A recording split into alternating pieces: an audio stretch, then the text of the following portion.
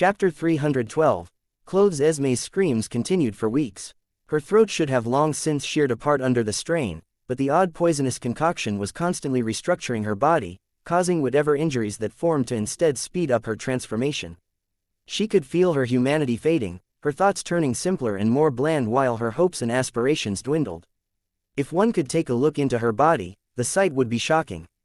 Her inner organs began to form scales like the bark of a tree, her meridian nodes shifted, turning into the long, thin capillaries of a spiritual herb, and her bones began to darken, becoming a pale gray with the slightest tinge of green along with her skin.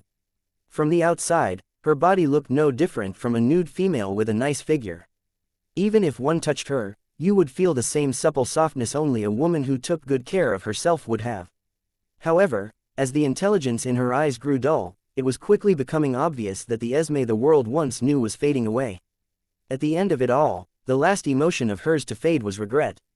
She would spend the rest of her life as a corpse puppet. This reality was more devastating than anything to her. Hecate's methods were ingenious, but they were also cruel. Ryu only made them worse. In order to retain a modicum of intelligence, not only was live refinement necessary, but this live refinement preserved a strand of the corpse puppet's spirit. As a result, unless the corpse puppet was destroyed, Esme's path toward reincarnation was completely blocked off. At the end of the 30 days, Ryu came back to find an Esme blankly staring into space. At this point, she had yet to become a corpse, but she was truly no different from one. Her current state was equivalent to a human with nothing but a brainstem. Following this, the next step for Ryu would be to temper her body with weeping willow chi. Like this, her affinity for death chi would skyrocket, allowing her a clear path to the 8th order, a tier equivalent to a path extinction realm expert. Of course, Ryu had plans to evolve her beyond this as well, it was just that he was currently lacking in the materials necessary. It was already a miracle he could accomplish this much with mere mortal-grade spiritual herbs. It was a testament to his comprehension of herbology. In order to reach the 9th order or beyond, Esme would need a corpse puppet body equivalent to a mystical grade or higher plant. Ryu had only just barely managed to refine her body to the lower heaven grades by combining much of the wealth he accumulated in the mortal chi small realm. However, it would be worth it. Esme's strength would grow far faster than his. Her growth rate would be similar to that of a talented beast. It only took Little Rock 2 years to go from the 3rd order to the 6th, but he only had an earth-grade bloodline. In the 6 months, he had progressed to the middle 6th order already along with Nemesis, and would break into the higher 6th order in a few more days. The only downside of this was that Esme would be limited by Ryu's mental realm. But there was good news as well. Because of this special refinement method, Esme would have a small amount of intelligence. So, even when her strength surpassed Ryu's mental realm, he could still control her to a small extent. Throwing these matters to the back of his mind, Ryu started with the next step. This would likely take the remainder of the half year he had, but it was well worth it. There was no weeping willow chi in the surroundings, so Ryu had no choice but to cultivate and refine it himself. Usually, this process would be incredibly slow. However, Ryu had a special trump card, his chaotic chi.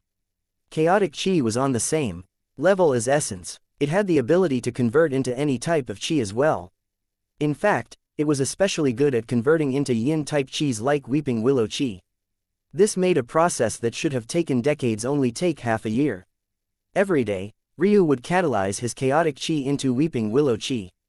Following this, he would fill his 6 chi pulses and 1 chi vessel with it before channeling it all into Esme's body. Over time, she slowly began to change. Her white hair became the deepest shade of black. Her skin lost that slight green tint and became a deep shade of gray.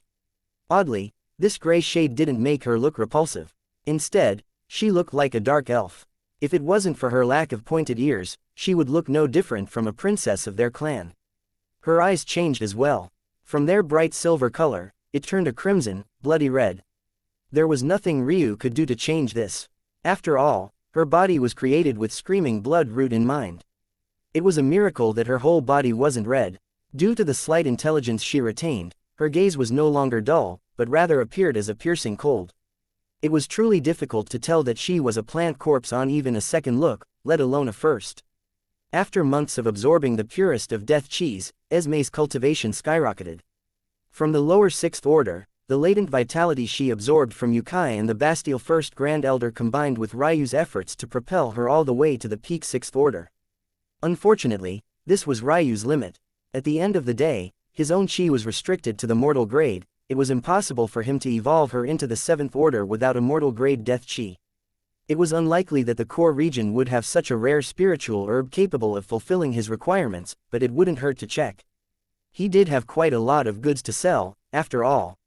Alternatively, he could use the corpse of an immortal ring expert to catalyze her growth further. But that would mean that Ryu would actually have to kill such an expert. Such a feat might still be a bit too beyond his current self. On the final day of Esme's refinement, she thoroughly became a death spiritual herb. She died down silently in the nude, allowing Ryu to place down a death seal that took 3 days to refine. "Stand," Ryu said lightly. Without hesitation, Esme followed Ryu's commands, standing before him with her arms stiffly by her side as she coldly gazed into his eyes. "Little Ryu, I don't think you understand how amazing this feat is. If word spread to the Quibus fairies, they would fight over the right to stay by your side without a doubt. I'm just lucky to take advantage of the research of my predecessors." Ailsa shook her head. "I know you're not satisfied, but it's also important for a cultivator to be able to enjoy the moment. Keeping your eyes forward all of the time may cause you trip upon something you didn't take the time to notice on your path." Ryu remained silent for a moment before nodding. "If this research really can help me gain the acknowledgement of a Quibus fairy, it would be greatly helpful to Nemesis." "What are your plans for the core region?" Ailsa suddenly asked. "The so-called tournament is nothing but a joke to me. According to what Melody said, the legacy world will open within 100 to 500 years and will only allow those who haven't reached their first millennium of life to enter. With such restrictions, my opponents won't be more than a few hundred years old.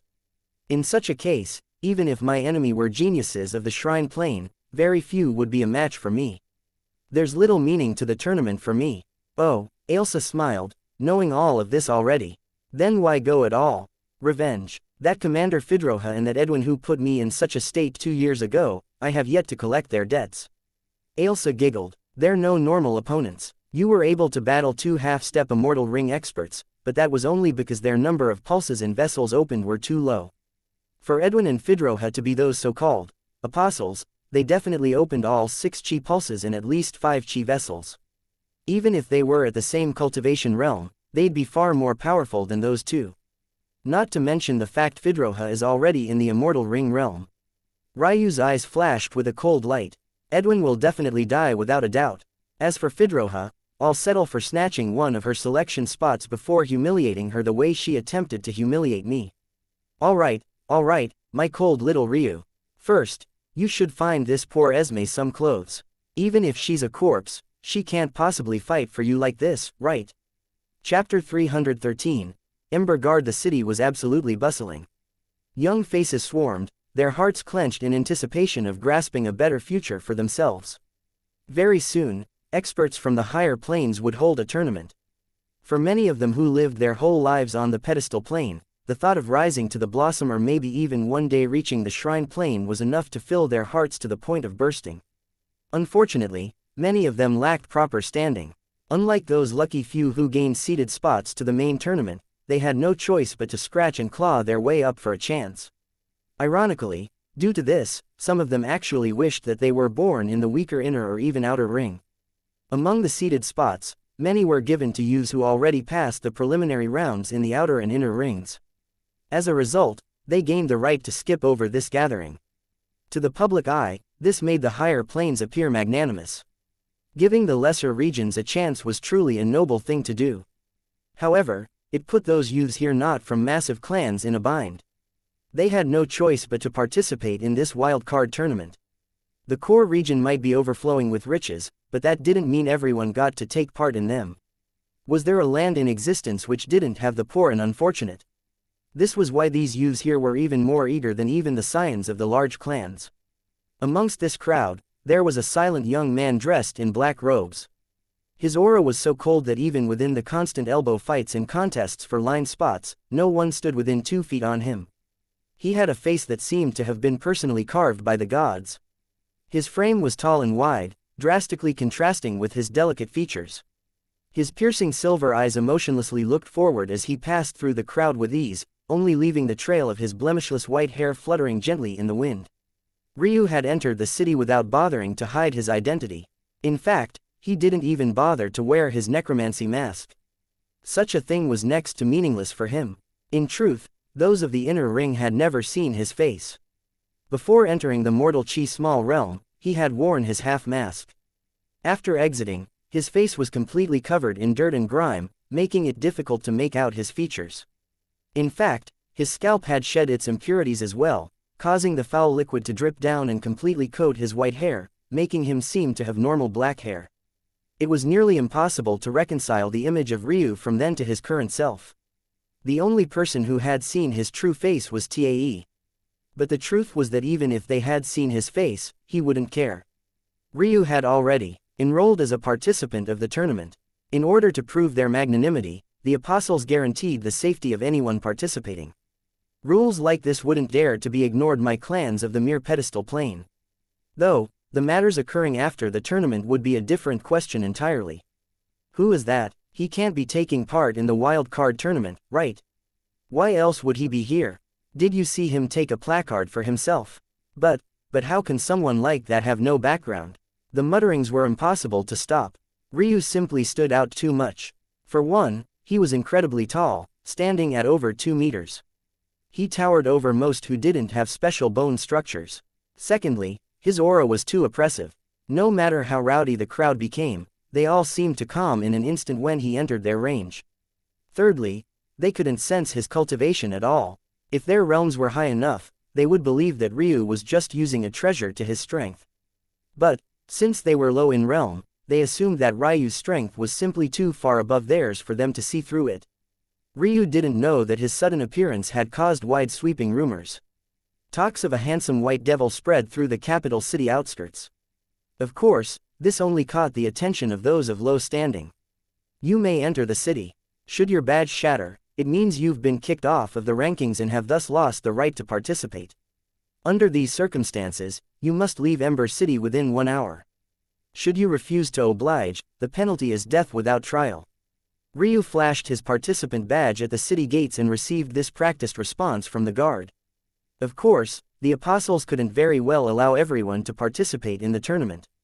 How many billions of youths were there in the core region? So, in order to gain a participant's badge for the wild card tournament, one must enter a list of top 10,000 candidates. The test wasn't very difficult. Simply striking a strength calculating treasure. This made matters very convenient. Those who entered the top 10,000 could enter the city and find accommodations. Should they have their spot taken by some other youth, they would have to leave the city. Of course, those bold enough to enter the city without bothering to wait until others finished participating were very few. There was no doubt that each and every one of these youths was either incredibly powerful, or incredibly arrogant to the point of foolishness. Ryu, however, didn't care much for the man's words. He didn't even spare a glance as he walked by. Normally, for warriors powerful enough to be Ember Guards, this disregard would be enough for them to lash out. Did they need a reason to punish a boy weak to the point he had to enter via the wildcard tournament? But, even in his displeasure, the Ember Guard felt his instinct screaming at him, telling him that the only path forward was death. In the end, his reason won out. After all, these participants were under the protection of the apostles. In fact, if they won a spot to enter the Ice Devil Legacy world, they'd continue to receive this protection. He could only watch as Ryu's back disappeared into the large city. Chapter 314. Don't you? This. Is there a problem? Ryu stood in the Ember auction house, having come to sell many of his goods. However, it had already been half a minute of babbling from the first floor manager, but he had yet to accomplish his goal. You're certain you want to sell these? Why else would I come here? Ryu was slightly losing his patience. The trouble was that while these things were of little value to even the current him, to others, they were otherworldly treasures. First, there were 6 crown earth-grade herbs. To put this matter into perspective, earth-grade spiritual herbs could only be used by divine vessel and connecting heaven realm experts. If someone of those 2 realms attempted to ingest a heaven-grade herb, even if they didn't die, they would be terribly injured, maybe even crippled. However, a crown herb had the potency of a grade 1 level above it, yet could be ingested by those a level below. If the connecting heaven realm experts of the core region knew of the existence of even one of these herbs, an all-out war would erupt. In truth, even Ryu had felt some pain thinking of selling these 6 spiritual herbs previously. However, he thought of something later on that settled him down. Didn't he have the incubator in Ailsa? If he diligently cultivated his own gardens, he could rely on Ailsa's green thumb and his own herbology expertise to birth several crown-grade herbs. On top of this, with the incubator, he could easily absorb spiritual herbs that would normally cause him to explode. Still, in some ways, the second set of items Ryu wanted to sell was even more valuable. They were actually a set of books that encompassed the legacy of a ruin master. Originally, in order to not connect himself to the ruin master's death, Ryu had decided not to sell these books. However, since he had been exposed in connection with the Zhu clan elder, it no longer mattered as much. Plus, as long as he didn't sell the tomes housing information surpassing the 5th order, it was fine. Ryu still had the ruin matrix on hand. If others knew he had a 10th order ruin matrix, even Ancestor Ember would personally descend to take his head. So, he had to limit the quality of tome he sold to a low enough level that no one of his caliber would become too interested in what else he might have found. Even with this being the case, however, the ruin master profession was simply too prestigious. Even first-order knowledge would sell for thousands of mortal chi stones. One had to remember that Ryu was still able to buy black-grade spiritual herbs with mere gold coins, yet first-order ruin master knowledge was actually so expensive. The first-floor manager hardly knew what to say. These kind of items would be the prime attractions of an annual auction. To raise them to the appropriate price we need time, promotion. I don't have the time for that. Ryu cut the manager off, leaving him stifled. Manager Win, is there a problem? It seemed that Ryu wasn't the only impatient individual. The young man who just walked in when 3 beauties by his side was very much used to being welcomed with open arms upon entering the auction house. Yet, he had already stood near the entrance for nearly a minute, but was all but completely ignored. Ah, young Master Sai, please excuse my rudeness. This young man here has brought incredibly valuable goods and this old man was distracted. Extremely valuable goods, the young man raised an eyebrow. You are aware that we do not do business with just anyone, correct? One had to remember how many hoops Ryu had to jump through just in order to buy a few spiritual herbs back when he first entered the outer ring. If a mere Valor city could have such rules, what could one expect from a city as large as the Ember clan's capital? The Sai clan was the 5th and last of the 6th order clans of the core region. The Lao clan, the Min clan, the Afra clan, the Ember clan, and finally the Sai clan. Though, the Ember clan was technically a half-step 7th order clan. As for why they hadn't appeared during the inner ring selections, this matter was obvious. Considering they controlled the auction houses of such a prime location, they had no needs for supplemental wealth. The resources of the mortal chi small realm would be funneled through them one way or another. There's no need to worry, young master. The mistress saw the coming tournaments as a good business opportunity, so she lacks the requirements. Tournament participants are free to exchange their goods. This young man will be participating in the wild card tournament, so he has the right to do business with us. A flash of disdain couldn't help but creep up into the young man's gaze. However, before he could speak, Ryu had had enough. Are you finished? He asked coldly. Will you take my business, or not? If not, I will just sell them on my own. Ah, Manager Win became flustered. It was truly too difficult trying to juggle the happiness of 2 arrogant individuals at once. It was indeed inappropriate for young Master Sai to interrupt their deal, but at the end of the day, he was a part of the current generation leaders of his employer's clan. At the same time, it would be a huge blow for their auction house to miss out on this sale. Both had the right to their arrogance, yet he was the one caught in between. You are quite bold. Who do you think you are to believe your business is so valuable? Hearing these words, Ryu didn't bother to respond. He expressionlessly swept his items back into his spatial ring, causing Manager Win no small amount of heartbreak and turned to leave. The 3 beauties who stood behind the Sai clan young master had been preparing to support him with vicious words in hopes of getting on his good side, but they were completely blown away by Ryu's appearance. Their words were instantly caught in their throats as he strode by them. The young man, known by many as Pascal Sai, felt a bubbling rage boil over within him. First at being ignored by Ryu, and second by the dazed appearances of the 3 who should have been his women. By the time he regained his bearings, Ryu was gone. What is his name? Pascal slammed his palm on the greeting counter, his blood fuming. Young Master Sai, please calm your rage and don't do anything reckless. Manager Win wiped sweat from his brow. No one is allowed to touch tournament participants, you know this well. How could this young Master Sai be the only arrogant fool amongst such a flourishing population? There were no shortage of young masters who would do as they pleased with those of lesser status. It wasn't without reason that these protections were put in place. If they weren't, the hidden talents of the pedestal plane would never get the chance to shine. Pascal froze at these words, retracting his hand. Manager Win was correct, he had almost done something impulsive. But Manager Win built up his courage. Quote, Young Master Sai, I truly wasn't lying, the goods he had on hand are enough to cause an uproar in our core region. Manager Win began to explain the items Ryu had brought in. By the time he finished, Pascal's eyes had opened so wide that their blood vessels nearly popped. In the end, he finally calmed down and sneered. So what if he has protection? As long as he loses his place in the tournament, we can do with him as we please. Since he's being so generous, how could I not properly thank him? A vicious glint lit in his eyes before he looked toward Manager Win. Don't tell a soul about this or I'll have your head. Chapter 315. Grinding stone. The arena wasn't very anywhere near its full capacity. Usually, for an event like this, one might expect audience members from all across the pedestal plane to make their way here. However, what everyone was truly excited about was the final selection tournament. This wild card tournament was much less appealing to those who had traveled far and wide, leaving the arena at only about a quarter of its capacity. Still, this was only because it was the first day of the wild card tournament. On the final and third day, there would be no shortage of individuals who would make their way here. After all, of those who fought on the third day, a good portion of them would enter the final tournament. There was a total of 10,000 participants. Ryu stood emotionlessly among them, the space around him practically completely cleared out as usual. How antisocial, Ailsa teased, swinging her long slender legs about as she sat on Ryu's shoulder. Ryu didn't respond. Though his expression was cold, the fear others had toward him had little to do with how opposed to socializing he was. The innate pressure his body gave off was simply too fierce.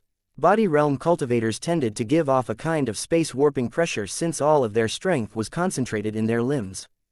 Chi realm cultivators could more easily hide their strength due to the fact their dantians existed in another plane. Combining this with the fact that Ryu's bodily strength was nearing the half-step immortal ring realm with the fact he had 4 ancestral grade bloodlines running through his veins and those with weak constitutions found it difficult to even breathe around him. Throwing this to the back of his mind, Ryu focused on the rules of the tournament. Things were fairly simple. The first day was an elimination tournament. Each person would fight a minimum of 5 times and a maximum of 6. Essentially, one had to win 3 of their 4 matches to qualify for the second day of competition. If one won 3 times, there was no need for a 4th battle. However, if one lost once, they would be provided a final chance. The second day of competition would be a rerun of the first day where this process was repeated again except with 2 of 3 wins being the goal.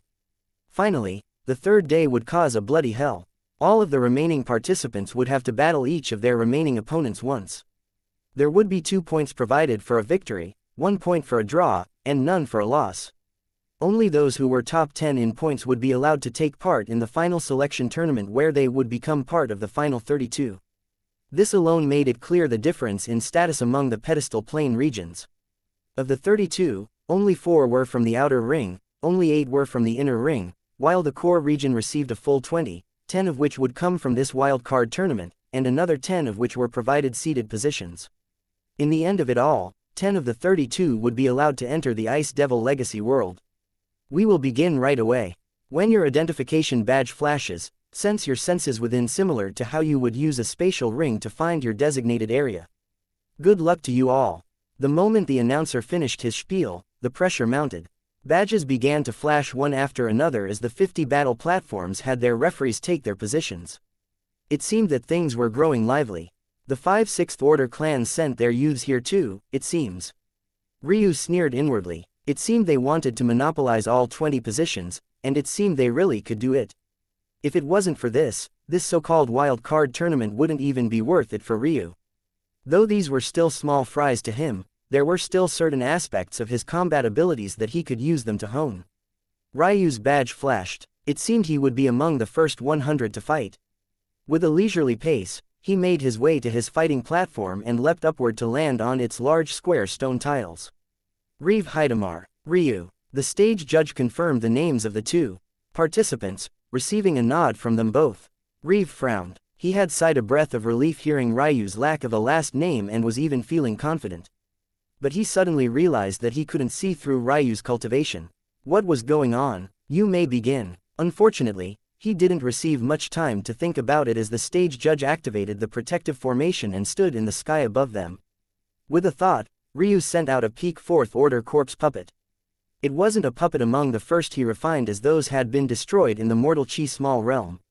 Ryu had spent a year training in the inner ring forests, so he came across a people who overestimated themselves quite a bit.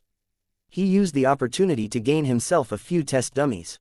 His corpse puppeteering was much better now than it had been in the past, but he still wanted to temper himself to greater heights. The stage judge raised his brow. A necromancer. Still, it's only a fourth-order puppet while his opponent is of the lower divine vessel realm. His body should be quite powerful. Why is he a necromancer? Unfortunately for Reeve, he didn't have the keen insight of the stage judge. He was too far away from Ryu to sense the strength of his body, especially since Ryu had taken measure to hide the pressure he gave off.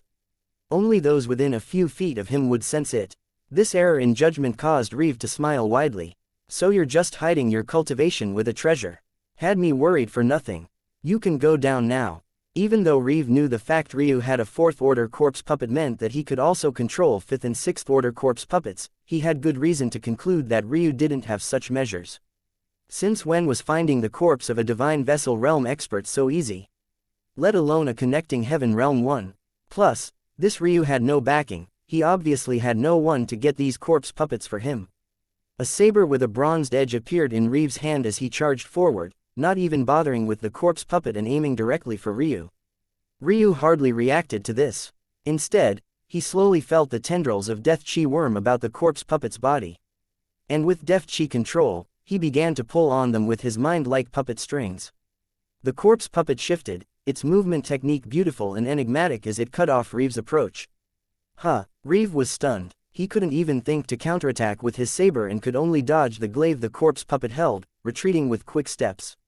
His corpse puppet might be weak, but his combat sense and experience is high. That technique just now was definitely an Earth-grade movement technique, yet he simplified it down so that a fourth-order puppet could withstand it. The stage judge's eyes glimmered as he looked toward Ryu with more curiosity. Ryu calmly assessed the battlefield, having his corpse puppet press forward with its advantage. The gap between the peak spiritual severing realm and the lower divine vessel realm was large. Not everyone could bridge the gap, least of all a corpse Ryu snatched from a lowly mercenary. This corpse puppet didn't have Ryu's talent or bodily strength. Leaping cultivation levels to fight was extraordinarily difficult for it. However, this was exactly why Ryu chose to do this. The harder the task, the better. Everything he did was a training moment for him. The corpse pressed forward with slice, its glaive descending with a fierce momentum. Reeve finally regained his footing, sweeping his saber upward and knocking the corpse's blade to the side. The corpse's arms flailed, its guard broken and chest open to attack. Reeve wasn't as adept at finding death seals, and Ryu had also gotten much better at hiding him, so he believed his best bet was to cut the corpse down until it could no longer be controlled, and now he had his opening. He bore down with a sneer. He had been caught off guard earlier, but now this was over. Just as his saber was about to bisect the corpse puppet, a blinding silver light approached him much faster than he could react. He felt the kiss of death in that moment, but the light inexplicably didn't care for his neck, but rather parried his sword, leaving a nick that should have no doubt cut it cleanly had the attack not surprisingly disappeared and giving the corpse puppet time to recover. Just then I used a large range of motion to substitute for lack of power, but this left me open to being countered. I need to get better at wielding quick and simultaneously controlled, large bursts of chi without tearing my corpse puppet's meridians apart. I need to understand the limits of my corpse puppet the same way I can sense my own limits. Not that I've found my limits yet. This was a bit of a struggle for Ryu. His own chaotic silk meridians had no such limiters. He could push his chi to the brink without worrying about injuring himself. This was part of the reason for his obscene combat prowess. However, his corpse puppets obviously didn't have an ancestral grade set of meridians. For now, I'll continue this battle until he's no longer useful. I'll need to react faster next time so I don't have to use Vector Eagle again. A normal Vector Arrow will do. Ryu calmly analyzed and adjusted his strategy, completely oblivious to the wide-eyed stage judge above. Can I dodge that attack? A cold sweat matted the back of the stage judge. He suddenly understood that this match was nothing but a farce. This Ryu was using Reeve as a grinding stone. Chapter 316. Sai Ryu's first battle ended half an hour later with Reeve trying to find tears to cry but failing in even that in the end. Not good enough, Ryu thought expressionlessly without regard for Reeve's feelings. It seems my chi control isn't as good as I thought it was. This evaluation wasn't entirely true. Ryu's standards were simply too high. He had no one to compare his progress to, but in terms of those just starting along the necromancy path, his speed of improvement was blazing. It was just unfortunate that although Ryu had gotten in some practice with his corpse puppets in the last year, he spent much of the time refining his using refinement path. One had to remember that controlling a puppet worked differently depending on his inner structures. Ryu had practiced with human puppets, but his new refinement method turned his corpse puppets into what were effectively human-shaped plants. This changed the method of control entirely. Since Ryu had only perfected his refinement method toward the very end of this last year, it meant that he hadn't been able to practice with this new puppet at all. In addition, since he knew it would be different, he didn't spend much time practicing with normal human puppets either. Of course, the year obviously wasn't wasted. Ryu was several folds stronger now than he had been a year ago. It was just that he insisted on using his corpse puppets. Even then, Reeve lost miserably. Instead of trying to probe his corpse puppet's limits, Ryu took it slowly. He wore Reeve down with technique and patience, occasionally shooting in a vector arrow when it seemed Reeve might break his momentum. In the end, Ryu's corpse puppet stood expressionlessly with its glaive to his neck. I concede, Reeve said through gritted teeth. Swallowing his humiliation, he turned and left through the dissipating barrier. It wasn't much of a surprise that Ryu's battle hadn't garnered much attention at first. In the beginning, it held some interest due to the fact Ryu was a necromancer. Such a path was rare to see. However, after noticing Ryu's corpse puppet was only of the fourth order, that excitement was doused with cold water. Later, that excitement turned disappointment became anger. Ryu's long battle had held up the first round, eventually becoming the only battle still ongoing. This forced many to have no choice but to watch this boring battle. Unfortunately for the crowd, this infuriating reality would only continue.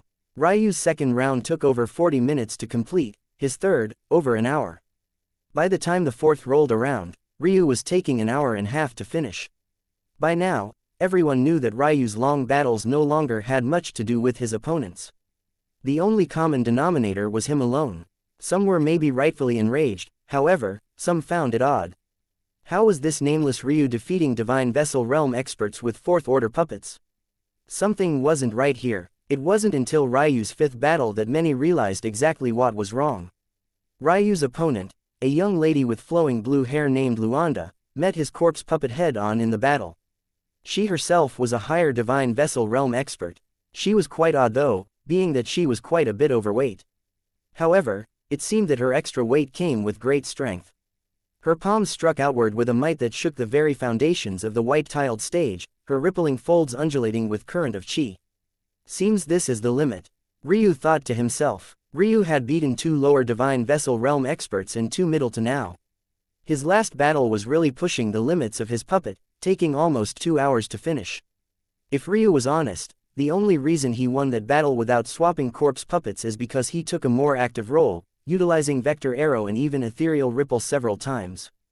But now, take my palm. Luanda's meaty palm slammed into the head of Ryu's corpse puppet, shattering its skull into a rain of grayish-green goo that splattered in all directions. Luanda shrieked, "Disgusting! Disgusting!" She was completely infuriated. She may have been shaped differently from what one might expect was a dainty young mistress, but she still carried herself like one. Being assaulted with something so disgusting left her feeling more than a little displeased. "I'll destroy that face of yours." Ryu raised an eyebrow. What was wrong with this woman? Wasn't she losing her temper a bit too easily?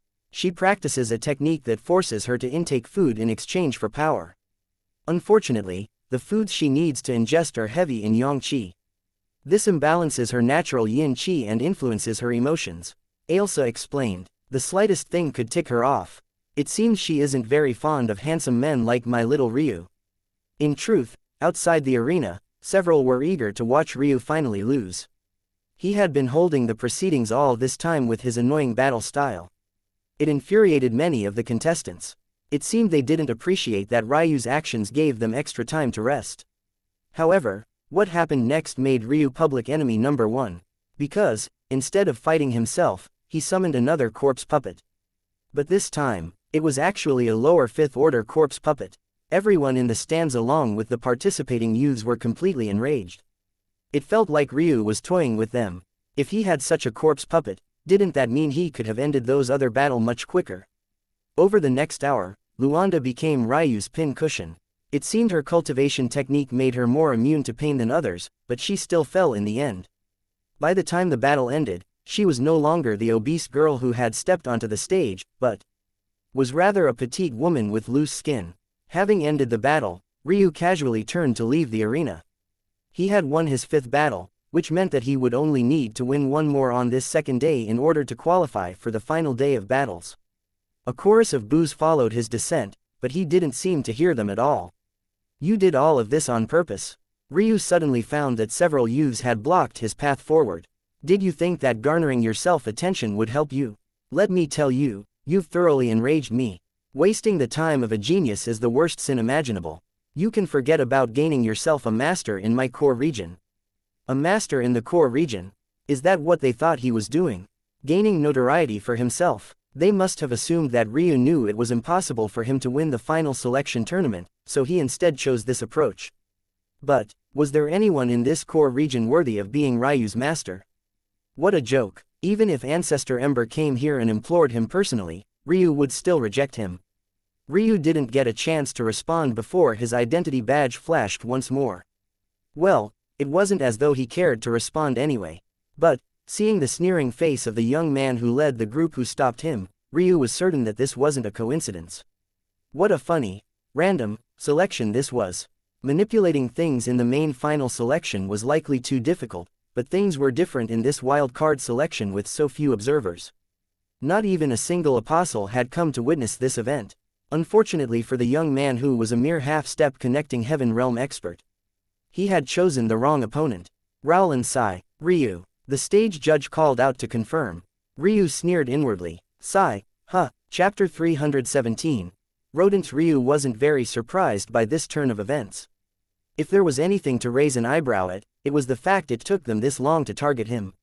This was already the second day of competition, leading up to what should be Ryu's very last match. He had thought that they would come at him sooner. It seems this Psy young master is smarter than he seems. He likely wanted to test my limits first and had no choice but to send in this jumping clown after realizing I haven't been pushed to anywhere near my ceiling. The real question is, which puppet should I use? Begin. Rowland's body fell forward the instant the words sounded. It seemed as though he would faceplant into the ground, but this reality was thwarted by his blazing speed. His forward momentum was so fierce that he was nearly horizontal to the ground, sonic booms lying in his wake. He made it to Ryu in a flash, his arm piercing forward with his fingers as his blade. The sneer on his face projected a confidence one could only claim from a sure victory. Minor teleportation. The ground swallowed up Ryu. Ryu's voice became a pail of cold water that doused Rowland's excitement. He snapped his neck toward Ryu's new location, only to find a middle fifth-order corpse puppet waiting for him. Do you really think you can defeat me with such a puppet? His embarrassment was drowned out by anger. Wasn't this Ryu looking down on him too much? His emotions were so stirred up that he didn't even realize his judgment had been completely clouded. Minor teleportation was among the hardest visualizations spiritual endowment realm experts could use. On top of this, the fact Ryu used it on the ground below his feet displayed a level of mastery beyond normal means. This alone would tell anyone with half a brain that Ryu was far out of their league, but this Rowland was more concerned with his face than his life. Ryu's corpse puppet wielded a spear. Having been formed by the body of a lithe female, its limbs were far more flexible. Ryu found that controlling it was far easier, but tweaking its chi output was a level harder than it had been for more robust body corpse puppets. Rowland had wanted to shatter this corpse puppet with a single strike, but he found that he continuously hit air. The corpse puppet glided along the arena floor, sweeping circles around Rowland. It wasn't that it was faster, but rather than its movement were far more efficient. It had to cover less distance than Rowland to meet its goal.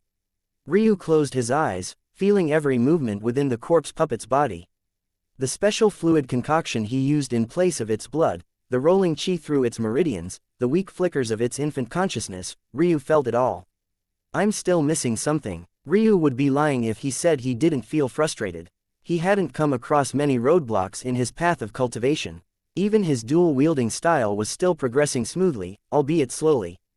However, there seemed to be a hard block suspending him from reaching a next level of corpse puppet control. Ailsa had told him that he was thinking too much. Though he had the brain capacity to support it, it wasn't doing him any good. When he moved his arm, did he have to calculate distance and decide which muscles would provide the most optimal movement? Of course not. Yet, this was what he was doing for every corpse puppet. If one opened his mind and read his thoughts, it would be easy to see endless compiled numbers. But doing such a thing in battle would only be to one's detriment. Almost 3 hours later, Rowland finally managed to destroy the shredded mess that was left of Ryu's corpse puppet.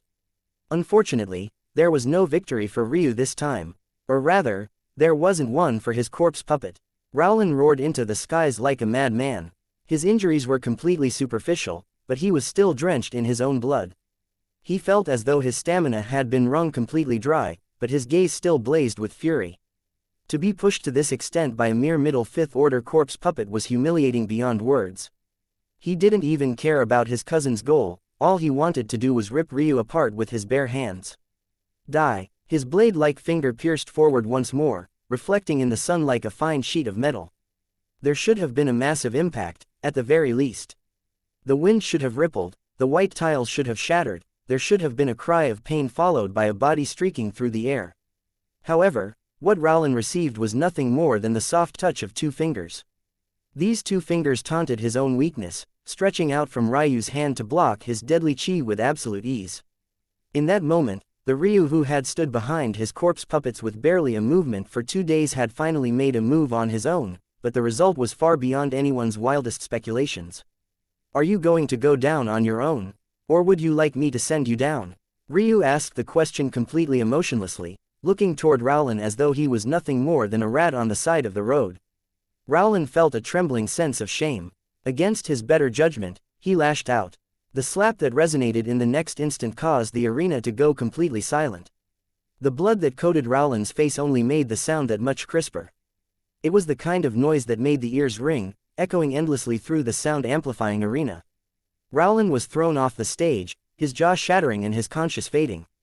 Ryu looked off into the distance, meeting the gaze of a familiar young man who thought he had hidden himself well. The look he gave him was no different than the one Rowland received. 2. Ryu, these 2 were the same. Weak rodents clogging up his path.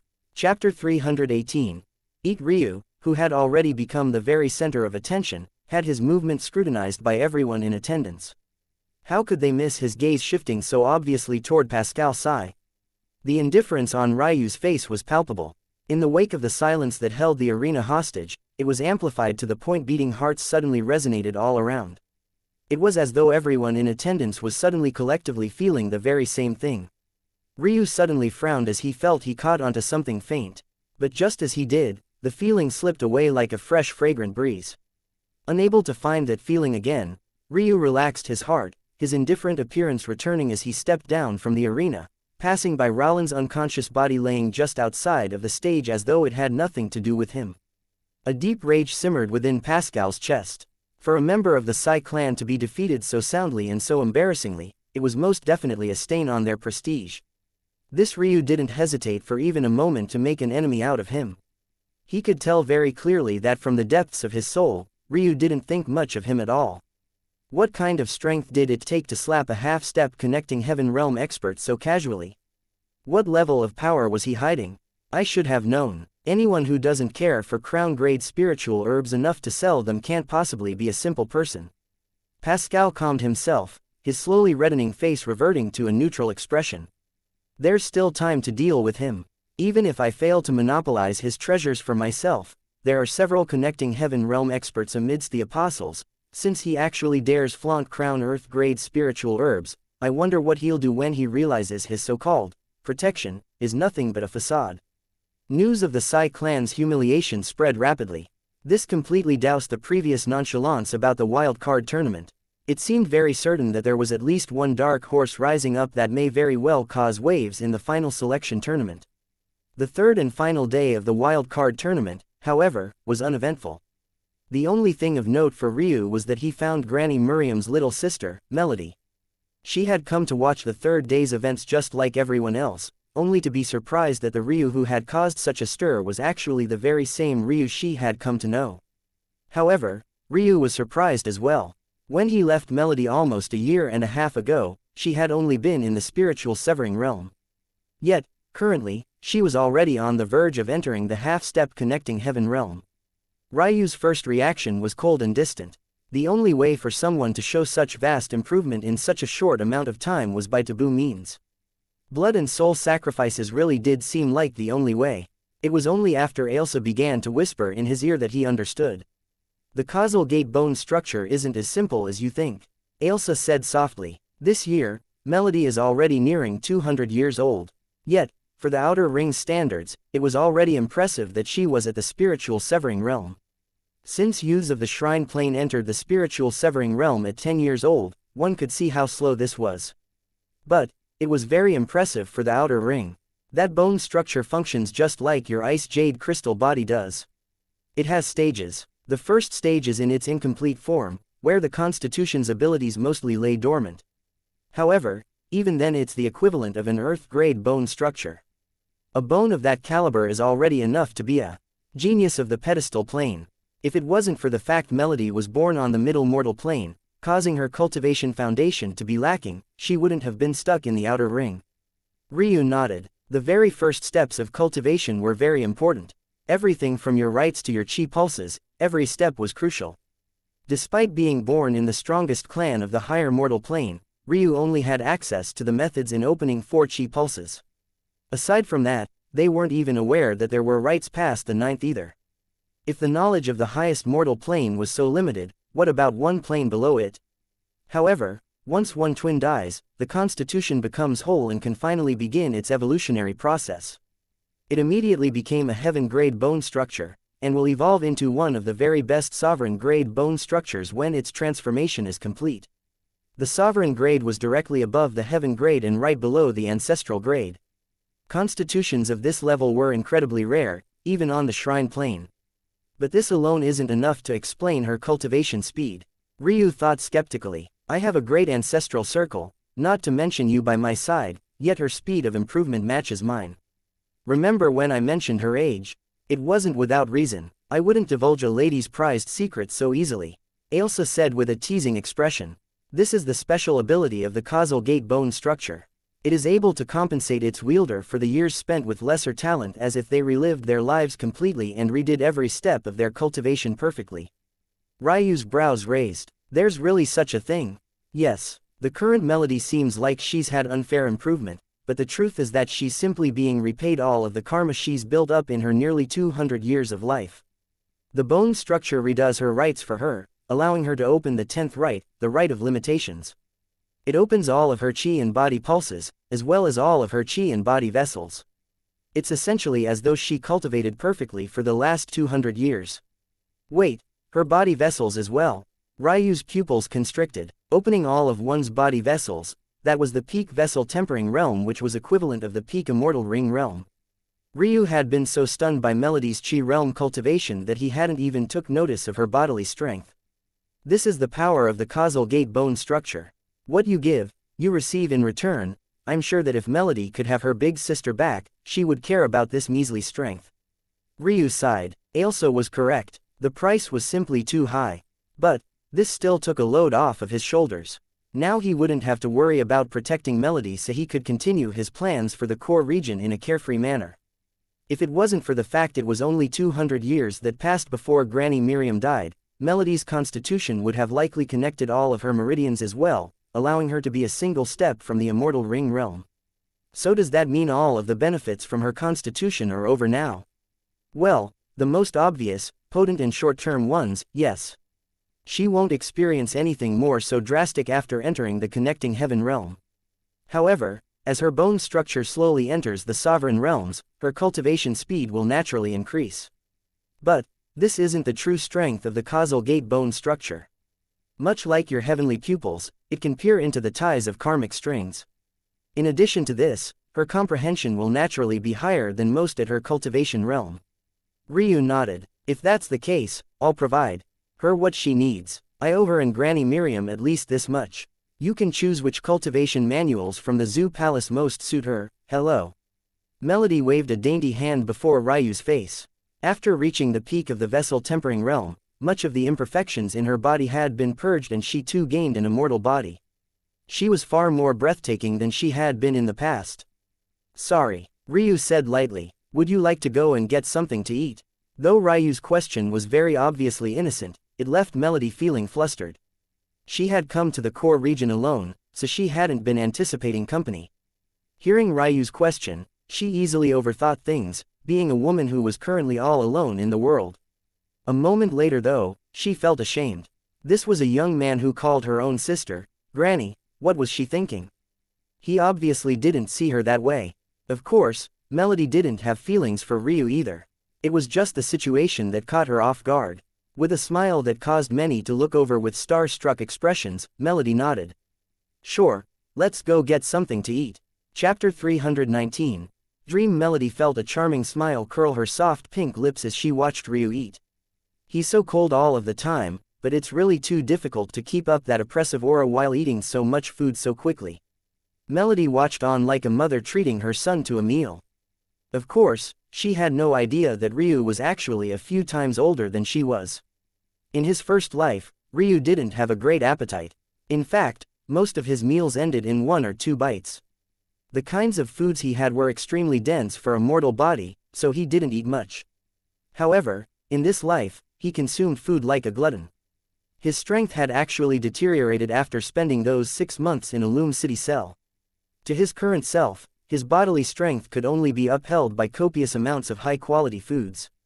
Feeding 4 ancestral-grade bloodlines wasn't an easy feat. The 2 of them sat at table meant for at least 12, but a plate of food seemed to cover every inch. Where've you been for the past year? Melody asked after a while.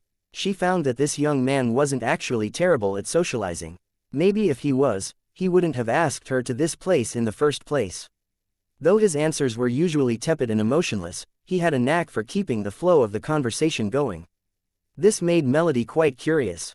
These were skills that had less to do with how much Ryu liked to talk, and more about his upbringing. Remembering that he was a prince from the higher mortal plane, she felt that this made sense. Training, mostly, Ryu responded between bites of food. It seems, though, that your speed of improvement is even quicker than mine. Ryu and Ailsa realized that there was actually something about Melody's constitution that they missed.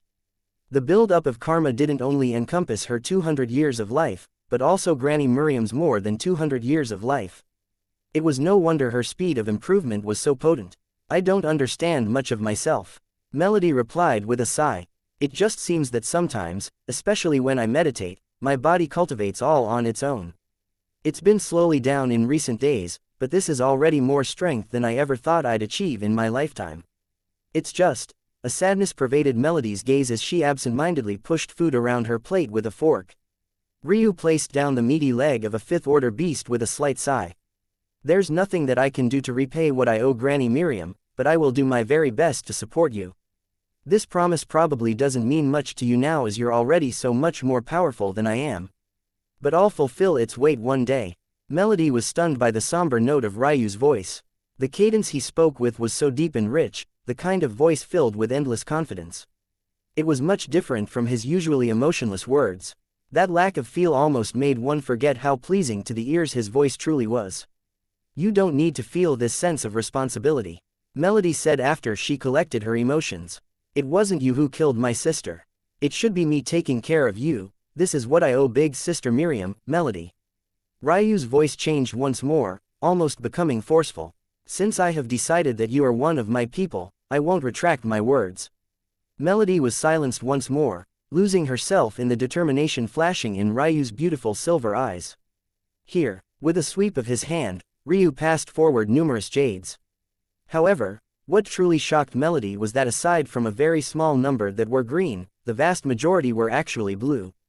Memory jades, starting with white, increased in value to green and blue and finally violet.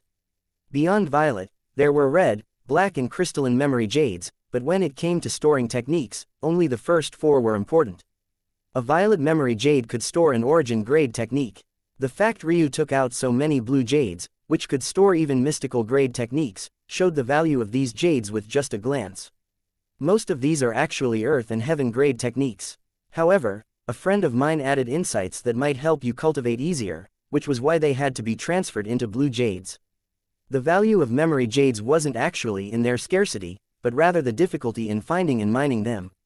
Ryu had found memory jade ores in the depths of the mortal chi small realm, so he casually kept a few.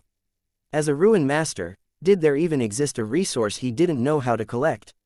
Melody was shocked awake. Her slender neck whipped around nervously as she tried to cover the jades from prying eyes. "You have to be more careful," she scolded, hurriedly pushing the jades back to Ryu. "You don't have to worry, I already cast a simple mirror-type visualization. You can see outside, but they can't see or hear you. Of course, if someone in the soul birth realm tries to take a look, this would be meaningless. But I doubt someone so powerful would be so bored." Only after hearing this did Melody sigh a breath of relief before her gaze became complicated. "Ryu, I can't accept this." Ryu shook his head, grabbing Melody's retracting wrist and stacking the jades in her delicate palms. "These mean little to me. In addition, they're only copies." Ryu had no method of taking the memory jades in the zoo palace out, so he could only copy them. This wasn't as easy as it sounded considering the complexities of such high-level techniques, but it was a walk in the park for Ryu who had the first-ranked heavenly pupils. "Take these and grow stronger," Ryu said lightly. "I hope that you'll one day achieve your dream." Chapter 320, For the Ember Clan capital city was blossoming. What once was a city made purely of elites suddenly gained several more in just the span of a few days. Just for this occasion, the city had pushed past its usual occupancy cap, allowing several more thousand in. The tournament arena looked nothing like it had for the wild card tournament. There was not a single seat that wasn't filled. In fact, even that wasn't entirely correct because there wasn't a single person who actually sat down. From end to end, thousands of individuals were on their feet, looking down toward the numerous platforms with gazes filled with excitement. At the forefront of it all, 32 youths stood with the backs straight and smiles full of pride. Of all the geniuses of the entire pedestal plane, only these 32 were worthy to stand here. They were the absolute best of the best. Well, that was the case for the 20 who stood at their front. As for the 12 who were lined up behind them, their auras were relatively lacking, with the exception of 2 individuals. One was a beauty with gentle eyes and a calming aura, while the latter was a young man with an indifferent appearance. These 2 were none other than Melody and Mateus. Ryu had never expected to run into Mateus as well after their complicated history of a year ago, but it seemed that while Melody was one of the 4 participants from the outer ring, he was one of the 8 from the inner ring. This reality made Ryu more curious. As the throne of what should be a true 8th Order sector clan, Mateus should have all the resources he could ever want at his fingertips.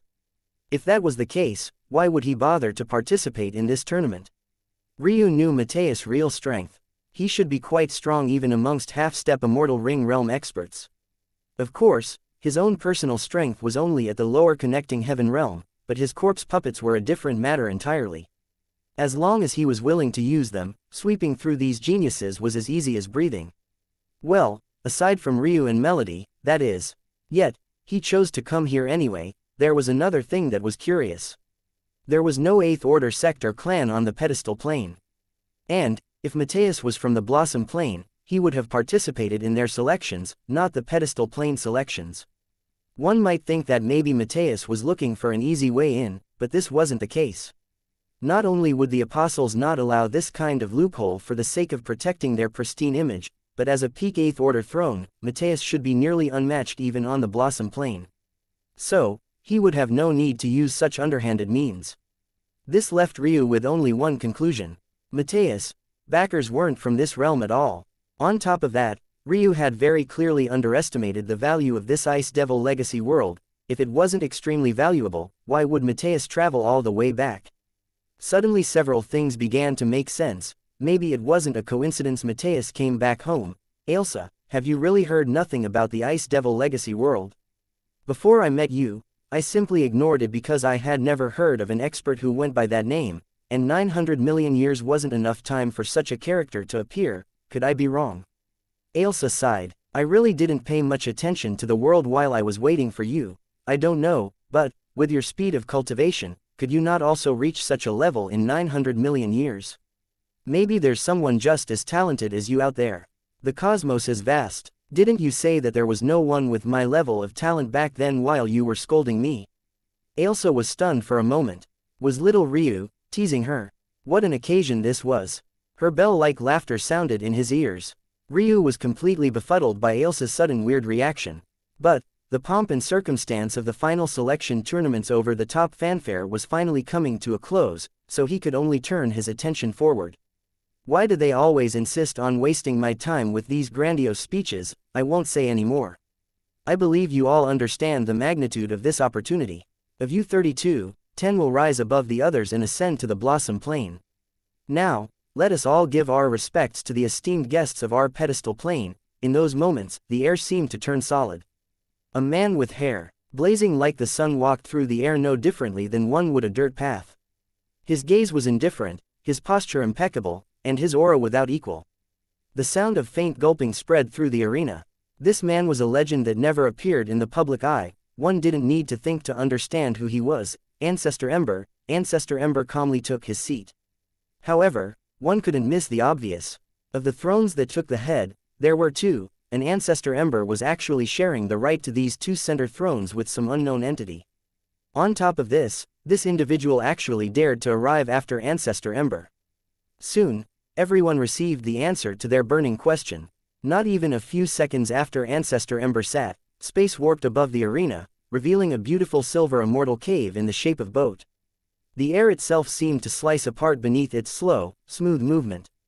The silver boat immortal cave retracted, revealing an entourage of 3, led by a beauty that made one's heart palpitate. Just as slowly as Ancestor Ember, they made their way to the final throne. The beauty took her seat with an indifferent expression, her 2 followers standing to her back on her right and left. The fact she felt no need to greet Ancestor Ember with anything other than a nod and slight smile made her status clear. Pay you respects. The announcer took the lead, kneeling respectfully to these 2 individuals. Soon, the entire arena followed suit. However, among them all, there were 4 individuals who seemed to have no intention of doing so. Chapter 321. Move on. Silence pervaded the arena. It was shocking enough for just one to choose not to kneel, but the fact 4 decided on this choice at once was something completely unprecedented. However, there were 2 the audience immediately recognized. One was a handsome young man with dirty blonde hair and warm brown eyes. Though his eyes were lowered, not daring to push his luck too far, there was a confident smile on face. This young man was Byron Lau, throne of the Ember clan and scion of the Lau clan. The second was a petite beauty with a reserved aura. She wasn't exactly cold and distant, but she wasn't warm and inviting either. She tiptoed, a delicate balance difficult for many. Her eyes were lowered as well, her glistening black hair falling over much of her face. This beauty was a Lot Till, throne of a recluse sect that didn't take part in the mundane world of the core region. They were simply known as the Night Terror sect and very little was known about them. Seeing who 2 of these 4 individuals were, the crowd came to an understanding. Thrones could not easily kneel as they represented the faith of a clan or sect. Their actions directly impacted the prestige of the powers they were tied to. The act of kneeling would directly diminish this strength. However, even though Byron and Alot had this excuse, just who were the other 2 young men? Since the Ember clan had a powerful Path Extinction Realm expert behind them, and this man was even currently present, Byron not kneeling wouldn't put him in any danger. How could Ancestor Ember allow his clan's faith to be impacted over such a matter? Even if the apostles were high in status, their representative was a little girl in his eyes still. As for Alot, even Ancestor Ember didn't dare to casually offend the Night Terror sect. So, it was only right that she too was safe. Seeing that Ryu remained standing along with those 2, Pascal felt both excited and worried. He had plans to deal with Ryu, but if he was punished first, wouldn't all of his things be snatched? How then would he gain Ryu's wealth? As for who the last person was, who else if not Mateus? However, those 3 were completely ignored by Apostle Fidroha. Originally, She hadn't paid much attention to these 32 geniuses. She had had a hunch years ago that Ryu would appear here, but it hadn't been at the forefront of her mind recently. This was mostly because the Ryu of back then was too weak. Even if it was the outer ring, it should have been too difficult for him to gain a spot here. But, not only was he here, his position proved that he was among the wild card tournament participants. Calculating Ryu's cultivation back then, her eyes sharpened with a fierce light.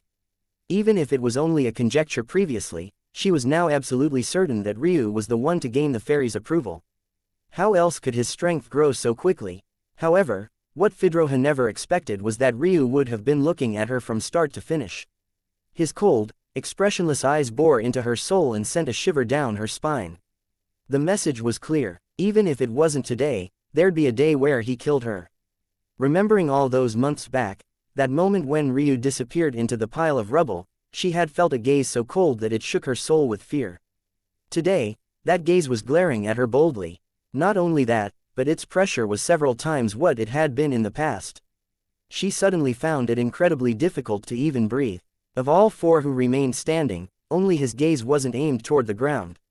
His back was straight and his momentum was overbearing.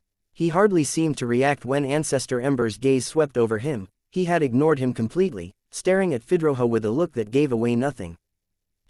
Edwin, who stood behind Fedroha's throne, took a step forward, his eyes reddening.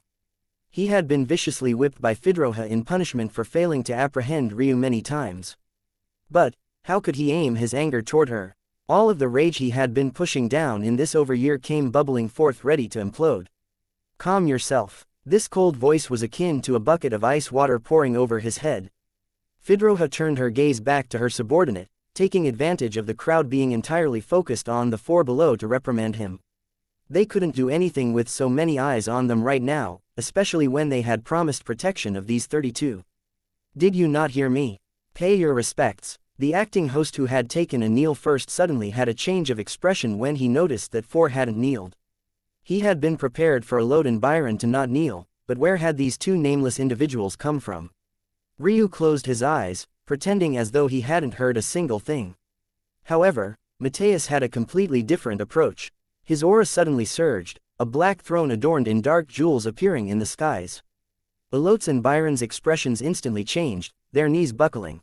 In that moment, they felt the need to kneel down, that they weren't worthy of remaining upright. Of all those who were the most surprised, none was more than Byron. It was he who had harassed the Loom clan to the point of having to rely on Ryu. He recognized Mateus very easily. He knew in an instant that this was Tay's cousin. His expression flickered several times, but he eventually calmed himself, replacing his nervous air with that confident smile once more. He didn't see this as a threat to his life. What he saw was a chance to evolve his throne. The host's visage wavered in embarrassment. This young man's identity, maybe it was something even Ancestor Ember didn't dare to casually offend. This was the throne of Sector Clan, with an existence even above Ancestor Ember in strength. Like many others before him, to cover up his failure in hopes Mateus would forget this ordeal, he turned his ire toward Ryu. This young master has a valid reason. I apologize for my ignorance. But what about you? He sneered to hide his reddened face. Don't tell me you're a throne as well. There was a mild laughter through the crowd. Since when did thrones become something you could run into so frequently? For the longest time, their pedestal plane didn't have a single one until Byron and Alode suddenly appeared in the same generation. However, Ryu didn't respond. It was as though he hadn't heard the host's question at all. Just as the host was about to blow his top, a cold voice stopped him in his tracks. That's enough. I'm a martial warrior, not a king. Move on. This stifling voice was none other than Ancestor Ember himself. He didn't seem to have any anger in his gaze. Instead, he looked toward Ryu curiously. Just who was capable of making Fedroha stiffen to this extent? Chapter 322. Killed. The host could only swallow his pride. He himself was an immortal ring expert of the core region, yet he actually had to swallow his pride to this extent. In the end, he could only begin to explain the rules. There was nothing complex about it. Each of the 32 would battle each one of their 31 competitors. The top 10 with the best win-loss numbers would win. As for tiebreakers, this would be up to the judges to decide. Mistress, it can't be that we're going to let things go like this, right? Edwin was completely unable to hold himself back anymore. Even if it meant he would once again be punished later, he had to ask. He couldn't stand the idea of allowing Ryu to breathe even one more breath. Fedroha's eyes grew cold when she felt this chi message enter his mind. If it was up to her, she would begin punishing Edwin this very instant. Did this fool already forget that they weren't meant to kill the fairy's life partner? There was no way to steal a fairy away, the only method of controlling a fairy was to control their life partner. They wanted to use Ailsa. As such, they needed to control Ryu. Yet this fool had actually tried to kill Ryu when they first met all those months ago. That alone was already enough for Fedroha to take his life. Being completely unable to understand her intentions and not having the slightest sense of propriety, why would she bother to have such a useless subordinate by her side? Originally, Fedroha had only wanted to intimidate Ryu a little bit, but now their relationship had fallen into the gutter. She also faintly understood that this Ryu wasn't so easily controlled. In that case, the best choice was to capture him and have a mental realm master enslave his mind, yet this fool was still talking about killing him. Was it because his frame was so large that he no longer had the energy to spare toward his brain? She was infuriated to the point of wanting to kill him on the spot. However, before she could say anything more, the first battle had been drawn. And, interestingly enough, this Ryu who ignored the host was one of the two first participants. Jonit Min, Ryu. The moment Ryu's name was called out, a red-haired young man abruptly stood. You, I'll kill you. His eyes reddened with a bloodied rage, flames billowing from his body. Ancestor Ember frowned slightly at this outburst. This youth was one he was faintly familiar with. He didn't interact much with the current generation of his clan, but he still knew tidbits, at least enough to know that this young man's name was Fuoko. This young man wasn't exceptionally talented, he wasn't even among the 20 participants of the core region. But, he had a calm, intelligent mind. He was usually quite useful for handling affairs outside of normal martial world matters. This was why he was selected to represent them for the inner ring selection.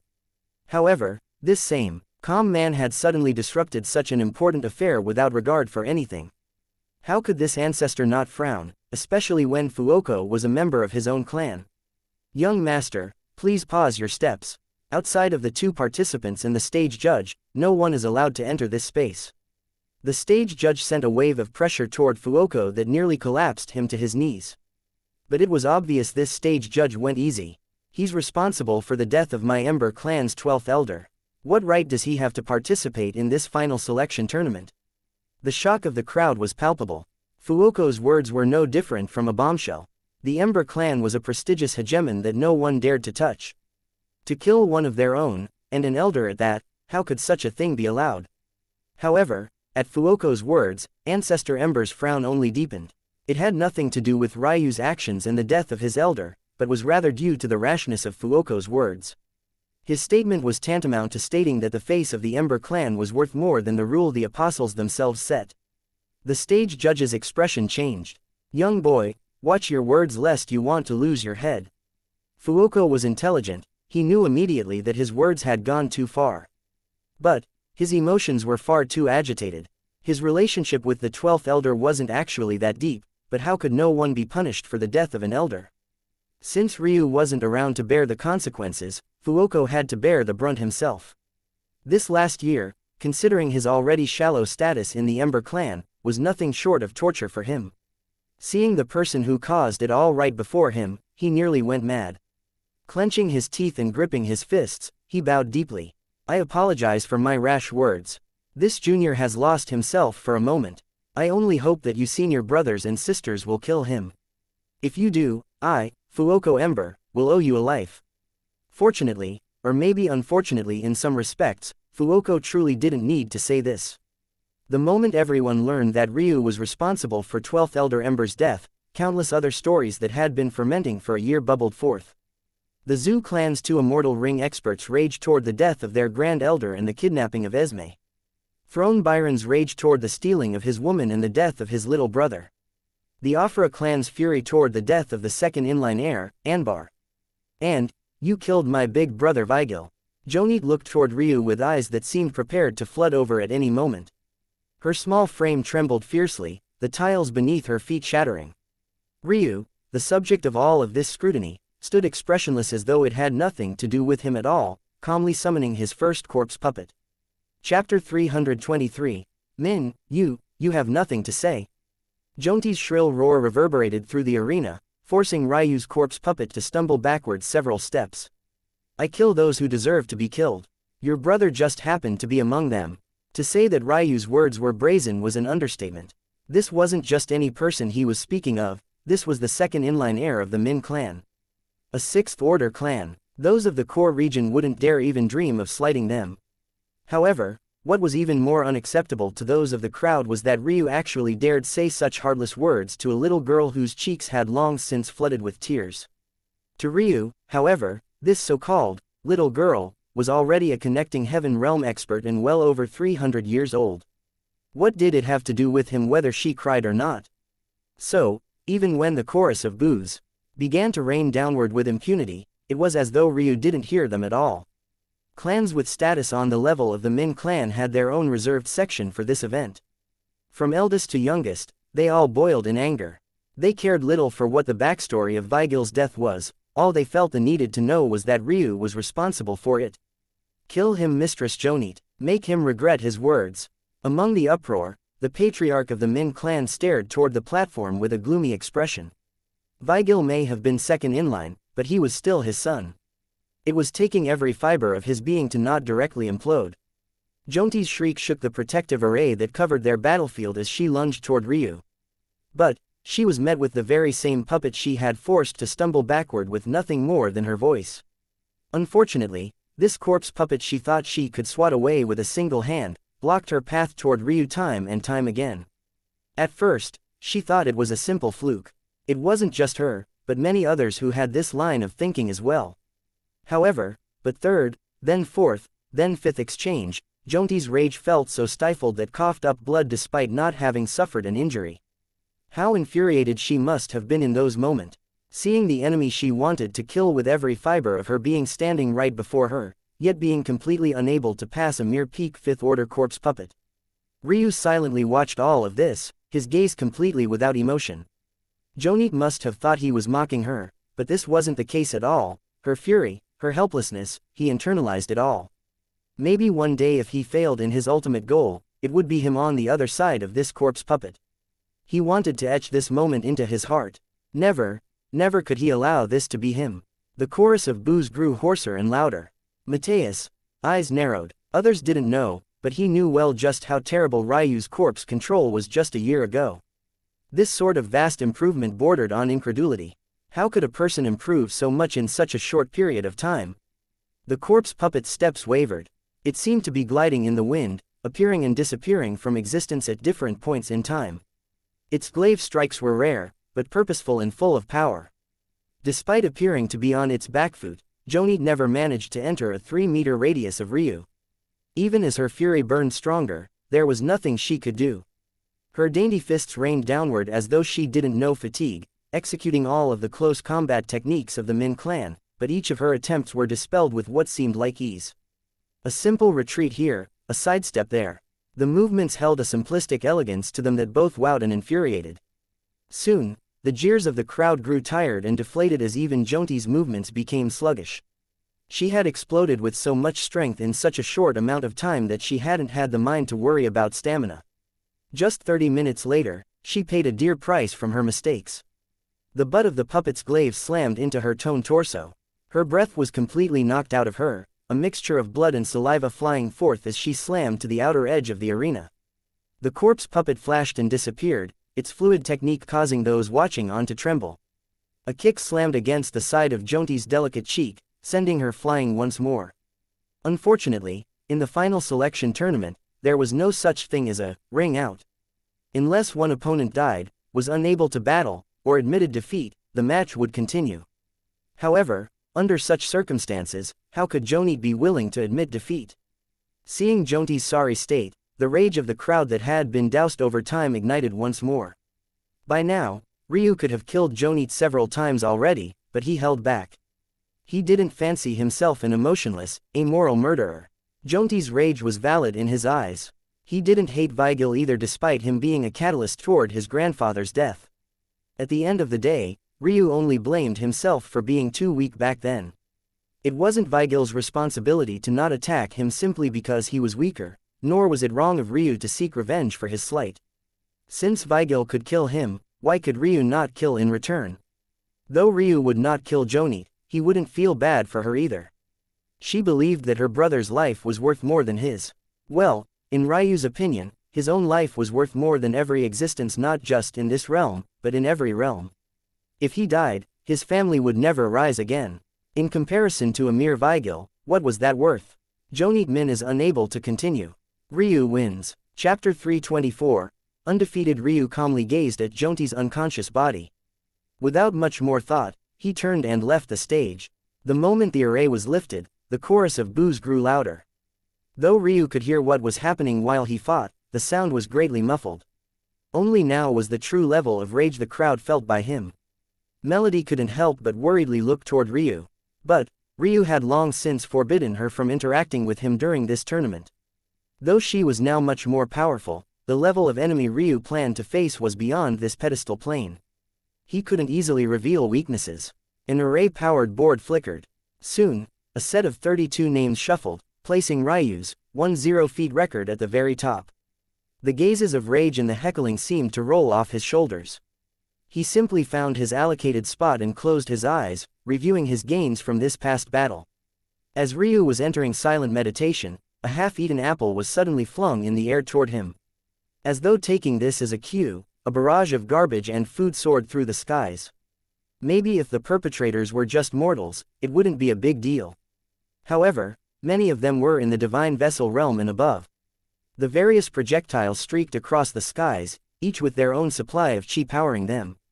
It might have been impossible to kill Ryu without suffering consequences, but why not humiliate him? They really wanted to see if he could keep that calm, cold demeanor if he had to fight smelling and adorned of trash. In the stands, a young man was feeling very pleased with himself.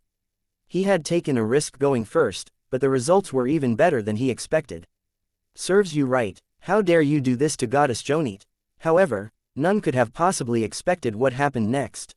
Ryu's body was suddenly engulfed by the platform below him. That could figure they had all aimed their ire toward completely disappeared. In the next instant, another figure appeared, but it was plainly obvious to them all that it wasn't Ryu at all. The figure turned out to be a young man of the divine vessel realm. He looked around in confusion, completely unable to grasp what had just happened.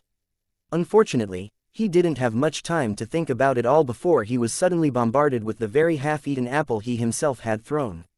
With one came two, then three.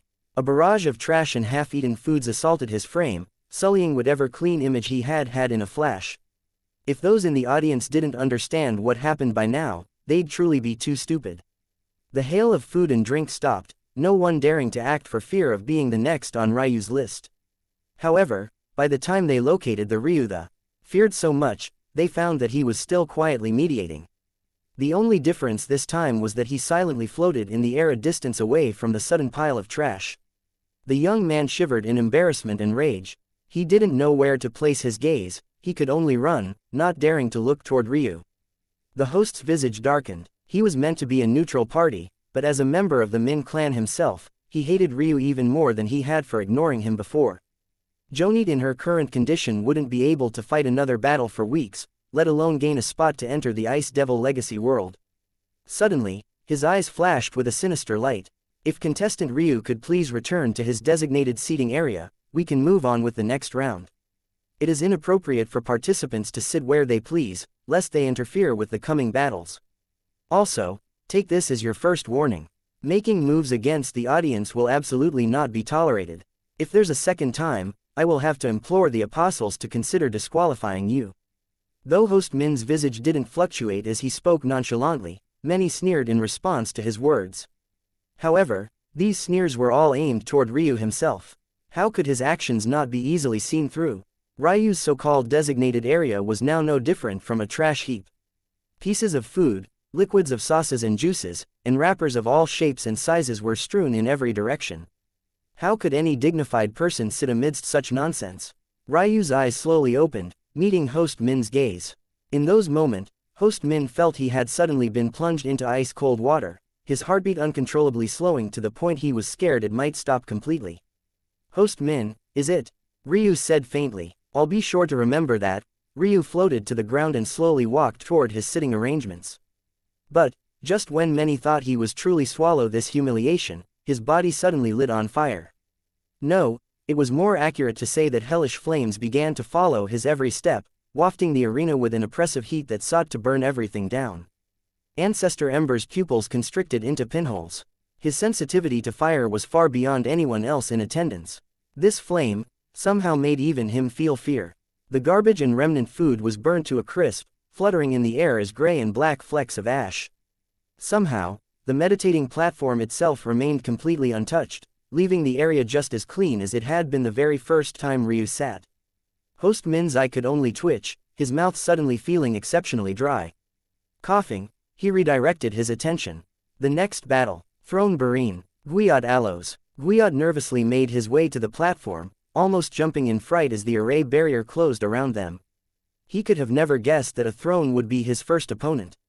His family looked on nervously from the stands. Of course, they were extremely proud of Guiot for making it this far, but as an outer ring clan, this was the best they could hope for. Their only wish was for Guiot to gain some insights that would help him rise to an even greater height in the future. Seeing Barine standing silently across from him, Guiot bowed respectfully, acknowledging their difference in standing. "Please advise me, esteemed throne." His nervousness seemed to disappear the moment his spear entered his hand. His back straightened and his gaze sharpened. Even if he knew he would lose, he wouldn't lose spinelessly. "Advise, huh?" Barine's expressionless visage suddenly upturned to a sinister sneer. Guiot felt that something was wrong, but the battle had already begun. There was nothing he could do but admit defeat, but his pride in his spear art wouldn't allow him to do so before exchanging even a single strike. Taking a deep breath, he steadied himself. "I'll show the core region your spear, father. Our Allos clan will rise again." He smiled lightly toward his mother and little sister in the stands. That adorable little 13-year-old girl waved her arm as hard as she could toward her brother as though she wasn't scared it would fall off. Such a scene warmed Guiot's heart. For their sake, he must perform. A scorching palm suddenly appeared above him. Guiot had no idea how it was cast, nor did he know it was possible to execute a technique so quickly. In an instant, he already had no path of retreat. A roar escaped his lips as he sunk into his stance, his chi surging as far as he dared to push it. Alleviating pierce. The strike was exquisite. It flowed with the wind like a carefree swallow making its way to its nest. The tip of the spear meandered, changing forms constantly without rhyme or reason before finally meeting the flaming palm head-on. However, no matter how exquisite the technique, the difference was simply too large. As a genius of the mere outer ring, Guiot was only a peak spiritual severing realm expert, and this alone was already impressive beyond belief. Without suspense, he was completely crushed. All that was left behind was a charred body, black from head to toe to the point of not leaking a single drop of blood. Even the spear he had cherished with all his being was burnt into a rain of gray and black flecks of ash. "I do have some advice for you," Barine said emotionlessly. "Those who are ants should stay ants. Never provoke a lion, or else the consequences will be severe. You inner ring and outer ring, geniuses, should know your place." Barine's glance very obviously shifted toward Ryu, the rage in his eyes flickering. "Big brother." Guiot's little sister's heartrending cry was completely drowned out by the chorus of cheers. "That's right, show them who's boss. The core region reigns undefeated." Chapter 325. Zoo Animal. Ryu's aura grew frosty, the polar opposite of his previously oppressive heat. His mood only grew worse when he realized that the stage judge had actually still yet to call the match. If this was the definition of being unable to continue, then what was? Without another thought, he suddenly stood, his figure flashing forward. Host Min immediately noticed the change. "Contestant Ryu, please return to your seat." There was nothing wrong with his words, in fact, it seemed he was simply doing his job. However, the sinister glow in his eye was obvious to anyone who took a second look. "I won't say it again," he roared, but he was already making his move. Unfortunately for him, he had completely underestimated Ryu's casting speed. Just when he thought he would intercept Ryu, the latter's body was swallowed by the ground once more, bringing him to the outer edges of the stage's array in an instant. Host Min was stunned and embarrassed. He was an immortal ring realm expert, yet he was actually outmaneuvered by a young pup. How could he not be infuriated? At this moment, how could Throne Barine not realize the situation? Even to now, the The stage judge had yet to call the match, as though waiting for Guiyot to die, as though it was something he deserved. After quickly calming himself, Host Min was no longer worried. So what if he got by him? Even he couldn't pass through the protective array, let alone Ryu. His warp would be useless before it. The sinister light in his eyes grew fiercer. Don't say I didn't warn you. His shout was filled with a righteous indignation that made one's stomach crawl. Throne Barine sneered. You want to save this ant? Watch well as I kill him. Barine raised his palm once more, a swarm of fire coalescing around a point in the sky above Guiyot's charred half-dead body. The fact Guiyot had survived at all was a thorough humiliation to Barine, who had intended to kill him with a single strike. Such an ant didn't deserve to live on for any longer. However, it was at that time something astonishing occurred. Just as the palm descended upon Guiyot's body, Ryu passed through the stage's array as though it was never there to begin with.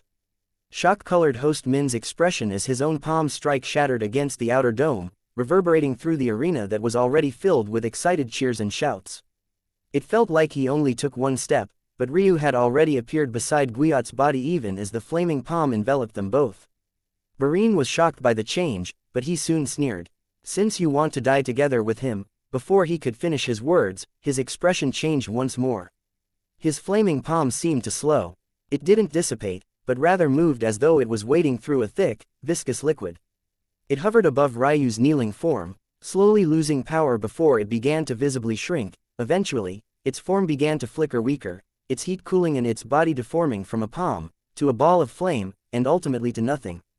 What an exquisite defensive technique, Ancestor Ember mumbled softly. Others couldn't tell, but Ancestor Ember could certainly see that although the palm had appeared to stop, it was actually traveling hundreds of meters in a very confined space. Throne Barine's attack essentially dissipated because it had crossed too large of a distance. It hadn't even met the true defense of Ryu's technique before it winked out of existence.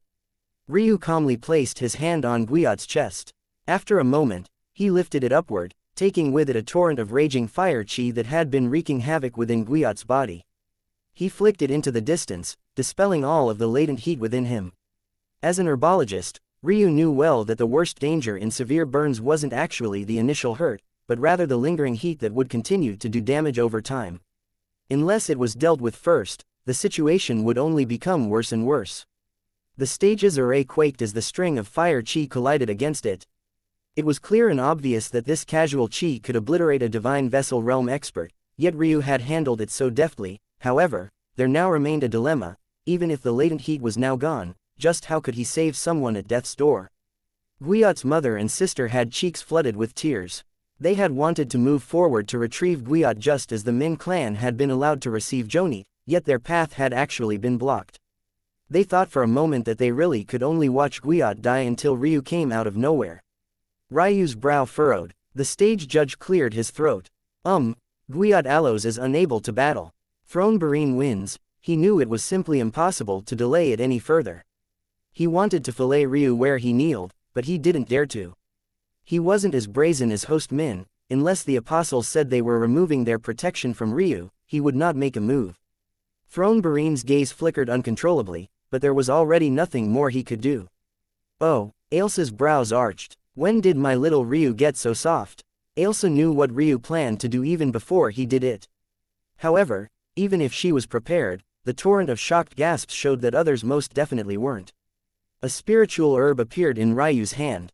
Toward its center, its beautiful whitish-green petals were folded similarly to the center of rose, except in this case, it took the form of a sleeping baby.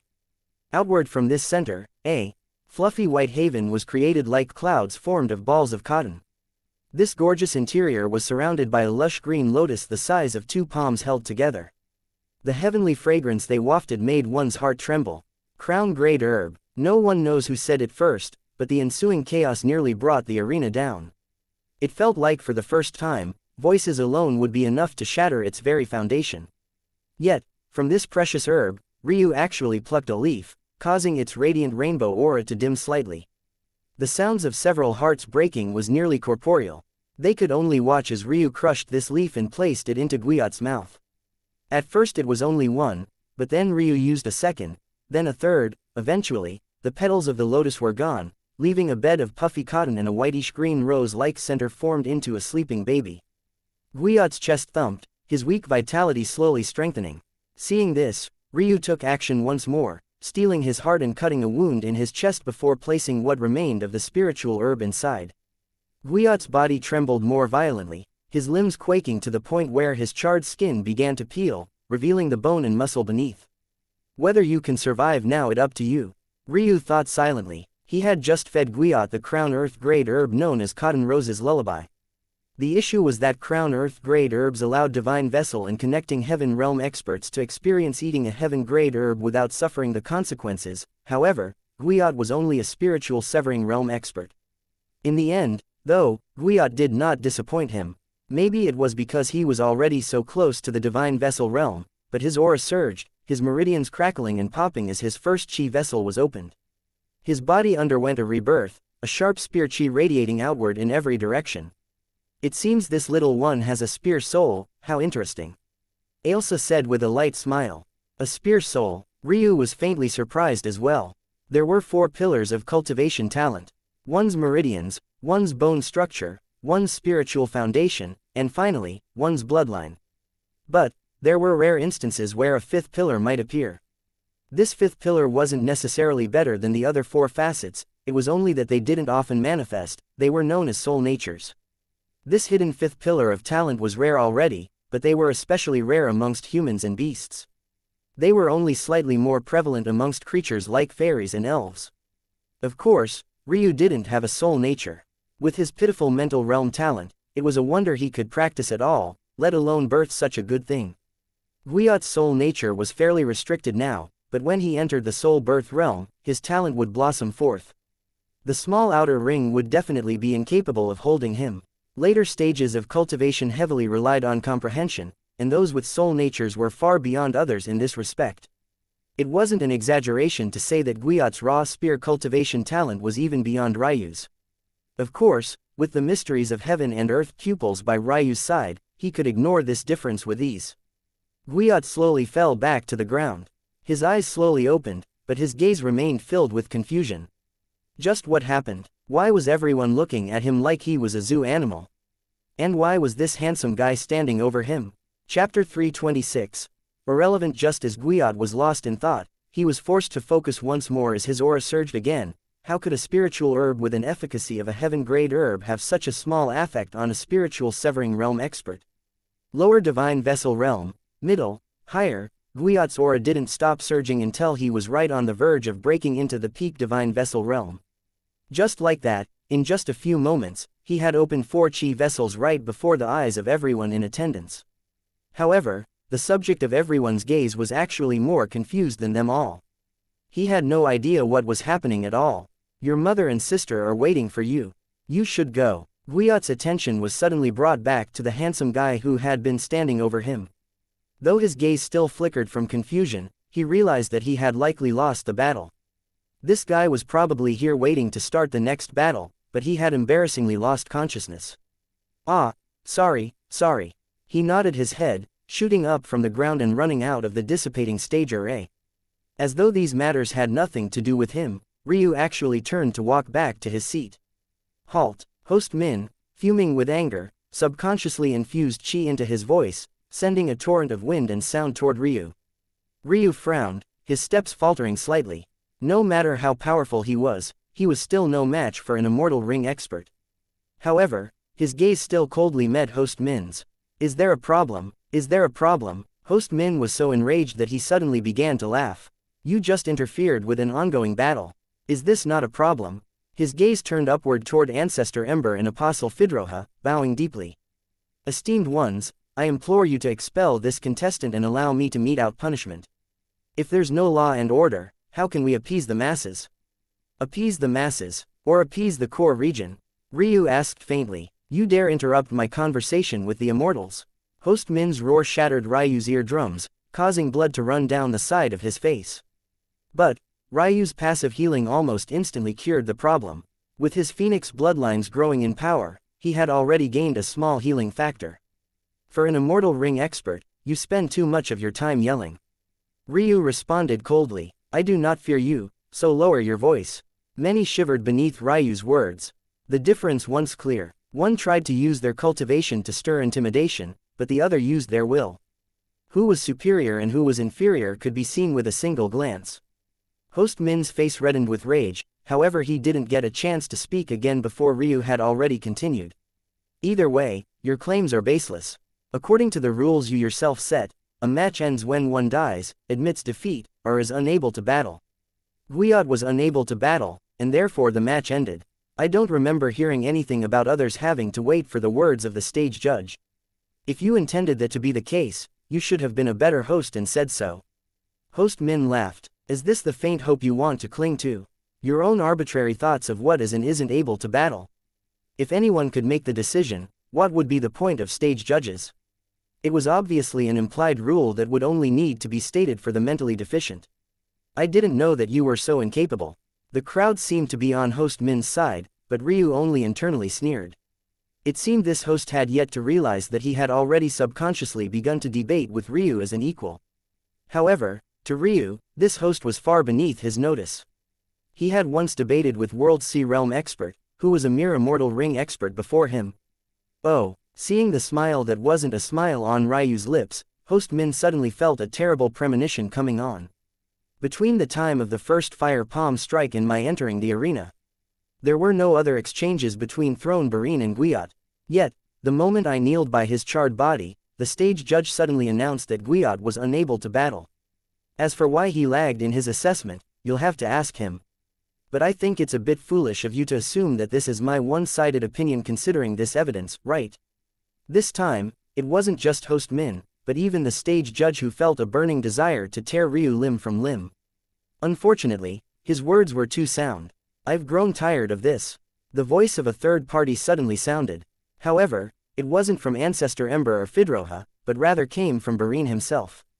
Get up here, I've decided to kill you. His cold words were directed at none other than Ryu himself. For an ant to interfere in my battle, you must be truly tired of living. His hair flickered with dancing flames, his eyes reddening to the point it might combust into a fire of its own.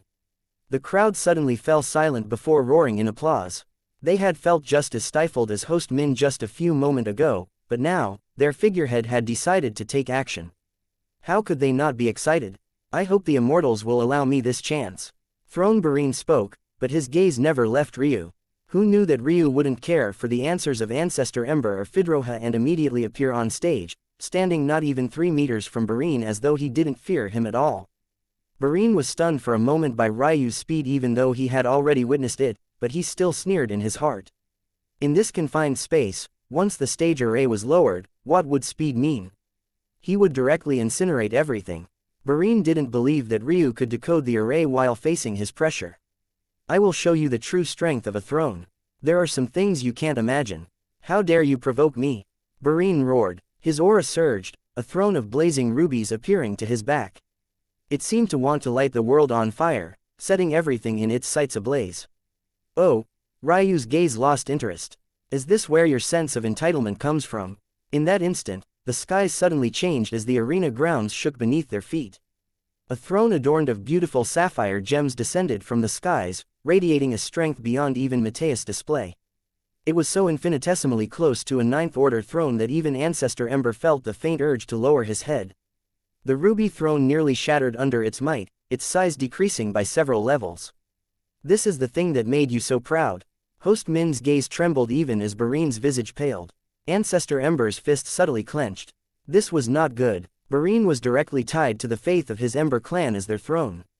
If he lost so miserably, the consequences would be disastrous. Didn't you want to kill me? Why have you suddenly stopped moving? Ryu asked slowly. Did you forget that I killed your younger brother? Or maybe that I took your woman as my fiancé? Weren't you very awe-inspiring when you sought to take the life of an innocent young man to vent your rage? The more Ryu spoke, the darker Ancestor Ember's expression grew. What had once been appreciation for a young talent had suddenly become something far, far worse. Why? Barine's words stuttered. What a joke. He already hadn't dared to provoke Mateus and was planning on dropping the TAE matter, but how had he suddenly enraged someone even stronger? Why didn't I reveal my throne earlier? The crowd gulped. It seemed they too had the same question. To me, whether I am a throne or not is irrelevant. I don't need to rely on anything else but myself. You presented your thrones as an excuse to not kneel, but the only excuse I need is my own will. Ryu's words were like thunder, reverberating through the arena even over the deafening sounds of the crowd. Chapter 327, Selection. Barine frame trembled. He had never felt so belittled and humiliated in his entire lifetime. Take out your corpse puppet. His humiliation fueled his roar. A sharp chi surrounded his body as his sword appeared in hand. The Ember clan may have been one for flame wielders, but the Lao clan he was born into was a clan of swordsmen. For you, Ryu flashed forward, his body suddenly appearing not even 2 feet away from Barine. I don't think I'll feel better unless I do it with my own hands. The crisp slap resounded through the arena. Barine's body flew to the side, his head and shoulder smashing into the stage barrier so fiercely that his neck seemed to break in a single instance. The silence was deafening. Was the difference really so large? How could they know that to the current Ryu, this throne Barine was nothing more than a joke? Ryu's personal strength was already comparable to a peak connecting heaven realm expert when his bodily strength and chaos chi were used as one. If he added his comprehensions and imposed barriers to this calculation, even half-step immortal ring realm experts would have to take him seriously.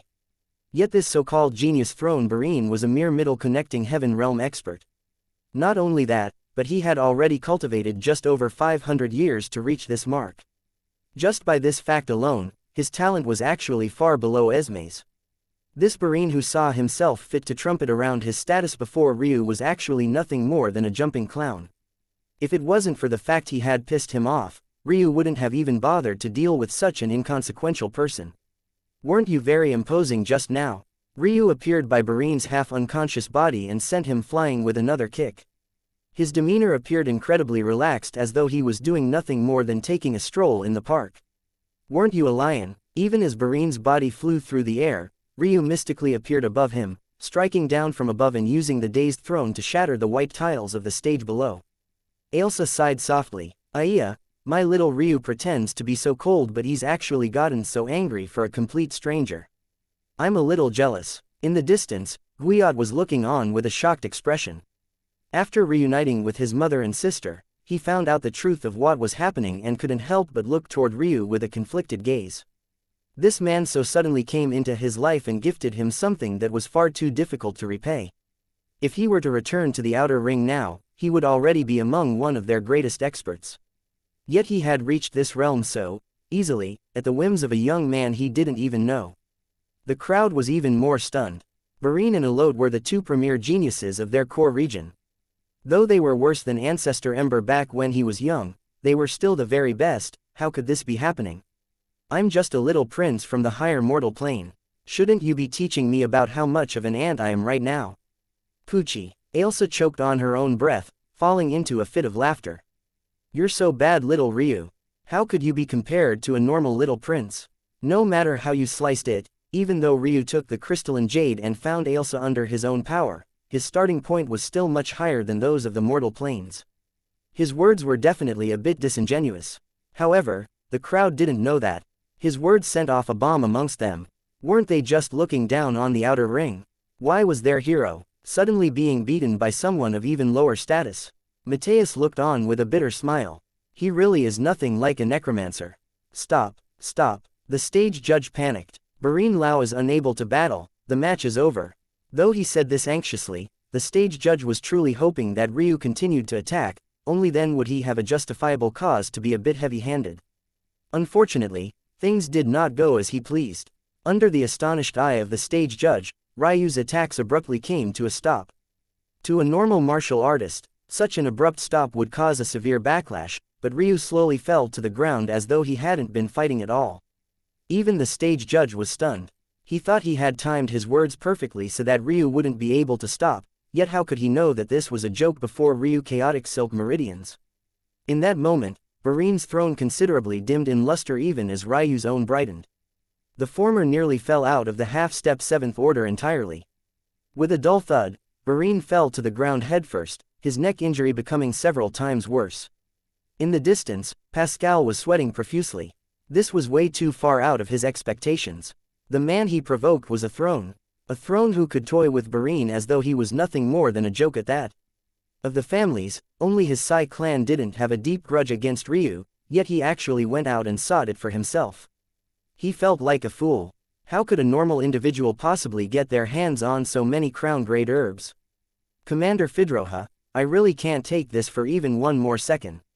Edwin's trembling had only grown worse and worse with each passing moment. It really seemed that he could explode at any time. Fidroha herself was frowning. Even if Ryu had a fairy partner, this speed of improvement was too great. How could they properly control him? However, she couldn't change the fact that the higher-ups were dead set on having this cultist fairy beholden to their wills. She didn't have the luxury of changing this. Though she seemed high and mighty here, and Edwin even called her commander, what could a mere immortal ring expert mean in the face of the martial gods? In fact, the immortal ring realm was the bare minimum requirement of joining the apostles, and even then, she wasn't a true member. It was just that these ignorant people from the pedestal plane believed she was. What do I do? Suddenly, she had an idea and her eyes brightened, her forehead relaxing. Hold on a moment, Ryu. Her voice was as delicate as the flowing wind. Many men felt their heartbeats quicken in that instant. However, others sneered, believing that Ryu's arrogance was finally going to pay its due price. Ryu's footsteps toward his seat paused. Please advise me, respected apostle. Ryu said lightly. Though his words seemed respectful on the surface, the fact his head wasn't lowered and his features were indifferent painted a completely different tale. Host Min's sneer became fiercer toward Ryu's attitude. Unfortunately, the reality smacked him awake from his delusions. I believe that this final selection tournament is already meaningless for you. You may not necessarily lose even in our Blossom Plain final selection tournament. She said with a faint smile. Her words were like a detonated bomb, sending the hearts of the crowd into a frenzy. To those of lower planes, those above them were no less than deities. Such words had a more profound impact on them than anything else possibly could. With your strength, it already wouldn't be impossible to become a junior brother of mine. In fact, I am of the mind of turning this final selection tournament into a little test for you. If you pass, you'll become just like these two subordinates of mine and be named a candidate for the next apostle selection. What do you think? Chapter 328. Mine. Hidden within the crowd, a familiar father-son pair were looking on at these events with amused expressions. However, after hearing Fidroha's words, the father suddenly snapped. That stinking brat, how many trees is he trying to hold on to? The sloppily dressed drunkard of a son laughed at these words. Father, you actually traveled all the way from the inner ring to the core region just to catch a glimpse of him, now you're just jealous. His words received a smack to the back of the head. What do you know? This boy is a throne of that awoken moon sect the apostles still don't dare to casually check. He's a core disciple of the mercenary guild, and now he's being invited by the apostles themselves. When is it going to be my armament guild's turn?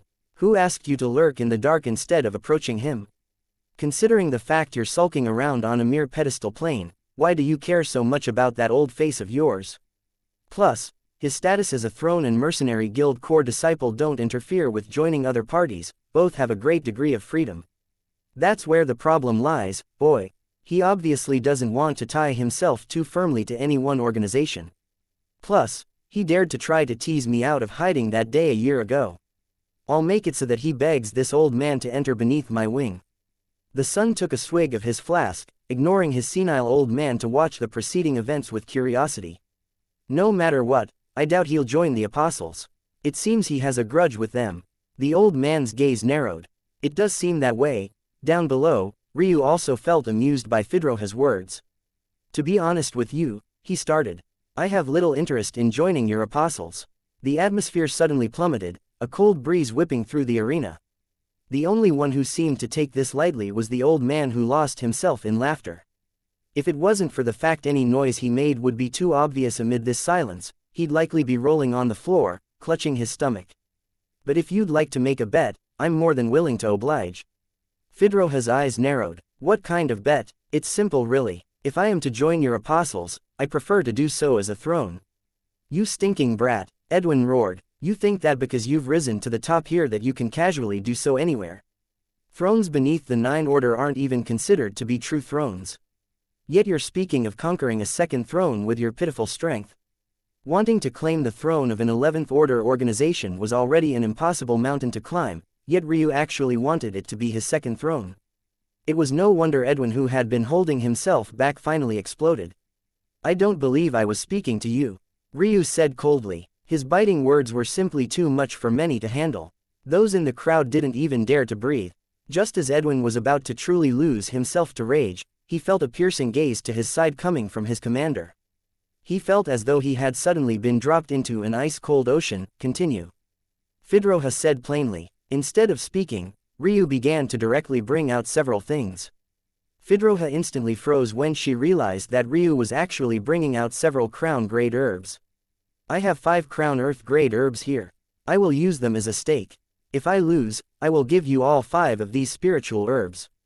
However, if I win, I want you to take me to your headquarters so that I can challenge your throne. In addition to that, I want however many chi stones you have on your person right now. Fedroha's heart skipped a beat. Crown earth-grade herbs were already meaningless to her.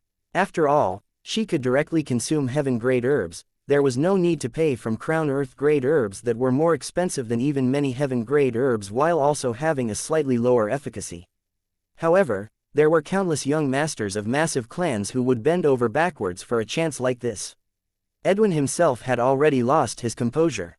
If he had just one of the herbs, breaking into the immortal ring realm would be a matter of just a few moments. It had taken every ounce of willpower he had to not pounce forward when he saw Ryu feeding one to Guiyot.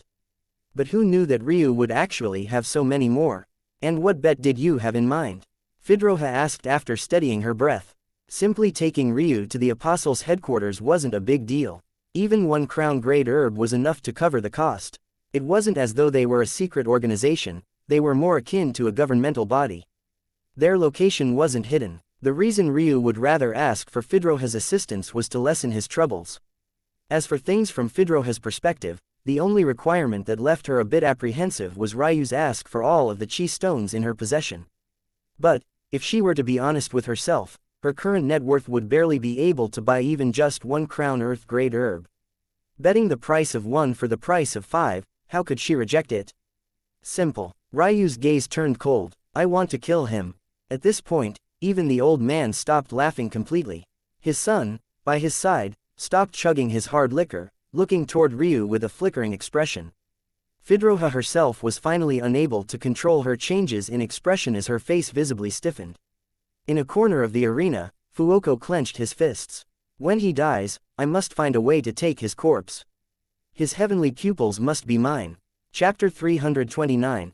Esme. It suddenly became incredibly difficult for normal individuals to breathe. The atmosphere was simply too tense. They couldn't understand how a junior dared to say these words to the apostles. Ryu didn't say he wanted to spar, he didn't say he wanted to battle or test his skill, he said he wanted to kill. Do you understand the gravity of what you've just said? Fedroha drew out her words long and slow. Ryu calmly found his spot on a familiar platform of white tile. It was as though he didn't notice that Barin's body still lay unconscious, nor did he care that the stage judge was attempting to care for him. He only met Fedroha's gaze once more with a bland, emotionless light. Of course, he responded, if I put it any other way, there would be too many excuses later on. It's better for me to make myself clear right now. Fedroha wanted to speak more, but Edwin's laughter didn't allow her the opportunity. Commander, please allow me this. Do not worry, I won't kill him, I'll only break every bone in his body to the point where he won't dare to fight back again. Edwin's words caused many astute individuals to frown. He promised not to kill Ryu. Why was this Ryu so important? Was this the reason he dared to be so unbridled? Edwin leapt from Fedroha back, his leg strength alone being enough to carry him through the skies over 100 meters before he landed with a quaking boom upon the arena. The stage judge had no choice but to fly from the stage, Barin's body in hand. The kind of person I hate the most is the kind who overestimates himself. Edwin released the restraint on his aura. When he was around his commander, showing off his slight skill was nothing more than asking to be punished. However, before an ant like Ryu, he could be as unbridled as he pleased. A familiar red aura shook the air. Around him, spiraling cracks deformed for the white tiles beneath his feet, spreading outward in a pattern that was both ferocious and oddly beautiful. The last time Ryu had seen this chi, Edwin had used it to attack him. However, it didn't truly seem like chi either.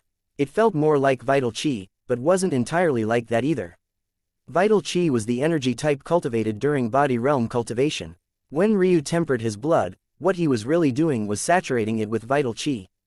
As his body realm cultivation increased, this saturation point also increased, allowing his body to withstand more and more. As his vital qi increased, his blood would circulate about his body and uniformly greaten its quality and strength. This was the cycle of body realm cultivation. This is a very special cultivation technique, Little Ryu. These apostles have the ability to create a fusion of the body and qi realms. This is not a simple additive impact on their strength, it's very nearly exponential. His strength is already a sliver away from a normal immortal ring expert. Ailsa hadn't bothered to explain these things to Ryu before because she knew he would do this anyway. But now that it was already happening, she felt she had to say something. If it wasn't at least this difficult, why would I waste my time coming here? If his strength was already below mine, I wouldn't even care to seek revenge anymore. Ryu swept a gaze over Edwin and turned his head up toward Fidroha. Have you agreed? Edwin was so eager to battle that he seemed to have forgotten that Fidroha had yet to give her assent. Fidroha's expression flickered. She suddenly felt incredibly uncomfortable. Why was it that this Ryu had no reaction to Edwin's strength? It doesn't matter. No matter how talented he is, he was raised in this pitiful environment. There aren't more than a few handfuls of 11th order thrones in all of the cosmos, and there are even few that dare to make such a throne their second. Taking him to the headquarters is already as good as fulfilling my mission. Even if he wins by some inexplicable miracle, I agree. Thinking to this point, Fidroha calmed. Even if she gave up all of her wealth now, the rewards she would receive for bringing Ryu back wouldn't be small. The one with the worst reaction to this situation was Fuoko himself. How could he not see how valued Ryu was by these apostles? How could he ever get his hands on his pupils like this? Nodding faintly, Ryu turned back to face Edwin. With a casual wave of his hand, a storm of death chi suddenly enveloped the arena. It was so suffocating and dark that many lost color as though their blood was being drained from their bodies.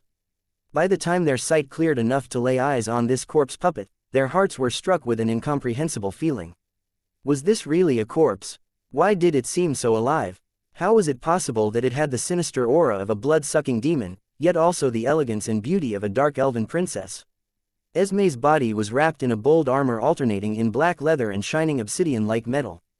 Her gray skin gave off an exotic aura even as her hair, black as night, whipped beneath Edwin's pulsing chi.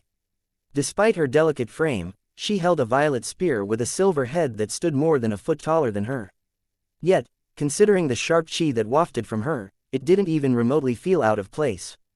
Peak 6th Order Corpse Puppet. The other participants of the final selection tournament suddenly felt faint. All of their pent-up dissatisfaction toward Ryu had already mostly dissipated after he defeated Barine so easily, but seeing for themselves how truly large the disparity was made would ever remain disappear entirely. Mateus, eyes narrowed. He wasn't a layman in necromancy like these people were. He could see just how extraordinary this corpse puppet was with a single glance. I really can't tell what sort of refinement method he used. Mateus was inwardly shocked. Esme. In that moment, a roar shook the arena. The rage of an immortal ring expert was nothing that could be ignored. Two white-haired, middle-aged men shot into the skies, their eyes bloodied with indignation. Ryu didn't even need to look toward them. He knew how this matter would end. A light snort completely suppressed their bubbling cries of fury, leaving them frozen in the air. I ask that these two experts of the Zhu clan not interfere. This matter is already beyond your reach. Though Ancestor Ember spoke calmly, there was an undeniable magnetism within his voice that left the two Zhu clan members completely stifled. Who else could these two men be if not the two immortal ring realm experts the Zhu clan sent to lay their foundation within the core region? The fact that Ryu was using Esme as his own personal soldier was already enough of an insult. But, for him to not even bother to attempt to hide her identity was a smack in the face that was completely intolerable. However, how could the two of them face off against a Path Extinction Realm expert? The two experts fiercely trembled, but in the end, they could only swallow their rage and leave the arena at their fastest possible speed. How could they have the face to remain here? Ancestor Ember's purpose in appearing here wasn't to observe the youth. He could care less which genius of the younger generation earned the right to enter that legacy world. His true purpose was to act as the anchor of Pedestal Plane and ensure that no one tested the prestige of the apostles. Though Fidroha could do so herself, if he allowed this to happen, there would be consequences he wasn't equipped to deal with. Since Fidroha had agreed to this bet, how could he allow others to interfere? Edwin sneered at these turn of events. It seems you're nothing but a fool who seeks to make enemies at every turn. After I teach you a lesson, I won't mind handing over your half-dead body to the two of them for a little while. The term enemy implies that I see you to be at or above my level. For a person like you or them, it's more accurate to call you a stepping stone. Hearing these words, Edwin was so enraged that he began to laugh. This puny little corpse is why you're so overconfident. Watch as I pummel it into the ground. The moment this roar left his lips, the ground beneath his feet shattered as he propelled himself forward. The devastation left in his wake was so severe that the stage array's foundation faltered and cracked, sending his chi barreling out of its confines. Chapter 330. Don't remember. Esme's expression shifted to the point of being incomparably cold and stern. It was as though for a moment she molded herself after Ryu. This was a small change almost no one noticed, but it sent waves of crashing with Mateus' heart. It's still not enough, Ryu thought to himself. It was then that the first clash occurred. Esme's spear tip met Edwin's fist, causing its body to bend like a bow. Edwin's momentum was fierce. Anyone could see that he won the exchange, however in his rage, he didn't notice Fidroha's frown. There was no doubt he won the first bout, but why was it that it seemed to be by a smaller margin than he should have? Ryu looked on toward this scene with a mocking smirk. It seems that standards of the apostles are quite low. Edwin's gaze reddened hearing these words. It was only now he suddenly realized that the corpse puppet he should have blown away in a single strike had actually exchanged strikes with him for several rounds already. Just who is this child? Ancestor Ember could naturally see the crux of the matter. But what made him feel a sense of apprehension was the fact that even to him, the truth was foggy. Oh, since you still have time to glare at me, it seems the pressure on you isn't high enough. Ryu's arm left their clasped position behind his back. As though he was conducting an orchestra, his fingers flicked with an arrogant majesty. Flickers of silver appeared around him. To some, the appearance of Vector Eagle was so thin that they couldn't see a thing. To others who had slightly more lucky viewing angles, it felt as though a flock of beautiful silver birds had suddenly taken flight into the skies, collectively making Edwin their target. Suddenly, a battle he had been handedly winning, took a turn. Edwin winced as the sharp silver scythes tore through his tough skin. Even with this being the case, though, what infuriated him more than anything was the spearmanship of this corpse puppet. Why did it feel so simple yet impossible to see through? Edwin had never felt more humiliated in his life. He should have ended this battle in an instant. Damn it, he roared. Flames erupted from his body as his strength multiplied several times over. Ryu's gaze narrowed. Elemental mortal endowment, birthed phenomena. Others might have missed it, but Ryu's eyes were too sharp.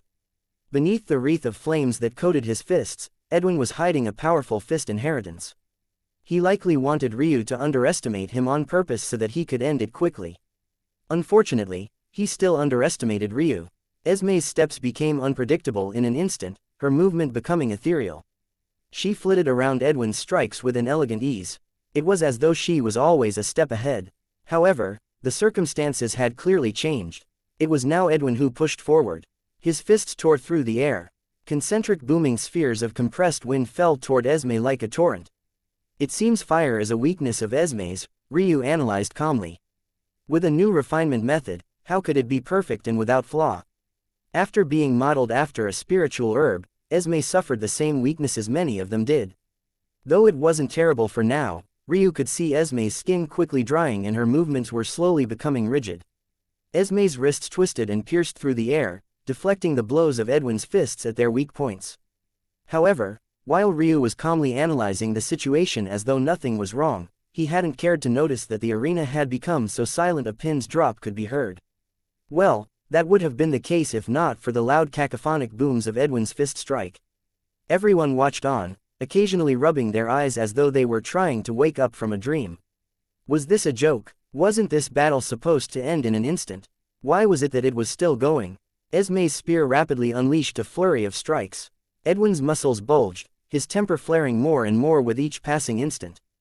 Die, he roared, meteor sweeping the skies. Ryu's gaze narrowed. Controlling Esme, her feet shifted in an enigmatic manner once more. His third perspective immediately saw through the flaw in this technique.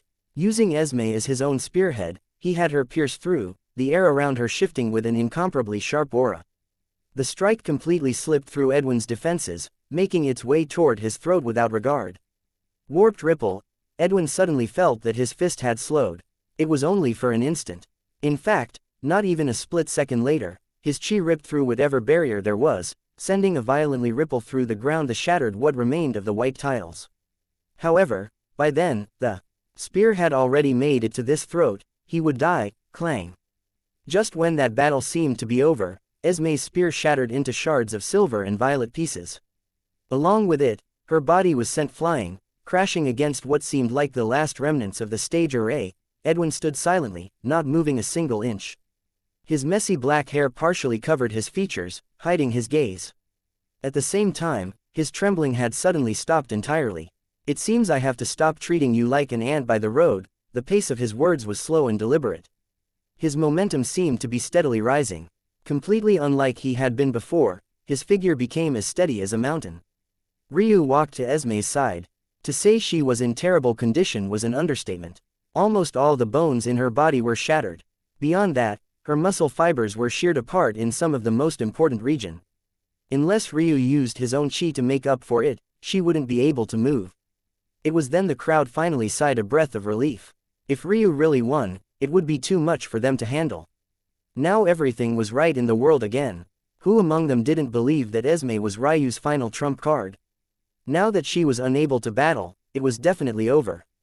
Ryu didn't even try to salvage her and directly placed her into his spatial ring. Shame, Ryu said faintly. He hadn't expected Edwin's aura to suddenly surge like that. He didn't put the opinions of those fools in his eyes. Any one of Edwin's previous strikes could have put Esme in her current situation. The problem was that Edwin perfectly timed his counter. Although Ryu's eyes saw through it in time and he himself would have been able to evade in time, his corpse puppet control was still lacking. What he actually found to be a shame was that he lost his spear. How would he use his dual-wielding style like this? Seems it was time to find a new set of weapons. Edwin's head slowly raised. His gaze was eerily calm, his aura far more restrained than it had been in the past. I said not to kill him. Fidroha suddenly felt the need to remind Edwin by chi line. I won't kill him, I'll only break him. He no longer sounded like the braggart he had in the past. He sounded like he was simply stating a fact. Ryu, however, didn't pay attention. He only calmly took out two glaives, stabbing them into the ground. Is this a joke? What kind of scheme is he playing at? Start begging for mercy, Host Min said with a sneer. A necromancer without his puppets is nothing. Ryu's reserved aura suddenly climbed. Silence fell over the arena once more. Not because it was too strong, but because it was too weak. Ryu was a lower divine vessel realm expert. They were so shocked by this reality that they didn't realize that this kind of pressure couldn't come from a normal divine vessel realm cultivator. Ryu flexed his wrists, loosening them as though what was happening around him had nothing at all to do with him. I don't remember ever saying I was a necromancer. The moment his glaives re-entered his hands, the skies themselves seemed to change. Chapter 331, Release. Edwin's pupils constricted. At that moment, he suddenly remembered something. Corpse puppets had to be controlled, their level of skill was entirely dependent on their master. Esme's spearmanship had been beyond anything he had personally fought against before. Could it truly be that Ryu was at the core of this? The sharp sound of air being slit apart revolved madly around Ryu. The feeling he gave off was completely different from Esme. The latter had felt devious and clever, but Ryu seemed like an insurmountable mountain, an unstoppable force prepared to slice through anything. I hope you don't regret your words, Ryu said. Faintly, Ryu's body hopped slightly into the air, his glaives brandished to each side. However, the moment his foot landed on the ground once more, he suddenly vanished. Fast, Edwin's frame involuntarily tightened, but he didn't have much more time to react before a glistening glaive descended upon him from above. A roar escaped his lips, his fist chi surging as he met the glaive head-on. Unfortunately, the result was completely unlike what had happened to Esme. Before the glaive met his fist, Ryu's barely formed afterimage vanished once more, appearing to Edwin's back and executing a sweep that shone forth with an elegant simplicity. Edwin's thick plate of armor protected him, but the blow alone sent a tremor through his inner organs, shaking him fiercely.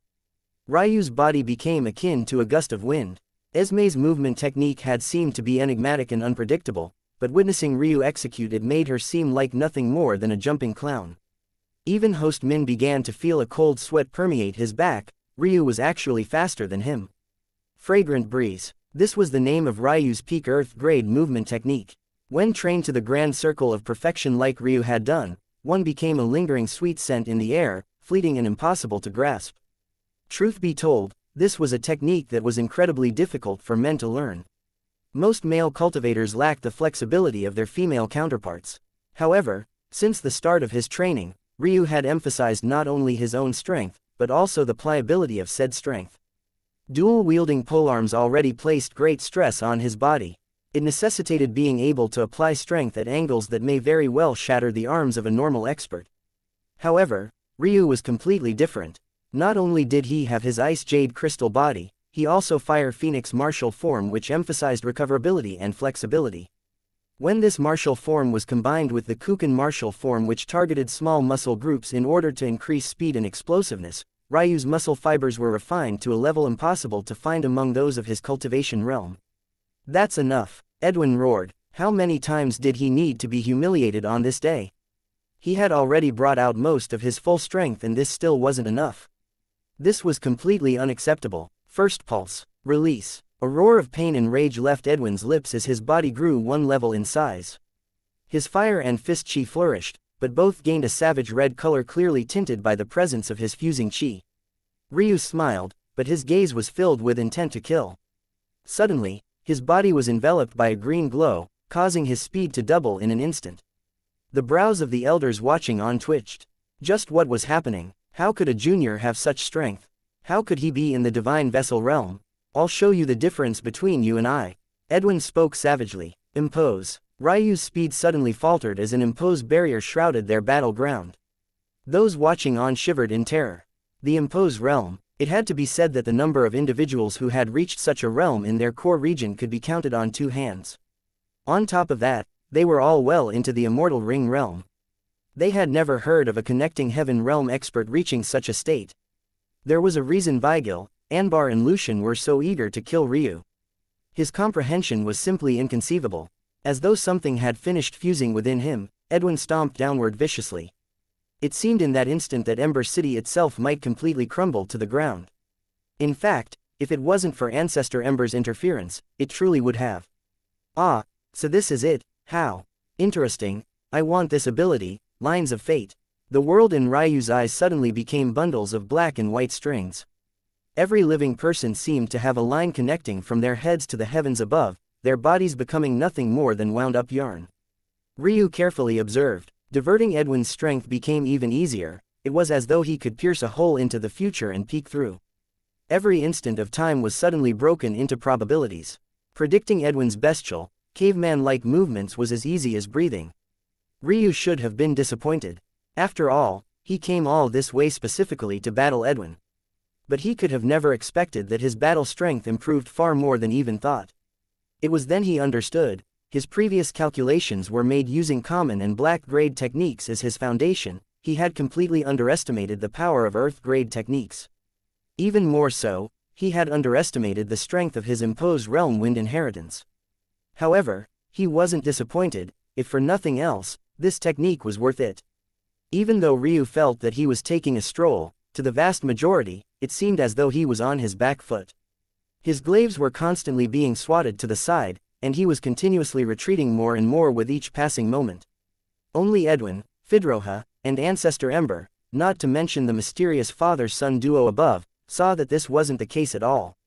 Ryu seemed to be analyzing something. Edwin's heart twitched with anger, but no matter how hard he pressed, he couldn't seem to break through Ryu's guard.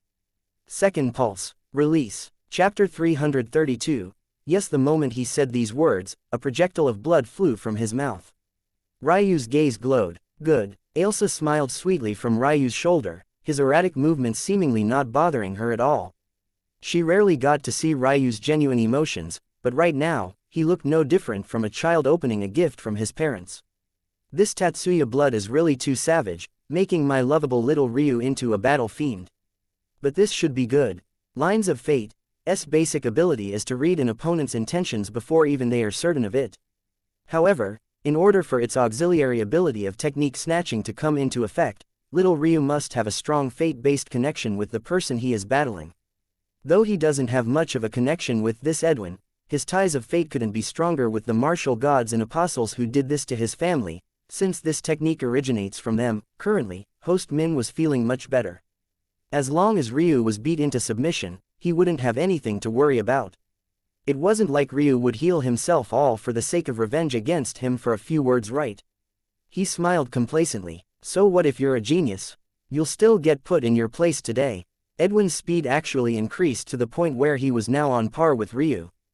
There was no one more surprised by this than Ryu himself, but he could also see that the price was also exceptionally heavy. But Edwin seemed more willing to die than to accept defeat on this day. His fist slipped through Ryu's guard. Ryu's expression flickered, feeling the strong wind pressure already threatening to shatter his rib cage even before the fist landed. However, he reacted quickly, casting Warped Ripple in a split second. The ground beneath their feet shattered and splintered as Warped Ripple deviated the strike's power below. But even still, the final barrier shattered. A fist that seemed capable of breaking the skies collided with Ryu's torso, sending him flying backward. Edwin felt a surge of satisfaction. Finally he hit him. Follow. His strong legs launched him into the air, following after Ryu's flying body with blinding speed.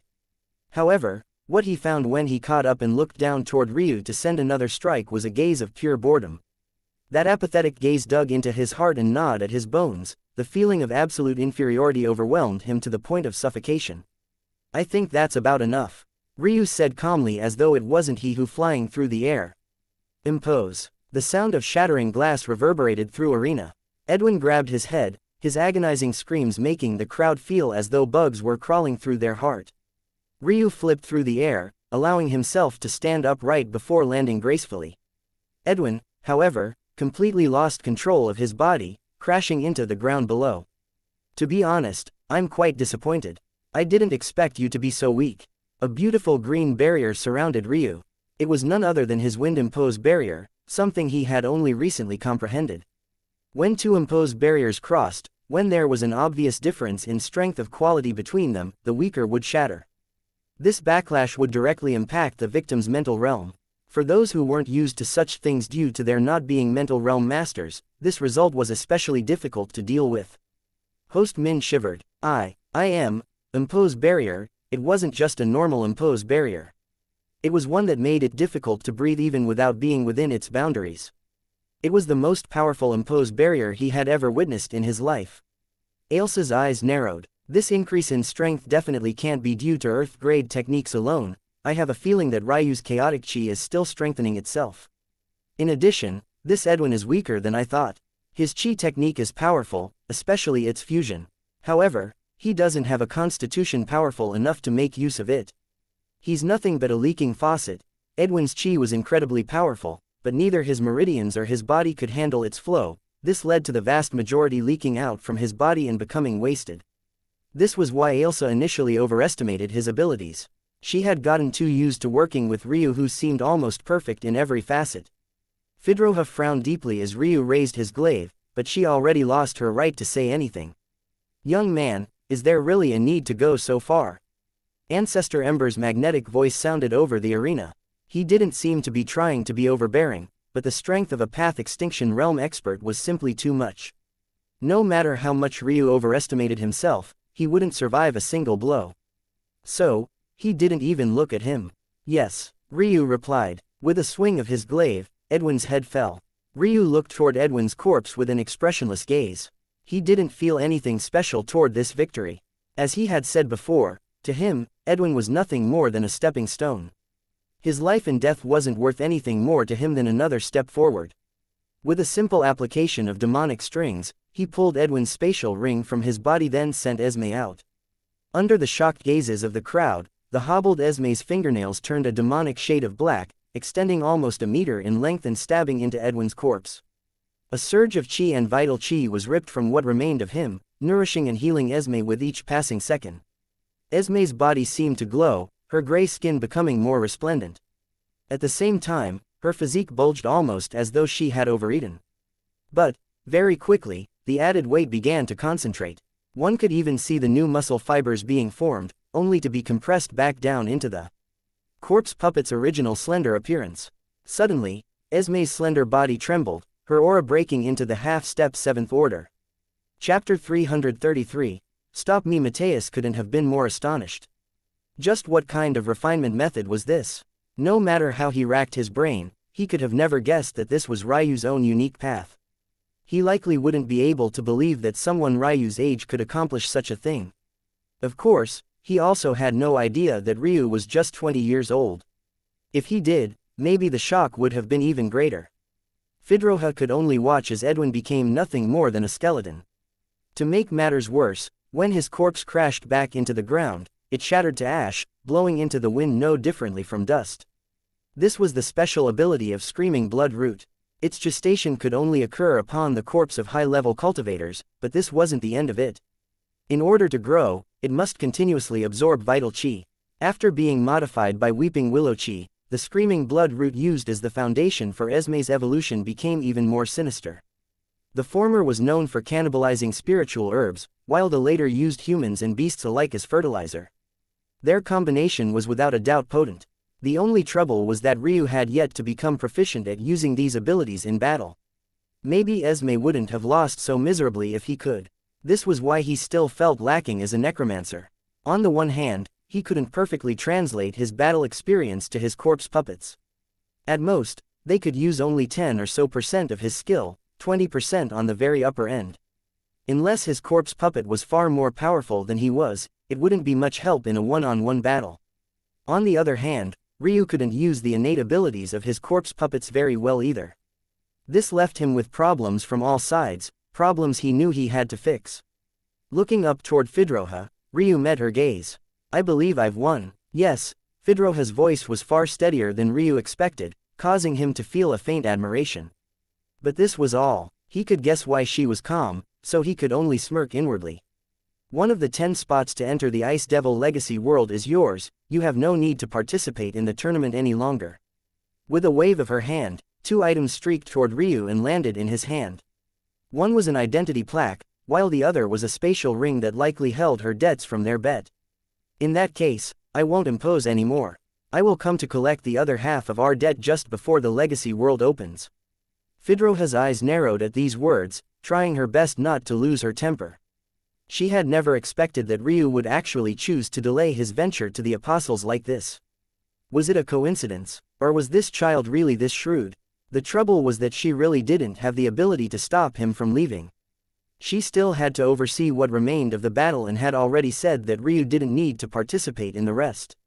She had been attempting to come off as magnanimous, thus bolstering the faith of the apostles all the more. But she had never expected it to backfire like this. With a thought, Little Rock appeared by Ryu's side, its sonorous call spreading over the arena. Those with sharp eyes immediately noticed the uniqueness of Little Rock. That long slender neck, those platinum feathers that looked almost like the scales of a dragon, that sharp, spiraling lightning chi. This creature had an amazing bloodline and was actually of the peak 6th order. After putting Esme into his spatial ring, Ryu glided onto Little Rock's back, allowing his companion to spread his wings proudly and soar in the air. The sun reflected along its body, making it seem as though it was sparkling with a rainbow of colors. This beast was truly too beautiful. However, who would have expected that just Ryu took off into the skies, a sudden surging aura would envelop the whole stadium. In that moment, it felt as though the suns in the sky had all moved forward, bearing down an oppressive heat below.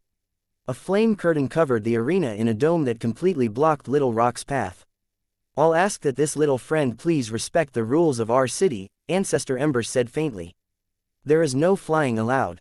Ryu looked toward this curtain of flames curiously. It was a spectacular feat. The arena itself was at least 1 kilometer in diameter, yet it was no covered in such a thick sheet of fire. On top of that, it all happened in an instant.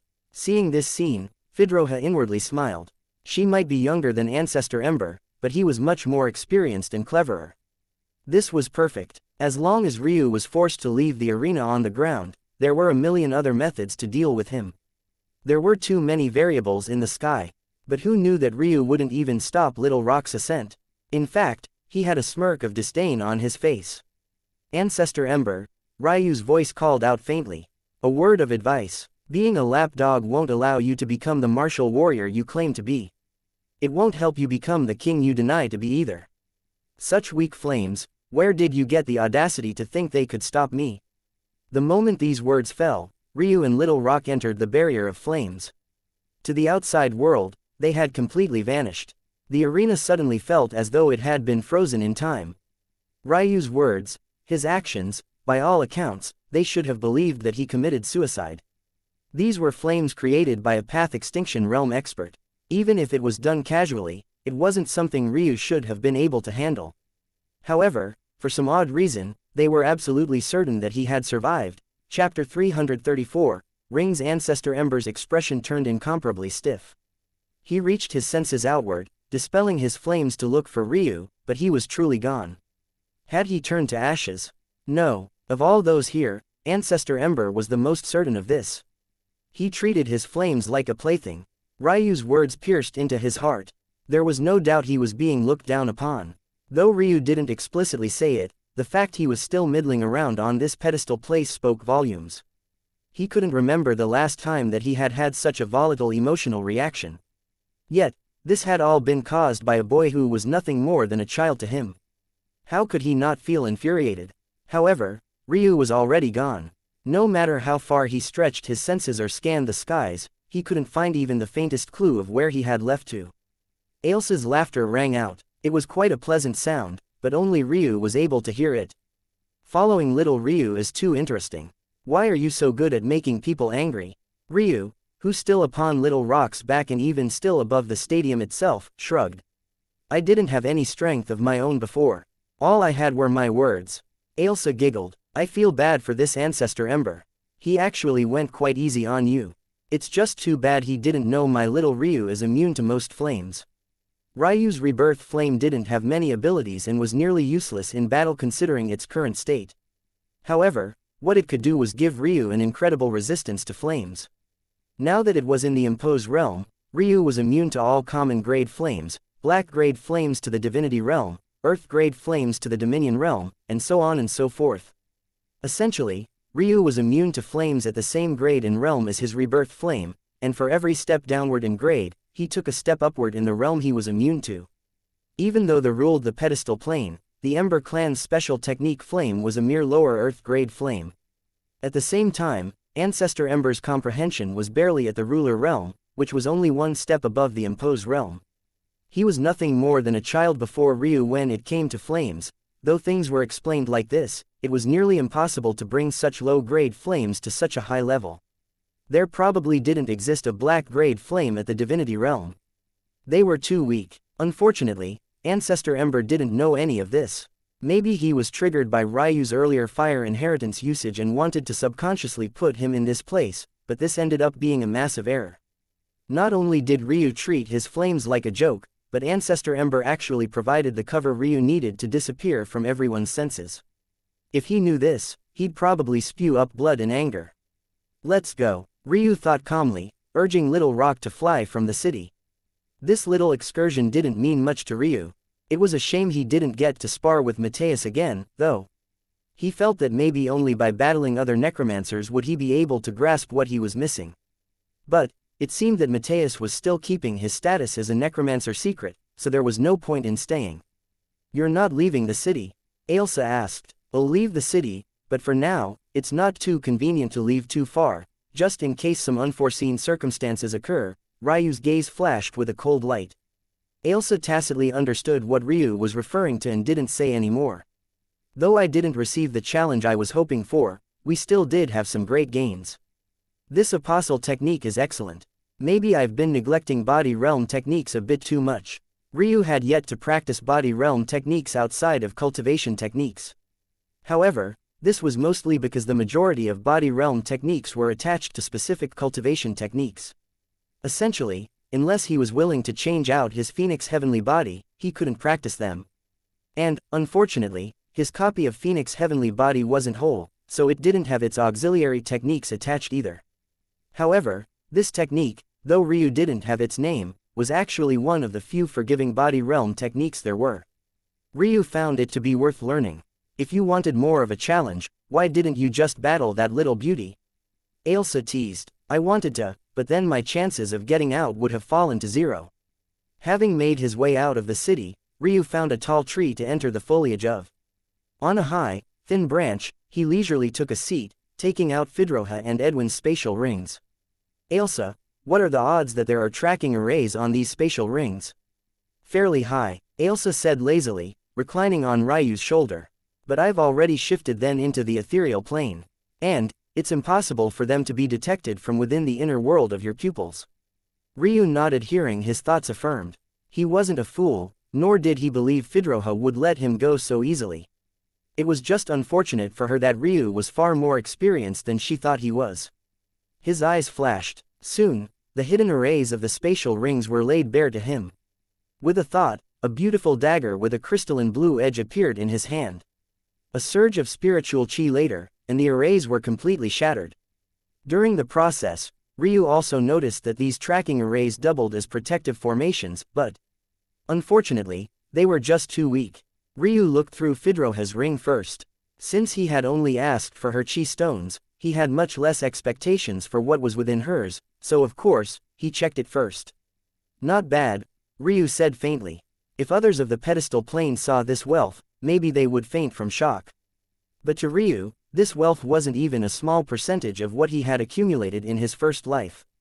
There were about 1,000 higher immortal chi stones, a few thousand medial immortal chi stones, and about 10,000 inferior immortal chi stones, in addition to a few million mortal chi stones of various standards. Most of them were of the higher mortal chi standard. The palace master of the Awoken Moon sect asked him to gather 10 medial immortal chi stones, but that was a calculation based on him being a spiritual severing realm expert. Obviously, he was a level above that now. So, it would likely take 10 higher immortal chi stones to fuel his teleportation to the moon world. Objectively speaking, Fidroha was quite rich for a mere lower immortal ring expert. Her background likely wasn't simple even if her status within the apostles was low. Not that Ryu cared much either way. After tossing the spatial ring into his inner world, he turned his attention to Edwin's. Chapter 335. Second pocket. The first thing Ryu noticed were Edwin's chi stones. Of course, he wasn't as rich as Fidroha, but this could only be expected. Edwin's cultivation was not only lower, but his background should be weaker as well. If it wasn't, he would be forced to be a subordinate of Fidroha's. Of course, aside from that, Ryu had some middling thoughts of his own. For example, Edwin's hatred of him was far too high. No matter how unreasonable the martial world was, it couldn't possibly birth a cultivator who hated a person to the bone simply for surviving one of their attacks, right? In Ryu's opinion, this hate definitely had to do with some sort of punishment Edwin received from Fidroha. In that case, Fidroha's standing was definitely far higher than his, or else she wouldn't dare to treat him in this way. Still, it was a decent amount of wealth. Edwin had lower immortal chi stones numbering in the several hundred, and higher mortal chi stones numbering in the several 100,000. While it was a drop compared to Fidroha's wealth, it still bolstered Ryu's coffers. Next, Ryu stumbled upon some earth-grade herbs. Edwin had likely been saving them for the sake of having an alchemist refine them for him. Though Ryu didn't use such methods, he knew it was the norm for others to do so. Even when the Holy Wing clan still controlled the incubator that was now in his possession, they did so as well. After all, they treated it like a clan treasure and didn't allow any single person to fuse with it like Ryu had. Ailsa, I'll give these to you. There are 1 or 2 here we haven't found seeds for. Ryu and Ailsa had been together for upwards of 2 years now, so the medicinal garden they were building was steadily growing in size. Up to now, Ryu had pretty much gathered all of the common and black-grade herbs that were most important to him. But as his strength increased, so did his need for spiritual herbs. He had gathered many earth-grade herbs within the mortal chi small realm, however, it hadn't been remembered that the climate of that small realm was extremely limited. After all, it was a small realm. It couldn't possibly have the complex ecosystems of a true realm. As a result, many of the more powerful and niche earth-grade herbs didn't have proper environments to grow, and as such, never did. Ooh, Ailsa clapped excitedly. It wasn't much of a surprise that as a cultist fairy, she loved nurturing plants maybe even more than nurturing Ryu. Freezing time and earth-grade decomposition root. Freezing time is a good stabilizing agent for pill concoction and often works as a secondary binding agent, however, on its own it's very good at halting biological processes. Earth-grade decomposition root is often used by necromancers to follow the bone refinement branch of the refiner necromancer path. It quickens the process of flesh decomposition into raw energy. It's very curious as to why Edwin would have such things. Second binding agents are usually provided by the alchemists themselves. Someone who commissions their work would only provide the main ingredients. If someone stumbled upon it, it would be better to just sell it to an alchemy association. As for the decomposition route, it's even more curious. He's obviously not a necromancer. The best reason I can think of is related to some sort of masochistic body realm technique. Ryu of course didn't need Ailsa to explain the properties and uses of these spiritual herbs. He was an origin-grade herbologist after all. Though he had only received this title in theory, and not application, when his strength was enough, he wouldn't fall short of anyone. Your theory is most likely, Ryu nodded in affirmation. Which means that this, Ryu took out a black wooden box. He could tell immediately that it was crafted of a high-grade preservation wood known as sorbic grain.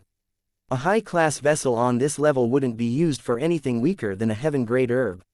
Opening its lid, Ryu confirmed that his guess was correct.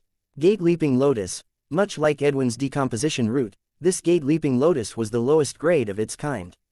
While decomposition route's nomenclature only added its grade to its front similar to a prefix, gate-leaping lotus became flood gate-leaping lotus, dragon gate-leaping lotus, and finally, origin gate-leaping lotus.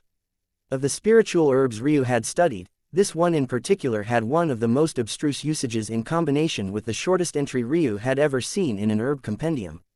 Its entry was only a single line, snatching luck from the heavens. Why would Ryu think of such an enigmatic spiritual herb, especially such a rare one, would appear in Edwin's possession? The reason all tied back to the very technique Ryu used lines of fate to learn. Both Ryu and Ailsa realized that Edwin's constitution was far too weak to make use of this technique. He was constantly trying to jam its abilities into the keyhole that was his body, but he was damaging the lock in the process. If Ryu and Ailsa could guess such a thing, how could Edwin, the victim himself, not realize?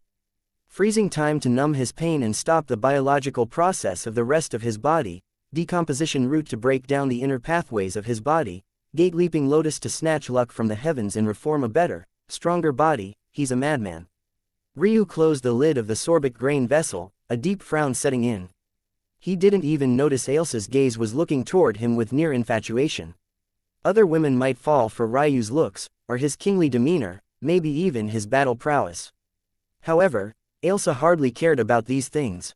Yet, whenever Ryu spoke of herbology, especially when he broke down something so complex that anyone else would have struggled to see through, Ailsa felt her heart leap to her throat. He's not smart enough to think of this, Ryu said after a few moments. This is an application of herbology I've never read about. Ailsa giggled, her eyes still filled with a hazy light. You didn't read about it, but didn't you forge a new path very similar to it? Ryu's gaze flashed. Ailsa was right, his unique corpse refinement method was very similar to this. Except instead of restructuring a living human into a stronger living him, he restructured a living human into an undead, but much stronger, spiritual herb. But you are right, I don't believe this Edwin can think of this on his own. He didn't have an intelligent bone in his body. HMPH. Ailsa pouted, daring to attack my little Ryu. Ryu's eyes widened. An inlaid spatial ring. Ryu had never seen a spiritual ring with two pockets of space before. However, this was the scene his heavenly pupils laid bare before him. He had been certain that Edwin couldn't think of this method himself, but no matter how much he scoured his ring, he couldn't find anything more valuable than the sorbic grain vessel. How could he have expected that there was a secondary pocket of space hidden within the first? Chapter 336, Right to Stay. I've never seen a spatial ring designed in this way. The level of space inheritance needed would have to be at the Dominion realm at a minimum, and that's a conservative estimate. Ailsa quickly agreed. A rare spatial sprite of the Ananas clan might not be able to do this without years of training. Building a space capable of sustaining the opening of another space takes a level of skill beyond normal means. This sort of field of study was incredible in depth. Though Ailsa explained in so few words, the reality was far more complex than this. Normal spatial rings could use the plane it currently exists on as an anchor. However, even they have a lifespan. Over time, the inner space of a spatial ring will inevitably collapse as its ability to connect to a stabilizing plane wanes. For a secondary spatial pocket to exist within a spatial ring, it means that this secondary space is using the primary space as a foundation. This means that that primary space of this ring was so sturdy that it was capable of being used as an anchor all on its own. To put this into perspective, This essentially means that the space of this spatial ring is equally as stable as the pocket of space Ryu found the prayer mat in at a minimum. If Ryu really overestimated it, it was possible for it to be just as stable as a true realm. The more Ryu thought about it, the more he was certain he had vastly underestimated the level of skill it took to forge this seemingly ordinary ring. Ryu had no comprehension of space outside from his limited insights into the warp visualization. He simply couldn't wrap his head around it. How could a human be capable of such a thing? If it wasn't for his mysteries of heaven and earth pupils, he would have had no chance at seeing this hidden pocket. In fact, the truth was that without his rudimentary understanding space thanks to warp, even with his pupils, he would have missed this. Who could create such a spatial ring? And why would it be in Edwin's hands? Ailsa sighed. Everyone in the cultivation world will receive their own fortuitous encounters one way or another. It just seems that Edwin died before he could truly take advantage of his own. Ryu thought for only a moment before attempting to open this secondary pocket of space. As expected, it worked no differently from a normal spatial ring. However, the oddity was in the fact focus chi drained much quicker within the second pocket as though trying to maintain a long-distance connection. What wasn't expected, however, was what was within this secondary pocket. Cosmic chi stones. Ryu's reaction was exceptionally lukewarm. How could he, as the scion of the Tatsuya clan, have not seen cosmic chi stones before? The only issue here was that, once again, Edwin had no business having these chi stones. Of course, there were very few of them, only 11, in fact. However, each one carried strength that could shatter the pedestal plane. Cosmic chi was the highest evolution of chi possible in all of existence. The pedestal plane couldn't even produce such high-level chi, let alone withstand its power. Ryu would have never expected to stumble upon such a thing here. This is quite a good find, little Ryu. 10 cosmic chi stones is just enough for me to draw chi source evolution array. Ryu's brows raised. Such a thing exists. Well, it doesn't exist for normal people. But you forget this big sis of yours is a worshipped princess of the cultist clan. My means are not normal. Ailsa stuck her proud chest out and smiled widely. If she was in her full form, it would have truly been a sight to behold. Though, the return on this array is fairly limited. Chi sources usually takes countless epochs to evolve. In order to speed up the process, there will of course be some sacrifices that need to be made. 10 cosmic chi stones is only enough to raise one of your mortal chi sources to the immortal chi source level. As for raising the other 6 or raising the one to the cosmic chi source level, you can forget it for now. Reaching the cosmic chi source level would take many billions of higher cosmic chi stones, while you only have 10 lower cosmic chi stones. Ryu nodded, expecting about as much. Still, just one immortal chi source was invaluable. One had to remember the chi sources were usually the foundations of massive sects and clans, yet Ryu only needed to satisfy himself. Plus, having an immortal chi source would remove the limiters on his death worm immortal cave. It would be able to unleash its full strength from then on. This is a bit odd, though, Ryu said skeptically. Judging by the level of skill it would take to forge this ring, 11 cosmic chi stones wouldn't be the limit of such a person's wealth. Ryu felt that Edwin running into several lucky encounters was unlikely. The most plausible explanation was that he had one windfall and all of his most valuable possessions were related to it. Ryu found it hard to believe that the individual who left behind these things for Edwin to find only left such a pitiful amount of wealth behind. Compared to Ryu's peak wealth, this amount was simply too lacking. Shaking his head, Ryu stopped speculating. He disliked wasting time on such things when he didn't have enough information. For all he knew, Edwin buried most of his wealth elsewhere, or maybe it was taken before he learned how to protect it. There were too many possibilities. But, what didn't need to be speculated about was right before Ryu in the form of an ancient tome wrapped in a leathery skin. The tome trembled with a fierce ancient aura that made the secondary pocket seem as though it might collapse at any time, but, what was truly sinister was the fact Ryu was certain that this leathery skin was made of humans. Ryu slowly took this tome out, looking at it with an indifferent expression. It felt warm to the touch, as though the humans that made up its cover were still living and breathing even to this very moment. In truth, Ryu wasn't particularly disgusted by such a thing. Though there was an inherent revulsion a human would feel, Ryu found this to be irrational. After the 4th and 5th order, beasts had complex thoughts no different from humans, yet hadn't Ryu been wearing an armor of a 6th order beast just a year ago? Ryu felt that thinking of such things was just another form of hypocrisy, so he didn't bother with such feelings.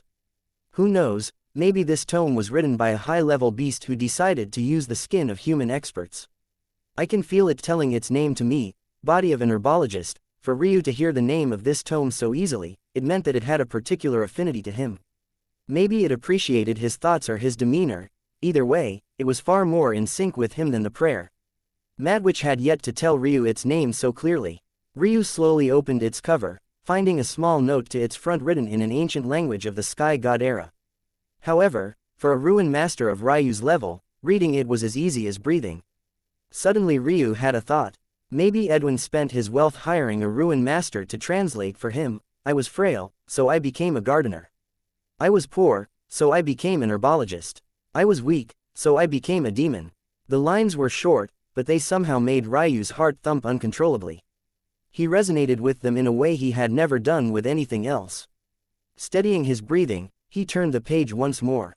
He found on it the very formula Edwin planned to use on himself. Edwin was only 2 ingredients away from succeeding. As it turned out, one of the last of the main ingredients was a crown-grade herb of the earth grade. Ryu ran his hands across the ancient pages, lost in thought. He didn't need this tome. Or, at the very least, he didn't need this particular recipe. His talent was too great and couldn't be molded by these herbs even if he was foolish enough to want to. But the complex theories trapped in this book, before, he was grasping at straws when trying to build up his own corpse refinement method. He only barely managed to do it after sacrificing 2 half-step immortal ring corpses. However, the creator of this body of an herbologist tome spent his life learning how to modify the human body with spiritual herbs. This was no different than providing Ryu a guiding light in the dark. As Ryu flipped through, he quickly came to understand that Edwin had truly been a fool. The first formula was not only the crudest, but it was a purposeful trap laid by its creator in case of finding the wrong successor. To make matters worse, that formula purposely used overly expensive and hard-to-find ingredients as well. What was truly amazing about this tome was how simple and inexpensive its ingenious designs were. In the end, however, it all benefited Ryu. Just as Ryu was about to become engrossed, his gaze swept upward like a hawk. It seems I was right to stay. Chapter 337. Struck down. I'm sorry Mom, little Sefer, it's all my fault. If I had just one, this would have never happened. Gwiat, his mother and his little sister trudged through the forest pathway. This wasn't the first time he had apologized to his mother and sister, but every time he did so he felt his last apology wasn't good enough. Little Gwiat, there's really no need say these things. Mom is just happy you're alive. Gwiat's mother, Gisla Aloes, affectionately caressed her son's messy hair. To make it here, they had entirely relied on the kindness of the apostles. Using teleportation arrays was incredibly expensive, far more expensive than Gwiat and his family could afford, so of course they hadn't paid themselves to come here. The apostles should have also guaranteed a safe return trip. In fact, they did. The issue was that there was simply no one to enforce it. Would Fidroha really care to look back to make sure all of the losers who were of no use to her made it back home safely? Gwiat wasn't naive enough to believe so. As expected, when Gwiat and his family tried to use the teleportation array to return to the outer ring, they were coldly rejected. Of course, the foreman gave them many excuses with a beaming smile on his face, but the 3 of them weren't fools. Even Gwiat's little sister, Sefer, easily saw through it.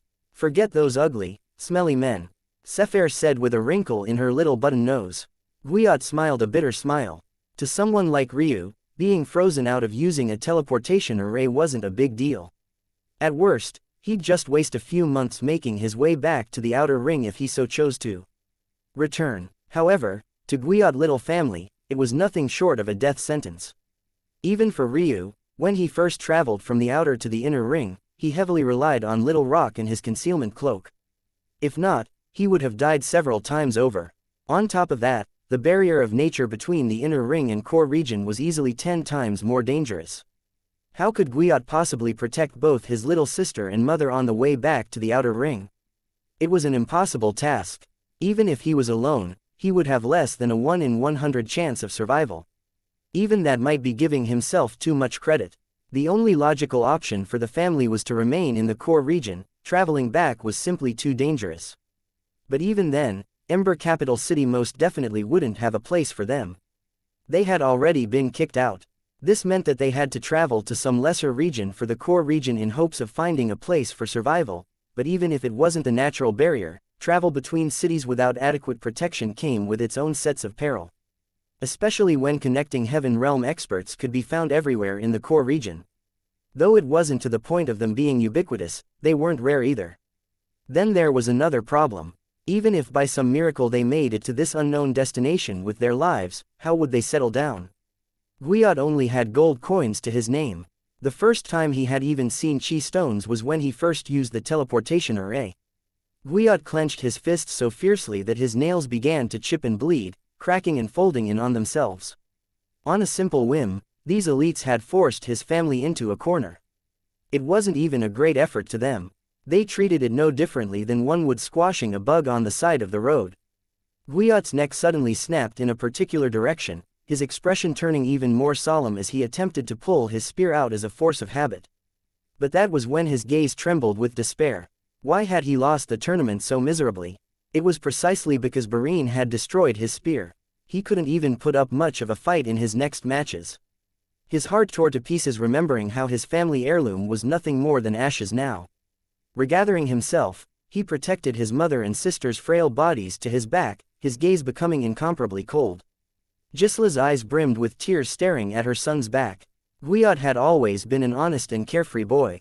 She had never seen him hold such a cold expression, even after her husband died. Sefer gripped the edge of her brother's robes. By now, whoever it was had become so brazen that the rustling leaves and snapping twigs could be heard even by her. Slowly, a few figures left the thick foliage to block all sides of the dirt road.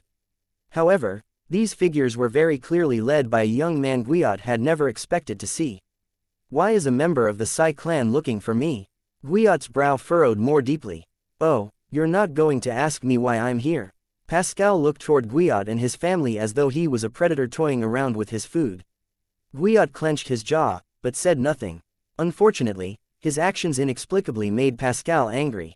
Subdue them, Pascal said with a sneer. The Alchemist Association head would be very disappointed if his pill materials were harmed. Wuxia's eyes widened with rage. You dare? A piercing spear intent wafted from his body, making Pascal's eyes squint with pain. He felt as though dozens of tiny needles were piercing into his pupils. However, he managed to keep his composure, his sneer deepening. Don't worry, I'll only be refining you into a pill. Since when did trash of the outer ring get to enjoy something as valuable as a crown-grade herb? There should still be some medicinal efficacy lingering in your blood and bones, so you'll be of some decent use. As for your mother and sister, their services would be better spent in the local brothel. How could I bear turning such beauties into pills? Anyone who would do such a thing should be struck down by the heavens. Chapter 338. Worthless Wuxia's gaze became so fierce that the blood vessels within his eyes popped one after another. Pascal's sincere consolation made him want to both vomit and skin him at the same time. Over my dead body, he said with a growl. Wuxia's imposing demeanor skyrocketed. In that moment, a barrier before him shattered, causing a dome radiating with beautiful light blue lights to surround both his and his family's bodies. Pascal's eyes widened with shock. Impose barrier. Impossible. Wuxia roared. Before Pascal could react, his fore and middle fingers had pressed together tightly, forming a sharp point that tore across the skies and through Pascal's throat. Pascal's guards were shocked into becoming no different from statues of ice. The change was so sudden that they didn't have time to react. From the very beginning, Pascal had looked down on Wuxia. After all, his cultivation was higher. So, he hadn't treated the situation with any caution and had been less than 2 meters in front of him. At the same time, Pascal's guards knew their young master's strength and hadn't been keen to protect him either. To make matters worse, just a few hours prior, Wuxia had lost to Pascal handily. The first reaction of the guards wasn't to seek revenge for their young master, but, rather, look for a direction to run in. No matter what they did, the Sai clan would no doubt hunt them down. Staying here was not an option. But who knew that at that moment, the sound of clapping would be heard before they could even decide on their next move. A new figure made their presence known. Except this time, it approached from the sky above, clearly even more brazen than Pascal himself. When Wuxia saw who it was, his expression became several times more solemn. I originally wanted to seek revenge on that little bastard by targeting that little whore he took to dinner yesterday. But, who knew that that little bitch would actually qualify and receive the protection of the apostles? What a good show I've stumbled upon, though. It's truly lifted my mood considerably. I'm sure you mean quite a lot to him, right? Plus, I wonder what kind of reward that filthy rich Psy clan will give me for catching the killer of their young master, Guiot's expression changed. I don't know him. He spoke through gritted teeth, his aura incomparably fiery. Ha, who would believe your bullshit? Who feeds a crown-grade herb to a stranger? Do you take me for a fool? Seeing the situation going in this direction, Guiot no longer cared to negotiate with this demon. How could a black-hearted person like you understand actions of kindness? You're no different from a humanoid beast. What did you say to me? The figure's chi-infused roar shook the forest scape, piercing toward Guiot. The later could only watch on, grabbing the arms of his mom and little sister. In that moment, he made the hardest decision he had ever had to make. It was better if he and his family died like this together than for his mother and little sister to live a life of humiliation without him. Gisela looked toward her son with a complicated gaze that soon became gentle. She held onto his hand lightly as though reassuring him that he wasn't to blame. Sefer was too young to truly understand her brother's decision, but she felt an instinctual calm in that moment. She knew that her big brother would only do what was best for her, so she had already resolved to not blame him. The three closed their eyes, accepting their fate together. However, who knew that the expected feeling of death wouldn't come? By the time Guiot gained the confidence to open his eyes once more, he found fluttering white hair and broad back adorned in black standing before him. Host Min, Ryu said with a faint disdain. Not only are you still too noisy, it seems that you're more worthless than even I previously thought. You really survived. Host Min's expression was a sight to behold. Though many had the instinct that Ryu couldn't have died in such a foolish way, there were still others who clung onto a faint hope that this arrogant boy really would. It was no surprise that those like Host Min and the stage judge were among those of such thoughts. Of course, Ryu couldn't be bothered to care about the thoughts of such people. He had stayed in this region for two reasons. Firstly, he wanted to ensure that Melody would pass as he thought she would. Secondly, since he had decided to help Guiot, he would do so to the end. Under normal circumstances, Ryu wouldn't care about Guiot's life and death.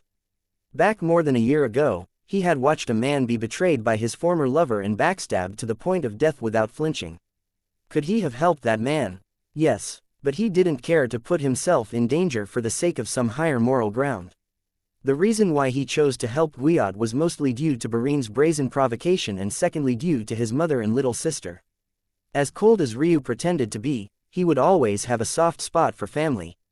The idea of a mother losing her son and a little girl losing her big brother all because some fool who overestimated himself wanted to provoke him filled him with a sense of revulsion. At the same time, though, Ryu was aware that his method of helping Guiot placed a large target on his back. So, he couldn't very well wash his hands clean. Why are you helping me? Guiot's brow furrowed tightly. I don't own anything of value to give you in return. Ryu's only response was his spear. In an instant, his only remaining spear appeared, brandished with a single arm. He sent out a dozen strikes in the blink of an eye. Chapter 339. Bidding Guiot felt as though he was being suffocated by the display alone. Something deep within his soul roared as what was left of Pascal's subordinates died one after another without even the ability to fight back. For a moment, Guiot felt frozen in time. Those strikes, though it was subtle, they were nearly identical to his own. After some silence, Guiot suddenly understood. Without words, Ryu was telling him that he would shoulder the burden of Pascal's death himself. Karma and faith. These were two concepts that held a stranglehold on the martial world and its inhabitants. There were none who understood this more than Ryu himself, who could peer into their secrets as he pleased. He hadn't done this to make Guiot owe him, but had rather done so to protect himself. Guiot may have killed Pascal, but he was only forced to do so due to Ryu's actions. If Ryu had never acted, Guiot would have never become a target to begin with. You should go, Ryu said coldly. Do you best to complete your immortal ring and birth your soul, then maybe you'll be able to protect yourself. Guiot immediately thought that Ryu was telling him to simply break into the immortal ring realm. He could only bitterly smile. It wouldn't be until countless years later that he truly understood these words. Ryu didn't look back to see Guyot's complicated gaze, nor his reluctance as his mother dragged him away. His eyes never left host Min from start to finish. "Not going to use your halberd?" Ailsa asked in a slightly worried tone. The gap between the connecting heaven realm and the immortal ring is massive, and Edwin wasn't as close to that level in strength as we originally thought due to the limitations of his body. Ryu's wrist flexed, sending a strong power rippling through his spear. For a moment, it seemed to lose its metallic properties and become no different from a string, whipping in the air with a savage intent. "I'm feeling confident," Ryu said coolly. Host Min gazed toward Ryu with a frown. The power displayed in Ryu and Edwin's battle didn't particularly faze him, but Ryu had seemingly won that battle too easily. They had seemed evenly matched, until they suddenly weren't. A deep breath swirled into Ryu's lips. His Ice Phoenix martial form reacted violently, instantly calling forth raging winds as his lungs expanded aggressively, pumping his limbs to the brim with oxygen. It felt as though a storm had suddenly formed in the center of this dense forest, but a moment later, it all vanished. Ryu's aura became so subtle and controlled that he almost disappeared from sight entirely. Ryu slowly brought his second hand to his spear.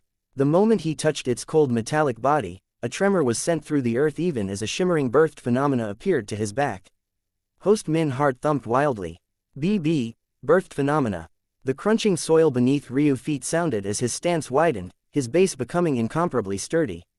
His muscles flexed. For a moment, it seemed that he had grown a level in size. But in the next instant, he vanished. By the time Host Min recollected himself, Ryu's spear point was already approaching his throat. Reacting quickly, Host Min sent out a hurried punch, coating his fists in a strong, impenetrable chi. Unfortunately, Ryu didn't give him the chance to breathe. His aura was completely different than the usual. Host Min simply couldn't understand why Ryu didn't just use a single spear. If he could use a glaive like this and had used just one, Edwin wouldn't have lasted even 5 moves.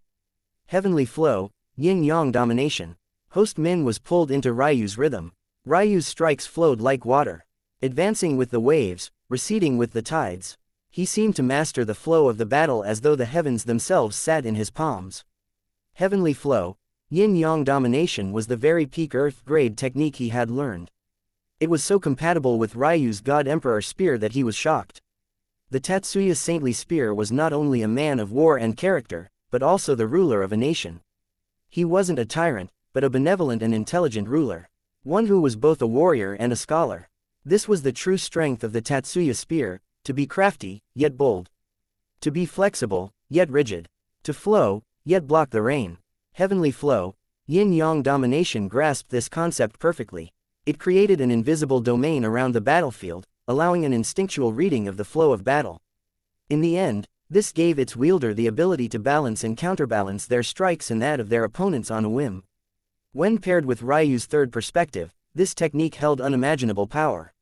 Yet, yin-yang domination was only its weakest form. Suddenly, Ryu's spear stopped, leaving Host Min in a cold sweat. "If this is all the immortal ring realm has, I'll be disappointed. Bring out your true strength. I'll allow you to die without petty grievances." Host Min's visage reddened with rage. He stared toward Ryu so deeply that it seemed he'd bore a hole through him with his gaze. "You'll know soon the kind of mistake you've made." Host Min's body began to emit a pale white light. It pulsed outward from his body, slowly forming a circle to his back. No, it wasn't a circle, it was a ring. In that moment, the chi in the surroundings began to surge toward him, using the pale white ring as a medium. With each passing moment, Host Min seemed to become filled with more and more vigor. Ryu stood in the air silently, watching this process from start to end without interfering. He knew exactly what this was. It was what truly separated the immortal and the mortal. It was what made the gap between the connecting heaven realm and the immortal ring realm so large. The ability to call upon chi to do your bidding. Chapter 340. Open. Your first stage immortal ring is barely over half a meter in diameter. Am I supposed to be afraid? Ryu's cold voice doused Host Min's blooming confidence. In an instant, his smiling features had been painted in red, trembling under his fury. There were many other things Ryu could have said that he didn't. For example, Host Min's immortal ring bordered on illusory and lacked substance.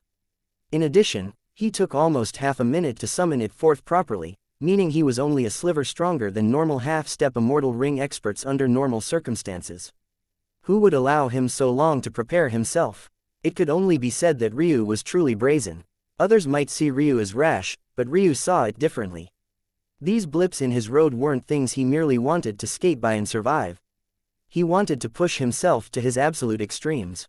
He wouldn't be satisfied with merely defeating Host Min. He wanted to defeat Host Min at his very best. However, Ryu wasn't a fool at the same time. Though he sneered at Host Min's pitifully small immortal ring, he knew well that this infuriating host was at least 10 times more powerful now. As though to respond to these thoughts of his, Host Min's figure distorted. His speed was so fast that he left afterimages in the air, striking out toward Ryu's torso with a burning fury. Ryu reacted quickly. Executing a seamless sidestep, he pierced outward with his spear, relying heavily on heavenly flow to read and react. However, though Ryu succeeded in diverting the blow, his inner organs trembled. His chest convulsed as he uncontrollably coughed up a mouthful of blood. He circulated fragrant breeze, accelerating backward to evade Host Min's pursuit. A flurry of exchanges exploded through the air. Though they were already dozens of miles from Ember City, it would be surprising if this exchange wasn't heard. However, thankfully, Ryu had Ailsa by his side.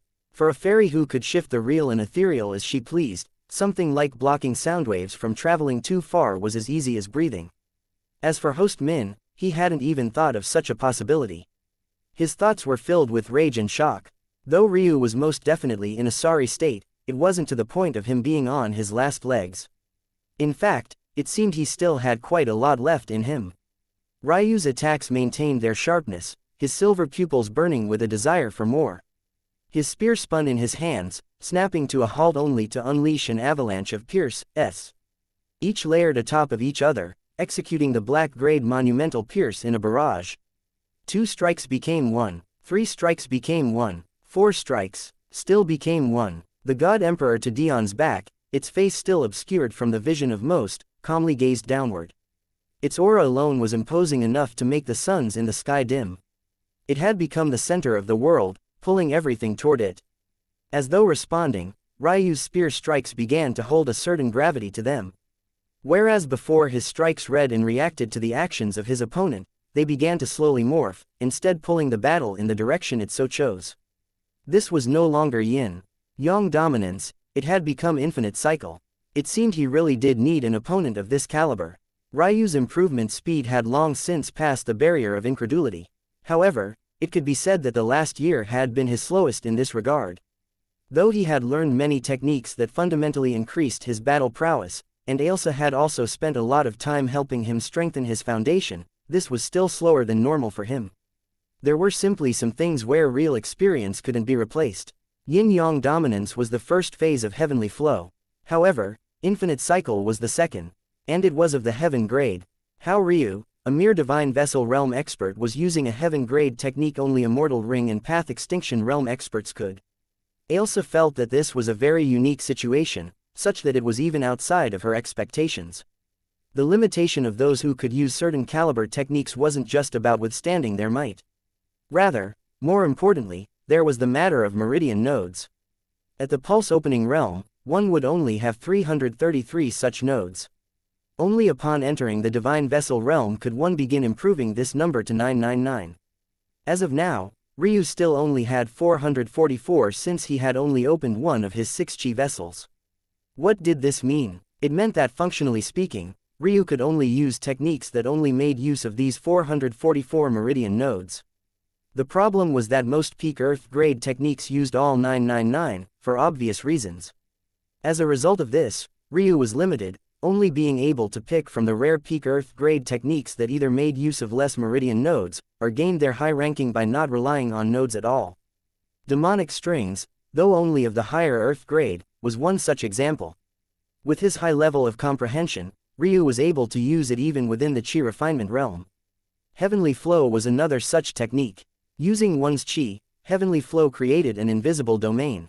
This exponentially increased one's ability to read the flow of battle and react appropriately.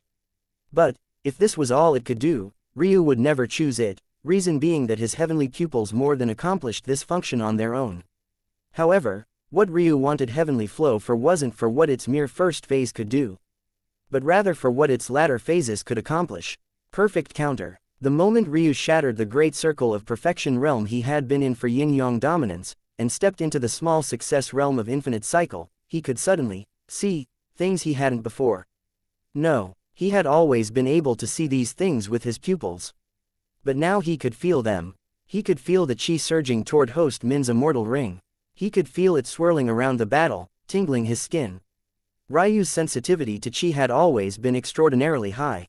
How could it not be, considering the fact he was able to absorb it through his skin? However, this felt different. It felt like his talent before was simply unmolded clay, while Infinite Cycle had become his expert sculptor. Ryu's silver pupils suddenly flashed a blinding light. If it wasn't for Ryu's self-control, he would have gasped in that very moment. Lines of fate drained all the color from the world, turning it into a scape of white and black. However, currently, Ryu felt that the world had become far more beautiful. In empty space, he suddenly saw all sorts of swirling colors. Gorgeous reds, blues, greens. Sometimes they would combine into one, and at others, they would diverge, spreading out to find a new mate to converge with. Ryu innately understood what these swirling colors were. They were chi, ever present, but usually invisible to the eye. Did the mysteries of heaven and earth pupils really have such an ability? Ephemeral tapestry. Ryu's skin began to involuntarily glow. As though on instincts, these swirling colors latched onto him and sunk into his body. The sound of a shattering barrier resounded. Just like that, after a year-long plateau, Ryu's second chi vessel had opened. Chapter 341. Sick. Ryu's aura surged as he firmly entered the peak of the lower divine vessel realm. But even to the end, he didn't quite understand what happened as his battle prowess took another step forward. Still, with thicker chi reserves to pull from, matching Host Min's strikes became a level easier, while the shaking of his organs and the blood flowing from his lips all but ceased entirely. With each passing moment, he grew stronger and stronger as the neutral chi he rapidly absorbed was catalyzed into chaotic chi. Host Min was stunned silent, absorbing chi through the skin. What kind of monster are you? His fists flew forward at a faster rate, but the waves in his heart couldn't be quelled. If he had enough knowledge to know about ancestral grade constitutions, Host Min would immediately know what bone structure Ryu had to cause such a phenomenon. Unfortunately, he didn't. While heavenly pupils were known by all, the specifics of ancestral grade bone structures, bloodlines and meridians were comparatively less well learned. Actually, this truth could be seen for heavenly pupils as well. Though everyone knew the broad abilities like the projection of spatial chi every heavenly pupils had, Ryu's more niche abilities had yet to be seen through. How could the mere elder of a clan of the pedestal plane know the ins and outs of a constitution he would likely never even witness in his lifetime?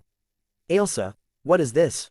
Why do I feel like I can take control of atmospheric chi as though I already have an immortal ring? The truth was that if Ryu acted on his instinct, he could defeat Host Min in a single strike. But, at the same time, he was very worried. He had never taken control of atmospheric chi before. Without an immortal ring to act as a filter and funnel of sorts, the chi he took hold of could very easily go out of control.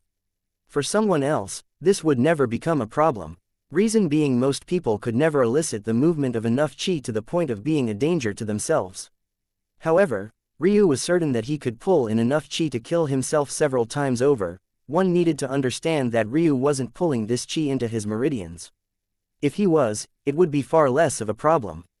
After all, his meridians were nigh indestructible. When one takes control of atmospheric chi, one is supplementing the exterior of their technique.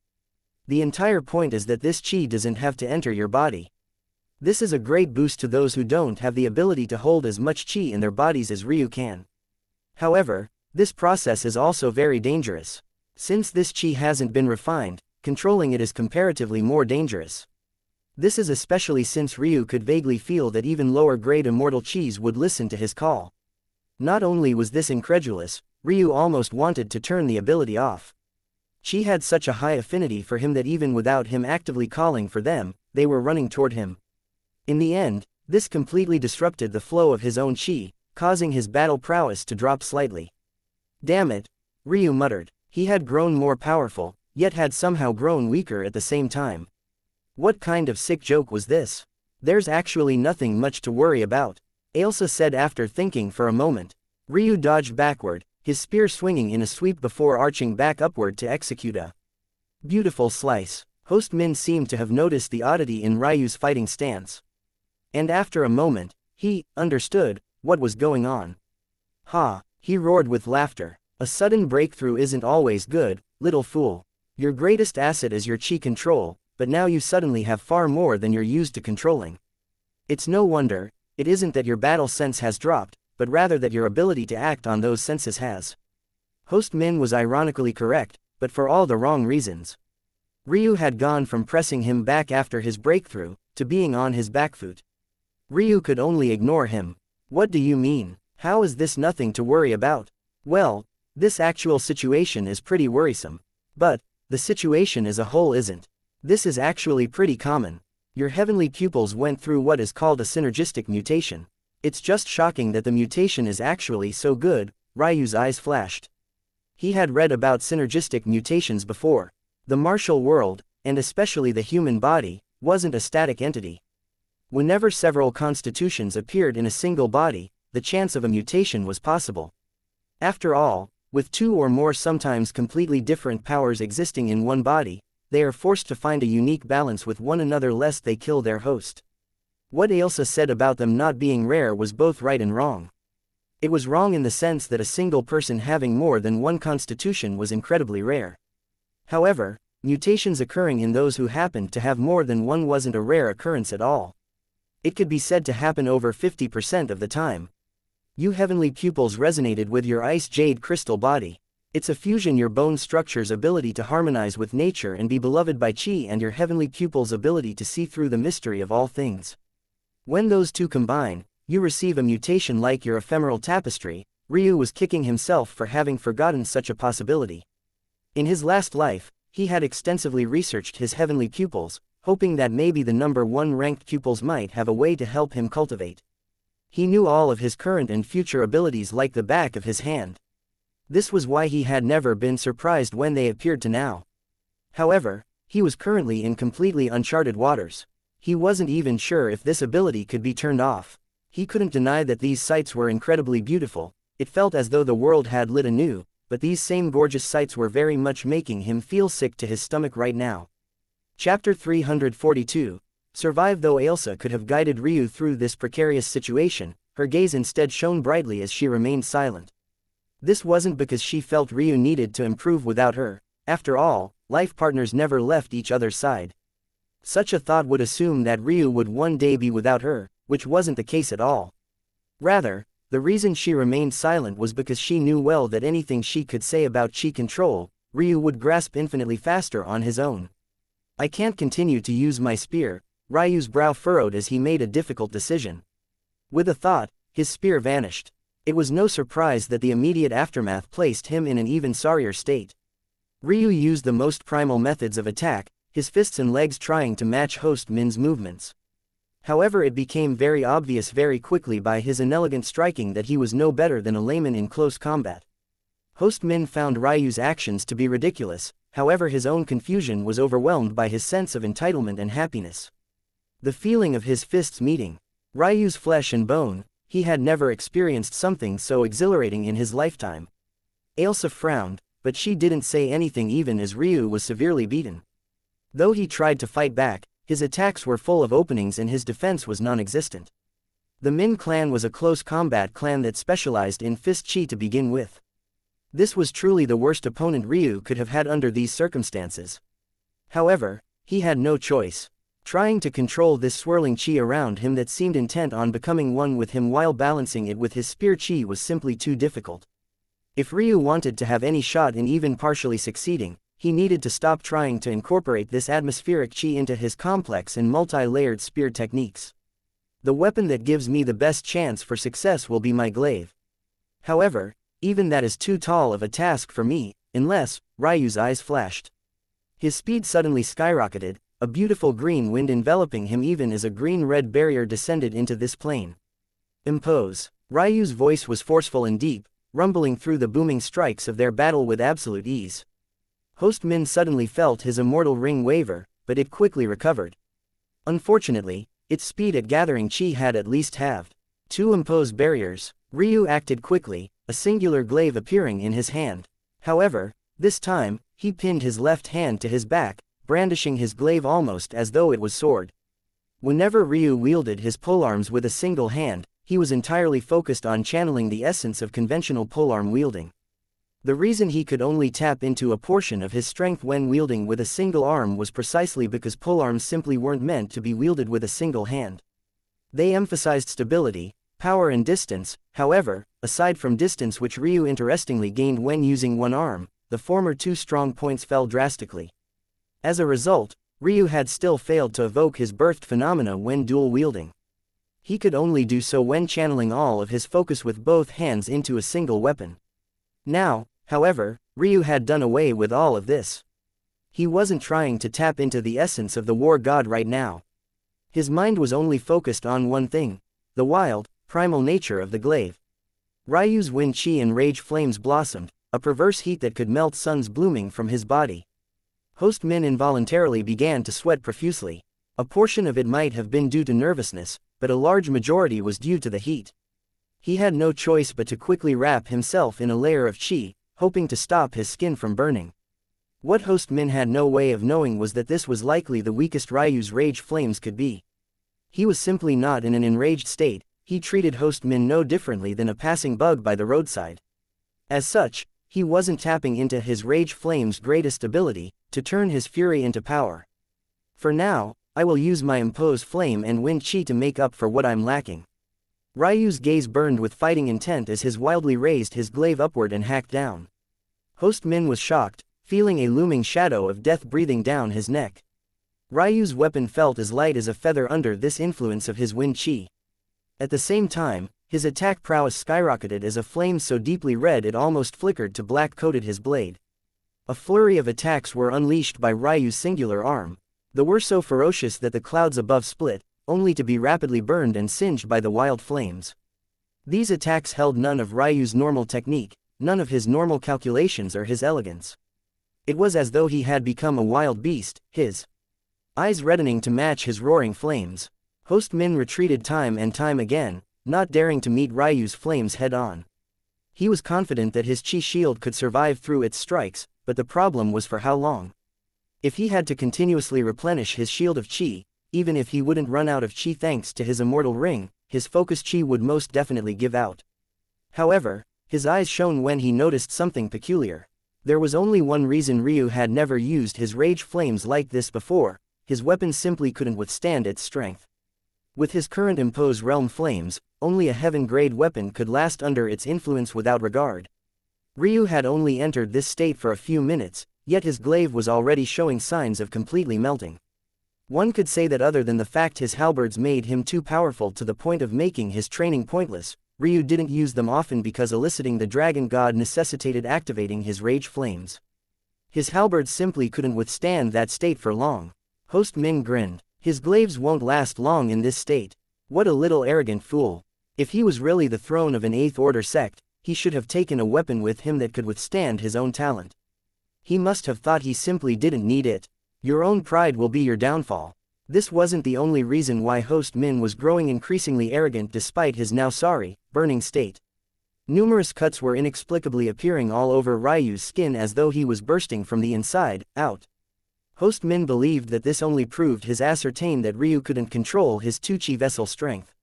However, the truth was that Ryu was continuously trying to rein in the chi that kept swarming to him, only for it to overflow and force him into a state of perpetual backlash. Host Min's sensitivity to chi was so poor that he couldn't even see this truth. Who knows what luck he stumbled into that let him reach the immortal ring realm with such terrible talent.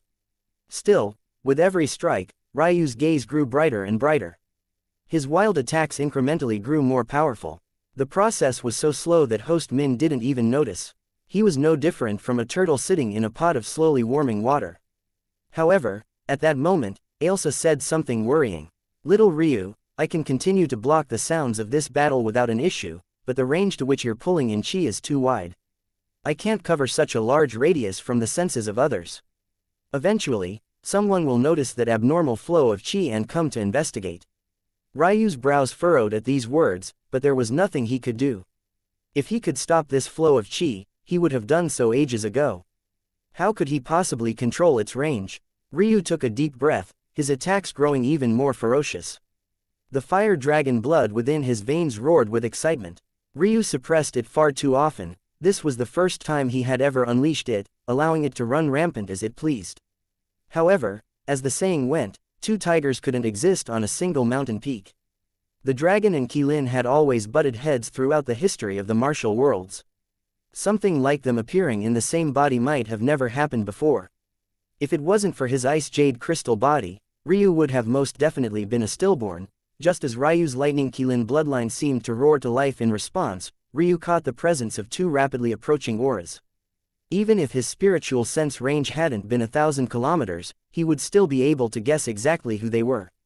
It seemed like the two Zhu clan ancestors hadn't given up on finding him after all. What made them confident enough to disregard the apostles? Ryu didn't know. Host Min was just a fool who couldn't think even one step ahead, so Ryu never questioned his stupid actions. The Zhu ancestors were a completely different matter entirely, though. Ryu wasn't in the least bit surprised that they were the first to notice the odd chi fluctuations. They were mental realm masters for a reason. All that was left was for Ryu to figure out a way to survive this. Chapter 343. Prepared. Ryu suddenly felt a wave of calm overwhelm him. Isn't this exactly what he came here for? This teetering balancing act. To his left was an endless abyss in death. To his right was a light enveloping warmth. He remembered the exhilaration he felt defeating Leopold. Maybe that was the most emotion he had displayed since he regained his memories. Only the moments after losing his grandfather could match. Since they want my life, they can come and get it. Little Ryu, Ailsa began to feel worried. It's fine, Ryu said calmly, the mad swings of his glaive not dulling for even a moment. Ailsa's delicate brow furrowed. It's not going to be remotely the same as fighting this Host Min. His immortal ring is below even the lowest standard. In addition, mental realm masters have an advantage in controlling their immortal rings. Oh, Ryu hadn't known this before. But this only made sense. He knew little about cultivation after the awakening and pulse opening realms thanks to his experiences in his last life. It could be said that he was quite blessed to have run into Ailsa so early on. One's immortal ring is like a new limb. You can even liken it to controlling a corpse puppet. Except when you fail in controlling a corpse puppet, the worst that can happen is it falling awkwardly. Maybe if you're in a battle, you might meet some danger. However, if you fail in controlling your immortal ring, well, look at the state of your body right now. I'm sure you can guess. Ryu's gaze swept over the bloody cracks that ran across his body. Considering he was wearing sixth-order robes weaved by a spiritual seamstress, only a small portion of his skin was exposed as all. Who knew how bad the situation was truly? Seeing that Ryu didn't respond, Ailsa could only sigh. Still, you can't continue like this. Your glaive is in shambles. I didn't plan on interfering too much in this battle of yours and wanted to wait until after to guide you since you already have too much on your plate, but if a challenge is what you want, I'll give it to you. Do you know what the biggest problem you face now is? Ryu pressed Host Min, his wild attacks increasing in frequency. Ryu almost didn't know how to respond for a moment. Wasn't his biggest problem obvious? This chi wouldn't let him off. It kept surging toward him madly and he didn't seem to have the ability to turn it off. He had tried everything, but nothing worked. The worst part was that trying to run away was impossible now. With this surge of chi constantly around him, finding him was too easy. However, Ryu didn't answer with this. He knew that since Ailsa had asked this question, the obvious answer was most definitely incorrect. After a moment, Ryu's gaze sharpened. My weapon. That's right, your weapon. Ailsa smiled. You're battling an immortal ring expert right now. This is an attempt to cross over the mortal realms to challenge the immortal. Your chi was already excessively powerful before, but now it's even more so. On top of that, there's your rage flame. Your strength is too limited by an earth-grade weapon. Ryu smiled bitterly. He obviously knew that immortal ring experts could use heaven-grade weapons, but where was he going to find one? The best treasures on the pedestal plane were capped at the 6th order or the higher and peak earth grades. There was no 7th order or heaven-grade weapons here. Even Ancestor Ember wouldn't have one. Do you think this lovely princess would give you a problem you can't solve? You already have the solution. Your imposed barriers. Ryu's eyes widened. His imposed barriers. Could imposed barriers be used like this? Ryu had assumed that they could only be summoned as domains, but who's to say that the size and shape of this domain couldn't be controlled? Ryu thought back for a moment. Hadn't he learned to apply his Northern Heavenly Wind inheritance to his weapons long ago? In fact, he was subconsciously doing this even now. It didn't add any sharpness to his weapons, but it made them as light as a feather. Since he could do that, why hadn't he thought of taking it a step further? If he applied his rebirth flame-imposed barrier to his glaive, wouldn't that fix his melting weapon problem? Unfortunately, in the next moments, Ryu realized why Ailsa hadn't told him about this earlier. There was only one word to describe it: difficult. Under normal circumstances, Ryu would be able to do it with some time and thought. However, he was already struggling to control this vast influx of chi. How could he have time to learn this all-new skill? Even as he was grappling with this new concept, two figures that had been distant dots even to his spiritual sense tore a blazing path into his line of sight. They couldn't even hide the vicious excitement in their eyes when they laid their gazes upon Ryu. Those devilish silver eyes, that billowing white hair. They looked exactly like the horror legends of the white devils that permeated the mortal planes. It really is him. A murderous glint turned their pupils red. Little Esme was entrusted to us, yet such a thing actually happened. We can only pay with our lives. Is that foolish host? Is he really so powerful that he can battle an immortal ring expert? Doubt flooded the pair, but the murderous intent didn't diminish. Host Min was the very last to notice the sudden change to the battlefield. However, when he realized that these were enemies of Ryu, how could he not be elated? Ryu didn't have time to care for his sneers. He tightened every nerve in his body, prepared for a fight of a lifetime. Middle Immortal Ring Realm, Peak Immortal Ring Realm, Chapter 344. Cold Ryu sent a glance toward the two Zhu clan ancestors before directly ignoring them. His actions truly had a way of infuriating everyone around him. Not only were the Zhu ancestors enraged, but even Host Min, who was looking forward to Ryu's look of despair, felt completely stifled. Yasuo, what do you think? Yasuo Zhu was the name of the Peak Immortal Ring Zhu ancestor. Though the two traveled together, there was a clear difference in status between them. Kiyoshi, the weaker Zhu, could only look toward him to dictate their actions. Yasuo and Kiyoshi hovered just a kilometer from Ryu and Host Min's battle. Such a distance was akin to a single step for them, but it was still far enough away that they didn't impede the flow of the battle. They clearly sought to quietly pressure Ryu from a distance. Kiyoshi, aren't our deaths already guaranteed? What is it that we can do? Little Esme was not only a great talent, but she's elder brother's beloved daughter. If it wasn't to fix that abrasive personality of hers, she would have never been sent out to struggle with the rest of us at all. Our only choice is to atone for this with our lives. This was the bitter reality of the martial world. It was neither Yasuo or Kiyoshi's fault for Esme's death. They had been tens of thousands of miles away at the time. However, it just didn't matter. Then, we can only go all out. One would never imagine that this was a conversation two immortal ring experts would have about a divine vessel realm expert. Though Ryu was calm on the surface, the moment he saw the duo surge forward to join the battle, he knew he couldn't meet them head-on. Host Min was nothing more than a joke. He would crumble before another immortal ring expert. However, the Zhu ancestors were definitely far above his level. Even if they were the same cultivation realm as him, they could crush Host Min, let alone the fact they were levels above. Little Rock, a majestic silver-plated bird, appeared below Ryu. Don't even think of running. Run. Ryu would have sneered at Host Min's words if it wasn't for the situation. Immortal Sakura. In an instant, even as Little Rock was enveloped by a green glow, the skies became a beautiful winter wonderland. A gorgeous immortal sakura with a canopy that stretched just over 100 meters appeared around Ryu. Its delicate bark was covered in sparkling ice crystals, washing the domain over with a cold breeze that made Ryu feel comfort to the depths of his soul. Freeze. Ryu's gaze brightened as a transparent blue flame set his immortal sakura ablaze. The dichotomy of solid ice crystals and glittering blue flames captured the heart. However, no matter how beautiful these flames were, Host Min and the two Zhu ancestors felt as though they had been dropped into a pit of ice water. They were chilled to the core, their skin becoming filled with goosebumps in the blink of an eye. Ryu pushed his defenses to the upper limit, pressing forward in an attempt to take Host Min's life before the two Zhu ancestors reached his side. Little Rock, understanding Ryu's intentions, Little Rock flapped his gorgeous wings. His speed was so quick that he seemed to teleport through the skies, closing the distance on Host Min's retreating figure in a flash. The things Ryu learned during his year of training were numerous, but he had only learned one beast taming technique, heart-linked as one. This technique was one countless beast tamers would cause a bloody war over. Yet, very few could get their hands on it. That said, as a clan of mental realm masters, the Zhu clan had many beast tamers in their long lineage. How could such a prestigious clan not have such a technique? Hard-linked as one allowed a beast tamer and a beast to share their skills with one another. Currently, Ryu had only mastered the lowest tier of this technique since he hadn't spent much time on it.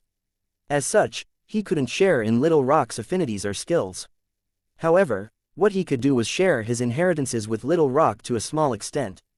As a result, Ryu no longer had to actively cover Little Rock with his wind inheritance as he had done in the past. Their connection was much deeper. Rather than Ryu doing all of the work, Little Rock and he shared the burden as one. It was thanks to Ryu sharing his Rebirth Flames ability with Little Rock that they were able to escape Ancestor Ember. Unfortunately, Hard-linked as one didn't allow the sharing of bloodline talents no matter how high the level of mastery. But Ryu was confident enough in his own talent to not need such a thing. He had learned the technique purely to share his strength with his partners.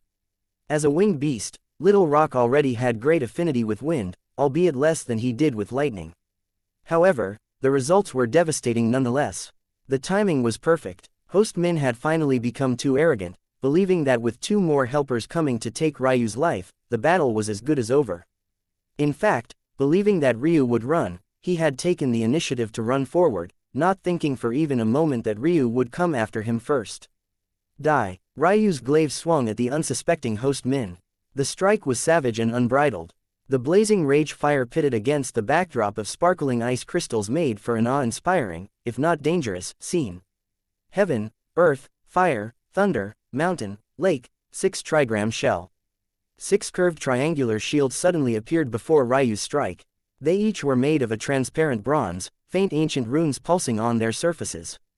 Chanting, Ryu's brow furrowed, a reverberating impact sending a mighty shockwave through his arm.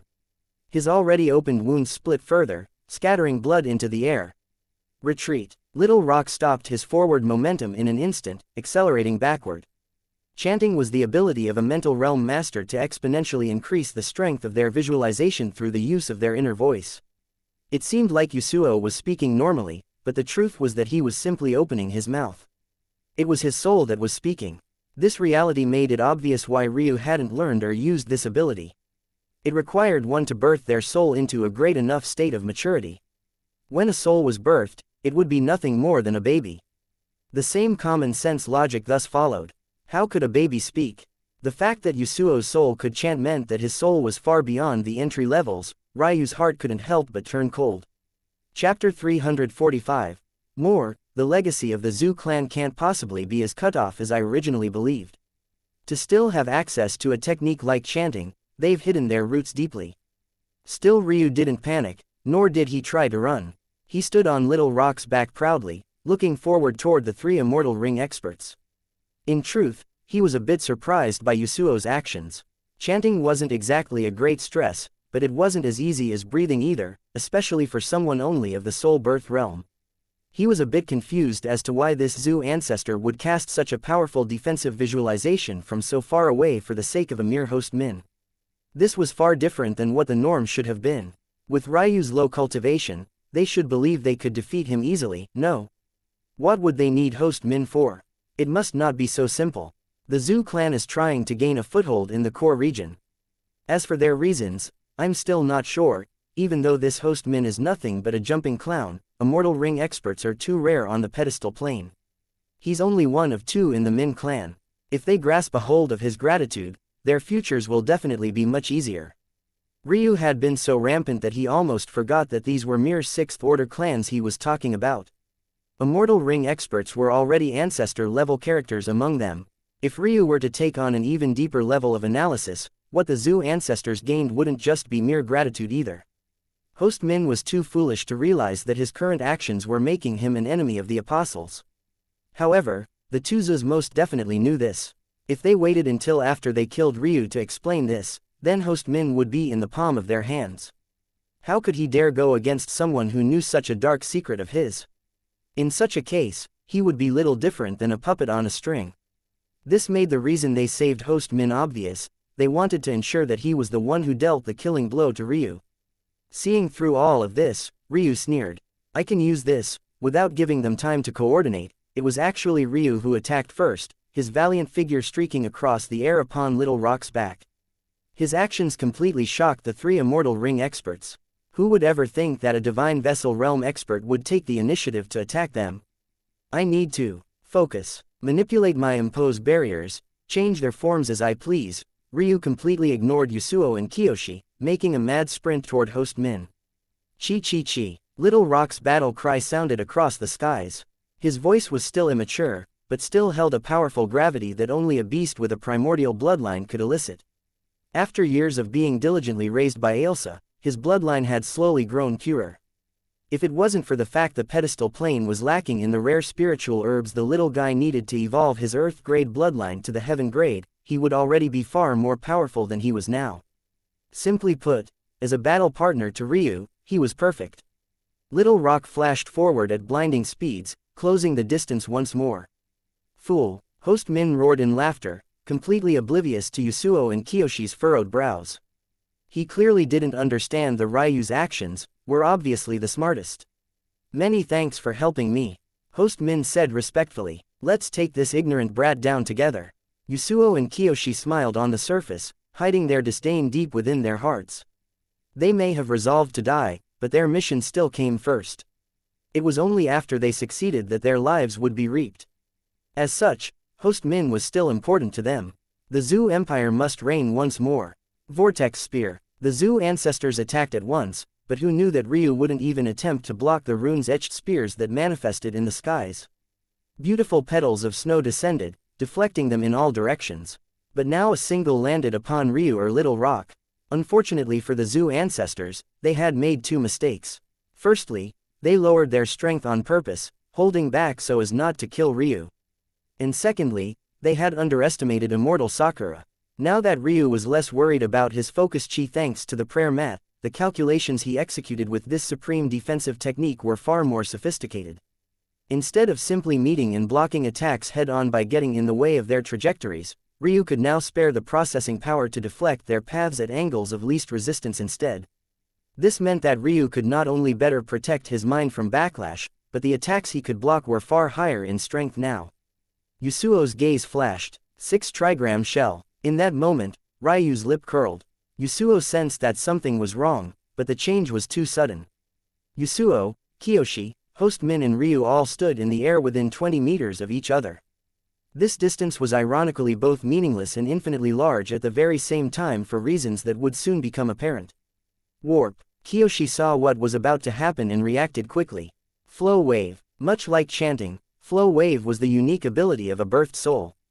However, instead of amplifying visualizations, it had the opposite effect, interrupting them. Unfortunately for Kiyoshi, Ryu had the origin flame. His visualizations were flawless every time. Interrupting him was simply impossible. Ryu vanished from Little Rock's back, appearing behind Kiyoshi in an instant. I've been a fool, Ryu thought to himself. I've been struggling with trying to manipulate my rebirth flame-imposed barrier, but do I not have the King of Flames by my side? If the origin flame wants the rebirth flame to heed a command, it does so. Ryu's gaze focused entirely on Kiyoshi's back. A mental realm master's weakness was always obvious, their body. After letting him get so close, Ryu didn't care if Kiyoshi was even 10 times more powerful. Ryu's aura surged. His rage flame-imposed barrier breathed like a living being, its outer shell marked with the scales of a dragon that rippled rhythmically. In that moment, Ryu tapped into his origin flame, grasping control of the rage flame's core and bending it to his will. The sound of a shattering barrier resounded. Ryu's glaive pierced Kiyoshi's back, exiting through his heart and chest in a single instant. Even his own eyes widened at the ease of it all. All he could hear was Ailsa's gentle, bell-like giggle over his shoulder. I may have forgotten to mention that manipulating the shape of one's imposed barrier is the key to transcending the imposed realm and entering the ruler realm, oopsie. Ailsa's innocent laughs played as a backdrop to an Immortal Ring expert burning to ash without so much as a cry of pain. Unfortunately for Ryu, entering the ruler realm was both exactly what he needed and didn't need right now. Kiyoshi's death was good, but what was he supposed to do now that even more chi was surging toward him thanks to essence descending from the heavens? Chapter 346. Proud Ryu didn't have much time to lament his problems. In order to kill Kiyoshi, he had essentially placed himself less than a meter from Yasuo. Having calculated this already, Ryu coordinated with Little Rock artfully. The silver-feathered lightning hawk flapped its wings, explosively moving backward. The torrent of air caused by its wide wings swept across the battlefield with the momentum of hurricane-force winds. Ryu's body became no different from a feather fluttering in the skies, circulating fragrant breeze to launch his body in a beautiful arc. By the time Yasuo reacted, Ryu was already over 50 meters away. Kiyoshi. Yasuo's mournful roar caused even host Min to cower, his inner ear bursting into a rain of blood. Yasuo knew that he could have stopped this from happening. If only he had been just a little more careful, just a little more prudent. He had completely underestimated Ryu. As a mental realm master of the soul birth realm, he could cast multiple visualizations at once. Just because he was visualizing 6 trigram shell didn't mean he couldn't have cast another. But, when he noticed Kiyoshi casting Flow Wave, he hadn't bothered. The two had worked together for many years, they battled as one about as well as one could hope for. So, Yasuo had a deep trust in Kiyoshi and his abilities. Never did he think that Flow Wave would actually fail, so he had been preparing an attacking visualization for the moment Ryu faced the backlash of his interrupted cast. Unfortunately, reality was cruel. Kiyoshi failed to interrupt Ryu, and the attack he had been preparing completely missed its mark due to the fact that Ryu was no longer where he thought he'd be. To make matters worse, Little Rock had already prepared to retreat, so the hidden attack missed him as well. Ryu grit his teeth as essence stormed into his body. There was yet another problem he hadn't considered. Essence and his chaotic chi were existences on the same level. However, they were equal and opposite. Ryu had never experienced pain accepting Essence's baptism, until now. Ailsa's jaw set. I'm definitely correct, I've done all of the calculations. The essence called down by breaking into the ruler realm is more powerful than the chaotic chi little Ryu has right now, making it harder to balance. However, his ice jade crystal body has evolved to the immortal realms thanks to the absorbing the realm heart. Ailsa would never recklessly play with Ryu's life. She knew long ago that Ryu could rely on the origin flame to enter the ruler realm, but hadn't allowed him to do so precisely because of the chaotic chi variable. She still wasn't absolutely certain how his body would react to having both chis appear at once. As such, over the last year, she had been diligently calculating and recalculating everything. After accounting for everything, she believed that Ryu could handle it. Ryu's skin began to glow a bright light. No, it wasn't his skin, it was his bones. Like a crystalline sculpture carved of ice, his bones radiated with pure majesty. Ryu knew that his ice jade crystal body would only truly begin to display its strength once he entered the immortal realms. After gaining an immortal body, he had been preparing for its changes, but nothing came immediately. Yet, suddenly, today, he underwent 2 massive changes at once. First, it catalyzed the mutation in his heavenly pupils, creating ephemeral tapestry. And now, it was grabbing a hold of Ryu's essence and evolving itself. The essence Ryu was calling down was simply too powerful. Having only opened one body vessel, his strength was capped at 50 million jin.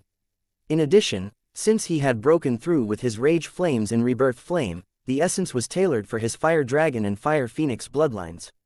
Ryu had calculated the limits long before. His fire dragon bloodline had 17 million jin of strength to provide for the first body vessel, while his fire phoenix bloodline had 8 million. This was enough added strength to put him on par with any lower immortal ring expert. The trouble was that this essence had far more energy to provide than just this. But who knew that his ice jade crystal body would swallow it all? Suddenly, what Ryu felt was a disaster took a complete turn. As his ice jade crystal body greedily swallowed essence, its 4 facets of strength improved by leaps and bounds: friend of beasts, healing, godly chi, cultivation talent, and absolute balance. The wounds of Ryu's body rapidly closed. At the same time, the chi he had found nearly impossible to control just a moment ago suddenly became docile little children, bouncing around him as though waiting for his approval. In a flash, the war going on his body completely subsided.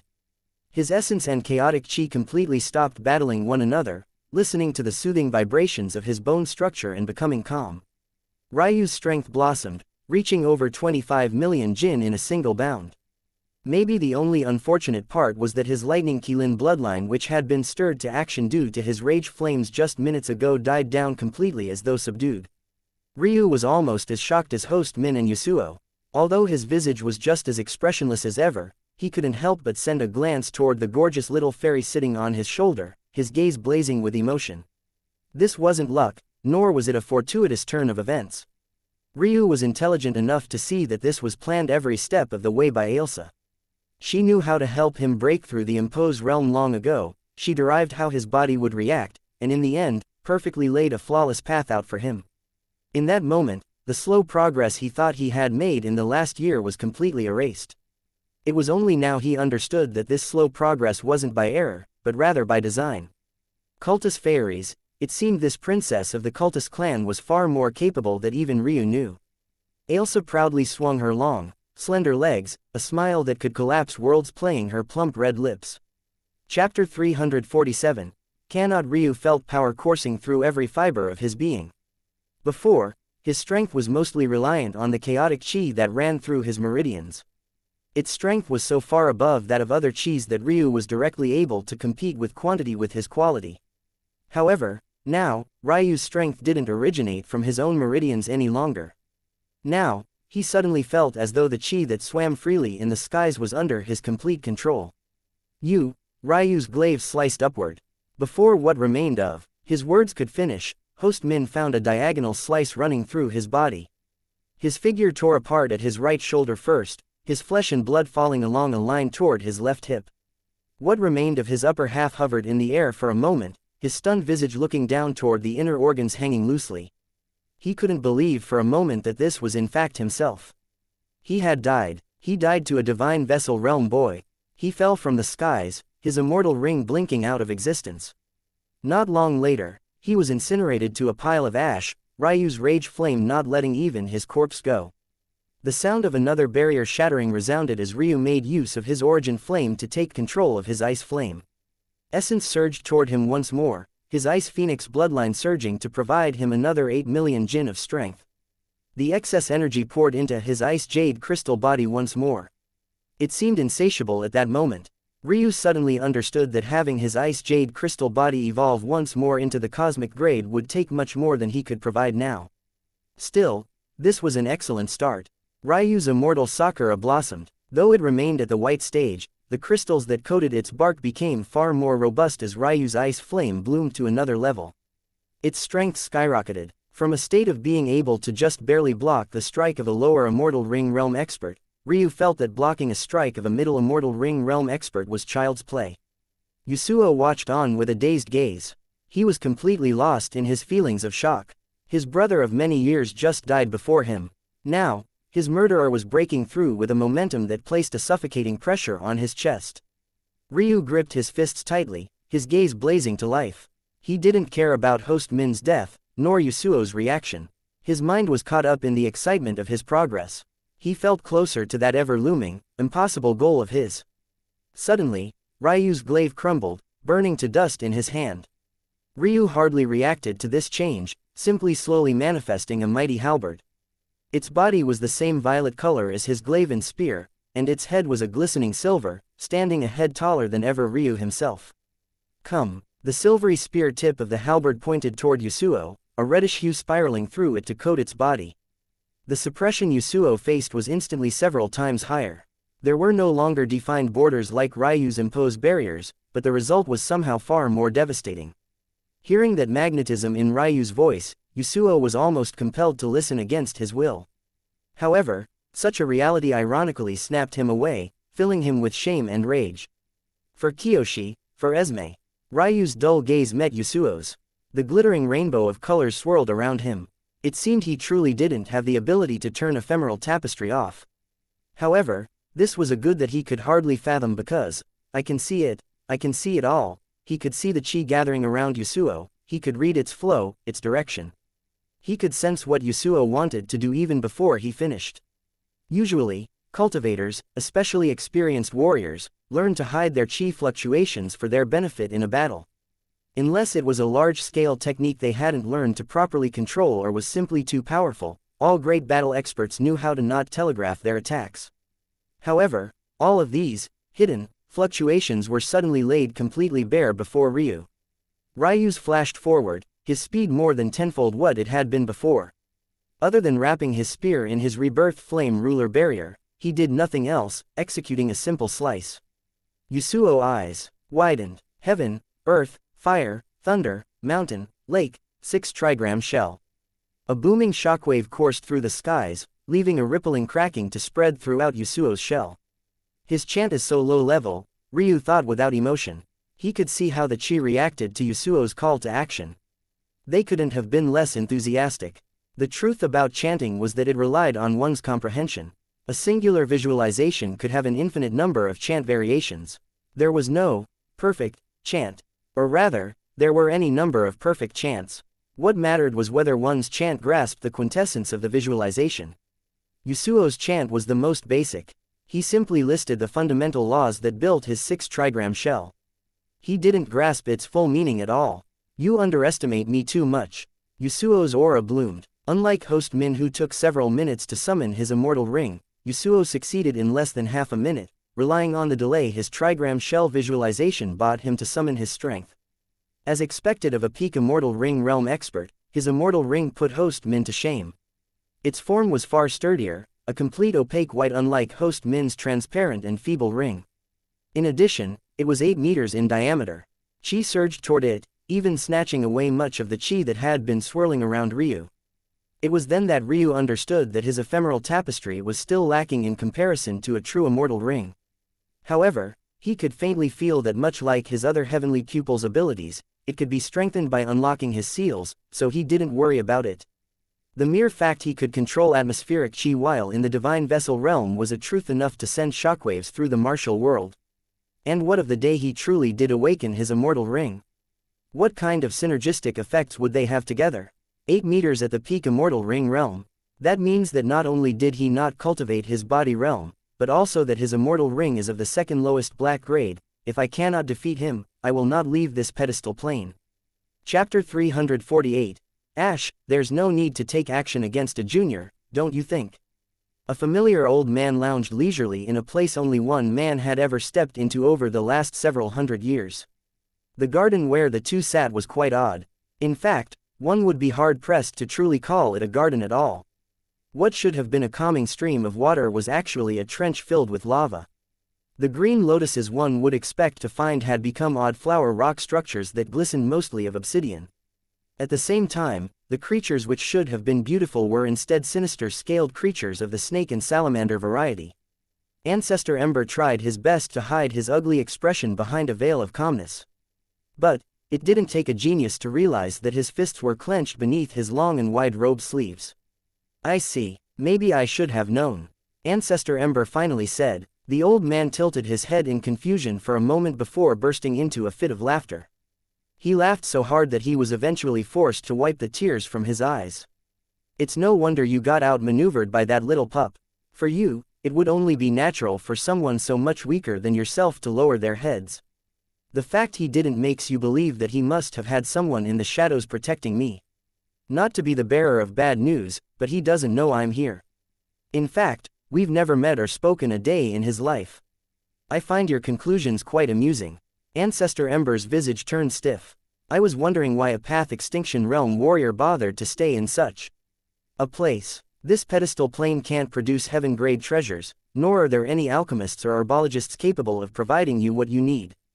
To make matters worse, the strongest beasts are only of the 7th order and aren't worthy of taking even a single strike from you. Anyone with any sort of backbone would have long since ascended to the Blossom Plane to seek a new challenge, yet you actually hold yourself up here, playing king in a sandbox. I almost feel bad for you. The old man stood from his lounging area. He wasn't particularly worried about Ancestor Ember taking action now. Such a coward would never take risks knowing he was here. With a flash, he disappeared. Ancestor Ember sat with his entire body trembling in rage. Such a scene went on for hours before he finally slowly calmed himself, his fists unclenching. Come out, he suddenly said. In that moment, a tall, slender beauty suddenly made herself known. She had a shapely, willowy waist. Her hips and buttocks stretched against the fabrics of her black dress, bouncing ever so slightly with her elegant gait. Her face was veiled, but she still revealed 2 delicate brows and shimmering violet irises as deep as the night sky. Even without seeing her face, one would be enraptured without a chance. Such a beauty shouldn't appear in the world of mortals. She didn't say anything for a moment before she suddenly giggled lightly. It was a captivating sound that could slow a man's heartbeat to a crawl. The reason I'm in such a state is due to your Night Terror sect, yet you dare come here to laugh. There are few things I don't dare to do. The woman's light laughter suddenly shifted with an imposing tone. It was difficult to tell which was the real her.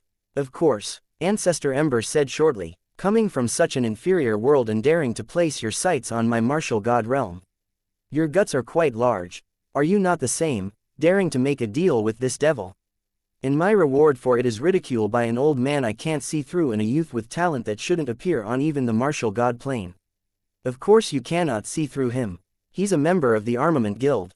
He could destroy your little Ember clan with the wave of a hand. Ancestor Ember's expression stiffened. Clearly this was news to him. Thankfully he hadn't attempted to attack, or else the ending would have been quite tragic.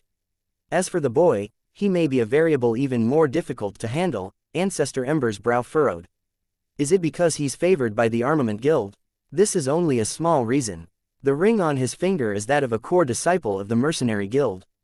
This also doesn't conflict with his identity as the throne of a peak 8th Order sect either, though that is ironically his weakest identity. What aren't you telling me? The beauty's black veil shifted slightly. Considering the slight wrinkling at the corners of her eyes, it was obvious that she was smiling.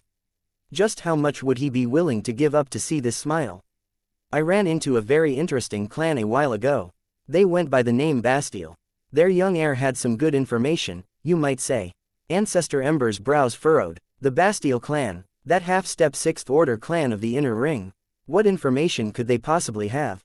It seems that the boy went by Ryu when he entered Loom City, even taking on the ridicule of being called a no-name. What a heavy burden for a youth. The beauty sighed. What resiliency too. He must have learned his lesson after the first time. It's unfortunate that a released fragrance can't easily be recaptured. What are you trying to say? Stop being so mysterious. It's nothing much, the beauty said lightly. Just that this young man isn't nameless. His family name is Tatsuya. Boom. Violent cracks spread beneath the meditation platform Ancestor Ember sat upon, crumbling much of his lava garden to dust. What did you just say? Just the name alone made him feel difficulty breathing. He felt for a moment that even if he called his flames to action, they wouldn't obey in respect of this very name. Just what was this Tatsuya clan? How could their faith be so strong to the point of suppressing him at their mere mention? These are things you do not need to know. The beauty said lightly. I've already wiped that Bastille boy's memory. He won't be telling anyone else this little secret. There'll be a time when I reclaim this debt from our little Tatsuya too. Stop. Stop saying that name. Ancestor Ember felt a crushing weight on his heart. Just what kind of existence was this boy? Who had he offended? A cold sweat matted his back as he suddenly had trouble breathing. The beauty snorted with disdain. You're in the path extinction realm yet you can't handle the suppression of a clan name. Yu Dao is too weak. Turning, the beauty slowly turned to leave. Before she disappeared, her steps paused for a moment. My moon world is in endless turmoil right now, but so is this, martial god, realm. Not everything is as peaceful as it seems on the surface. The shrines, there's no use in telling you such things, you have no ability to understand my words. The short of it is that order breeds chaos and chaos breeds order. Within this turmoil, there'll eventually be a winner, and I plan it to be me. No one can stop me. Not the martial gods and not the dregs of the Tatsuya clan. Play your role well and you'll be rewarded appropriately. Within the next century, I want this entire plane under the control of the Ember clan, or else of what use are you to me? With that, she vanished. Hundreds of miles away, a bloody halberd fell for the last time, reaping the life of peak immortal ring realm expert. The young man who stood above his falling body only coldly looked on, not feeling a sense of accomplishment in the slightest. In the end, he sent out his corpse puppet, devouring what was left of the peak immortal ring expert to ash. Chapter 349. Worth Ryu's appearance was far less elegant than it had been just hours ago. Aside from the fact he was beaten and bloodied in several places, his gaze was dull due to an overdrafting of his spiritual chi. It really felt that he might collapse at any moment. She didn't break through even after absorbing a peak immortal ring realm expert. Ryu's brows furrowed. He had been hoping that Esme would experience a breakthrough. But somehow, she failed. If it wasn't due to the fact he simply didn't have the energy to complain any longer, he would definitely be far more disappointed. It only makes sense, Ailsa said lightly. You modeled Esme to gain strength from blood. That's inherently a body realm facet ability. Mental realm masters have weak bodies in comparison to their chi and body-centric counterparts. This was a predictable outcome. Ryu weakly landed on Little Rock's back. After defeating Kiyoshi, he hadn't participated in the remainder of the battle, so he was far healthier than Ryu was currently. I guess I just have to accept it, then. This isn't necessarily a bad thing either, little Ryu. Ailsa said. Host Min and this Zoo ancestor could be considered to be the weakest among Immortal Ring realm experts. The difference is quite large. Even if you defeated this man, you may not necessarily defeat that apostle beauty. From the very beginning, the gap between the connecting Heaven realm and the Immortal Ring realm was vast. This was for two reasons. Firstly, this was the barrier between the mortal realms and the immortal realms.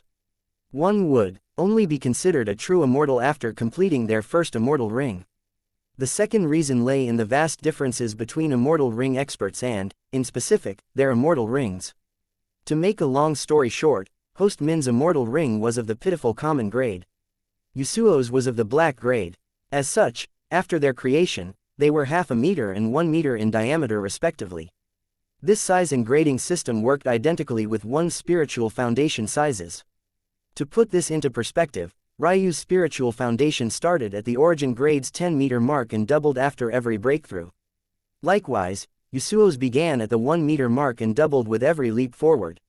There was a more complex underlying mechanism to this that was related. Immortal Ring cores formed by pulses in vessels opening in the pulse opening, pulse tempering, divine vessel, and vessel tempering realm, but this was something Ryu wouldn't put his attention toward until he began forming his first Immortal Ring.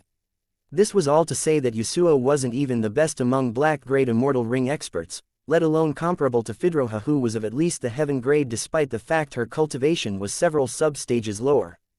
This was just the reality of talent disparity. In the same way there's a large difference between human cultivators, it's likewise for beasts and even your corpse puppet, Esme. The harder it is for her to shed her mortal blockers, the more powerful she will be as a 7th-order puppet. Ryu nodded before sneering. Then there's no need to stay here anymore. I'm only surprised that the Ember clan never appeared. It must be tough for that Fuoko character to keep my heavenly pupils a secret unto himself. Ryu had not a single clue that the Bastille clan wasn't the only informant the black lace-veiled beauty had. You're really going to let him go? I told you that I would make him beg for my help. If you were going to make him beg, then why did you preemptively stop that ancestor Ember clown from attacking? No matter how much of a genius he is, crossing 3 large realms to battle is impossible. Just look at how much he struggled against a fool with a black-grade ring. He would have definitely asked you for help then. That's only because his weapons are too lacking. I'd like to see you go back to the Divine Vessel realm and battle someone with even a common grade ring. Look at you, already defending him as though he's your son and not me. If you weren't such a good-for-nothing, I wouldn't have to look for a new son like this. Drunkard. The father and son quarreled and bashed heads for several moments before finally calming down. But he doesn't seem to be headed to the Blossom Plain like you thought, old man.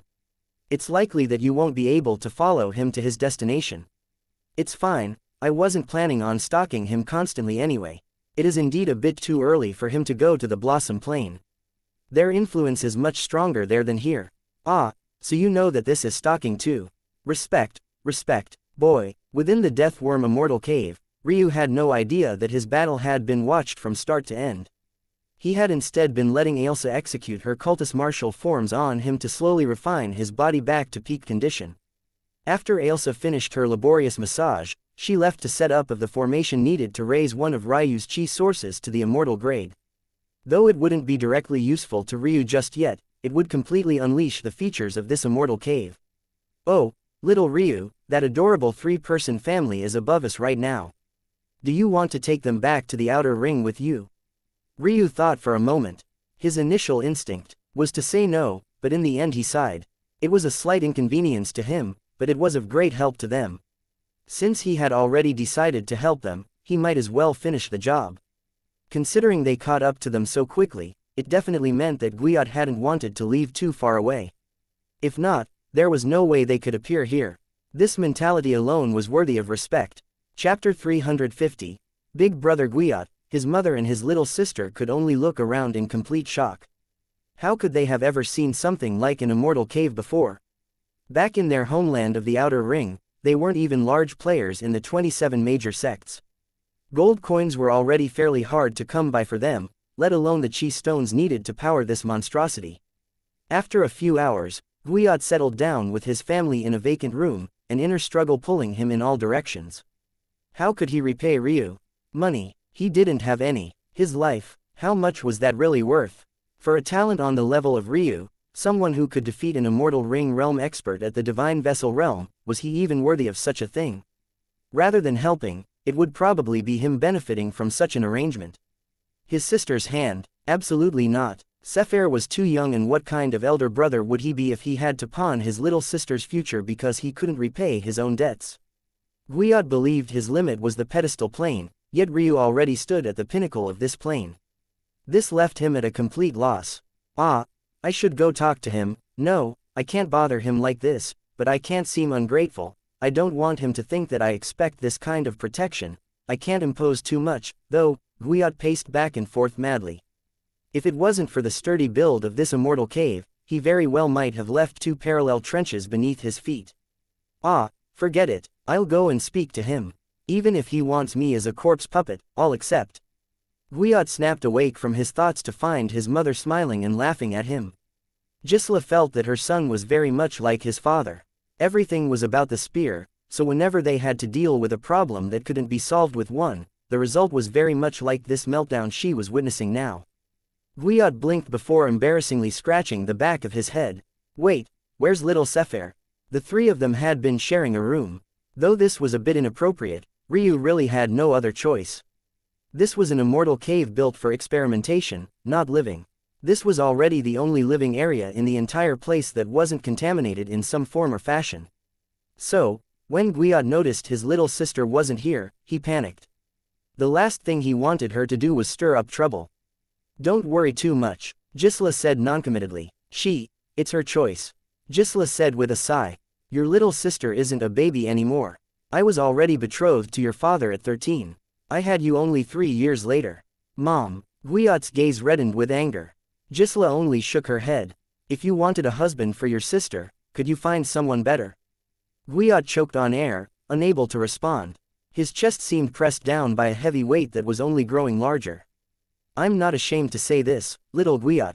If he would have accepted me, I would have betrayed your father in this way, on this day. I may have forever been branded as a whore by our ancestors, but I would have still protected my daughter. Gisela's voice faltered and cracked, causing Guiyot to enter a tailspin. Just what had happened in the last few hours. After pressing his mother for several minutes, he finally gained a grasp of the situation. He had been so lost in his own world trying to figure out how to repay Ryu that he had actually let his mother and sister suffer so terribly. Just a few hours ago, his mother left this room to see Ryu, planning to repay her with the only thing she had. Unfortunately, she was coldly rejected by Ryu with curt, emotionless words. What she could have never expected was that little Sefer had followed her, sensing that something was wrong, and overheard their conversation. The tears she held back before came spilling out uncontrollably as Gisela explained Sefer's resolve.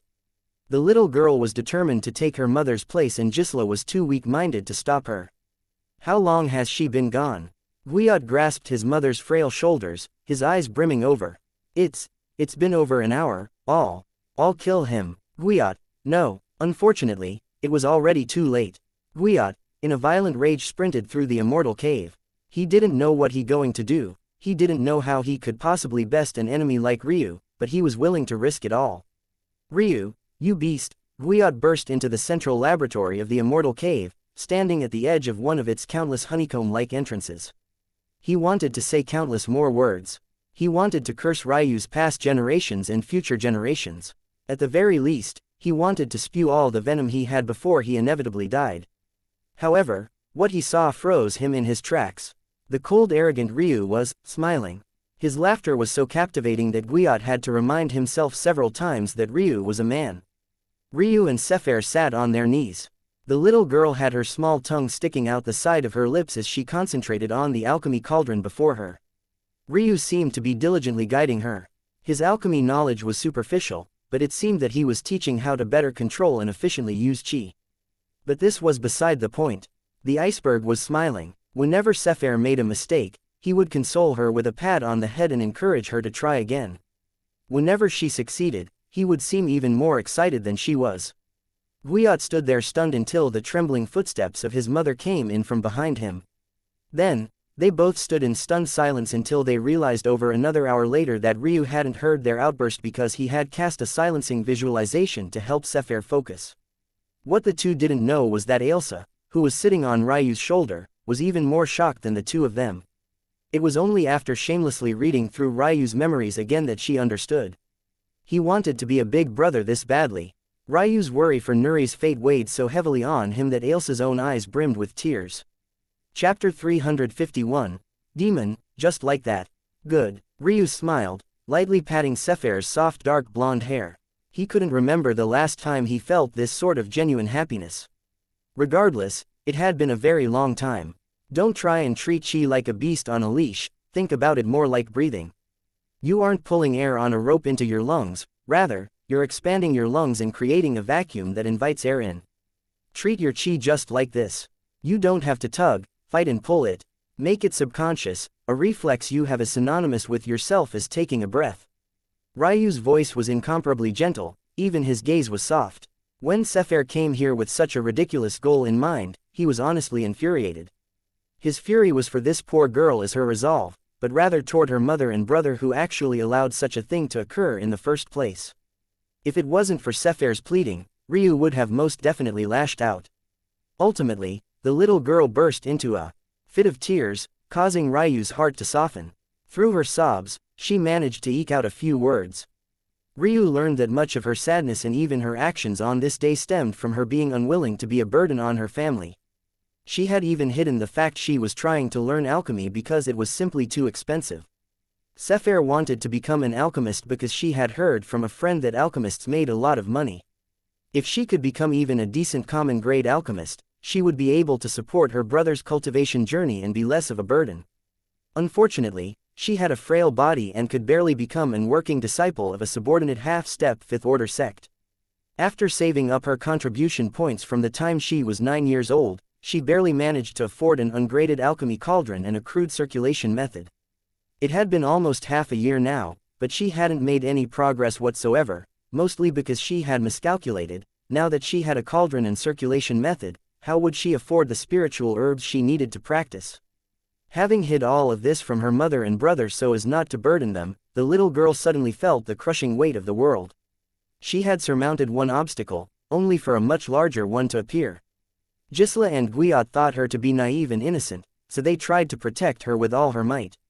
But the truth was that this little girl had been fighting her own battles for a long time already. Ironically, it was this little 13-year-old girl who took a stand to defend her mother and brother this time. Don't blame mom and big brother. My brother doesn't even know that I'm here and my mother only reluctantly let me go after I told her there was no better fate for me than becoming your woman. Hearing such words come a small girl's mouth, Ryu's last bit of rage dissipated completely. It wasn't easy for a woman in the martial world to raise her children alone like this. Gisela had made a mistake this time, but Ryu no longer hated her for it. This little girl is too pitiful, Ailsa said through tears. Whether she was crying for Ryu or Sefer had become a blurred line long ago. This is an unfortunate reality for her. The harm caused to a normal woman's body giving birth to a talent on Guiyot's level is extremely high. In most cases, the mother will die during labor. The fact Gisela survived and even gave birth to a second child with her weak cultivation is near unfathomable. Unfortunately, little Sefer paid a price for it. Her body and meridians are overly frail due to the fact her mother's body lacked the strength to properly nurture her during gestation. The fact this little girl survived is another miracle. How could the cosmos not work on equivalent exchange? The higher the cultivation of the parents, the more likely they were to produce talented offspring. However, the heavens didn't cut off all paths. One's rights was one such example, but soul natures were another. But there was a price to pay for everything, and little Sefer was bearing some of that burden. This is enough to be worthwhile in investigating, little Ryu. This little girl's talent in alchemy is only a little above average for the pedestal plane. If she takes full advantage of your help, she would become an Earth-grade alchemist if there weren't any other variables. Unfortunately, her meridians are too frail, she would never be able to increase her cultivation level enough to accomplish this. Ryu frowned as he continued to observe. He didn't quite understand what was worth investigating about this. The little girl had a tragic fate, that was all. It may seem like another closed case of the unfairness of the world, but that may not necessarily be the case. Both Gisela and Sefer have incredibly weak bodies, their vitality is much lower than what they should be for their age. Yet, they walk and interact with the world as though nothing was wrong. In fact, when you met them on their way back to the outer ring, the two had walked tens of miles already. What you're saying is that their outward vitality might be the result after losing a much higher amount. That's exactly right. It may be that the reason the two survived wasn't due to luck, but rather because their vitalities were much larger than normal individuals to begin with. If that's the case, then this isn't a normal situation. If there's something special about them, wouldn't you be able to sense it? Not necessarily. There are many special conditions that aren't explicitly locked into categories and grades. For example, soul natures have a category, that being their moniker itself, but they don't have dividing grades among them like say bloodlines or bone structures do. Another example are warriors born with innate strength. This isn't classified as a particular constitution, but they do occur and one often can't see the result without personally witnessing it. Even beyond this, there are concepts like intelligence. It's nearly impossible to slap a label and grade onto something as abstract as this. Plus, these don't touch things like genetic abnormalities, constitution mutations, or even first or undocumented occurrences. The world is too big. Then what should I do to help her, then? I'll prepare a diet that will help her and her mother recover.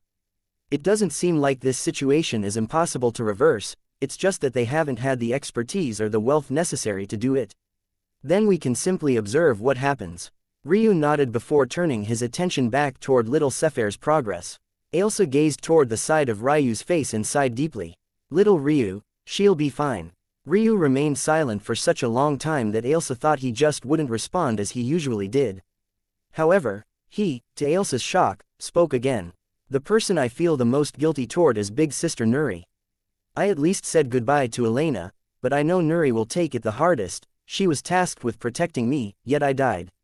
Even if it wasn't her fault, she will still blame herself. She had better be alive, because if she's dead, I really will become a demon. The human skin tome in Ryu's inner space vibrated before falling to rest. Chapter 352, Human. So delicious. Little Sefer munched away on her food, her small legs swinging happily. It was as though Ryu didn't notice her mother and elder brother at all. They were much less pleasing to his gaze, Gisela for actually allowing her daughter to do such a thing, and Gwiot for not paying enough attention. What would have happened had Ryu been a demon who wouldn't even let a 13-year-old little girl go? Wouldn't little Sefer's life be ruined? He couldn't easily forgive such a thing. Gwiot himself was both embarrassed and stunned. He had profusely apologized to Ryu for his previous assumptions already, but what stunned him was Ryu's major personality shift.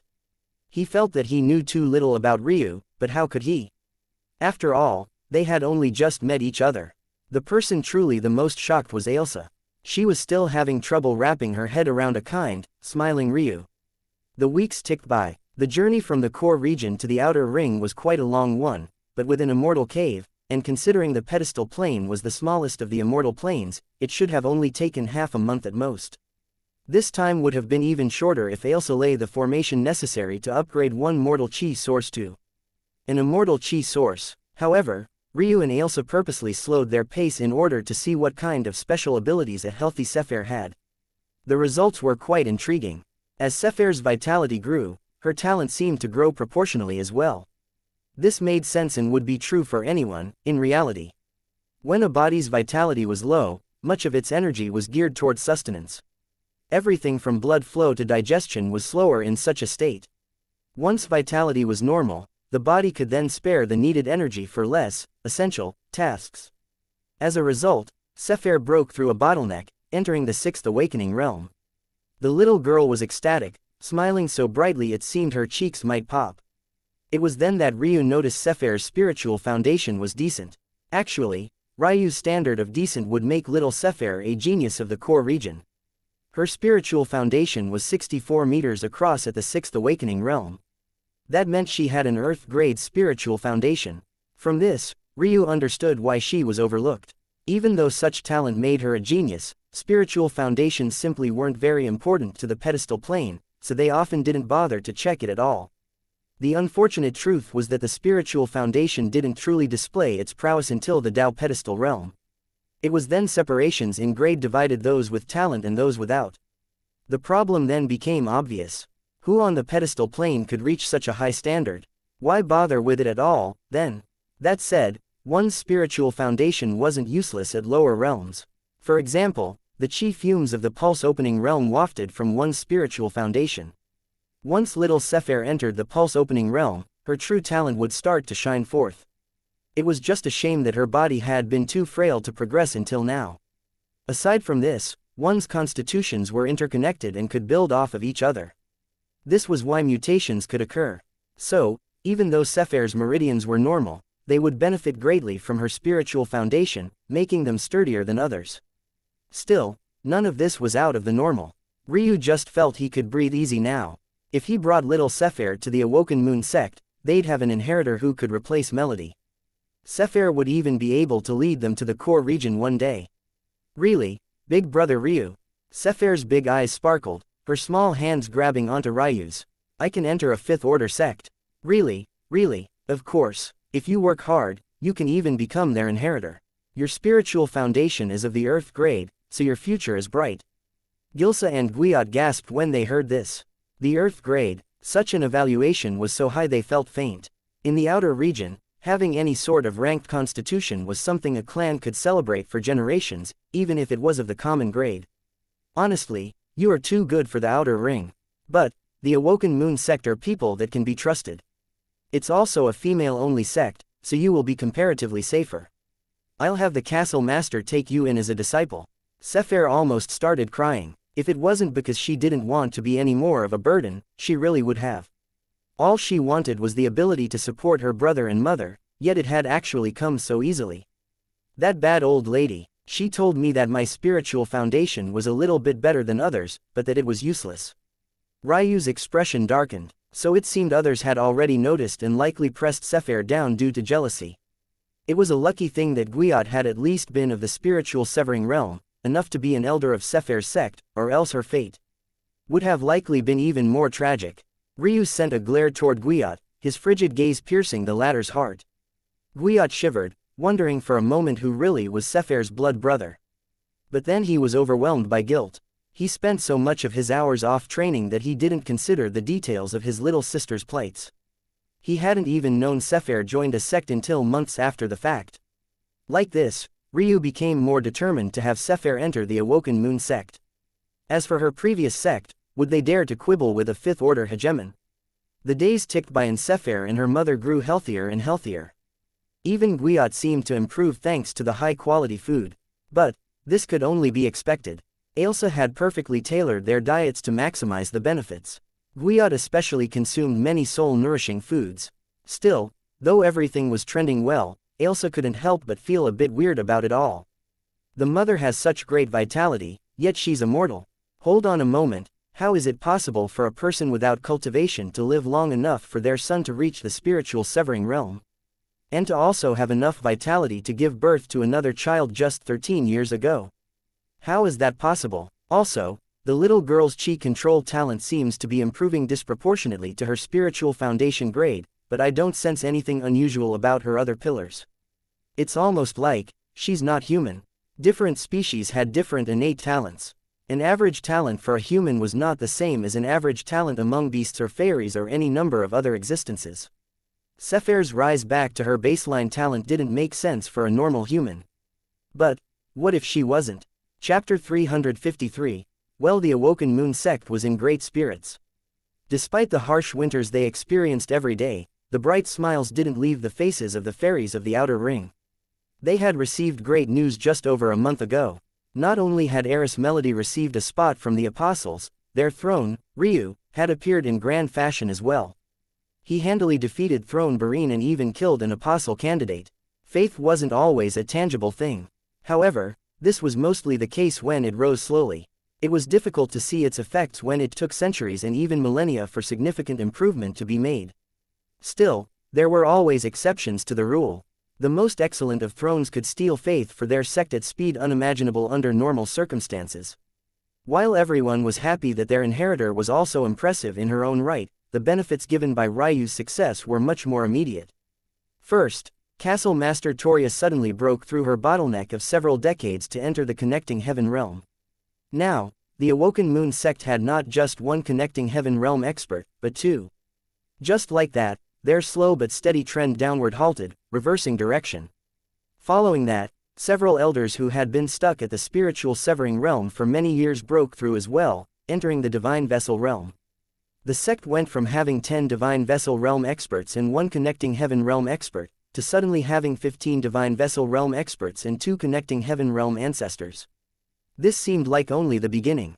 In addition to these things, the sect had given birth to 3 common grade and a black grade talent in just the last year. Elder Glurn, their head alchemist, had succeeded in entering the half-step heaven grade, matching the greatest alchemists on the pedestal plane. On top of this, they had managed to find a small realm swimming in resources. No matter how intangible faith was, only a fool wouldn't understand that this was all in thanks to Ryu. Their fortune seemed to have turned its head in just a 2-year time frame. How could they not be grinning ear to ear? Today, Ryu brought them an even greater gift. The elders fawned to the point of their teeth shining bright at the sight of little Sefer. The little girl, who was very much unused to be praised by so many people, buried her head shyly behind Ryu's sleeve, only peeking up every so often. Little Ryu, it seems that having you as a throne has been the greatest gift of our Awoken Moon sect. I only regret that we cannot help you more. Castle Master Toria sighed from her ice throne, looking on toward Ryu with a complicated gaze. She could faintly feel that he was already far more powerful than she was. In fact, she didn't need to guess. The reports about him defeating Edwin were clear enough. She wasn't enough to even shine his shoes any longer. Ryu shook his head. I only do what I must. The Awoken Moon sect and I have some fate together, so it's only right that I do my part. Toria sighed, knowing that she couldn't say much else. With Melody heading off to the Blossom Plain, Ryu had even managed to find them an inheritor talented enough to take her place. Sometimes, having an inheritor that was too talented was only a detriment to the sect. In such a case, the talent would grow far quicker than the sect could keep up with. When this happened, the talent would have no choice but to spread their wings and go off on their own. Originally, Melody had also been an Earth-grade talent. But, after her sister died, her constitution became complete and entered the Heaven grade. In truth, these were only Toria's ignorant thoughts. The reality was that Melody's talent had only paused at the Heaven grade for a moment before shooting up toward the Sovereign grade. The Blossom Plane wouldn't be likely to hold her for long either. Still, the effective truth was still the same. Melody could no longer be their inheritor, but this little Sefer was perfect. In fact, Elder Glurn had already taken a great liking to her after sensing her great chi control. She would be able to learn under one of the best alchemists of the pedestal plane. Still, thank you. After recollecting herself, she smiled. She had become much younger after breaking through, so she seemed to be at the prime of her youth. It's a regret that Ancestor isn't able to come out of seclusion. She is very old already, so her entire focus is on preserving her vitality. My breakthrough is a great burden off of her shoulders. There was a moment when we believed we would fall from the ranks of Fifth Order sect. Though she explained it simply, it really could have been far worse. The difference in status between a Fifth Order and half-step Fifth Order sect was too large. Had their ancestor died before her breakthrough, their disciples would have most definitely been in danger. Ryu smiled lightly. Though he didn't explain why, he would always help the Awoken Moon sect. They were a subordinate clan of his mother's Ice Phoenix clan. It was his responsibility to look after them. In the future, they would understand his intentions. Alright, that's enough of this old woman talking your ears off. Toria laughed brightly. The eclipse will begin in just a few hours. Are you prepared? Ryu nodded firmly, his expression turning cold once more. Big brother Ryu. Sefer tugged on his sleeve. Do you really have to go? Ryu's gaze softened, patting Sefer's head lightly. Work hard. I won't be gone forever, of course I'll come back and see you. Sefer pouted, but in the end, she nodded obediently. She had only known Ryu for a short time, but had already grown attached to him. He was the first person to treat her so well. Outside of her brother, mother and late father. The affect of his simple acts of kindness left a permanent print on her heart. Before you go, Toria hesitated before her features steeled with resolve. Take this with you. I can't explain much simply because I don't know enough, but I'm sure that it will be of help. Toria took off the blue marble ring on her finger. Considering the shocked expressions of the elders around the iced grand hall, it was obvious how important this ring was. Ryu's gaze narrowed slightly as he stepped forward to accept it. Without hesitation, he slipped it onto his finger. In that moment, his ice phoenix bloodline surged uncontrollably as though it was eager to spill out of him. Hidden from the gaze of everyone, a cut manifested beneath the arc of the ring as Ryu's blood was greedily swallowed by it. The castle of ice shook, the mighty call of a phoenix causing the skies to tremble. A light snowfall suddenly became heavy, the temperature plummeting along with its every fallen flake. The odd changes only lasted for a moment before settling down once more. However, Toria's heart vibrated fiercely as her gaze seemed to border on infatuation when it met Ryu's own. It seemed that in that moment, she had finally understood something. Ryu smiled lightly, neither confirming nor denying Toria's speculations. "I'll keep it well." Chapter 354, Enemies, Ryu. The sound of a shout breathed out through huffing and puffing reached Ryu's ears. The location of the teleportation array to the moon world was quite sensitive. So, only the castle master could escort Ryu. In order to say goodbye to little Sephir, Ryu had led her out of the Awoken Moon Sect's central castle along with their now 15 elders. Though, he hadn't expected to find Guiyot standing here. Since the sect was female only, Guiyot wasn't allowed to move around freely. The fact he was here meant that he had likely broken some rules to rush over here. That said, considering all of the Divine Vessel realm and above experts had been meeting with Ryu, there really was no one else powerful enough to stop him anyway. As though confirming Ryu's speculations, a host of outer and inner sect elders were found rushing after Guiyot. Judging by the displeased and tired expressions on their faces, there were none too happy about his actions. Seeing that the situation may go badly, Guiyot immediately lowered his head and bowed sincerely. In fact, his forehead nearly touched the floor despite the fact his lower half was standing upright. "I'm sorry, I know I've broken the rules of your sect, but I wouldn't be able to forgive myself if I didn't ask. Please take me with you, Throne Ryu." Ryu raised an eyebrow. At the same time, it seemed Castle Master Toria was more inclined to wait for Ryu's response because she stopped the flow of incoming ladies with a wave of her fair hand. Unfortunately for Guiyot, Ryu wasn't very fond of the idea. He didn't particularly dislike Guiyot, but his mind was entirely focused on saving his family. He needed to push himself to his limits constantly. It was a day-to-day grind. If he had to account for someone so much weaker than him at the same time, it would slow down his progress too much. However, equally as unfortunately for Ryu, before he could reject, Ailsa spoke covertly to him. "You should accept his request." Why? Ryu couldn't help but frown. He really didn't like the idea. If it was Melody, he'd probably accept. For one, he still wanted to repay Granny Miriam. And, secondly, Melody may very well be more powerful than his current self, so she wouldn't be a burden. However, Guiyot had none of these things going for him. "It will benefit you." Those with soul natures are different in that they can also have an impact on the environment around them. The entire purpose of the soul or the mental realm is communication with the heavens. When you visualize, you use runes that represent the fundamental laws of the heavens. When you comprehend an inheritance, it's your mental realm that acts as a bridge to the faith of said inheritance to call down upon essence to increase your strength, etc., etc. For those with soul natures, the heavens is blessing them with comprehension, but it's fundamentally an external source. As such, it has a faint effect on the environment around them. For most, it would be impossible to take advantage of this. But, you have the mysteries of heaven and earth pupils. Being around someone with a soul nature, you'll be able to see things others don't. Maybe eventually, if you grasp the truths enough, you'll be able to incorporate them into your own strength. Ryu's frown eased hearing these words. He didn't just take Ailsa's word for it because he could very clearly see it himself. After over a month, Ryu realized that it really would be impossible to turn ephemeral tapestry off, so the world had suddenly become a constant bright swirl of colors to him. At first, he thought it would be annoying, but after a few days, he felt that it had become an inseparable part of him. He no longer wanted it to go away. This aside, Ryu could very clearly see something unique about Guiyot. Whereas Chi mostly ignored everyone else, it seemed to linger around Guiyot for a moment longer, as though enjoying his presence more than it did others. There was also something curious about little Sephir. For her, the Chi seemed denser and more filtered, as though there was a very specific type of Chi that had a great affinity with her. If this ability continued to evolve, there would likely come a day where Ryu could see through the limits and abilities of an opponent without exchanging even a single blow. Alright, I accept, Ryu said slowly. However, it will be very dangerous. The moon world was once ruled by the Awoken Moon Sect. As a result, it had structure and order. But now that the Awoken Moon Sect hasn't had the strength to oversee its matters for a while now, it's likely bred a dangerous atmosphere.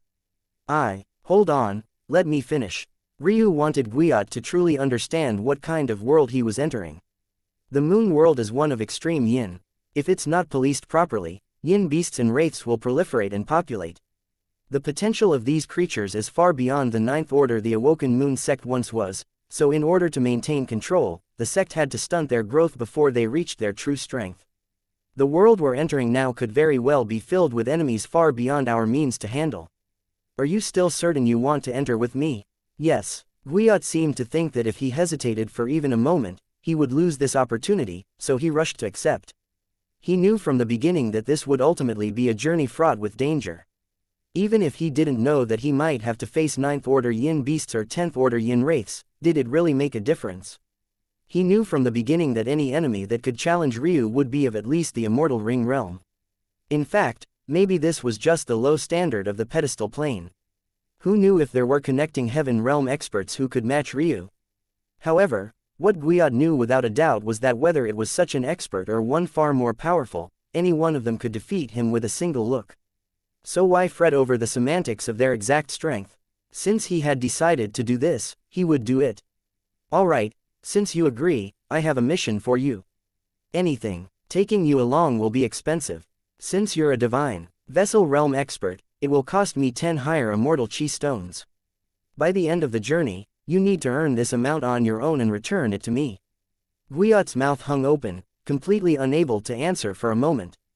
This might have sounded like a simple task to Ryu, but to Guiot, he would have to shed blood, sweat and tears before he gathered even a single lower immortal chi stone, let alone a single higher immortal chi stone worth 1,000,000 times that. Toria smiled lightly, feeling a bit of pity for this young man. Their throne was really too cold. Taking a deep breath, Guiot settled himself. Alright, I'll do it. Good, let's go then. The separation was quite a bit more involved than Ryu would have liked. But, since he was quite fond of little Sephir, he didn't mind waiting several moments while she tearfully bade her brother farewell. Gisela was also brought over. She held her son's forearms so tightly that her own arms started to quake. She tried her best not to cry, but the worry kept bubbling over in her heart. What if she lost her son just like she lost her husband? Ryu watched on with a hidden complexity in his own heart. Guiot's family might have been small, and he might have also suffered losses in his life, but he at the very least still had people who loved him remaining. Ryu's resolve inwardly steeled several times over. There would come a day where he slaughtered the martial gods and brought his family back together. Touching his own heart, his breathing became as steady as the surface of a lake. Soon, he would be able to enter the soul birth realm. Soon, he would be able to tell his wife that he was alive. Soon, he would be able to let Elena know that she wouldn't have to wait much longer. After the small family of 3 finally separated, Toria took Ryu and Guiot to disappear into the castle grounds. They traveled into its depths, going down 9 floors levels to leave them over 100 meters beneath the surface. The room they entered was filled with a grand ice blue array. Guiot's teeth clattered, barely stopping his bones from freezing over. The so-called eclipse Ryu referred to was an eclipse of worlds. The Moon Realm and Shrine Realm would enter an alignment very soon that placed them the closest they could be in a 100-year cycle. As a result of this, their moons and suns would intersect, casting a shadow upon both worlds. Time ticked by before it finally occurred. The ice-blue room trembled slightly, their lines that etched its complex array growing brighter as the temperature plummeted.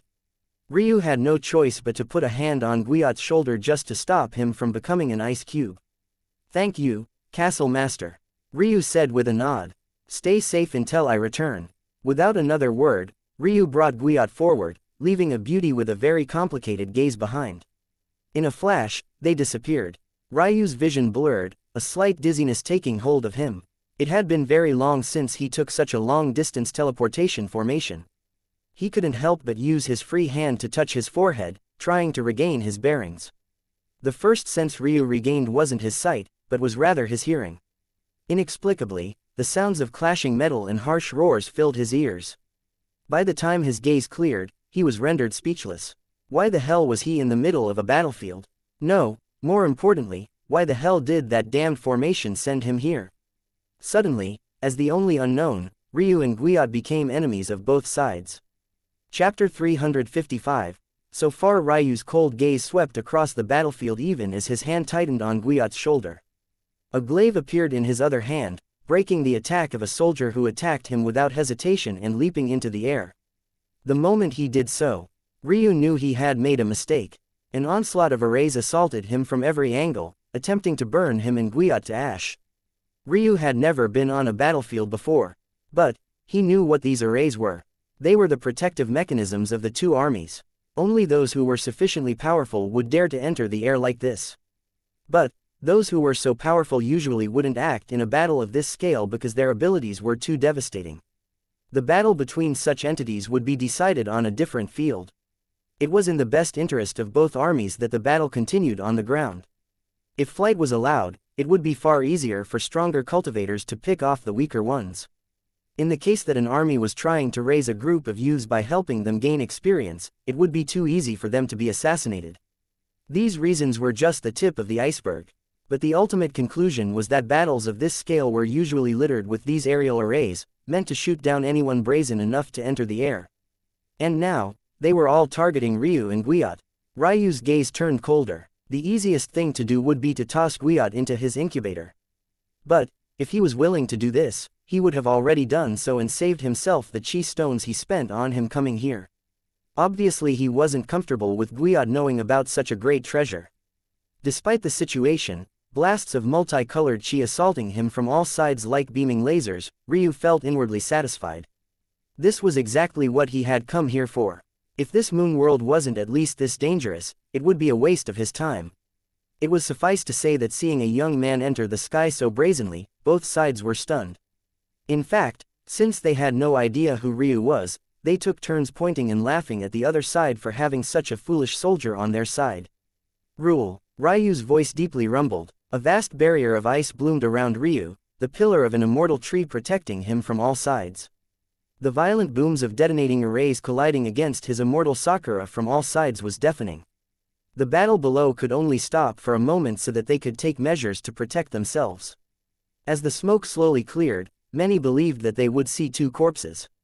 But what they instead saw was one shivering young man, and another who seemed to be in a sorry state, blood dripping from his lips and his face pale. Ryu coughed out a mouthful of blood, sweeping another gaze across the battlefield. Without another moment of hesitation, he shot into the air.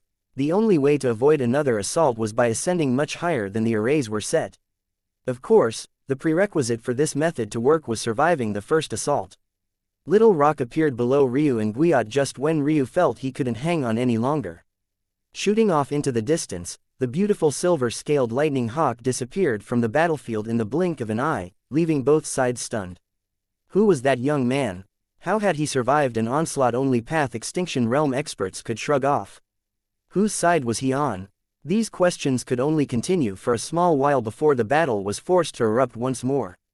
It was hard to tell just how far the story of this white-haired young man would spread. But it most definitely wouldn't be barred to this battlefield. Ryu grimaced. With his life flame having reached the ruler realm and being followed by a saturation of his ice phoenix blood, his healing factor was far more robust than it had been in the past. So, though he was in a bad state, he was still fairly confident in recovering in a few days. Those warriors on the battlefield were right. Only Path Extinction Realm experts should have survived that onslaught. Obviously, Ryu didn't have the defensive abilities of such an expert. He only survived for a few reasons. 1. His ethereal tapestry. 2. His expertise in formation theory. And, lastly, his immortal Sakura. Without all three, he wouldn't have been a corpse before he even lasted a single minute in his moon world. What a joke that would have been. Hours later, Ryu managed to stabilize his injuries and slowly sat up. "Are you alright?" Guiyot finally spoke. He hadn't wanted to bother Ryu before, but now that he saw Ryu moving, he thought that asking was the least he could do. In truth, guilt was all but eating him alive. He had come here with such brazen confidence, yet he had almost died in the first instant. Had it not been for Ryu, he really could be dead. In fact, he was certain that if it hadn't been for his presence, Ryu would have gotten out relatively unscathed. It's not a problem, Ryu replied emotionlessly. Just bad luck. What should we do first? It seems that the moon world is in a constant state of war if that battle is anything to go by. So, there will be many opportunities to come. I personally want to join a necromancer guild. It will obviously be impossible for you to follow me, so you'll eventually have to find a path for yourself. Guiot nodded. He didn't feel dissatisfied with Ryu's words. After all, he had tagged along uninvited. But first, I would like to open my second body vessel. Ryu said, for that, we'll be heading to quite a dangerous place where yin lightning beasts reside. That's to entering the ruler realm in 3 of his flames. Ryu's fire dragon and 2 phoenix bloodlines had already reached saturation within the first body vessel. He needed to reach saturation in his lightning Qilin bloodline, and thus reach 50 million jin of strength, if he wanted to attack his second body vessel. Ryu learned the hard way just how many kinds of lightning qis there were when his body was ravaged by immortal qi during his battle with Yukai. He knew that the lightning Qilin was a young lightning beast, so absorbing yin lightning wouldn't be very efficient. But, he could only work with what he had. The good news was that Ryu was very familiar with the moon world. Even if the factions and powers were likely very different from what he remembered, at the very least, the major geographic locations should be the same. As long as that was true, he wouldn't have a problem navigating. A half-step path extinction realm expert would have 100 million jin of strength. If he opened his second body vessel, it wouldn't be so far from his grasp any longer. Chapter 356. Second-ranked heavenly pupil. Sorry for the lack of chapters yesterday guys, something came up that had to be resolved before I could write. Anywho, without getting into details, we're back in action, don't move too far from Nemesis. Ryu reminded Guiot, flying in this region is definitely not an option as well, so even as a last resort, think of something else. Guiot nodded, following as closely as the red-maned horse would allow. Nemesis was quite temperamental when it came to dealing with others, so Guiot didn't dare approach too closely, staying within about 3 meters. Much like the rest of the moon world, their current location was practically buried beneath several feet of snow. Only by circulating some lightness techniques could one manage to stop themselves from sinking several inches with every step. Ryu didn't have to do such things thanks to his northern heavenly wind making him as light as a feather. But Guiot didn't have such luxury. He could only alternate between training his movement techniques and suffering through the brutal cold. The moon world was shrouded by a perpetual winter. As a pure yin world, it was not only known for its yin beasts, but also its terrible cold. As though this wasn't already dangerous enough, Ryu was slowly inching toward the territory of yin lightning beasts. One had to remember that this was no longer the mortal plane. A 6th-order beast was likely the worst Ryu would have to contend with on the pedestal plane. However, in the moon world, though it was ranked lower than Ryu's shrine realm, it was still very possible for 9th-order beasts to appear. In fact, without the regulation of the awoken moon sect, Ryu predicted that several 10th-order beasts had likely been born in his absence. Little Ryu, I sense something pretty good. Ailsa's gaze suddenly lit up. Unlike Guiot, Ryu didn't feel much in the face of this cold. It wasn't nearly enough to make him uncomfortable, so his entire focus was on scanning his surroundings. In a place like this, he didn't dare to release the full range of his spiritual sense. Powerful beasts would immediately pick up on it and target him. So, it was sufficient to say that Ailsa's words were the last thing he expected to hear in this situation. And what's that? Griffins. Ryu's pupils constricted. Griffins. They were ancient beasts on the same level as dragons, phoenixes or rocks.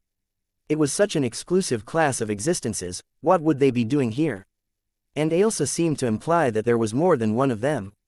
And in such a low-level world at that, it had to be said that though ancient beasts were driven out of Ryu's shrine realm, it didn't mean that they couldn't exist elsewhere. It was just that the main core of their race was eradicated by Ryu's ancestors. It could even be said that the aftereffects of that war was precisely why the shrine realm, though being among the top echelon of worlds, wasn't of the absolute elite. The secrets behind that war and the transition from the ancient beast era to the sky god era were things that Ryu had spent a lot of time studying. But even he didn't have the full breadth of answers. To make a long story short, ancient beasts had mostly been in hibernation since then, so why? Aside from this obvious question, if they really were here, Ryu should be doing his best to run in the opposite direction. They would most definitely sense his ancient beast blood. And, for obvious reasons, humans having noble beast blood was a massive taboo to the ancient beasts. Why was Ailsa saying that this was a good thing? All ancient beasts have their traditions. Like you've probably guessed, after the wars fought in your shrine realm, the number of them is incredibly scarce. However, you probably also know that there are many prophecies that tell of their return. Ryu's gaze narrowed. Even Eska, the immortal Sakura sky god, had said something about this. In fact, she claimed her actions were semi-related to a prophecy of this kind. It wasn't that prophesying the future was impossible, but it was rather that it was never 100% accurate. Much like Ryu's lines of fate technique, they always worked in percentages. The griffins have their own special practices. At birth, they have something similar to the awakenings humans have when they turn 7 years of age. Those above a certain threshold will be allowed to remain with the main clan, those below will have to prove themselves in other ways. They're often sent to lower-level worlds like this one and are tasked with becoming its ruler within a certain number of years. Should they succeed, they can return to the main clan while the griffins gain yet another piece of territory. If they fail, they can join a branch clan if and only if they eventually succeed in taking control of the world they were sent to. You sensed a griffin taking their trial. No, I sensed something even better. I found a griffin egg that was just dropped off for their trial likely not even a month ago. In fact, it's cracking out of its shell as we speak. Lead the way, Ryu said without hesitation. Ryu didn't care if this griffin was expelled from its clan for having weak talent. Little Rock, as an example, wouldn't even be allowed into a branch clan. Yet, he was a treasured ally for Ryu. Nemesis was even a step worse than that as a beast with a black-grade lineage. In addition to this, Little Rock had an incredibly small wisp of ancestral-grade blood, yet it manifested itself as an Earth-grade bloodline equivalent. The little guy was even very close to reaching the Heaven grade under Ailsa's care. But, any griffin born to the main clan would be of the Sovereign grade at worst. A beast of such value falling into his lap in thanks to Ailsa was almost inconceivable. Still, even this was only a small portion of the reason Ryu didn't hesitate to hook Guiot under his arm and leap onto Nemesis' back, shooting into the distance like a red blur. The abilities of the griffin were legendary. For one, their feathers could cure any poison, curse or afflicted disease. Secondly, they had incredibly sensitive senses and were born with innate spiritual sense. This ability made them very good at finding treasures and navigating ruins. Though Ailsa was good at finding natural geographical treasures, a griffin could leave her in the dust when it came to man-made treasures. However, of these reasons were enough for Ryu to disregard his safety and charge straight toward where Ailsa's finger pointed. There was a legend Ryu had read many years ago that told of the origin of heavenly pupils. If he had followed the breadcrumbs properly, he was certain that the second-ranked heavenly pupils, the World Eyes, originated from the Griffin clan. Every griffin, no matter how weak, would be born with some version of these pupils. The stronger their bloodline, the stronger their visual prowess. How could Ryu possibly give up a chance to have two of the strongest pairs of eyes by his side? Chapter 357. Begun. Nemesis glided across the thick snow, his mane fluttering.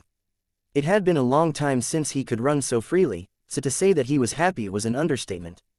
Though there was a lot of space in the incubator, it ultimately had defined edges. Ryu held Guiot under his arm tightly, his gaze narrowing with an extra bit of seriousness. He knew that his actions were incredibly reckless. There was a reason he had been proceeding so slowly to this point. However, he knew that there was something Ailsa left out of her story. The death rate amongst griffins who had to take this trial was obscenely high. Not even 1% would survive. The blood of ancient beasts was a delicacy to normal beasts and even others of their kind. Running into an infant griffin was a lucky windfall for even a 10th order beast. There was no way they'd let the baby griffin go after it hatched.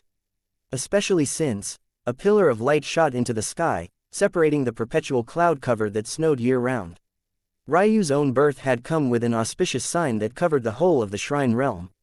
The birth of a sovereign beast in such a small world would have no less of a profound impact. Ryu's gaze kept shifting from Guiot who was in his arms to the path before him and back again. Gritting his teeth, he made a decision and finally threw Guiot into his incubator's world. The trade-off of handing over this secret versus the value of a baby griffin was more than worth it. Ryu knew that even if he got lucky and no 9th and 10th order beasts appeared, it was a foolish wish for him to desire the same to occur for 8th and 7th order beasts. Existences of that level were too ubiquitous in this world. If he didn't pull out all the stops, he would have no chance. And this was especially so if he had a burden like Guiot by his side. However, he did have 3 advantages. For one, he was relatively close, or else Ailsa wouldn't have been able to sense it. Second, he had moved first. Other beasts would have to either luck into the egg or converge after its birth phenomenon, but Ailsa's sharp senses had caught onto it just as the hatching process began. And, finally, his ice jade crystal bodies, friend of beast's ability would most definitely come into play. Any beast with ancient blood would have an aversion to him due to his bloodline. After all, even Little Rock battled him before becoming his partner. However, he just might be able to mitigate this with his bone structure. Ryu patted Nemesis' neck, sending him back into the incubator and shooting forward himself. Nemesis simply wasn't a beast known for his speed. Ryu had only been using him to mask his scent as a human, but now it wasn't necessary anymore. A cloak covered his body as he crossed over several mountain ranges. His speed was blinding. It felt that even without his cloak, it would be almost impossible to lay eyes on him. My eyes are more powerful than I thought. Ryu weaved around territories that had lingering chi from beasts far stronger than himself. He could see their residual energy hanging in the air, flickering with the dark sinister aura of yin-attributed energy. It was as easy as reading a map. Barely 5 minutes later, Ryu finally crossed into the mountain peak looking down on the valley the egg had been left in. He suddenly realized that he had another advantage he hadn't thought of until now. Natural phenomena had a certain level of protection that came with them. Those with lineages too weak would never be able to approach one so closely. However, the suppression they felt was entirely shrugged off by him. There are others. Ryu's gaze narrowed, a halberd slowly making its way into his hands. Others was an understatement. There were hundreds of beasts of all shapes and sizes all around. They had furs of deep blacks and blues, some soared through the skies with a flap of their wings, and others growled on the ground as though to prepare themselves for the coming battle. There was nothing more ingrained in the bestial psyche than evolution and progress. Even if it cost them their lives, they would fight to the bitter end for a chance at rising to the top of the world. It was this mentality that both made them among the strongest and most scarce species in all of existence. At least, the most powerful of them were rare, anyway. Ryu wasn't surprised by this result. Though he was close, he couldn't have possibly been so lucky to be the closest. Considering how long it took for him to get here with his level of speed, there were most definitely several beasts between him and the egg. It seemed that despite the fact he had only been in this world for a few days, he would already have to put his life on the line for the second time. This is really the phenomenon of a beast they discarded. Beasts are indeed cruel in their pursuit of evolution. Ryu's gaze narrowed. The birth of a sovereign-grade talent was celebrated even on the Shrine Plain. Yet, the Griffins had tossed it aside. If humans had to face such an enemy again one day, Ryu's jaw set. He jumped, free-falling from the mountain's peak. Ryu knew he couldn't allow this stalemate to continue. The more chaotic it was, the better chance he had. He was certain that not only were far more powerful beasts on their way here, but the human experts wouldn't allow such an event to go without their interference either. His aura surged. With so many beasts on edge, the sudden addition of Ryu's actions were like a spark to a powder keg. His halberd slammed down with the fiery rage of crimson flames, smashing tens of fifth-order beasts into meat paste. A powerful heat violently expanded outward, melting the snow beneath his feet to the point dust and soil shot into the skies into a tall mushroom cloud. If yin beasts had any weaknesses to list off, there were 2 that would be at the top of the list. One was Yang Lightning and the other was Yang Flames. There would come a day where Ryu tapped into his Lightning Qilin lineage. But for now, this would have to do. That said, Ryu's Rage Flames weren't just considered normal Yang Flames, they were among the very strongest in all of existence. And, not only were they powerful, but they had already entered the Ruler Realm, a level normally exclusive to immortals. Simply put, even 7th-order yin beasts could not easily survive beneath his might. Roars of pain and anguish filled the skies. The chaos had begun. Chapter 358. Race Ryu vanished into the cloud of smoke, his footsteps so light that a single tap to the ground sent him zooming forward several hundred meters. His pupils flickered from side to side at blinding speeds, quickly finding blind spots amidst the beasts and using them to slaughter wantonly. Ryu's figure was like a fluttering wind, appearing to the backs of unsuspecting beasts and lighting them afire in a furious blaze with his halberd. Like clockwork, the enraged beasts would lash out at those around them, furious that the end of their lives was quickly approaching and causing a cascading impact toward the overall situation. Yet, in all this time, no one managed to lay eyes on the culprit. Ryu was too fast, his cloak's abilities too heaven-defying, and his craftiness too overwhelming. Ryu avoided the 7th and 8th order beasts, slaughtering his way through swaths of 5th and 6th order ones. However, there was only a small time this would work, and Ryu was well aware of this. It took not even a minute for him to light the entire valley in battle. Then, without hesitation, he planted his foot firmly into the ground and shot toward the pillar that surrounded the hatching egg. As though on command, dozens of beasts shot forward with him. Beasts of this level were no less intelligent than humans. They saw how the situation was going and could even tell that someone was instigating it, but for some reason, no matter how hard they searched, they couldn't find this person. Thinking to this point, they knew that the wait-and-see approach wouldn't work any longer, so they shot toward the egg. The sight of the baby griffin's phenomenon was truly jaw-dropping. Even on the ground of the valley, it was impossible to see the form of the egg. Instead, there was a pillar of blinding white light that pierced the clouds above in the way. The gloomy cover that perpetually covered the moon world burst apart into concentric circles, rippling outward like the waves of a calm lake suffering the throw of a stone. Without suspense, large swaths of beasts that sharped for the pillar were repelled backward. Some of them were even incinerated to ash. Their lineages were simply too poor and weak. But this was exactly what Ryu had planned for. His cloak wasn't all-powerful. It had some striking weaknesses of its own. For one, he was unable to disappear before the sight of even the weakest individual if they had their senses trained on him, whether that be their eyesight or their spiritual sense. Secondly, the higher the cultivation of the being he wanted to hide from, the higher state of meditation he had to enter, or else he would risk being found. And, thirdly, his invisibility didn't make him lose his substance. That meant that his invisibility could be interrupted by a sufficiently powerful physical or energy-based event. In this case, even though Ryu was certain that the pillar wouldn't be able to rebuff him so easily, the act of him interacting with it would most definitely dispel his invisibility. So, he needed a cover. The blood and gore of dying beasts would just have to be enough. Ryu fluttered into the barrier beneath the writhing corpse of a massive yin beast. The moment he entered, he felt like a fish in water.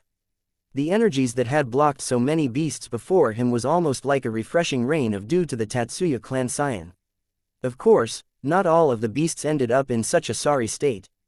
In the pillar with him, Ryu could see several 8th order beasts who had made it to this point.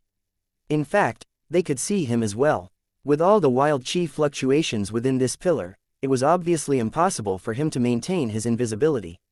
That said, that was what his necromancer half-mask was for. If it was impossible to hide from everyone, at the very least, those who could see him wouldn't be able to sense his unique chi signature, nor his physical features. About the only things they would know about him was that he was male, and that he was a human. Several roars were suddenly aimed toward Ryu. If these beasts weren't sure before who caused the chaos, they were now. Of course they could leave it to a human to instigate such slaughter. Ryu swept his gaze over the massive beasts he couldn't lay a finger toward and walked forward unperturbed. In this sort of environment, they should worry about themselves. If they let up for even a moment, the backlash this phenomenon would cause them would be irreparable. Ryu had gone through all of this trouble so that these beasts wouldn't be able to stop him from entering this pillar. But now that he didn't need to spare them more than a glance. Everything was working perfectly so far. He dashed forward, leaving the roaring beasts in his dust. Ailsa, how much longer will this phenomenon last? Depending on the species and strength of a phenomena, anywhere from a few seconds and minutes, to even days. But there's something strikingly odd about this one, it's different. Different good, or different bad, as in this phenomenon is far weaker than it should be. If not, there's no way Earth-grade beasts like the ones we just passed would be able to enter at all, even if they are of the 8th order. Only if they were of the 9th would they have a chance. This baby griffin is likely very weak even by the standards of their branch clans. Ryu nodded. He didn't mind this too much at all. In the end, an ancestor beast was an ancestor beast. From the barrier to the center of the pillar of light, there was easily 10 kilometers of space. However, with Ryu's current speed, it took him no more than a few seconds to cover it. He didn't take any chances at all, activating his imposed realm wind inheritance to its fullest extent. In a few blinks, Ryu had made it to the egg. He wasn't very surprised that it was massive, standing at what seemed to be easily 5 times his height. Griffin eggs shouldn't be this white either, Ailsa said slowly. Ryu could sense the gears in her mind turning. What do you think I should do?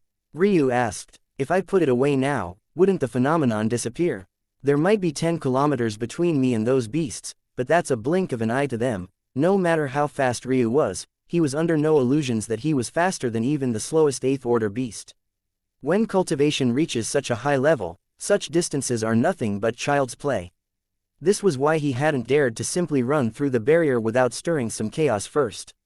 If he hadn't, those beasts could have definitely killed him with a single glance before he even made it into the pillar. If he put the egg away now, would the chi fluctuations dissipate quickly enough for him to cloak himself before those beasts locked onto him? That was simply impossible. To make matters worse, the egg disappearing would still weaken the fluctuations enough for the restricted movements of those beasts to become far less so, putting him in even more danger.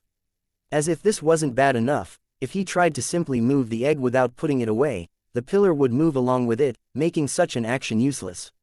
Ryu felt a major headache coming on. He was beginning to realize that he hadn't thought this through enough. I have a solution, Ailsa said. If I didn't, I wouldn't let you come here. I know you're always reckless when it comes to these kinds of things. I'll slip the egg into the ethereal plane.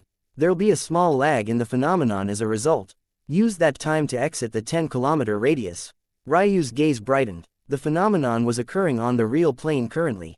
If Ailsa did as she said, there would be a sort of disconnect or interference for just a moment. Due to that lag, for a split second, it would seem like the egg was still here when in reality, it was already in Ryu's incubator. But, you'll need to run faster than you did to get here, much faster. Ryu's expression became covered with a piercing cold. He silently felt the changes in his body. Then, he spoke the words he had heard Edwin speak before. First pulse, release. The land beneath Ryu's feet shattered, a violent boom sweeping out as a fierce red aura billowed from his body. I'm ready, Ailsa nodded. The next moments happened in a flash. The egg fading to the ethereal plane. Ryu taking it into his incubator. The phenomenon fluctuating. Ryu shooting off into the distance like a meteor streaking through the skies. It was a race against time. Chapter 359. Masks. It wasn't until Ryu had pierced toward over 200 meters away that the ground he exploded from blasted part, leaving a deep semi-sphere of over 10 meters in diameter. And, by the time the pillar of light began to falter and wane, Ryu had already traveled over 8 kilometers, just barely within the range of the flickering pillar of light. Ryu's jaw was covered in pulsing veins that snaked up his cheek and his forehead. He circulated fragment breeze to his utmost, making his inner organs scream as his chaotic silk meridians pressed up against them.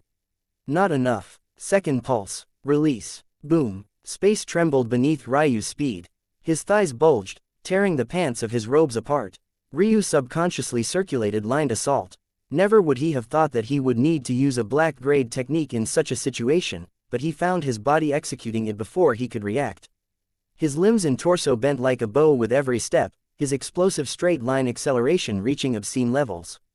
A green goldish glow wrapped around his body, the image of a green-haired fairy manifesting to his back. Ryu burst out of the range of the pillar. Without hesitation, he swallowed 3 silver-veined spirit-seeking lily petals. His state of meditation seamlessly entered breath of earth before skyrocketing into one with self, the legendary 5th state. The bloody battle of beasts surged all around him. Some were still rushing toward the flickering pillar, while others were fighting battles to the death. Several large auras are making their way here, Ryu. You can't stay. Ryu's tense nerves didn't calm. He kept sprinting with all his might, beginning the visualization of the largest warp he could. Just when the ground was about to swallow him, he understood that he had miscalculated. His body had managed to leave his target range in time, but in exchange, he was forced to manifest his northern heavenly wind's mortal endowment. Such a strong existence couldn't possibly be missed by the powerful characters all around him. Ryu was stunned when he registered the bloody hole in his chest. He realized that this was what absolute power was. With all his talent, he hadn't felt anything from start to end. He hadn't realized that he had been targeted, he hadn't felt the killing intent lock onto him, he hadn't even perceived the attack piercing through him. All Ryu could see were the beasts that had just been before him being incinerated to ash. It was only then he was able to deduce that he had been attacked not from the front, but from his back. As Ryu fell forward, his lip curled into a bloody and bitter smile. "You've taught me a good lesson today." Ryu collapsed to the ground. In the distance, what seemed to be a youthful young man leisurely lowered his bow. Despite his appearance, he had easily experienced several 10,000 years of life. And, judging by the fluctuations in his chi, he had long since entered the Path Extinction realm. A Divine Vessel realm boy did so much by himself. If he hadn't made that mistake, I would have missed him. Well, no matter, I'll snatch him from wherever it is he's planning on teleporting to. Makes things more convenient for me. That way I won't have to worry about those 8th Order monsters. Just who was that boy, though? That elemental mortal endowment was so powerful despite only being in the imposed realm. If his background is powerful, I have to make sure my connection to his death is never exposed. His eyes flashed with a cold light. The young man could tell that Ryu had begun circulating a teleportation technique just before he pierced him. That arrow had both killed Ryu, and left a small tag on his destination. This would make things much easier for him. Lucky me, who knew that I would gain such a boon while completing such a menial task? Ryu's body finally hit the ground, being swallowed by the warp visualization he had just barely finished before being pierced by the arrow. It could only be said that the young man's timing was impeccable. "Hey kiddos, you three wait here and don't do anything reckless. I'll be right back." The young man turned back toward 2 boys and a girl who actually looked just about as young as he did. They held haughty expressions, but they didn't dare turn it toward the young man before them. It was more so an arrogance buried deep within their bones. "We won't be late, will we, Marshal Uncle Dufakar?" the young woman asked. Of course not. Despite his confident answer, the 3 youths couldn't help but feel bitter. They felt no reason to trust this martial uncle of theirs. He was too unreliable. The only reason they had traveled so deeply into beast territory to begin with was because he had gotten them lost. Then, even knowing they were running late and that they were lost, he didn't hesitate to take the 3 of them toward that pillar of light. They still didn't even know what was being born. Was it a spiritual herb? A powerful beast? A natural treasure? They had no idea. But, what they did know was that it wasn't safe to be here. You'd have to be at least of the Tao pedestal realm to roam here semi-freely. Even their powerful martial uncle wasn't worthy of this. He was too reckless in taking them here. "Ah, stop worrying so much. I'll be back in a flash." Without another word, he vanished into a puff of smoke. If Ryu had been there, he would raise an eyebrow at the fact all 4 of them wore necromancer masks. Dufakar carefully navigated the battlefield.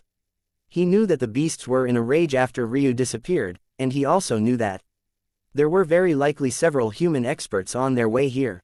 He had to take the utmost caution to not be caught. Chapter 360. Lesson: the truth was that the 3 youths with him hadn't been able to see the battle situation like he had. His mental realm was far beyond theirs and he was an expert at controlling it. It may have seemed like he was close to the valley, but the truth was that he was several mountain peaks away and over 100 kilometers from Ryu. Those 3 young necromancers thought he was going closer to check out the situation. They had no idea that he already had a firm grasp of where the treasure was and that it was already all but his now. Dufakar smiled to himself, seemingly content. A Divine Vessel realm boy managed to teleport so far away. How is that possible? Warp had a very short range. Within 100 meters was the best one can do, and most would be even worse. But Ryu had managed to not only leave the range of the valley, but had also exited the entire range of the conflict. That was several kilometers at the very least. How could a spiritual endowment expert have so much spiritual chi? At this point, Dufakar was even happier that Ryu was dead. Having such an anomaly as an enemy would make it difficult for him to even sleep at night. But he felt that this was only right. If this boy wasn't at least this heaven-defying, how could he dare to enter this place and even steal a treasure beneath the eyes of so many experts?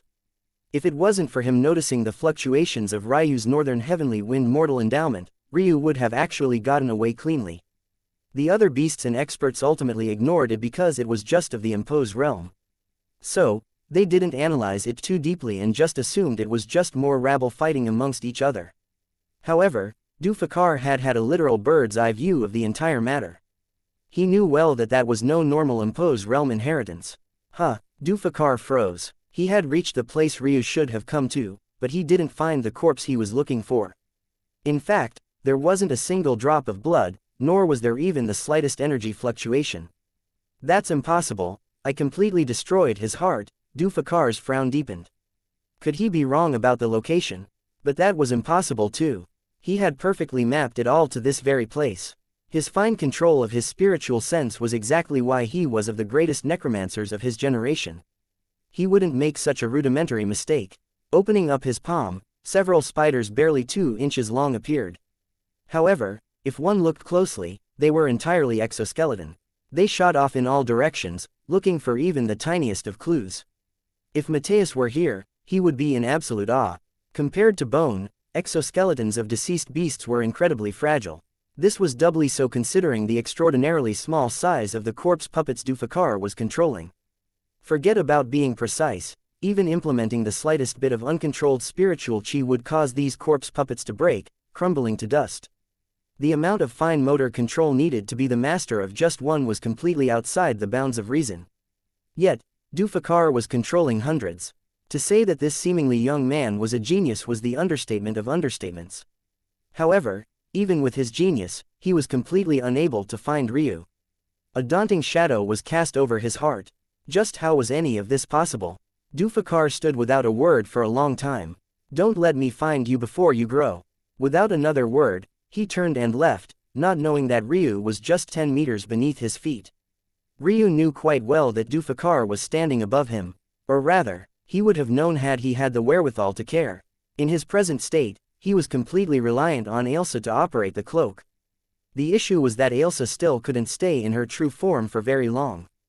The good news was that she had lasted long enough for Dufakar to leave. The bad news was that it was impossible for them to tell whether or not he had left any of his corpse puppets behind. With his level of control, and their small size, Ryu wasn't confident in dealing with them. Plus, he had a fist-size hole in his chest. Had he not fused with the realm heart, he would be a dead man already. This was too close of a call. He hadn't even been here a week, yet he had almost died twice. Well, 3 times if he counted Dufakar's arrow in his search for 2. Well, he got what he had asked for. He wanted to live with his life on the line, and the moon world delivered. This said, the potential lingering corpse puppets may not be too much of a problem because Ryu and Ailsa were already on the move, tunneling through the ground. Ryu lay in his death worm immortal cave beneath the immortal chi source Ailsa had evolved, pale-faced and wheezing. However, despite his ghastly wound, he knew that his life wasn't on the line. Half of his heart existed on the ethereal plane, so as long as an attack didn't exist across both planes, he could recover. Unfortunately, though, in order to recover he would need to swallow his precious crown-grade spiritual herbs. The stronger a body, the more difficult it is to heal. You may be a divine vessel realm expert, but your body is already as stronger as an immortal ring expert. You'll have to swallow all of them. Not all of the 5 remaining crown-grade herbs Ryu had were good for healing. He had given one of them to Guiot, so he only had 2 left. However, Ryu had the incubator and his own knowledge as an herbologist. Those 2 healing herbs could be absorbed normally, but for the final 3, he would have to make some modifications. It's just that it's extremely difficult to think when there was a hole in your chest. Ryu had no choice but to absorb the first 2 spiritual herbs first, hoping it would alleviate his pain. The incubator did what it was meant to do. The tyrannical energies became as docile as a baby. Ryu could almost instantaneously feel his flesh and bone begin to reform and color slowly returned to his face.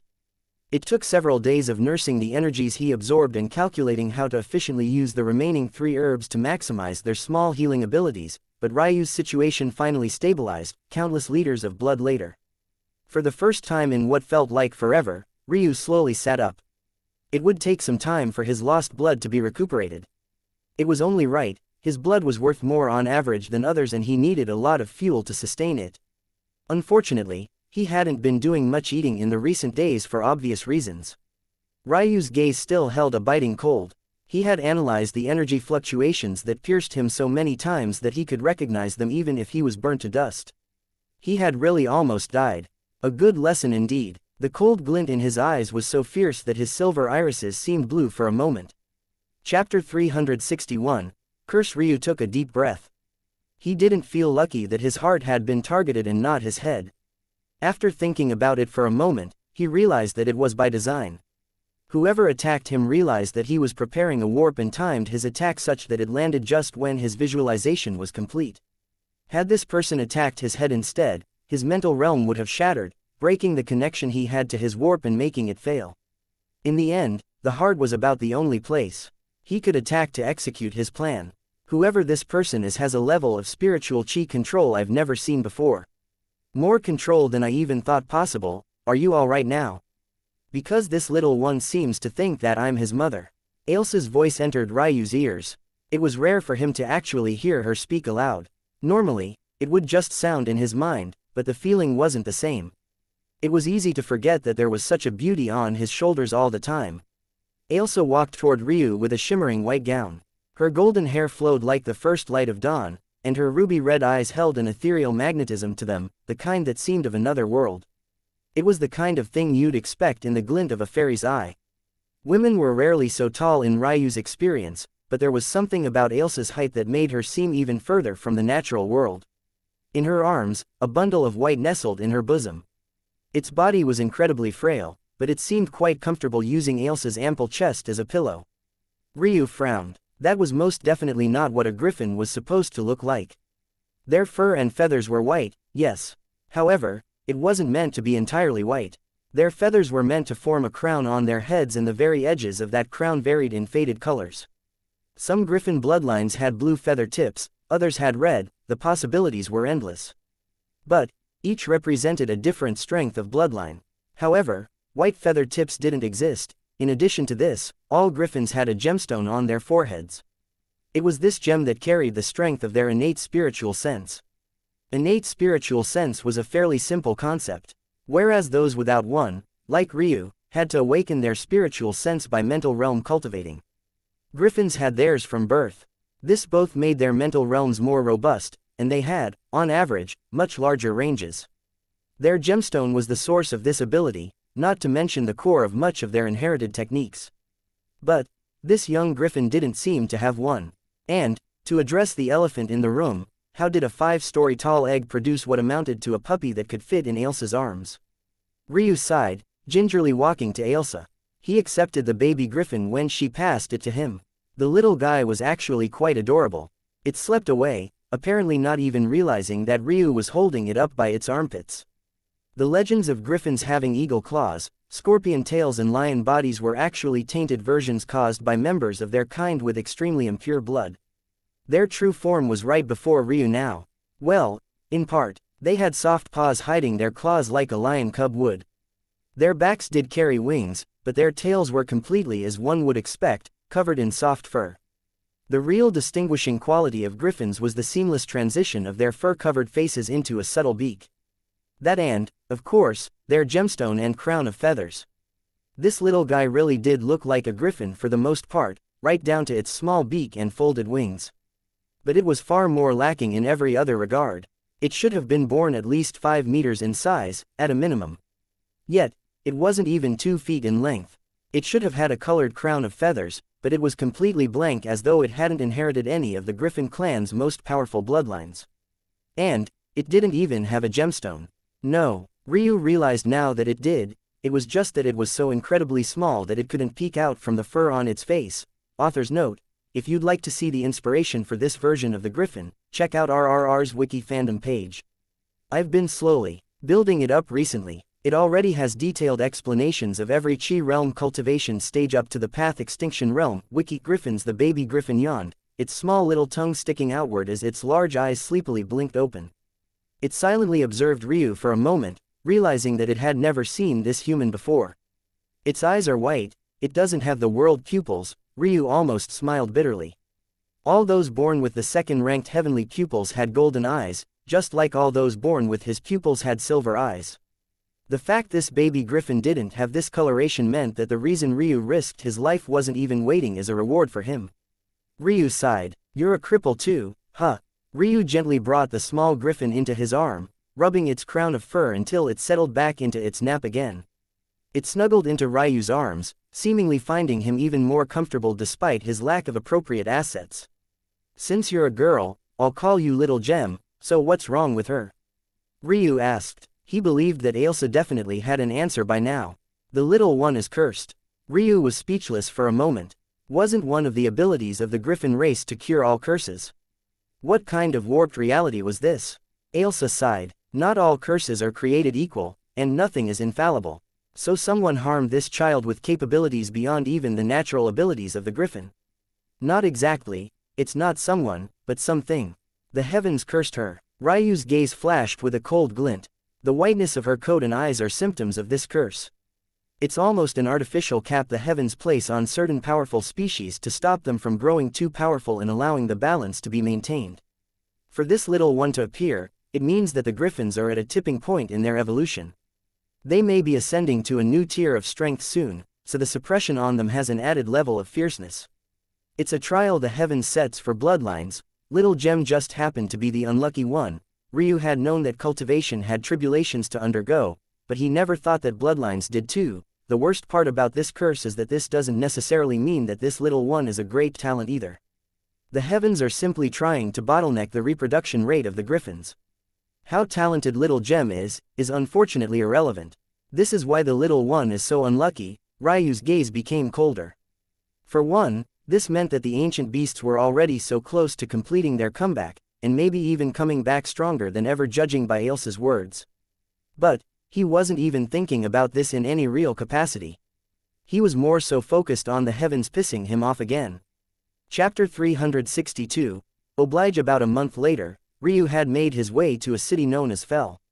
He was actually quite familiar with this place. Or, rather, he was very familiar with any place he had been to before thanks to the origin flame making his memories infallible. He had visited this city twice before with his mother. In truth, there wasn't anything special about this city. Though compared to those of the mortal and pedestal planes, it was quite grandiose. It was still mid-sized to the others of the moon world. However, despite her status, Ryu's mother loved coming here because it was where her favorite flower originated from. The city was named Fel after this flower. The fallen petal rose was a spiritual herb of the heaven grade that was nothing but stem and root for 99% of its life. However, just moments before its death, it would bloom in the most gorgeous of ways, giving way to a sight Himari, Ryu's mother, couldn't get enough of. Both times the mother-son pair visited this season was for this blooming.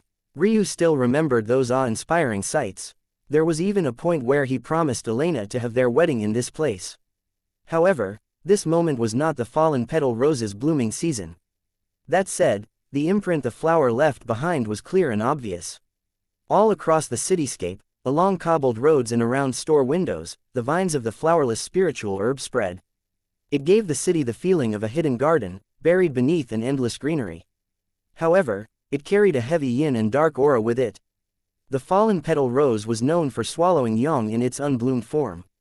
This dropped the temperature of the city, while skyrocketing the concentration of yin qi. As a result, the city that could produce the most beautiful sight the mistress of the Tatsuya clan had ever laid eyes upon, was ironically quite ugly the rest of the time. That said, it would depend on who you asked. To Guiot, coming here was like a nightmare. But to Ryu, he quite enjoyed the aesthetic of the vine-covered buildings and roads. And his Ice Phoenix bloodline adored the high-quality yin. Ryu had come to this city in order to break through to his second body vessel. After gathering up hundreds of 7th-order yin lightning spiritual roots, he believed he had enough to satiate his lightning Qilin bloodline. At first, he was worried about what absorbing yin lightning for a yang lightning bloodline would do to him, but he had almost forgotten that he had a cultist fairy by his side. If it was detrimental to him, Ailsa would have never allowed him to do it.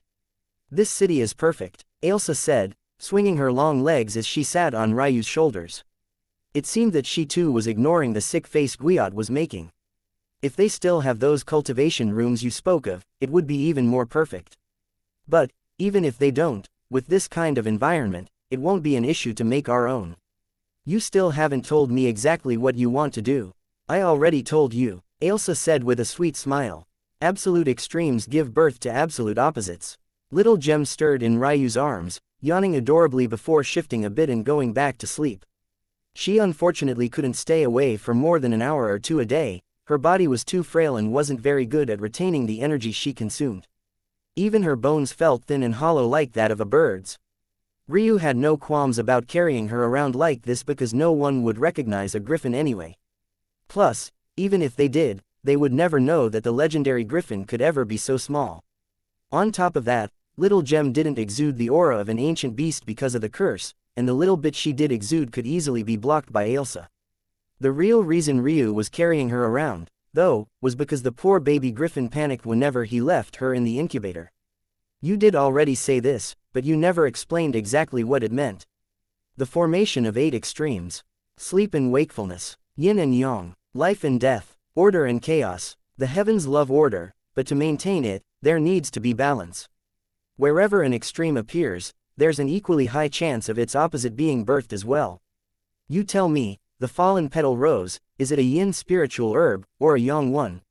Hearing this question, Ryu's gaze flashed with a certain understanding. At the same time, several theories about how he might improve Esme came to mind. The fallen petal rose swallowed nothing but yang energy for hundreds of years, but when it bloomed, it gushed out with an abundance of yin. It seemed you understand now. I'll set up the formation of 8 extremes for you. It will concentrate the yin lightning. You've accumulated and birthed its perfect opposition. Hopefully, this will help you awaken the first talent of your lightning Qilin bloodline. It has been lagging behind for too long. When it came to talent awakenings, it was always a crapshoot. Ryu hadn't been guaranteed to awaken the 3 flames he had to now, they only had thanks to his origin flame. However, the lightning Qilin bloodline obviously had no flames of its own. A single bloodline had dozens of talents, some weaker and some stronger. It was uncertain which would awaken, but maybe with a cultist fairy guiding him, it would be less of a guessing game. At the very least, it seemed Ailsa already had one she was shooting for in mind. And, so did Ryu if he was being honest with himself. Finally, the life partner pair plus Guiot made it to the destination. It was a tall martial tower that seemed from the outside as though its individual floors were built separately before being stacked atop one another in a spiraling pattern. This is a good place to test yourself, Guiot. I won't be supporting you from now on, but if I had to give you some advice, I'd say make it as far as you can in this martial tower first. If you perform well, it can give you some funds in return to support yourself. Guiot stiffly nodded, still trying to shake the goosebumps this city gave him off. He didn't know how anyone could find a snow and black vine-covered city anything but creepy. Yes, the procession will be here soon. Stop talking about it. All those events are nothing but wastes of time for those elitists to show off their disciples. Who cares if they come here? I'd rather take my chances going up the tower. Idiot. This tower is owned by those elitists you're talking your nose up at too. Stop pretending. Procession. Parading disciples. Ryu raised an eyebrow as a piece of a conversation drifted to his ears. The lobby of the martial tower was practically filled to the brim with young cultivators. But this wasn't a surprise. This tower was meant for serious business from the outside, but the inside was more like a social gathering. There were bars, scantily clad dancers, musicians, and even some alchemists who were sneakily slipping their latest concoction into the palms of their customers. When Ryu had come here last, it had obviously not looked like this. It wasn't because this place had degenerated from its norm, but rather because who would dare put up such a bad image for the mistress and scion of the Tatsuya clan? In this life, though, he got to see its true face.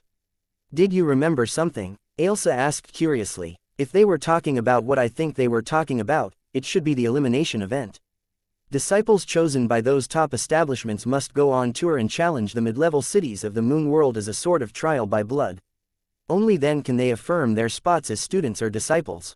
If you happen to defeat one of these disciples, you can receive a probationary spot as a working disciple for the institution in question. Just a working disciple? Ryu shook his head. It's the reason why they're complaining about it now. It's already impossible enough to defeat their hand-picked disciples, yet you don't even get properly awarded for it. Back when the Awoken Moon sect was under our jurisdiction, we had too many other things to worry about than to focus on making the rules of this world fairer. Ailsa nodded. This was the dark truth of the world. Even the kindest of rulers couldn't possibly cover the sky with a hand. If they oppressed their subordinates too much, their empire would only become more fragile.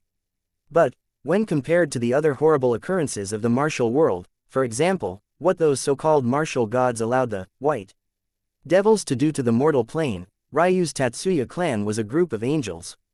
My friend would like to take the tower trial, and I'll take a tier 8 cultivation room.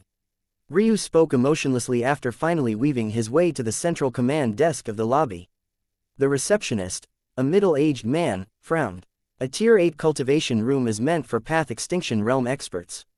Even if you have the money to waste, young man, you shouldn't look down on your parents' hard work so easily. I understand, was all Ryu said. After several seconds of not hearing anything else, the receptionist could only oblige. Chapter 363, Lightning Keelin Bloodline. The price for the Tier 8 cultivation room was 100 peak mortal chi stones an hour, which ended up as 2,400 a day. So, it was for good reason that the receptionist felt that Ryu was wasting good money. However, in Ryu's mind, such a price was far cheaper than what he had been expecting. Paying mortal chi stones for the cultivation room of a path extinction realm expert. Something didn't seem quite right. Ryu's gaze narrowed. Why is it so cheap? The receptionist was shocked by Ryu's question. What was wrong with this young man? Listen, kid, if you've come here to stir up trouble, I don't have the patience for it. If you can't afford it, leave. Ryu frowned, his cold expression stopping the receptionist from speaking anything harsher. You're selling a path extinction realm level cultivation room for mortal chi stones, and you don't see any problem with that. A sudden laughter came over Ryu's shoulder. This friend, a Tier 8 cultivation room hasn't represented such a thing in a long time. This receptionist is exaggerating. Clearly he doesn't know what he's talking about. At most, it's pretty good for connecting heaven realm cultivators. The highest Tier 9 is passable for an immortal ring cultivator. If you really need something high quality, that's the best you will get here. The receptionist blushed with embarrassment. Ryu's question to him had left him speechless because he really didn't have a good answer. He had only repeated the things his employers asked him to. Ryu raised an eyebrow, looking back to see a young man wearing a half mask. Ryu even recognized the insignia at its top corner, a flower blooming to reveal a cratered moon within. The Moonlight Blossom sect. Some half-masks were without affiliation like Ryu's current one, though that was mostly due to Hecate's methods being rejected by the broader necromancer community. However, those who did have clans or sects they were tied to had their symbols engraved onto their masks. There was no difference in substance between these kind of masks. They were still ultimately protected by the Necromancer Guild network. It was only a matter of pride in some instances. The Moonlight Blossom sect is the sect Ryu had already chosen to join before he even stepped foot into the Awoken Moon sect the very first time. In fact, this was even before he had decided to become a necromancer as well. They just happened to have something that would be quite helpful to him should he be able to get it. I see, then, thank you, Ryu replied plainly before turning back to the receptionist. I'll take a Tier 9 cultivation room. The price is 1 lower immortal chi stone a day. Ryu handed over 10 of them without much of a fuss. Be careful during the trial. You can lose your life, he said to Guiot simply before following the attendant who appeared away. Senior brother Neil, he was way too casual with you. Who cares if he has a little money? Seemingly unsatisfied with Ryu's attitude, another half-masked young man pursed his lips. Neil waved a hand, silencing his junior brother as he watched Ryu's back disappeared. Who is he? Neil's attention turned toward Guiot, who was just about to leave with his own attendant. Guiot blinked, not knowing how to answer. Ryu hadn't exactly drilled him in how to respond to such a question. However, he was certain that that day Ryu sent him into that world that something important had happened. He didn't know what, but he had a feeling that Ryu didn't want people knowing about it. However, Guiot also knew that for him, lying to someone so much stronger than him, especially one with a powerful mental realm like a necromancer would be next to impossible. So, he could only tell the truth while remaining as vague as possible. I do not know much about him. I had to beg to get him to bring me here. I only know that he is powerful and that his name is Ryu.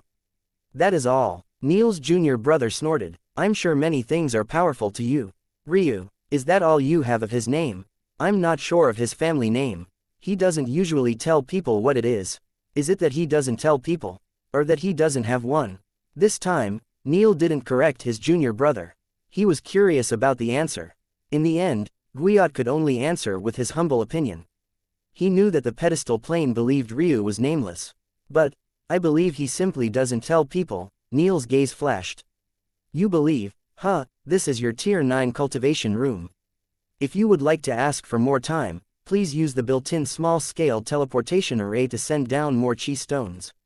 If you fail to do so, and overstay your payment limit, there will be guards on standby to escort you out even if you are at a critical point in your cultivation. So, please be mindful of this. Ryu nodded but didn't say much else. He could only be inwardly disappointed by the state this martial tower had fallen to. For a Tier 9 cultivation room to fall to barely within Tier 7 levels was unacceptable. The only explanation had to be the war Ryu had fallen into when he got here. This peaceful surface obviously wasn't as peaceful as it seemed. Turmoil had been boiling in this place for a long while already. This will be a good place for me to hone my skill as a necromancer. Maybe I can find that missing piece I've been lacking. For months now, Ryu had already felt like he was on the brink of something in his control as a necromancer. However, he didn't know what it was, and Ailsa was unable to help him. After all, she was a cultist fairy, not a Quibus fairy, but the moon world provided the perfect opportunity to learn from true necromancers and fill in what the Zhu clan was lacking. But first, my lightning Qilin bloodline. It was quite ironic. Ryu's Qilin bloodline especially made his path of necromancy incredibly difficult. It constantly clashed with his attempts at diving toward the darker and more yin-based death chi. However, he had never really gotten anything in return for that headache aside from a basic boost to his physical strength. It was about time his fourth bloodline started pulling some of its own weight. A gentle click sounded behind Ryu, followed by the turning of complex gears and a gushing of powerful immortal chi. Ryu took a deep breath then sat in a calm meditation as Ailsa entered her full form. Chapter 364, Lightning Qilin Bloodline 2. Why are you naked? Ryu finished adjusting himself, only to open his eyes to find a blood-boiling sight. Why were all the women in his life like this? Elena was always doing that sort of thing, and the first time he met Ailsa she hadn't been wearing anything either. This wasn't the second time he had seen Ailsa like this either. It was just that he tried his best to scrub it clean from his memory. She was simply too enticing. No matter how cold he was ultimately a man attracted to women. While you're enjoying the sight, take off your clothes as well. Our intimacy is not yet deep enough to do this clothed. You can only blame yourself. Ailsa's teasing words weren't exactly wrong. In fact, they were quite accurate. Ryu shook his head and obliged. He stripped his chest bare. Those have to go too. Ailsa giggled lightly, the long golden hair that had covered her most sensitive parts parting ever so slightly to reveal two undulating mounds of flesh. Her skin looked so soft that even the slightest touch would bruise her. Ryu sighed, taking off his lower undergarments. He didn't believe that Ailsa was taking advantage of him. Maybe years ago, when they first met, he would have been defensive towards such asks, but their relationship had at least evolved enough for him to trust that she understood boundaries. He trusted that if this wasn't entirely necessary, she wouldn't ask it of him. Ailsa, seemingly understanding that Ryu had this trust in her, felt a warmth in her heart. Her smile became less teasing and more genuine. When Ryu was ready, she climbed into his lap, resting her soft back to his broad chest. She was quite tall for a woman, standing at just over 6 feet tall. However, she was still completely enveloped by Ryu. Like a pair of nesting dolls, she perfectly fit in her place. Place your open palms upwards on your thighs. Ryu steadied his breathing, obliging. He had already realized why Ailsa felt this was necessary. He could feel her heartbeat through her back. And, the moment he laid the back of his hands on his crossed legs and her palms slipped into his, their level of synchronization reached near perfection. Their breathing, their hearts, and their blood rushed and beat together. And, maybe the most important point was that Ailsa's time limit for staying in her full form was extended practically indefinitely. The only drawback of this method was that Ryu had to calm his mind once again. Dealing with Ailsa's delicate fragrance or her soft back to his chest was one thing. But, the feeling of her plump bottom separating into two on a particularly sensitive part of his wasn't so easy to ignore. It took Ryu half an hour before he managed to regain his same state of calm. Ailsa seemed to understand this, so other than smiling a satisfied smile to herself, she said nothing else. In fact, she went out of her way to not move a single inch. Slowly but sure, Ryu's lower regions, which were threatening to roar and display their might, cooled and he managed to enter the first state of meditation. Moments later, he entered Breath of Earth. Then, finally, Breath of Heaven. Good. Ailsa didn't actually speak, nor did she use a chi line technique.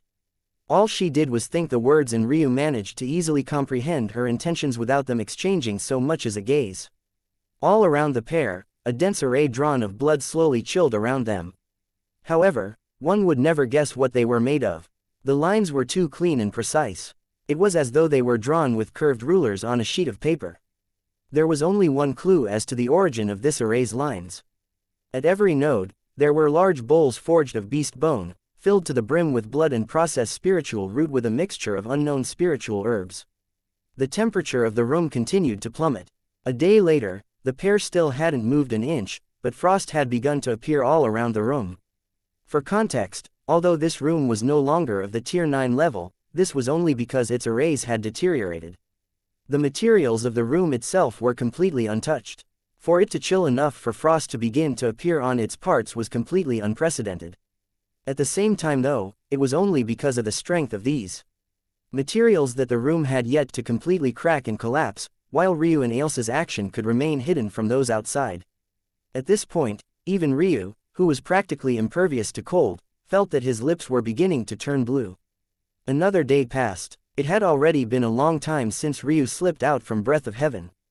Just half an hour had already been his previous limit, and that was already vastly improved from where he had been in the past. Staying in it for 2 days was nearly impossible. At this point, the lowest state of meditation was the best he could do. Ailsa remained unaffected. After all, although she couldn't use her strength on the real plane due to her intimacy with Ryu being too low, she was still ultimately the equivalent of a cosmic seed realm expert. The days became something crossed between a test of endurance and torture for Ryu. Ailsa had conveniently forgotten to explain just how painful this would be. Ryu feared that his eyelids were probably frozen closed. The moisture in his skin was seized, shrinking in on itself and splintering his body in several places. In all likelihood, if he tried to stand now, the parts of his body contacted with the ground would rip from his body. Hold on, we're almost there. Ultimately, the level of extreme yin Ryu needed was only of the Immortal Ring level, or the 7th Order as it was formerly known as. However, Ailsa knew that Ryu could handle more. So, she pushed it, seeking the 8th Order. Any other person with an Immortal Ring level body would have shattered into a block of ice by now. However, Ryu had his Ice Phoenix bloodline. His limits were obviously beyond others. There, Ailsa's thoughts rang out once more and the formation suddenly shifted, crackling with violent ripples of lightning that surged from the blood that had been suppressed to now. The temperature surged, flipping in the blink of an eye as lightning began to soar through the air. They arched forward, meeting above the pair and piercing into Ryu's back. Chapter 365. Sapphire. Despite the fact he had yet to awaken a talent for his Qilin bloodline, Ryu's resistance to lightning was objectively high. However, no matter how high his resistances were, the power that slammed into his back practically tore him apart. Focus, little Ryu. The awakening of talents is fairly random in most cases, but this is only because certain beasts don't have the proper lineage, while humans with beast bloodlines like yours have it even worse. If you want any sort of control, you have to work with me. Ryu's bloodlines had the potential to be no weaker than true ancestral grade bloodlines. As long as he continued to temper them faithfully, there was no doubt. However, this didn't mean that there weren't also disadvantages. For one, despite the fact Little Rock's bloodline was far thinner than Ryu's own, it actually projected far better than Ryu's. This was regardless of the fact Ryu had 4 full bloodlines while the young Lightning Hawk only had the wisp of 1. This ultimately meant that much of the true strength of Ryu's bloodlines wouldn't manifest themselves until the point his power was sufficient enough to hold them. He had only just barely met the minimum threshold to begin reaping some rewards after his body entered the immortal realms. However, this was where a new barrier was put up. Awakening bestial talents with the body of a human was near impossible. At best, he could hope for one of the weaker talents to awaken for him. Of these, the Lightning Qilin had many. For example, there was their sharp sight talent. It was part of the reason Ryu's grandpa Kukin had such good archery skills. However, Ryu had the first-ranked heavenly pupils in all of existence. What good would such a talent do? For him, aside from this, there was also the earth and hoof talent that Ryu definitely didn't want. Just like his 2 Phoenix and Fire Dragon bloodlines had wind attributes as secondary strengths since they were winged beasts, Ryu's Lightning Qilin bloodline had an earth attribute as a secondary strength. Of course, this so-called secondary strength was far more powerful than most beasts could hope for. But this was still nearly very last on the list of talents Ryu wanted to awaken. Earthen Hoof's auxiliary function was to strengthen the legs, provide a steady base, and act as a kicking art inheritance. Its main function was a boosted control over the earth element, which also gave an even greater resistance to lightning. Ryu didn't specialize in hand-to-hand combat, so a kicking art didn't interest him. In addition, he had no intention of branching into earth chi either. This talent would just be marginally more useful than the sharp sight talent. In truth, Ryu was being a bit spoiled.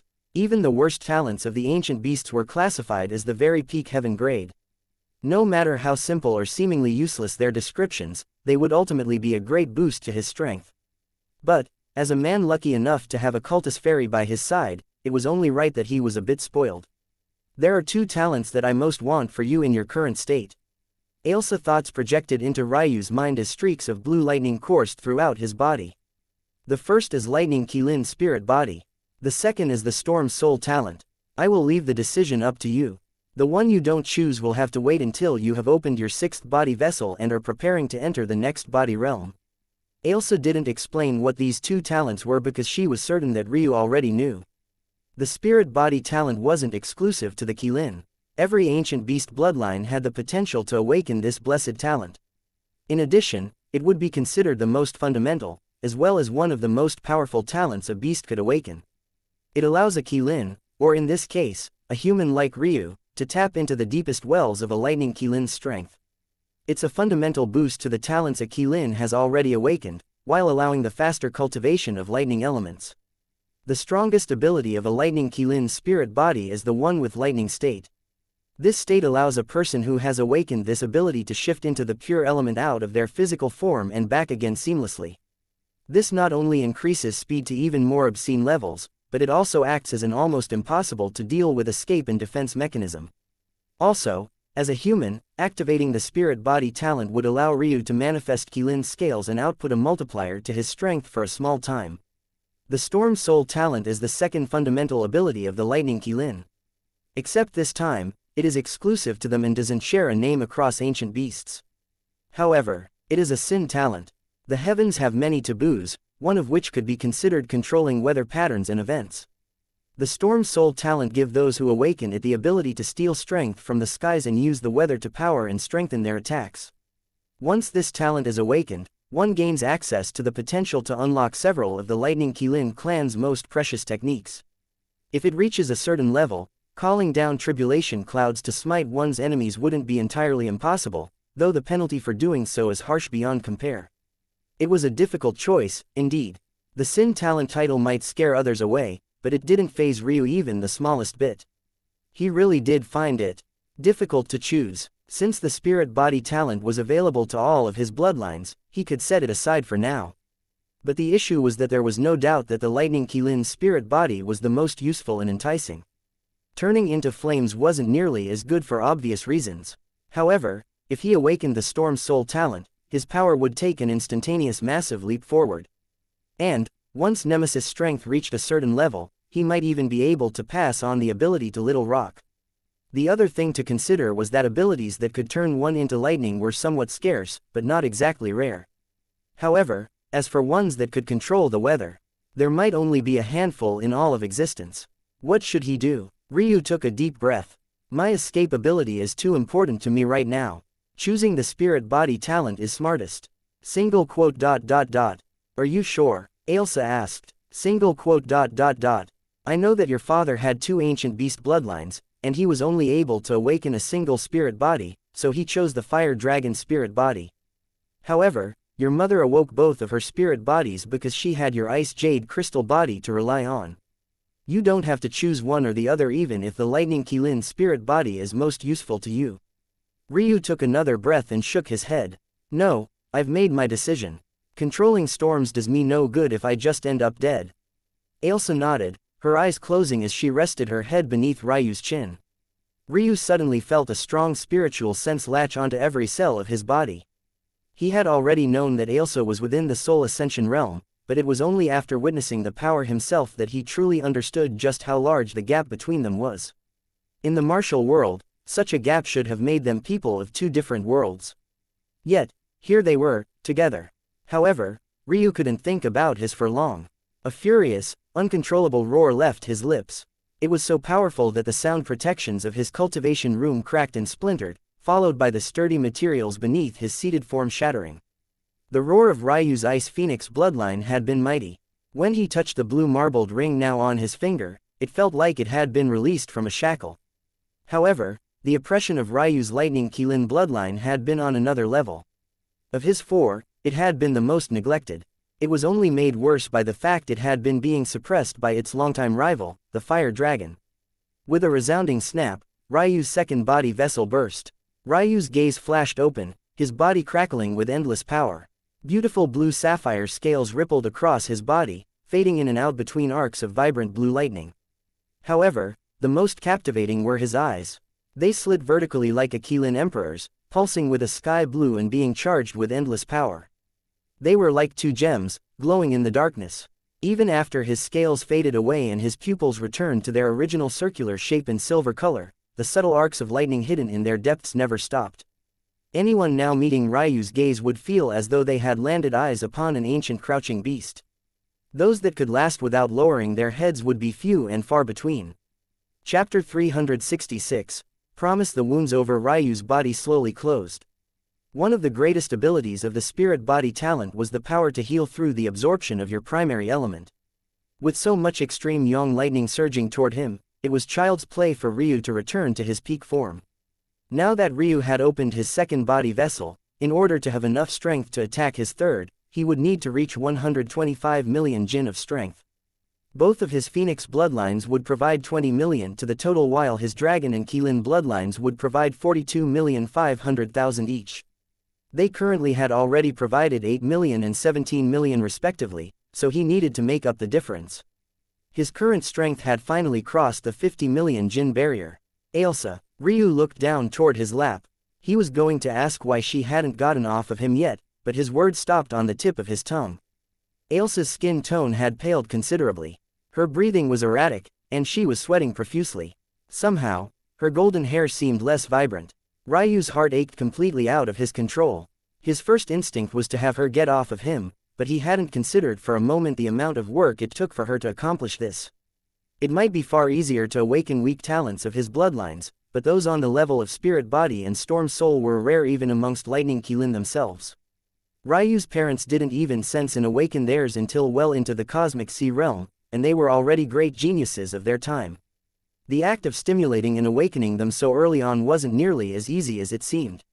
Ryu placed a hand on Ailsa's shoulder, rotating her in his lap until both her thighs lay on one of his, and her back lay on his other. He looked down toward her pale face with a frown. He wasn't even in the mood to cast glances toward her body despite the fact her breathing cascaded through her like a wave. Ailsa smiled weakly. Just let me rest here for a bit. She rested her ear to Ryu's chest, breathing heavily. Ryu sighed, wrapping an arm around her waist and holding her thighs with the other. There was no point in creating some faux distance between them in a moment like this. Plus, he didn't think Ailsa deserved such a reaction from him. Ailsa blushed slightly, feeling Ryu's actions. However, Ryu couldn't see her reaction because of her sweat-drenched hair covering much of her face. Though, had he, his face would have likely twisted into a weird expression. Why was it that she was embarrassed about such a thing and not the fact she was currently naked in his lap? This isn't so bad, Ailsa said softly. Maybe it was because of her current state of weakness, but Ailsa said something out loud that she would usually keep to herself. She knew that Ryu avoided reading her thoughts like they held some sort of incurable disease, despite the fact he could find out everything about her just as easily as she could him. So, she was also quite aware that even if she thought those words, he wouldn't have known that she had, but something compelled her to speak them instead. With her ear to Ryu's chest, she could hear his heartbeat pause for a moment before becoming steady once more. At the very least, he didn't shove her off his lap. So, that was a bonus. Ailsa sighed inwardly. She had spent much of her youth dreaming of her life partner. Much like not every human had a fairy, not every fairy gained a partner. And, even those who did might sometimes be paired with a tree or some river or some other inanimate thing that may never be able to speak to them in their lifetimes. Cases like Ailsa and Ryu, who were born at practically the same time, and were so suited for one another, were not even 1 in a trillion. She had tried to look for Ryu when she was younger. Usually, Clans like the Tatsuya clan would do a small check to see whether their youths had a life partner. But, maybe due to the fact Ryu had a false spiritual foundation, his clan never did so. But, Ailsa had known he existed for a long time. It was just that Ryu's cultivation was non-existent, so finding him was far too difficult. Finally, after almost a billion years of waiting, she finally had him by her side. Regardless of how cold he was, he still gave her a comfort she couldn't get anywhere else. However, she would be lying if she said that their relationship didn't leave her feeling empty at times. Due to her pride as a cultist fairy, she still did everything in her power to help Ryu. She was even already prepared for this to be as deep as the both of them went for the rest of her life. Ailsa smiled another smile that was hidden from Ryu. It was somewhat sad, but still carried a somewhat content attitude. I guess this is all we'll ever be, maybe I'll have to accept that. After catching her breath, Ailsa moved to push herself up, but found that her waist was still being absent-mindedly clamped down by Ryu. He didn't even seem to notice that she had tried to leave his arms. Ryu was seemingly snapped out of his thoughts, blinking slightly after he realized he was the one stopping Ailsa from getting up. Oh, I'm sorry. Ryu released his grip. Ailsa pouted slightly, but still pushed herself up. Ailsa, do you ever get bored? Just sitting on my shoulder all the time, I mean. Ailsa was stunned for a moment before bursting into a spring-like laughter. But after a while, she realized that Ryu was completely serious. With how much time you spend in danger, when is there ever really a dull moment? You don't miss walking around on your own two legs. Ailsa didn't know how to answer. She really hadn't thought about it before. Her whole world was Ryu now. Since she met him, she hadn't even missed her home, let alone thought about the things she wanted. Even her hope that Ryu would accept her could be seen through the same lens as well. If our intimacy was deeper, wouldn't you be able to enjoy life a little more? Ryu asked. Ryu knew quite well how unfair these matters were for Ailsa. Despite his outward demeanor, his emotional intelligence was very high. He didn't need to look into Ailsa's mind to grasp much of her thoughts. However, he couldn't erase Elena from his heart. She had been waiting for him for so long, he owed her so much, but the truth was that Ailsa had been waiting for him just as long even if he hadn't been aware of it. You could say so, but these kinds of things can't be forced, Ryu sighed, standing up. He loomed over Ailsa, seemingly having gotten taller after awakening his lightning Qilin spirit body talent. His lean body and chiseled form seemed to brim with far more power than it had in the past. However, he wasn't imposing to her at all. He simply looked at her for a moment. Maybe it was because he was constantly in pain when he cultivated with her methods, but he never truly registered that for every step of improvement he made, she was pushing him from behind with all of her might, even to her own detriment. Ailsa, I promise you, Ryu said firmly, I promise you that if you're willing to wait for Elena to return by my side, I'll do my best to give you a happy life. Ailsa stood stunned as though she couldn't believe what she was hearing. At that moment, she felt Ryu probe into her mind for the first time. It was a sort of feeling others might have found invasive, but she couldn't hide the smile on her face as tears she hadn't registered began to fall. She dove into Ryu's arms, squeezing him as tightly as she could. Her happy giggling between sobs only made Ryu feel more guilty. He hadn't even promised her anything concrete, yet she had reacted like this. Can I get a kiss? Ailsa looked up at Ryu with a mischievous grin. There was something about the way her drying tears sparkled in her ruby eyes that made her look exceptionally beautiful. Kidding. She dove back into Ryu's arms, giggling away. Ryu's mouth hung open for a moment before he shook his head and smiled, hugging her back in return. Open up. Your 10-day period has come to an end. The abrupt shout interrupted the life partner pair as the mechanisms of the rounded closed down opened from the outside. Ryu sighed, shielding Ailsa with his back. Chapter 367. Might as well, damn kids today. The door of the cultivation room clicked shut once more only for the aged voice of one of the Marshall Tower's guards to ring out. Renting a Tier 9 cultivation room just to impress a woman. I wish I could be so extravagant. Another guard muttered. Was the cultivation room always so broken down, though? It was a complete mess. Maybe the kid's fiercer than we gave him credit for. The third guard said, words laced with innuendo. It's a shame, though. We didn't get to see what kind of beauty he was playing with. A kid who could afford such a place just for some fun is definitely not toying around with a normal woman. Excuse me, gentlemen, might I ask you a question? A young man suddenly appeared in the circular-shaped lobby area. This floor was one of the highest in the Marshall Tower and only had 9 rooms in total, equidistantly spaced in a circular pattern. Each had large metallic and round doors fitted with complex gears. They were both works of art and feats of engineering all at once.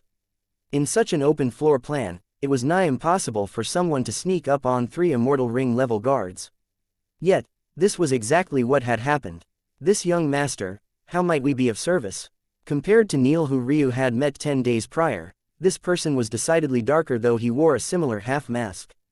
His brooding aura almost coalesced around him into a tangible form, swaying in the air like the tentacles of a lingering beast. Who was in that room? The young man asked. The 3 guards looked at each other. We are not sure, but there were 2 of them, a man and a woman. We only faintly saw the long hair of the woman, but the young man wasn't someone we had seen before. It was impossible to see behind his mask, but it felt like the young man frowned. His aura became slightly gloomier, darkening by a measure. A man and a woman. A powerful dual cultivation technique, perhaps. The young man muttered to himself as though the 3 guards before him were nothing but air. At that moment, the door to Ryu's cultivation room opened. His presence held an imposing might, the kind that spread out regardless of his own wishes. The air simply seemed heavier around him. But there was a devastating beauty beside him that carried a directly opposing and exceptionally light air. Ailsa wore a flowing white gown, her golden hair and ruby eyes glistening like rays of sunshine. However, her smile was the brightest of them all. She clung to Ryu's arm with both of hers, unwilling to let go. The guards and the half-masked man were left in a daze. This was the woman that was with him. They had assumed that she couldn't be normal, but wasn't this a bit too exaggerated? Was it even possible for such a beautiful woman to exist? And weren't women like this meant to be distant treasures one could look upon but never touch? Why was she so infatuated with this young man? However, after finally prying their eyes from Ailsa and looking toward Ryu, they suddenly felt like they understood. They both seemed like people of the same world. Ryu's black robes and Ailsa's white gown should have clashed, but they rather seemed meant for each other. Ryu suddenly felt that he might have brought another headache upon himself. Most people assumed he was traveling alone since they couldn't see Ailsa, so he was rarely bothered with trivial things like people lusting after women by his side. But he couldn't take his words back now. He didn't want to be the one to take that smile off of her face. It wasn't like he had never dealt with this before, anyway. Elena might not have been as beautiful as Ailsa when she was by his side, possibly due to her weaker cultivation back then in comparison to Ailsa currently, not to mention the innate disadvantage humans had in that department compared to fairies, but she was still the object of affection for countless people. Back then, Elena could only rely on herself to swat these annoying flies away because he was too weak. But in this lifetime, Ryu didn't plan on taking a backseat in such matters again. At least that was what he had thought until, HMPH. A violent aura erupted from Ryu's side.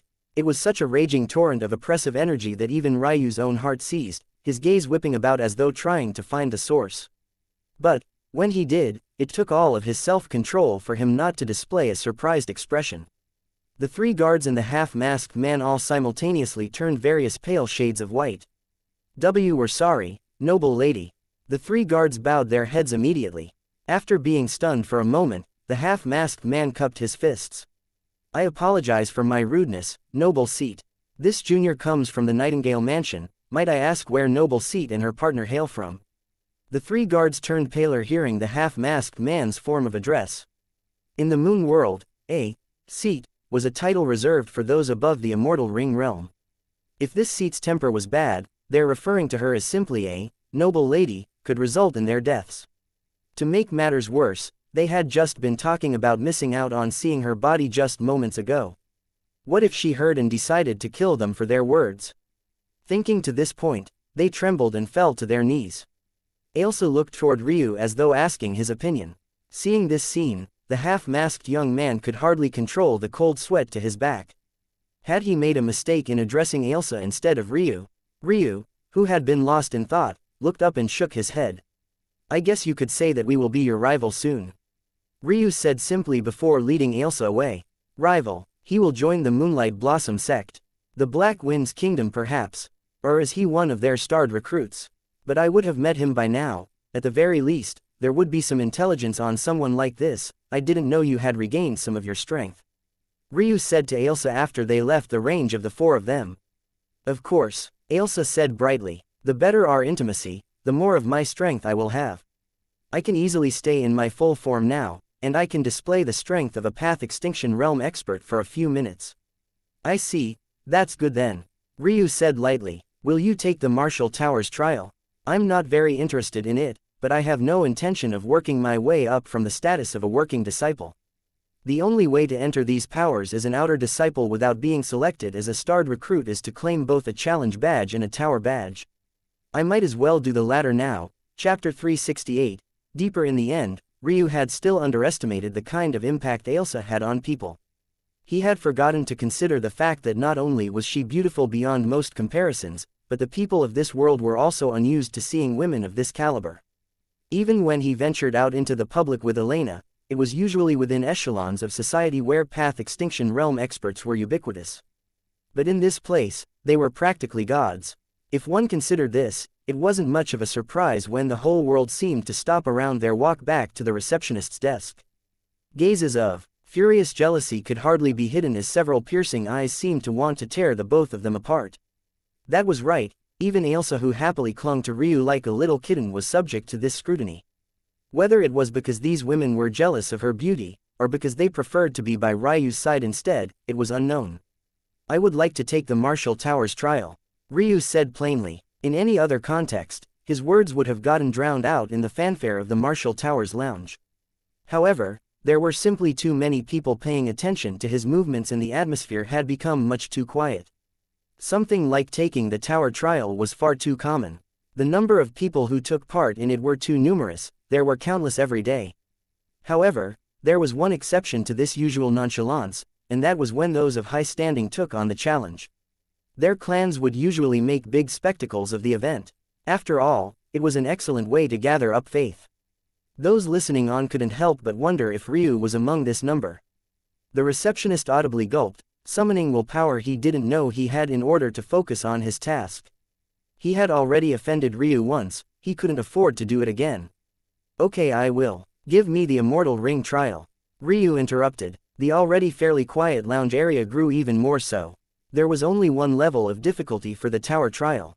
At least, it was designed to have the same level of difficulty no matter who you were or how often you took the trial. It was essentially impossible to use experience to outperform others. However, there was one exception to this rule, and that was reserved for those who challenged above their station.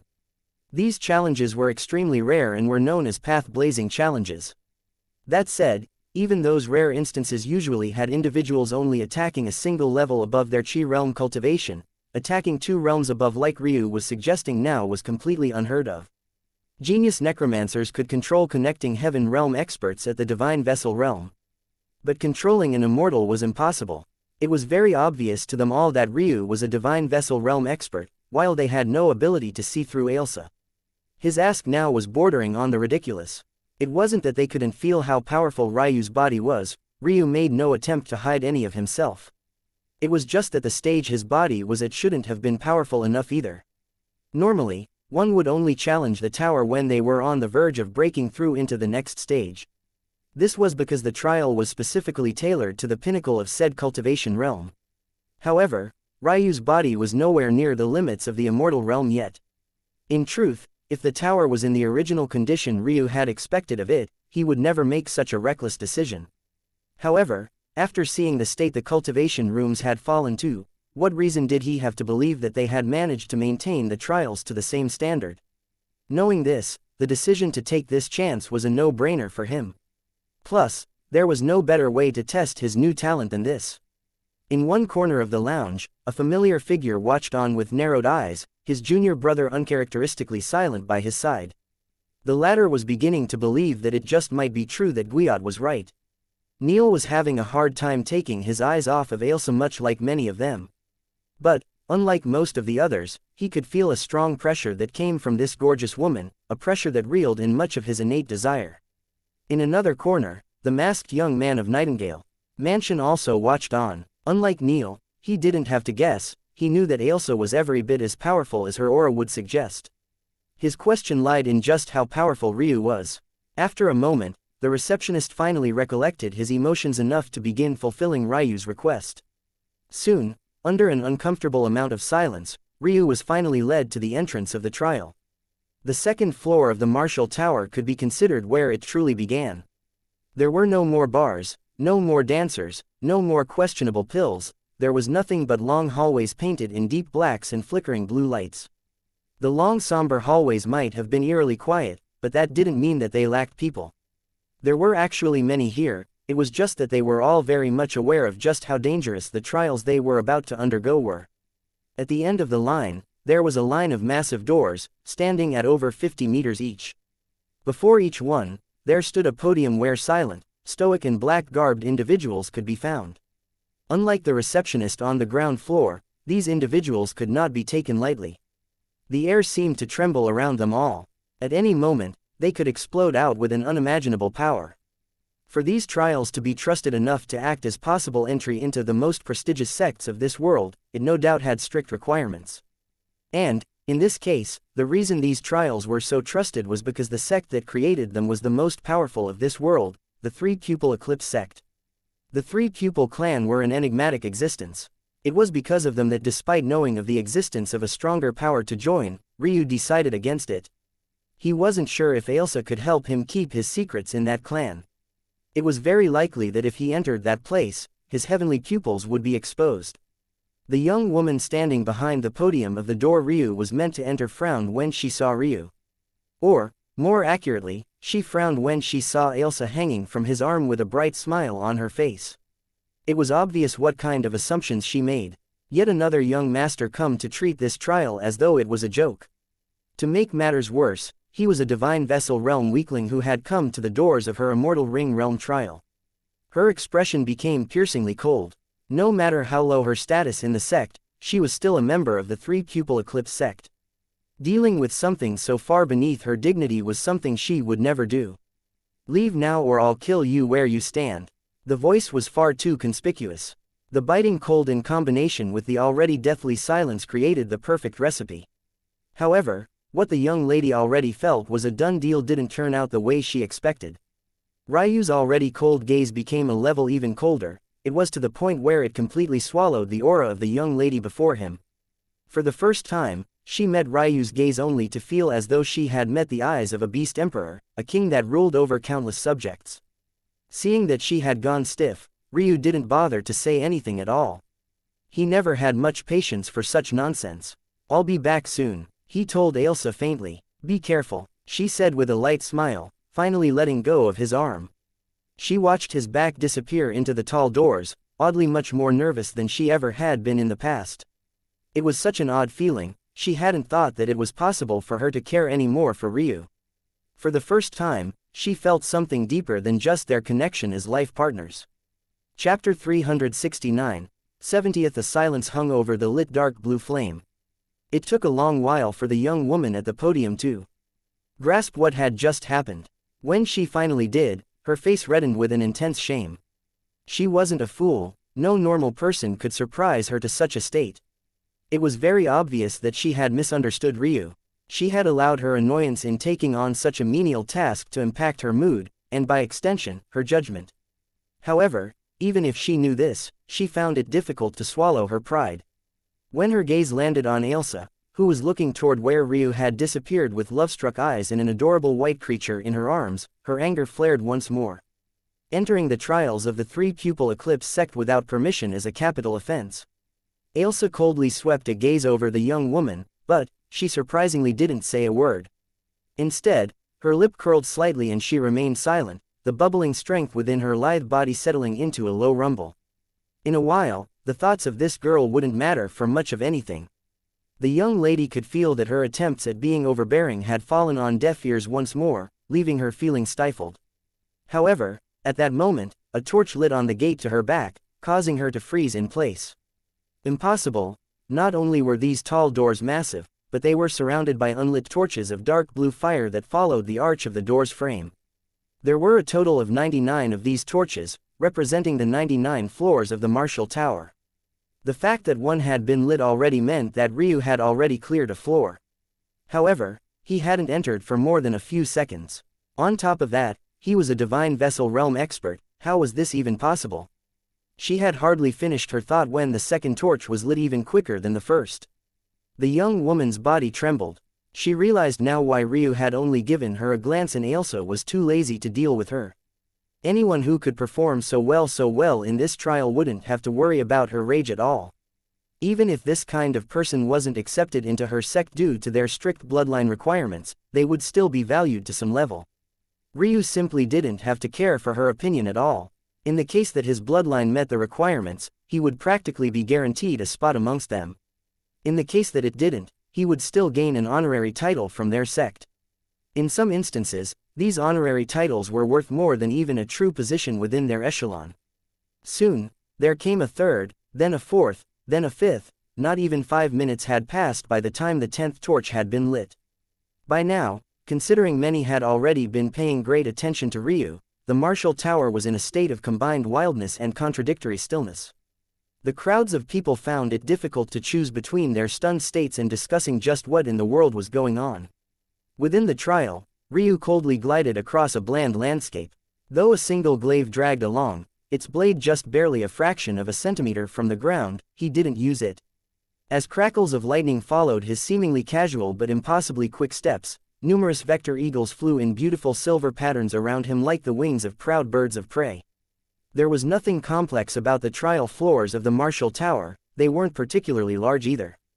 In fact, as the enemies grew, the rooms seemed to be gradually shrinking in size. This place reminded Ryu of the 4th floor of the Crystalline Jade. Bland gray floors, ceilings and walls, a fairly small area of a maximum of 50 square meters, and the only difference was that instead of facing just one enemy, Ryu was facing many.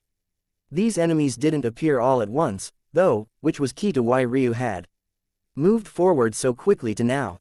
As soon as Ryu cut down one enemy, another would appear, only for him to cut it down and yet another to appear right afterward. It wasn't until Ryu had already cleared the 30th floor that he realized that there were 2 rules for the appearance of the next enemy. They would either appear right after you defeated the first, or they would appear if you took longer than 10 seconds to defeat the first. Like this, the longer you took to clear a floor, the greater the difficulty over time became due to the fact you would be facing more and more enemies at once in a relatively small space. Realizing this, Ryu stopped entirely relying on his mental realm and began combining this strength of his with his glaive. Though this was the Immortal Ring trial, that didn't mean that all of the enemies he faced were at this level. In fact, much of the difficulty of the lower floors was dealing with large numbers of powerful half-step Immortal Ring realm experts. However, after crossing the 30th floor, lower Immortal Ring experts began to appear. By the 40th, the 10-second time lag had dropped to 9, and by the 50th, it dropped to 8. As Ryu expected, the trial had gained an extremely terrible flaw.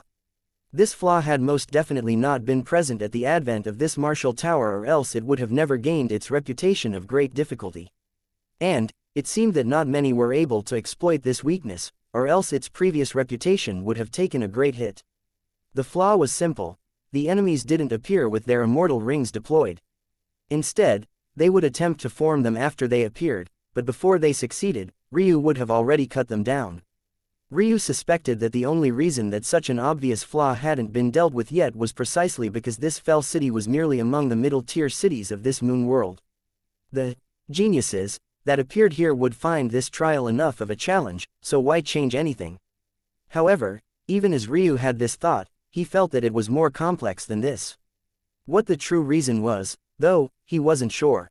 Ryu coldly cut down another gray armored puppet, crossing into the 70th floor. Chapter 370, Burning Gazes. Finally, the pressure of the trial became real. Instead of just a single warrior puppet appearing, there were 2. Whether Ryu could kill them before their immortal rings manifested or more spawned was unknown. Ryu's expression didn't so much as flicker. Without hesitation, he spun his chi and his skin turned a slight shade of red. First pulse, release. Arcs of electricity pulsed through Ryu's body. He suddenly felt that the previous burdens he had had using this nameless technique had suddenly disappeared. Whether this was because his body was simply stronger now, or if it was because of his newly awakened talent, Ryu didn't know, nor did he have the time to find out. Regardless, there was no better way to find out this truth than by battling. On the outside of the trial gates, Ailsa watched complacently as the blue torches flickered to life one after another. Many had thought that Ryu would slow as he reached closer to the top, but his pace inexplicably shot upward after entering the 70th floor. It was completely inconceivable. By now, the thought of discussion had completely slipped the minds of those around, and any hints of a bustling atmosphere the Marshall Tower once had vanished, replaced by an eerie and pervasive silence. Not even half an hour after Ryu's entry, he slowly walked out from the trial gates, all 99 torches flickering as his backdrop. He looked as though he had just come back from a leisurely walk. His breathing was steady, his white hair was spotless, and his aura left an oppressive heavy air. Hanging around them, Ailsa smiled sweetly, her ruby eyes shining with an unconcealed pride. She had said before that there were next to zero who could match Ryu's talent, and he was only proving her more and more correct with each passing day. A badge twirled between Ryu's fingers as he seemed to almost glide forward. This thing in his hands now was the only reason he had bothered to come to this place. What he wanted was to push himself to the limit, not to take easy paths just so that he could show off. In the end, the trial was crippled. It had no ability to pose any sort of challenge to him. But it ultimately served its purpose. Just as Ryu made it to Ayla's side, there was a change in the flickering torches. They suddenly burned bright, growing a fold in size before radiating out into several beams of light. These beams of light met at the center of the impossibly tall trial double doors, slowly forming into the shimmering image of a robed elder. Trial taker, Ryu, has met the requirements. An invitation to join our 3-pupil eclipse sect can be issued. Will trial taker, Ryu, accept this invitation? The voice sounded both broken and natural at the same time. It held the tone of a normal person, but had a mechanical edge to it that exposed the fact that whoever this was in this projection, they hadn't sent a portion of their consciousness here. This projection was only better than an automated message by barely a hair. The young woman who manned Ryu's gate had her expression go stiff. She had worked these gates for a long time. It was one of the easiest ways to gain contribution points in their sect and about the only way to do so without putting your life on the line. However, she had never seen this scene before. The only explanation was that her worst fears had been realized. Ryu's bloodline really did meet the minimum requirements. Others looked toward Ryu with flashing tinges of jealousy of various degrees. However, the look of excitement that they might have been expecting didn't cross his features. And why would it? To Ryu, this sect had always been subordinated to him. That said, this wasn't the reason that Ryu's expression was still so bitingly cold, at least it wasn't the case this time around. The real reason was that even he found this situation odd. At least in his memories, it shouldn't be like this. Another might have thought that they had simply forgotten, but Ryu, who had the origin flame, trusted his memories without reserve. This situation wasn't normal. The only explanation was that this policy was either newly implemented, or he had somehow activated an extremely old mechanism that had never been triggered until now. Considering the neglect these trial grounds had suffered, it was simply impossible for the former to be the case.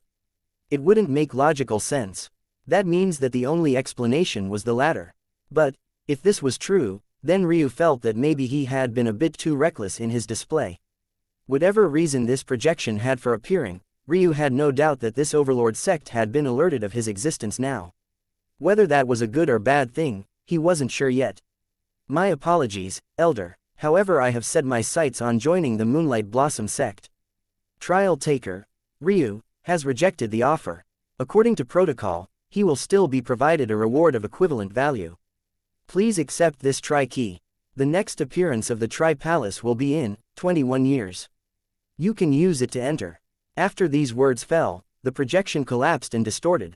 The blue flames its body had been forged of began to morph and mutate, changing into a key with a triangular tip. The key was large and blocky, being about 6 inches in length. Complex grooves were etched into its triangular prism body, making it difficult to fathom just how complex the lock it opened was. Its bronze body gently floated down and into Ryu's hand. The reason I wanted to join the Moonlight Blossom sect was for one of these keys. Ryu didn't know whether to laugh or cry.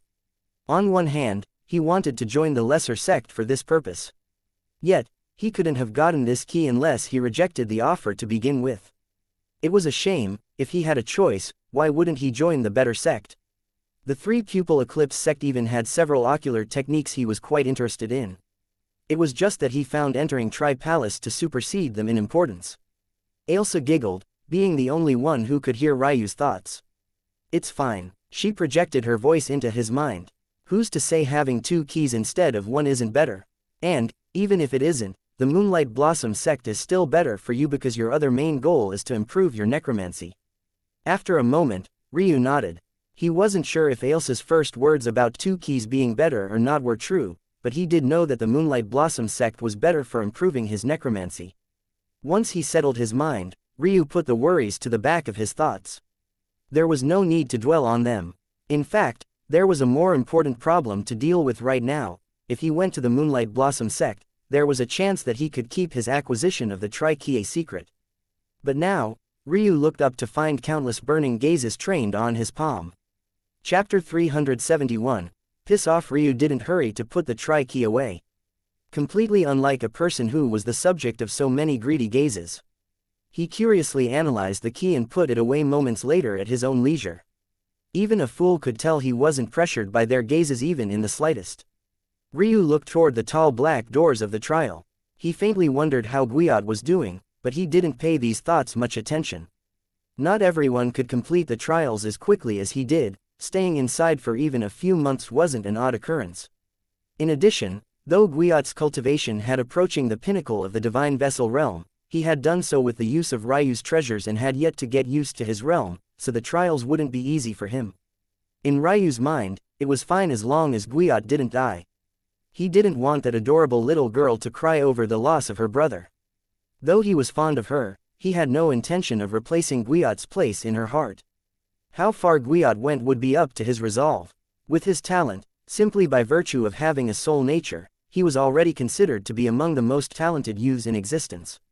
He only had to grasp the opportunities he had been gifted. As long as he grew stronger, it would be easier for Ryu to take advantage of his abilities and maybe improve his own comprehension toward the spear. As Ryu was lost in thought, a lit tug came from his elbow, and he looked down to see Little Gem weakly biting at his robes from within Ailsa's arms.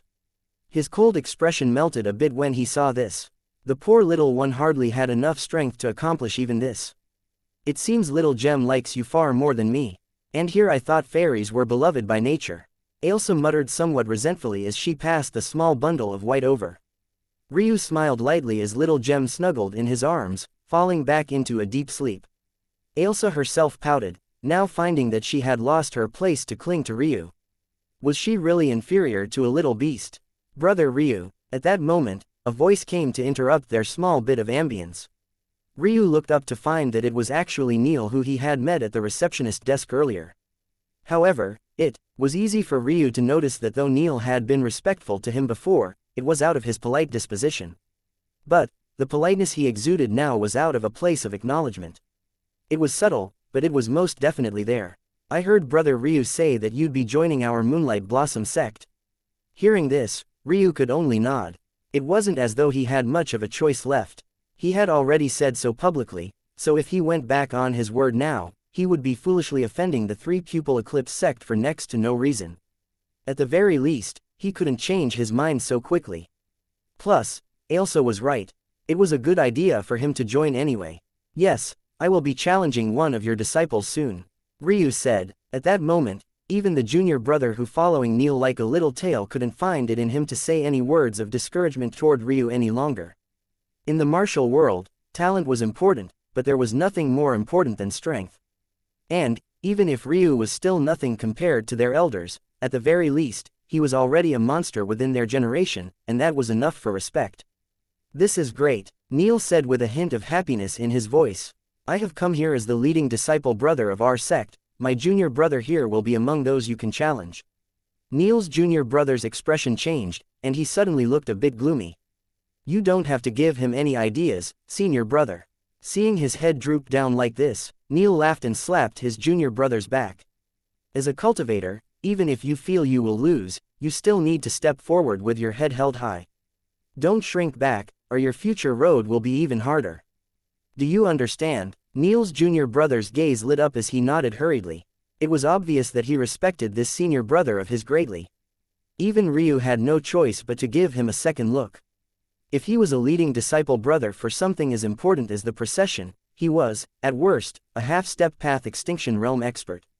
If Ryu wanted to know for sure, he would only have to exert some pressure with his heavenly pupils, but he decided against it.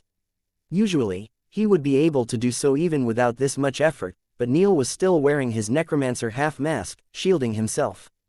Unless he started displaying his chi, it was impossible for normal people to see through him. That said, this wasn't enough to make Ryu change his attitude toward Neil. In fact, no one was worthy of him doing such a thing.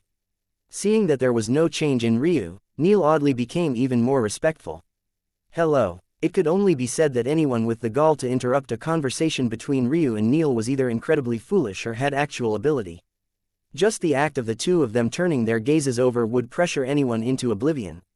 Just now, even Neil had trouble maintaining eye contact with Ryu, but this didn't mean he didn't exert his own unwitting pressure. It was little surprise then that the culprit was the half-masked man with a dark aura Ryu met after exiting his cultivation room. A disciple of the Nightingale Mansion. I would like to buy your tri-key. I refuse, Ryu said plainly. Don't be so quick to do so. I can provide you many things in return. There are many legacies that the Nightingale Mansion has that the Moonlight Blossom sect does not. Why not reconsider? This young man had clearly felt Ailsa's strength before, yet still dared to do this. It could only be said that his background was most definitely not simple. After sensing Ailsa's strength, he was apprehensive. But, knowing that Ryu intended to join another power, he concluded that Ailsa was a rogue cultivator. If that was the case, then even if she was individually powerful, she would still be helpless against a colossus like the Nightingale Mansion. There was a reason why the power-founded sects and why even those who wanted to remain unfettered would instead opt to being thrones. Having backing was invaluable. No one would dare claim to be invincible. If one wasn't invincible, having outside support was just too important. Ultimately, this young man couldn't allow the tri-key to fall into the hands of the Moonlight Blossom sect so easily. The wars of this moon world were not a joke and were constantly being sparked and battled. Even now, all of the major powers, the three pupil eclipse sect notwithstanding, were in some sort of major conflict. This was the best opportunity to pressure Ryu, before he officially joined any powers. Fool, do you think that you'll be safe after you join that sect? Even if I don't take the key from you, the people you deem as your backers most definitely will. You're nameless, without backing, yet dare to carry such an arrogant gaze. You won't survive for long. It was obvious that this young man was still a bit resentful about Ailsa pressuring him with her aura earlier and Ryu's disregard. Now that he had grasped a weakness, he wouldn't let it go. Piss off, or I'll kill you where you stand. Still, this young man with a dark aura could have never guessed that he would receive such an overbearing response from Ryu. Chapter 372. Target. Ryu's cold, biting expression made it feel as though the gravity of the surroundings had multiplied many times over. Those who were weaker found it almost impossible to breathe, and even those who held some strength felt their knees buckle all the same. The young woman overseeing the entrance to the trial gate felt an overwhelming pressure bear down on her heart. It made her realize that even though this Ryu's cultivation was a bit low, he really couldn't be underestimated in the slightest. If he wasn't worthy of entering the trial grounds, then who could possibly be? The expression of the half-masked man warped. Though it was a bit difficult to tell behind the abilities of a necromancer mask, just the disruption in his gloomy aura was enough to paint enough of a picture. Neil raised an eyebrow. He was a bit surprised by Ryu's actions as well. Though conflicts between talented disciples weren't rare, what was rare was shedding all pretenses like this. After all, many followed the principle of, there were no eternal enemies, only endless benefits. Since everyone had such thoughts, there was no need to become irreconcilable with people because you just might need them in the future. However, this Ryu didn't have qualms at all. At that moment, Neil cleared his throat. Brother Anfroy, your words were indeed a little inappropriate, and it seems Brother Ryu didn't take kindly to them. How about we forget it for now? I think you yourself realize this as well. If you want something from others, it's better that you come forward with a bit more sincerity. The half-masked young man with a gloomy aura, who apparently went by Anfroy, shot a ferocious glance toward Neil. He had come here with every intention of trading fairly. However, he had told Ryu that he wanted to buy the key when Ryu said, I refuse. To answer in such a cold and succinct manner, was the person who first showed disrespect not this Ryu and not him. Stay out of this, Anfroy said coldly before turning his gaze back toward Ryu. I really want to see just how this arrogant fool plans to kill me. I'm standing right. Before Anfroy could react, Ryu's fist blasted into his chest. Completely stunned, the air was completely knocked out of Anfroy, his eyes bulging and his tongue involuntarily hanging out from his mouth as he heaved while his body flew through the air. Ryu didn't pursue as Anfroy slammed against the sturdy black walls of the martial tower. He could tell that his strike hadn't done any true damage to Anfroy. Not to mention the fact the latter was a half-step into the Path Extinction realm, he also wore a high-grade defensive treasure as well. The only reason Ryu was able to put him into such a sorry state was because he was a necromancer, yet he actually dared to stand so closely to him. Necromancers were ultimately mental realm masters, how could their bodies match up to Ryu's? He was simply courting death.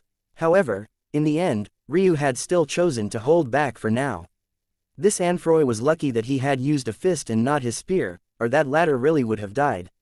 If he really killed Anfroy in a single, sudden strike, his Nightingale Palace might use it as an excuse and say he had used a sneak attack. But this way, it would become a formal duel of the younger generation.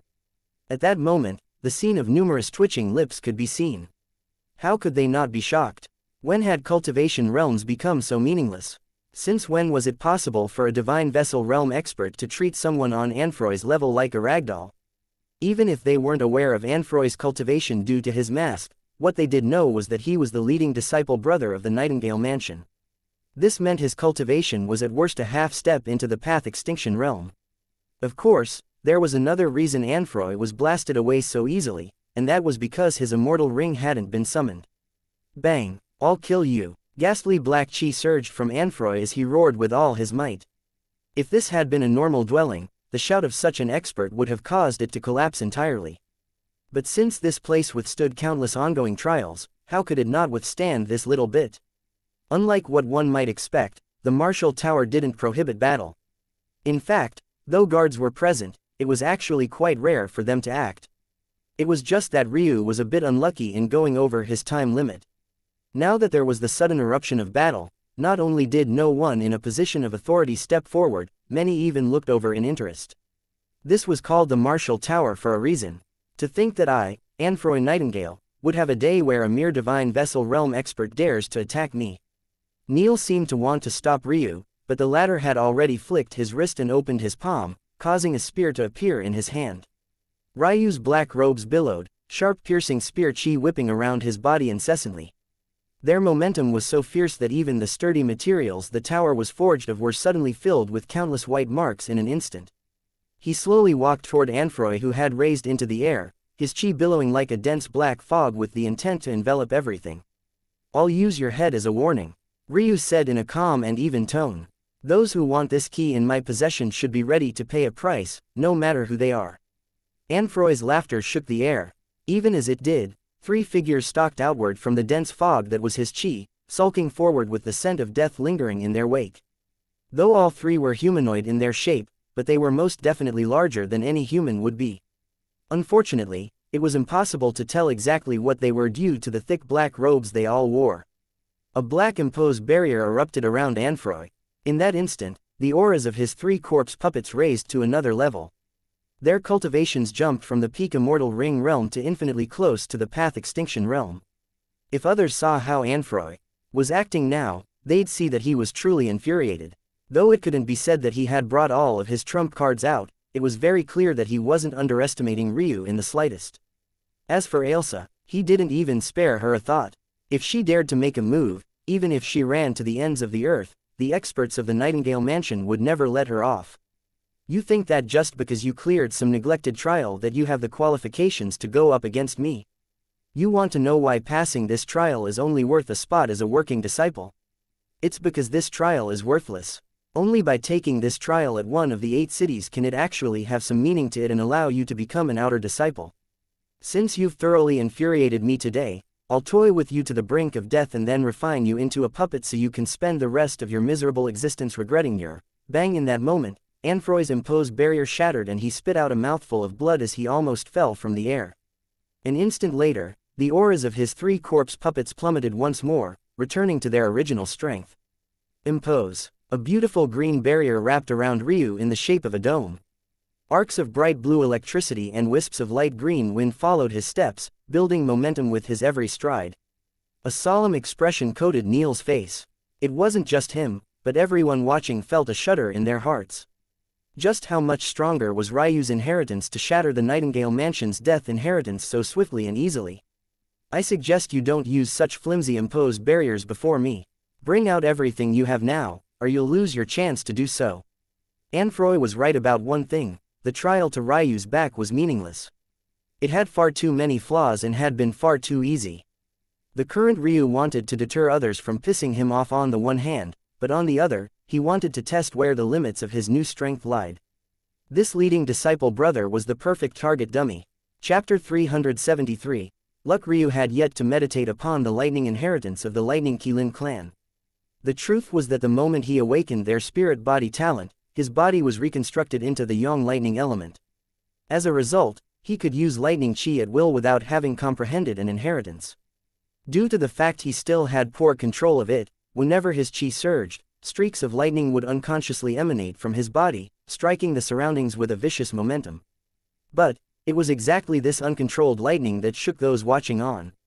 It was too powerful. The streaks of beautiful blue lightning beneath Ryu's feet were even more devastating than his surging spear chi, directly causing savage cobwebs of cracks to race across the ground. If it wasn't for the fact that the precious materials that formed this tower were already black, it wouldn't be hard to imagine that they would have been charred as well. Anfroy weakly stood, blood dripping from his lips and rebounding against the ground. However, the moment he turned a vicious glare toward Ryu, his pupils constricted. Fast, Ryu practically teleported, a clap of thunder following his stride as he pierced toward the first corpse puppet. A vortex of wind and crackling lightning followed the tip of his spear, slamming against the middle humanoid corpse puppet. Anfroy's pupils constricted. A hole was blasted through the center of his corpse puppet as it was sent flying back.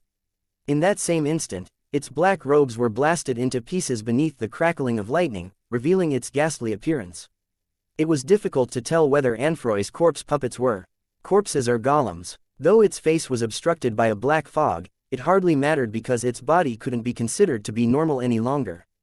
All sorts of metal components were attached in odd and intricate patterns across its body. Its right forearm was actually shaped like a silver metal cannon, and its left arm had 3 joints instead of the normal 2, making it so long that its fingers stopped at its knees. Even with a hole in its chest, it leaked a black liquid that reminded one of oil formed of the fossil processing of countless precious beasts. What was the most shocking about this corpse puppet was that the hole in its chest was actually trying to mend itself. Unfortunately for it, the lingering lightning chi made its death chi unable to gather up and complete the action. This was another reason why Ryu dared to fight this battle. If he had ascended to the Blossom Plane instead of coming to this world, at most Ryu would dare to challenge a middle immortal ring expert. Leaping realms to do battle, especially in an immortal realm like the Immortal Ring realm, was far too difficult to put into words. However, in this moon world, Ryu had absolute confidence to do so. Why was that? It was because the experts of this world were almost all Yin Path cultivators. Those who followed this path, before Ryu's lightning and rage flames, could only court death if they sought to infuriate him. It might not be so on any other world, but here, Ryu didn't have to fear anyone below the Path Extinction realm. Oh, I guess not, Ryu corrected himself. I seem to have inadvertently become an heir and reached the first inheritor level. With some time, I should be able to step into the imposed realm with ease soon. Pure Yang lightning. Anfroy's shocked roar reverberated through the tower's hall. Who are you? Anfroy's words were like a thunderclap in the ears of those in the surroundings. Yang lightning was one matter, but pure Yang lightning was a different matter entirely. If it was normal Yang lightning, though he would suffer a bit, it wouldn't be to an exaggerated extent. However, pure Yang lightning represented that antithesis of all that he was. To put these matters into perspective, Ryu's lightning chi was to all lightning-type energies what his rage flame or phoenix flames were to fire-type energies. There wasn't a ranking system among lightning elements like there were amongst flames because lightning was a huge taboo of the heavens. As a result, not many dared to tap into its mysteries, and even those who did could only touch upon greatly inferior forms. But, obviously, Ryu was completely unlike these individuals. He stood on a level unto himself. Only beasts like the Lightning Qilin and Lightning Rock could touch upon this grade of lightning aside from a few other rare existences. Ryu remained indifferent to Anfroy's shocked cries. His body felt exceptionally light. Due to his northern heavenly wind, his body could already be considered to be not even half the weight it should be, especially considering his Qilin and dragon bloodlines ceaselessly increased the stronger they became. However, now he was truly as light as a feather. Now, his body carried the strength of an ancient beast, yet he was also formed entirely of elements, so he was heaven-defyingly ethereal at the same time. On top of this, when his chi surged and the lightning flickered out of his control, he gained a charm that only a fairy could possibly have, making those who laid eyes upon him have a hard time looking away. Anfroy's expression changed multiple times, seemingly hesitating. But in his lag, he didn't react in time to control a second puppet of his from being blasted flying. This puppet's appearance was just as ghastly as the first. Ryu's strike had taken a massive chunk out of its hip, making it look as though some monstrous beast had bitten into his side. Anfroy's pupils constricted. He realized that Ryu's lightning was continuously becoming stronger and stronger as though he was still learning. With a wave of his hand, he acted decisively and put his 3 puppets away. He took a deep look at Ryu and vanished. Ryu frowned slightly, because he actually couldn't grasp how Anfroy had done it. This could only be blamed on himself. He had been too careless. Or else, with his heavenly pupils, how many things could escape his understanding? He actually chose to swallow his humiliation and leave. A wisp of coldness suffused Ryu's heart. At that moment, Ryu felt a few light taps land on his shoulder. He looked over to see that it was Neil, who was laughing heartily. "I've never seen Anfroy in such a sorry state. I have to say that I've still underestimated you, brother Ryu. How about this? Since I've seen your combat strength with my own eyes, there's really no need for you to take part in the procession. If you hand in that badge you received from the trial, I have enough authority to directly give you the status of outer disciple." Ryu's gaze narrowed slightly. No normal disciple had the right to do such a thing. Even if he was the leading disciple brother, his authority stopped at acknowledging Ryu's strength and bringing him to the sect. Only there would his recommendation coupled and the badge in Ryu's possession be able to be combined to allow Ryu to become an outer sect disciple. The fact Anfroy could do such a thing meant that he was a core disciple at worst, and maybe even a level higher. Was he an inheritor disciple? It was impossible to tell. Ryu didn't have enough information. Ryu nodded. "Then I'll have to thank you in advance, senior brother." Neil was a bit shocked when Ryu addressed him in such a way before he roared with laughter, maybe a bit too loudly. He had thought that Ryu would be too arrogant to do such a thing, but it seemed he had misjudged him. Ailsa smiled from the side. From start to finish, she hadn't said or done a single thing. "What an adorable little beast," Neil said with a smile. "Yet it's actually so bold. It didn't even wake up from its nap while you battled." Neil's small talk poured out in a continuous stream and seemed without end. With Ryu's personality, he had practically tuned it all out, so the next few weeks were nothing but a blur to him. Then, sometime over a month later, after the 8 disciples of the Moonlight Blossom sects completed their procession, they finally began making their way back to the sect. Unfortunately, maybe it was just Ryu's luck, but when they were just half a day's journey away, the sound of hundreds of marching troops resounded on the horizon. In a rare showing, Neil's smile vanished and his gaze narrowed. Ryu, who had been silently meditating, slowly opened his eyes. These days, the 8 chosen of the Moonlight Blossom sect had an odd relationship with Ryu. Their standing was technically higher than his own, as they would immediately become inner disciples. However, under the influence of Neil and that junior brother who went by the name of Gil, they didn't have the courage to treat this apparent outer disciple with disdain. In fact, the 4 female chosen were quite curious about this youth. Only Gil and Neil had seen Ryu fight on that day, and, in the last month, while they were undergoing their procession trial and challenging the youth of various cities, he hadn't fought a single time. However, they had lost their confidence to grow closer to them after seeing Ailsa. Though this mysterious beauty had disappeared for a long time already, they knew that she was close to Ryu. "Ryu, come with me. You 8, stay here." Chapter 374. Again hearing their leading disciple brother's words, the chosen were even more shocked. Ryu nodded and didn't hesitate. Since there was a chance for battle, he obviously wouldn't give it up. He had come to this place to temper himself. So, it didn't matter to him who the enemy was, as long as he could fight, it was a good thing for him. In the past month, he had broken through into the Middle Divine Vessel realm after opening his 3rd Chi vessel. In addition, he had easily grasped his Imposed Realm lightning inheritance. The only unfortunate part was that Imposed Realm breakthroughs no longer called down enough essence for his body to experience significant improvements. After all, the imposed realm was still ultimately within the mortal realms while his body was well into the immortal realms, but still it was a good thing, especially since he felt he was already on the verge of entering the ruler realm. This only made sense. Awakening the spirit body talent meant that his lightning affinity had skyrocketed to an unprecedented level. So, of course his immortal realm body could sustain the immortal realm comprehension that was the ruler realm. He was eager to test himself. Silent cultivation wasn't his style. Neil grinned when he saw Ryu's willingness and shot out of the carriage. Ryu quickly followed him, spear in hand. But his eyes narrowed as he saw the quickly approaching clouds of dust. These warriors, he recognized them. They were part of the battle he and Guiot appeared in the midst of. Neil's expression flickered. With a wave of his hand, the earth-grade beasts who pulled the cart died and their blood seeped into the ground. A pungent black fog that smelt of death exploded from them and surrounded the carriage, protecting it from all angles. Ryu spared a curious glance toward the scene before turning away. It was likely a technique used to sacrifice corpses for the sake of power. There were a lot of necromancer techniques that fell under the category like corpse poison or corpse explosion. This seemed like a purely defensive art.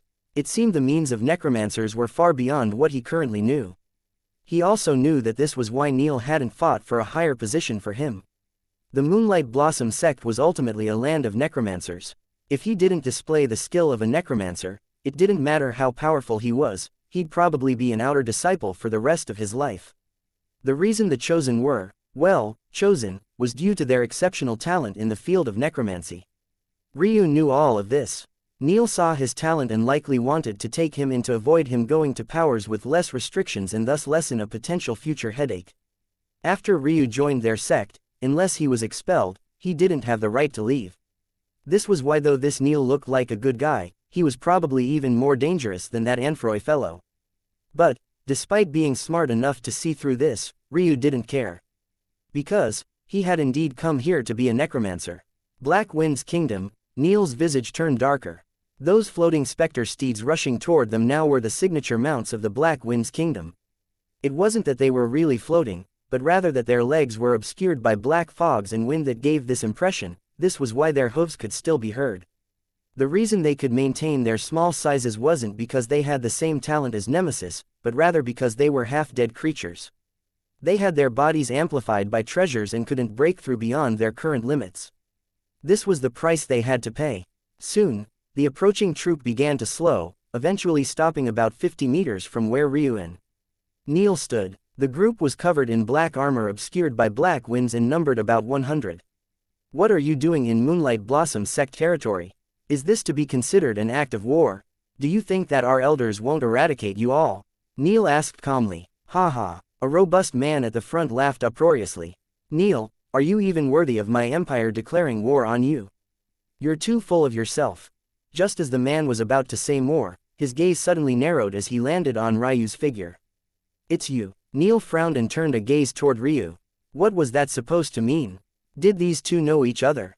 I would have never expected that that white-haired fool who dared to fly on a battlefield and actually survived was on your side. Though this robust man called Ryu a fool, the seriousness he took Ryu with could clearly be seen in the space between his brows.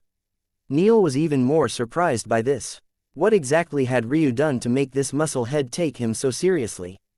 However, he didn't have much time to think about this because he was more worried about why the Black Wind's kingdom would appear here. They were just half a day's journey from the sect now. Logically, they shouldn't have waited this long to attack. Was it because of the key? Neil didn't think so. If it was, why would they wait so long? It had already been a month. Neil had already concluded that the other powers didn't dare rashly offend the three-pupil eclipse sect.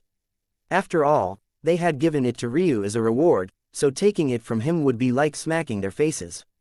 Why else would someone as arrogant as Anfroy try to buy it first? There was no doubt that there'd be no shortage of individuals trying to pressure Ryu into giving it up willingly. But, coming here with a troop of 100 was foolish. No matter how much of a meathead this youth of the Black Wind's kingdom was, he wasn't stupid to this extent. Plus, he didn't seem to have recognized Ryu due to his key, but due to an event that occurred on a battlefield. That was outside of expectations. The three major powers beneath the three-pupil eclipse sect had been in a constant state of war for a long time now. But, if Ryu was joining their Moonlight Blossom sect now, that obviously meant he wasn't a part of any other power and couldn't have participated in such scuffles. Unless, Neil's gaze narrowed, but he didn't say much. If Ryu really was a spy, this meathead wouldn't be foolish enough to say this much. And if he had been fighting on the side of another power at that time, he wouldn't have said anything either for reasons just as sinister. I'll ask you again, Jock. Why have you come here? Jock sneered. You claim that this is your Moonlight Blossom sect's territory, but you're easily half a day's journey from your sect. Aren't you a bit too shameless? This is clearly an unmarked land.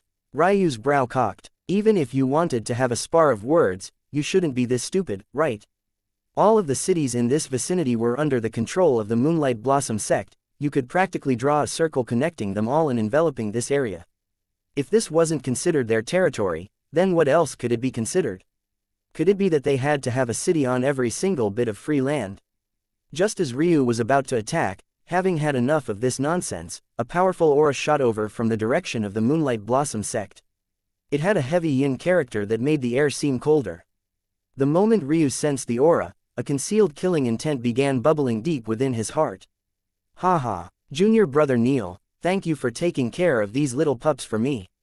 Neil's face twitched. He finally remembered that this irresponsible senior brother of his had pawned this job off on him.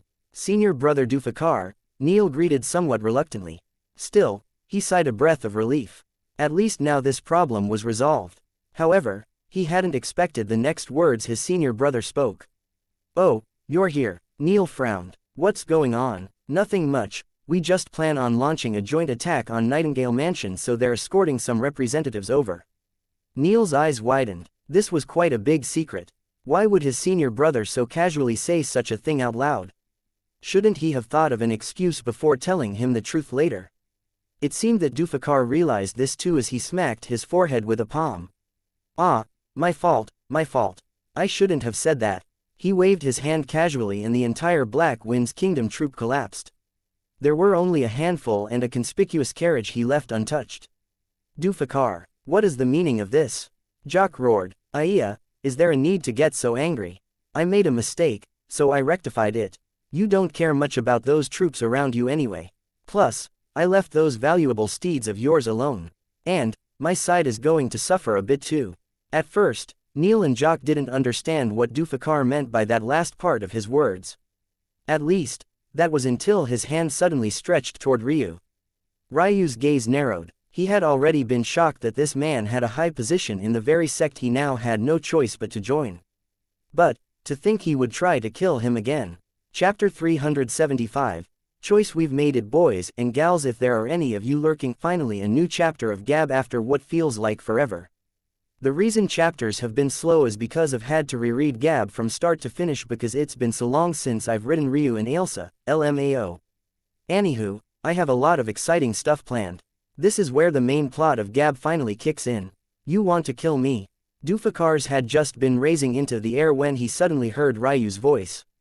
It felt as though the world had been drenched in a cool fog, the calm killing intent radiating from the latter almost condensing into the air. Dufakar's eyes narrowed as his hand accelerated. To him, Ryu was as good as dead. The death chi condensing onto his finger was so thin and sharp that it was invisible to the naked eye. A simple wave of his finger had just killed over 100 with cultivation realms beyond Ryu's, let alone the fact Ryu was right before him now.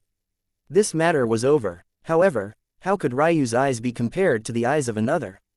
Even without trying, he could see the chi in the surroundings swarming toward Dufakar. He could even see through some of the secrets of the technique he used to do so. In a flash, Dufakar extended his finger beneath Neil's pitying gaze. But, the result was out of their expectations. Ryu's body suddenly became ethereal and the sound of clapping thunder could be heard. The invisible line of death chi passed right through his body, causing an incredibly small hole to be burrowed into the ground. Ryu flashed to the side. Though his face was slightly pale, his vision was even sharper and a cold sneer curled his lips. Trying to kill the holder of a tri-key gifted by the three-pupil Eclipse sect. How bold of you! Ryu's cold voice made his rage clear. If it wasn't for the fact he knew he was no match for this man, he would have struck to kill no matter the consequences already. This was already the second time this man had tried to kill him. What are you talking about? Dufakar said innocently after reining in his shock, not to mention his spike in killing intent. He already knew that since Ryu had said this, he wouldn't be able to attack again. But, what he didn't expect was for Ryu to make no attempt to hide his animosity. Wash your neck. These were all the words Ryu said in response. The feeling was absolutely stifling.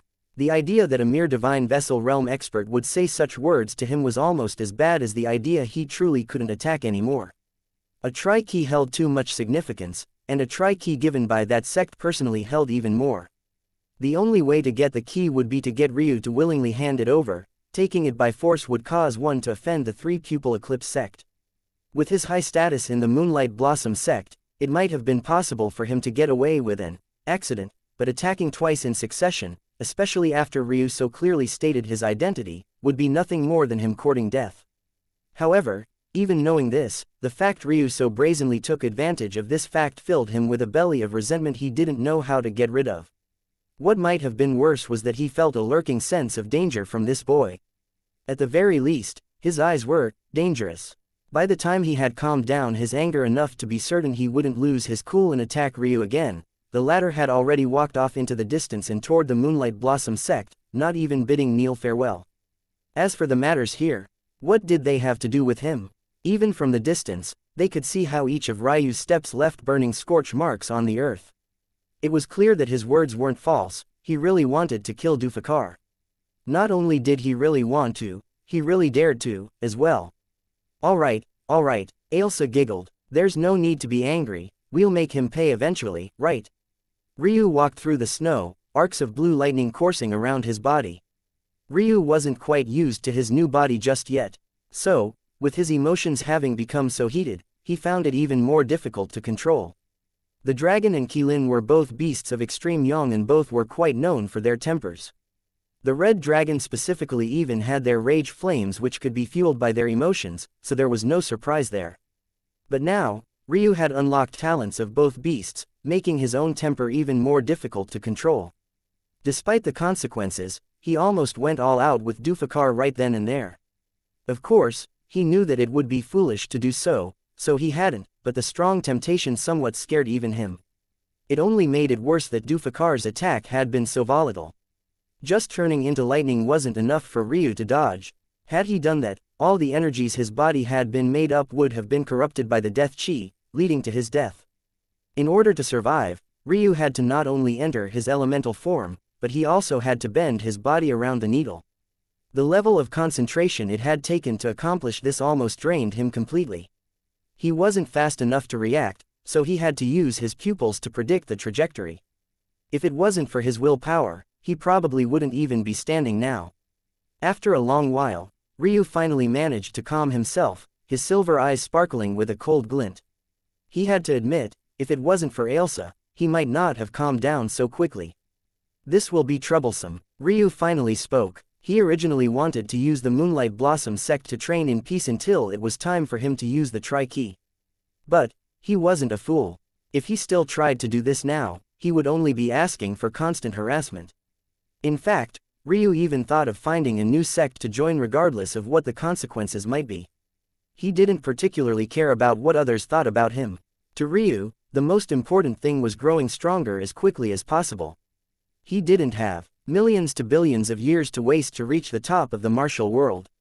He had to step onto a grander stage now. If the Moonlight Blossom sect would be more of a hindrance than a help to him, then he would definitely throw them to the wayside. He had no intention of joining an uphill battle just for the sake of public perception. Understanding Ryu's thoughts, Ailsa smiled. I think you've forgotten about one thing, Osiris. Ryu's gaze narrowed when he heard this word, looking down at the black ring on his finger that he had ignored all this time. In truth, it had been more subconscious than anything else.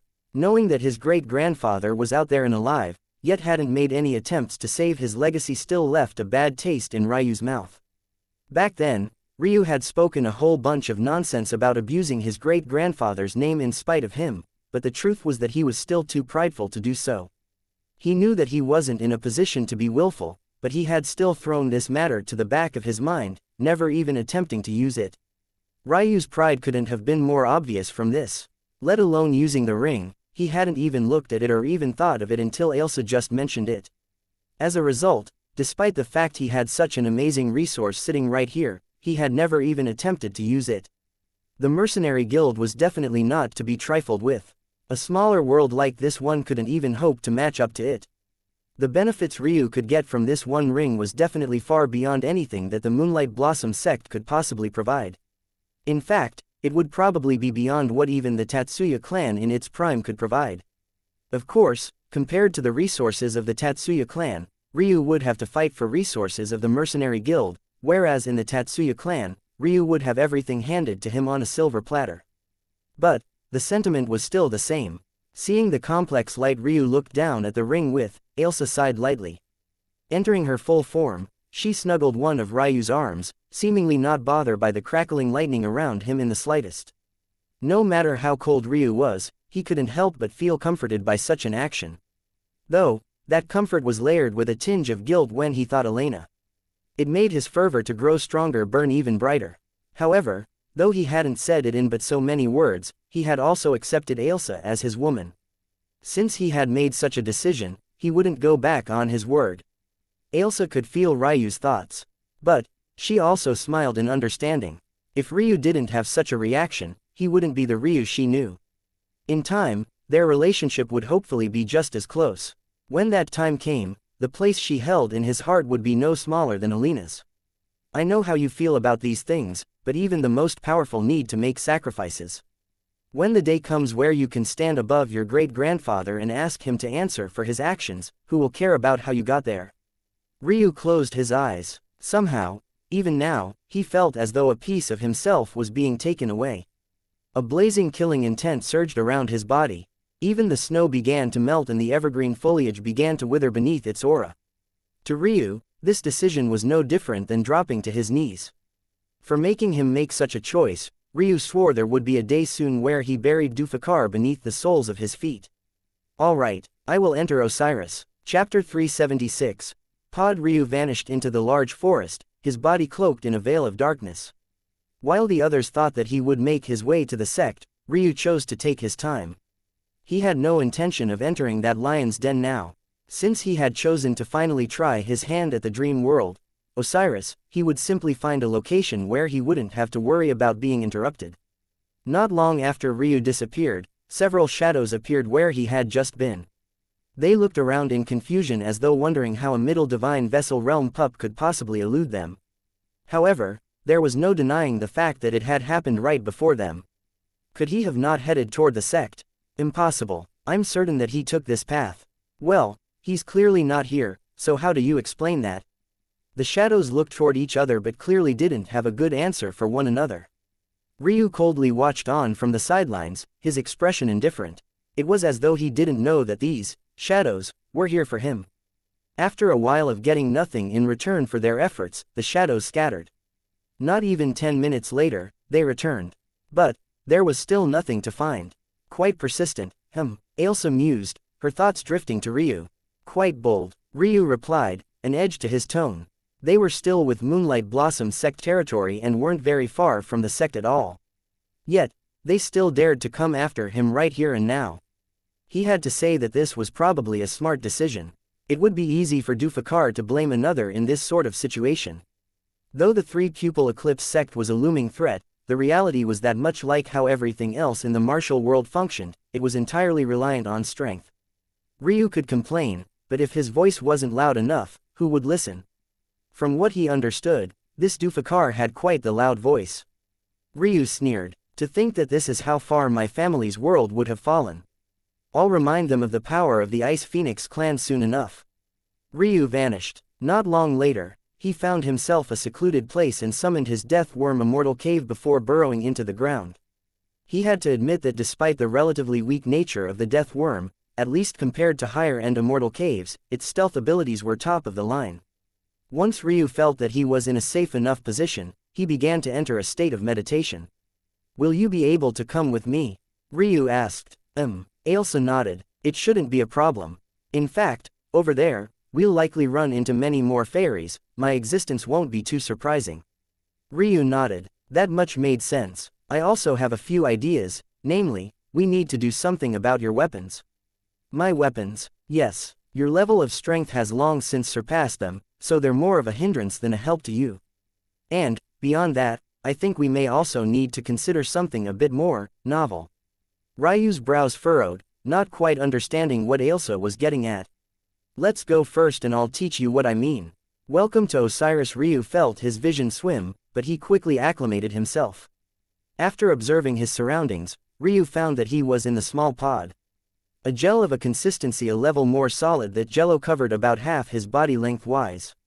Not even a foot above him lay a ceiling and his arms couldn't even stretch horizontally without crashing into more walls. He wasn't very surprised by this realization. According to his understanding, Osiris was a grand dream world no smaller than maybe the whole of the martial world itself. Of course, things weren't so exaggerated since it was the hub of mercenaries alone, but the point was that it wasn't much different from the real world. As such, there were differences in statuses between people here not unlike how there'd be in the Shrine Plain or anywhere else. The fact Ryu awoke in a pod meant that he couldn't afford to have awoken anywhere else. As such, the default brought him to this location. Of course, part of the reason for this was the fact his great-grandfather must not have put any effort into building his faction. From Ryu's understanding, he was the only person who had joined the saintly weapon Sky God faction, so unlike the other direct descendants of sky gods who likely awoke in luxurious mansions, he had to settle for this uncomfortable hellhole. Ryu looked down at himself as best he could in such a position and shook his head. Not to mention the fact he awoke in a pod, but even his clothing was downgraded. All of Ryu's clothing had been sewn by spiritual seamstresses, but it seemed that he wasn't lucky enough to bring such things with him. As a result, he was now wearing bland gray robes that made him look somewhat like a dilapidated Tai Chi master. Ryu didn't actually mind this very much, he only wished that his clothing was black as he had grown accustomed to over the years. But there was no need to be so picky. Despite the lists of complaints, Ryu actually felt quite refreshed. Compared to sending his mind into the crystalline jade, this sort of feeling was very different. He found that his mind was almost breathing. It was a weird feeling, almost as though his brain had lost the protection of his skull. But, rather than being in danger as a result, it felt more free and lively. The feeling was rejuvenating. In the past, the perpetual use of ethereal tapestry was more of a burden than anything else. Though being able to see all the cheese of the world was a special feeling that made reading the attacks of opponents and even cultivating far easier, it weighed heavily on the mind. Ryu found that he got tired much more easily and his mind needed to rest more frequently. But, this only made sense. After all, wouldn't anyone feel this way if their normal world suddenly became nothing but a swirl of bright lights and colors all the time? But, in this place, Ryu felt as though the burden had been completely lifted from him. In fact, he began to enjoy ethereal tapestry just as much as the very first time he awakened it. He found that this mutation his heavenly pupils had undergone had far more possibilities than he had initially given it credit for. If he could bring out its full potential. Chapter 377, Authority. Ryu shook his head. He had been so lost in the feeling that he had begun to waste time. He came here to train and gather resources for himself, not to bask in a feeling of pleasure. With a thought, Ryu could see his information floating before him in an illusory panel of some sort. From his understanding, no one could see this information unless he allowed them to. Ryu Tatsuya Saintly Weapon Sky God Faction Talent Designation, Subcommon Battle Prowess Designation, Black Status, Direct Descendant. It is detected that host has undergone significant changes since last connecting with Osiris. Would you like to update your information? A voice rang into Ryu's ears, asking for his permission to scan. Remembering how overbearing the system had been when he last entered, Ryu's eyes narrowed. He wondered if he said no if it would find an excuse to scan him anyway. Last time, Ryu got lucky. Aside from the fact he could hide under the umbrella of his great-grandfather, due to Ailsa and his false spiritual foundation, the Osiris system failed to place his talent properly. But, now that he had lost connection to his spiritual foundation, Ryu wasn't certain if he would get the same benefit. If the mercenary guild suddenly became aware that a great ancestral circle-level talent had joined their midst, who knew how they'd react? Ryu had no intention of relying on his great-grandfather for help in this regard. Doing so would just be like him asking for a quicker death. Is there any benefit to a second scan? As a direct descendant, your priority options are already as high as they can get without becoming a pillar of the guild. In that case, don't. Ryu replied succinctly. Surprisingly, the Osiris system left him alone after this, allowing Ryu to sigh a breath of relief. If the system detected his realm heart, he had no idea what would happen to him.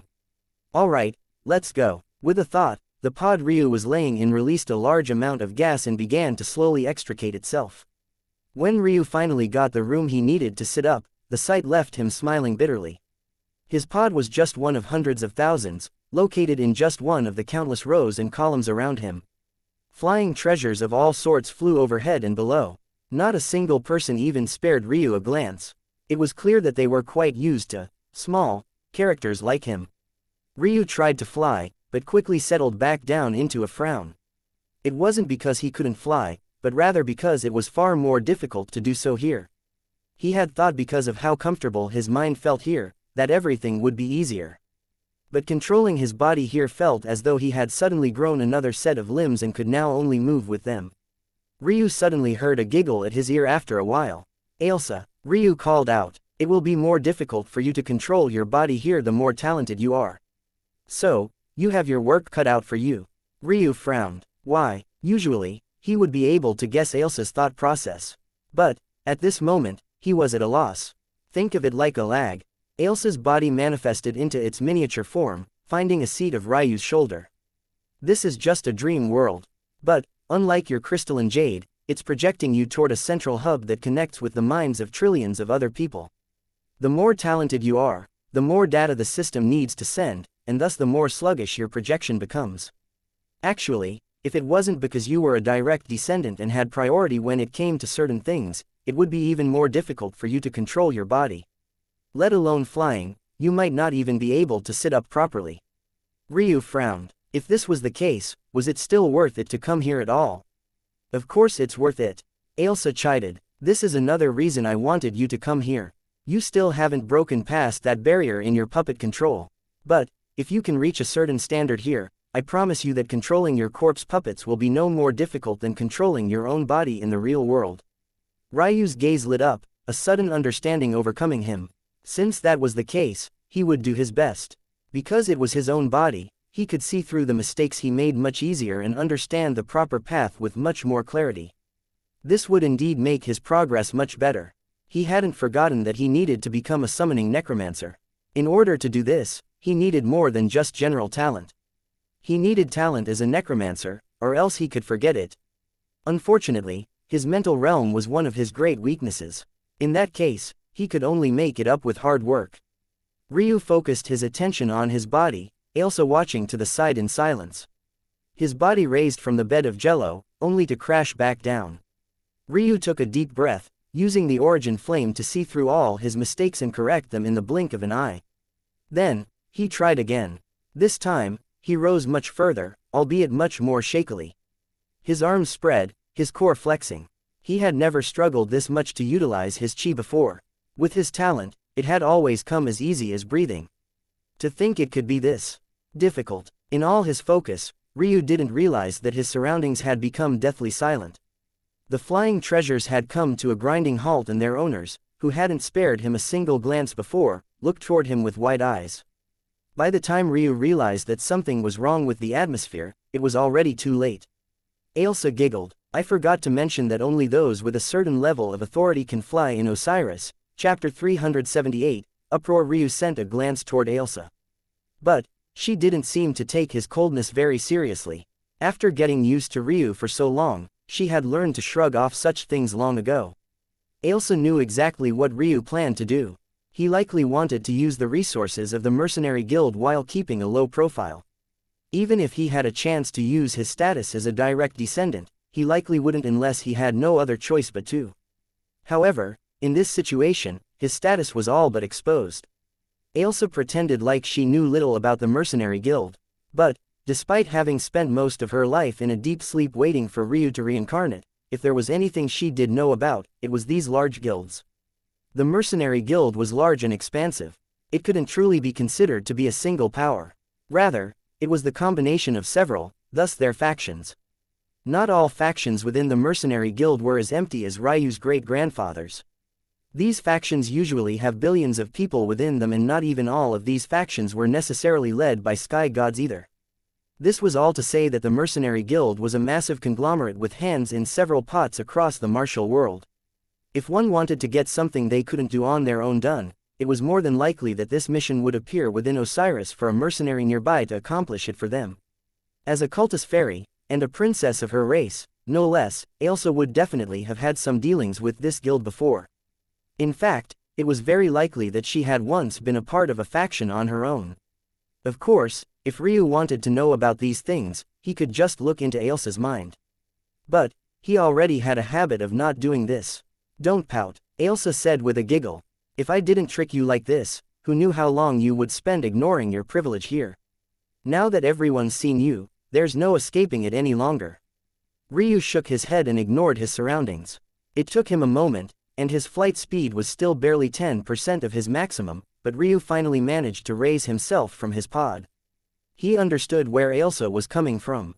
If he really held himself back from using his privilege in this place, then he would be hampering his progress. In that case, what would have been the point in coming here? He might as well have dealt with the nonsense the Moonlight Blossom sect had in store for him. "All right, you win," Ryu replied, gliding down from his pod. "Since you know so much about this place, where should we go?" Ailsa smiled mysteriously. "Well, since you said so, remember those Armament Guild accounts I mentioned before?" Ryu's gaze sharpened as he tried to maneuver through all the people looking at him as though he was a circus act. Back in Loom City, Ryu ran into a branch of the Armament Guild. Back then, he lamented the fact he couldn't use the accounts under his name because that would expose his identity. But, having read his thoughts, Ailsa mentioned the fact that her cultist clan had no small number of accounts themselves. And, as their princess, she could of course use them as she pleased. "You mean, well, I did say that you need better weapons, right? Also, we can't waste time trying to earn money here. By the time we make any progress, it will already be time for the Tri-Palace to open. So, if Big Sis can speed up the process a bit, don't you think I should?" Ailsa smiled sweetly. Accessing her Armament Guild accounts here wouldn't be a problem at all. "All right, I forgive you." Ryu gave up. Ailsa's bell-like laughter rang in Ryu's ears. But, unfortunately for others, he was the only one that could hear it. Well, he was the only one that could until they stepped out from the large spherical building. To Ryu's back, there was a large ball of glass that stood several kilometers tall. It had a slight tilt to it and a steel wrap running around its circumference once. By now, Ryu had already stepped back down to the ground, but the news of his appearance had caused an uproar in this small section of Osiris. He was simply too conspicuous. Otherworldly handsome features, long flowing white hair, yet somehow wearing the default gray clothing of the poorest paupers this world had to offer. The dichotomy would have been eye-drawing even if news of him flying hadn't spread. As though that wasn't enough, Ailsa soon entered her full form by his side. The appearance of a fairy caused the already great uproar to grow to another level. Ailsa appeared in a long flowing white dress, her golden hair almost falling to the street beneath her delicate bare feet. Her ruby eyes sparkled, but her entire world seemed to be filled with Ryu's side profile. "Let's go on a date. Big Sis will spoil you rotten." Ryu smiled bitterly. How had he gone from the scion of the Tatsuya clan to a gigolo? The news of Ryu's appearance couldn't be underestimated. Osiris was one large massive hub of connected minds, but it was also split into several smaller quadrants. Due to the fact Primus Tatsuya never bothered to organize a residence for his faction, Ryu had been teleported to one of these smaller quadrants. Not all smaller quadrants were created equal, though. Depending on the level, one's immersion in Osiris would differ and the difficulty of controlling one's avatar would vary. These quadrants were separated into lower, middle, upper and peak quadrants. There were also rumors of a fifth level which only a select few could step onto. But, the main point here wasn't this, but rather that each of these designations were controlled by their own factions. So, how would these factions react when an unknown entity with such high privilege appeared in their territory? Chapter 379, Too Much. Such a thing happened now. What are they playing at, exactly? In a world disconnected from Osiris, a voice sounded. Its owner was a man of plain appearance. There didn't seem to be anything particularly amazing about him. But, the longer one gazed upon him, the closer one would be drawn in. It felt as though the energies of the world were at peace in his surroundings. Had Ryu been there, his ethereal tapestry would have seen a still lake of colors, as solid as a painting and as beautiful as the most gorgeous artistic conceptions. He rose from his meditation, his spiritual sense sweeping outward. If one was too weak, it would feel no different from a breeze. But, if one was of a certain level, it would feel as though a giant of epic proportions was gazing down at you. There was no doubt that this man wasn't as weak as a divine vessel realm entity. In fact, even a path extinction realm expert would be dwarfed beneath his presence. He could only be described as a mountain. The gathering of materials for the Ice Devil's legacy world was just a few years away from completion. It can't be that someone wants a piece of the pie now. Only those martial gods and their partners were aware of just how truly special this Ice Devil legacy world was. Whether or not the shrine plane could come under their full control or not would be entirely reliant on this.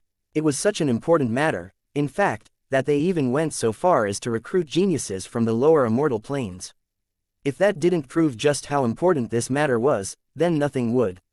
The man mused to himself, his steps even and unhurried.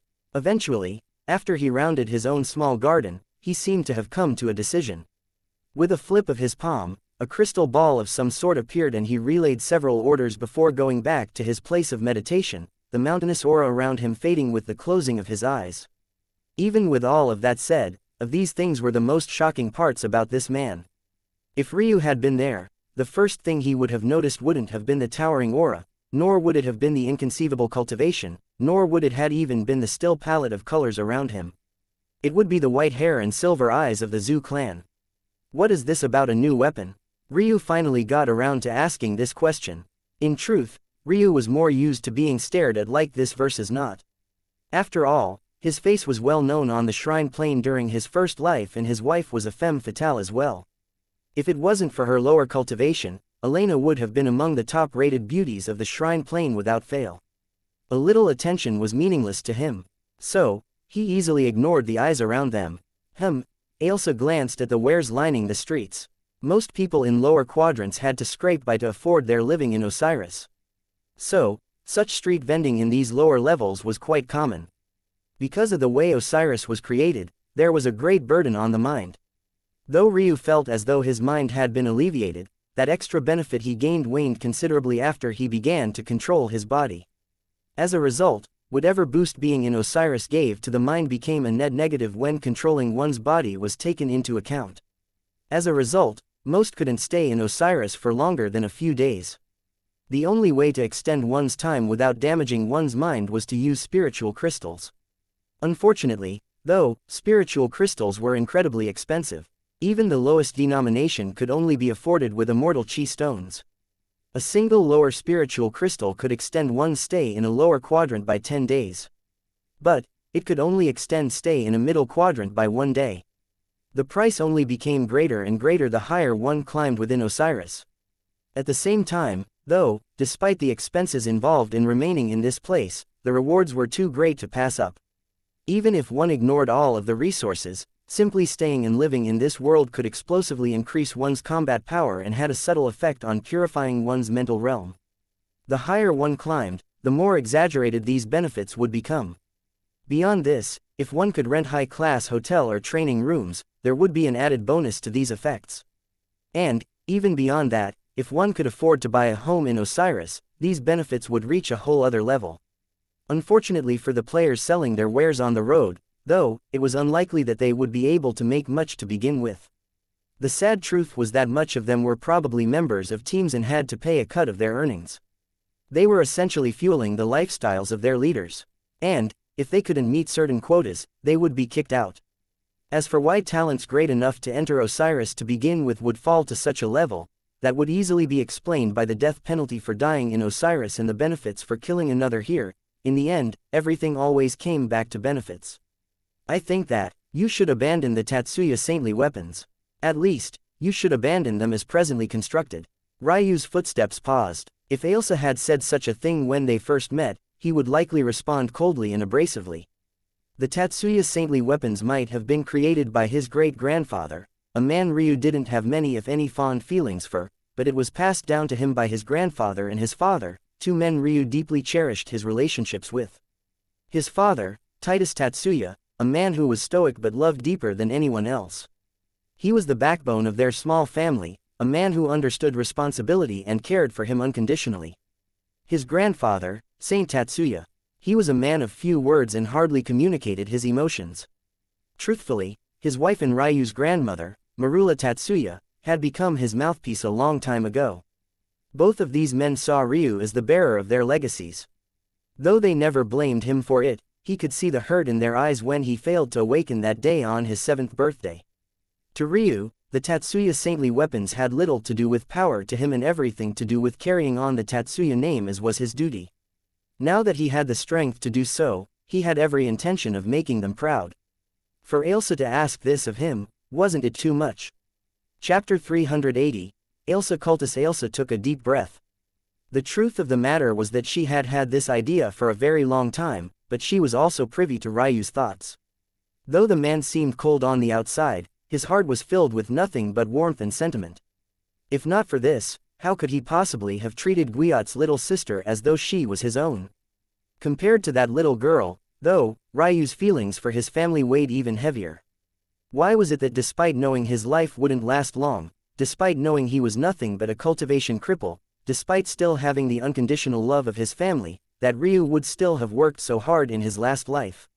The truth was that no one knew how hard Ryu had slaved. How much time he had spent with his nose in a book he didn't want to read, or the sleep that he had deprived himself of for days to weeks on end. As a mortal, even the simple things were difficult for him. Even a non-factor to cultivators like sleep or sickness were things Ryu always had to deal with. Yet, no matter what it was that faced him, no matter what hardship that stood before him, Ryu continued to press forward, his mind entirely focused on being of benefit to his family. In the end, his hard work paid off. He helped his parents to accelerate their cultivation and improve their spiritual foundations. He found endless stores of treasure for the Tatsuya clan, helping to bolster their fame and wealth. He pioneered new feats in the field of herbology, resurrecting long-extinct spiritual herbs and creating never-before-seen ones. It could be said that Ryu's greatest pride, his greatest drive and his most important ambition was his family. And why was that? It was all because he was a cripple. He was a cripple who couldn't have passed down the family legacy, a cripple who couldn't do the Tatsuya saintly weapons proud, a cripple that couldn't bring forward the full strengths of his bloodlines or his bone structure or even his heavenly pupils. Ryu saw himself as a failure, so he worked until he had no more tears to shed and no more blood to bleed. But now, everything was different. He could finally fulfill his duty as the scion of the Tatsuya clan. He could finally make those weapons ring and have those who watched on as his clan fell shake in horror and fear. Other than saving his family, this was the greatest ambition Ryu had. He finally had the strength to do it. And, Ailsa was well aware that he had put in the work necessary to reach that goal as well. There wasn't a moment in the day where he wasn't cultivating. And this was exactly why Ailsa waited so long to bring this topic up. She knew Ryu better than anyone. In fact, even those silent moments in the Tatsuya clan's library, memories that Ryu kept to himself and never spoke to anyone else about, she was well aware of. It was only now Ailsa finally felt that she could say these words to Ryu without him closing her out completely. If she had tried to say these words any earlier, Ailsa wouldn't have been surprised if Ryu never spoke to her again. Even now, she could feel his aura growing distant and somewhat cold. But, as Ryu's cultist fairy, Ailsa knew that these were words she had to speak. Many who had been observing Ryu and Ailsa seemed to realize that there was something off about the atmosphere between them. They couldn't fathom why a man would be showing such an expression to such a great beauty. It had to be said that Ailsa was the most beautiful woman any of them had ever seen. There didn't seem to be a single flaw on her well-endowed body. If it wasn't for their better judgment telling them that Ryu wasn't one to be trifled with, many of them might have already surged forward to be her knight in shining armor. "Listen to me, Ryu." Ryu nodded. "I'm listening." Though he said this, the coldness in his voice was undeniable. "I'm not asking you to give up the Tatsuya saintly weapons.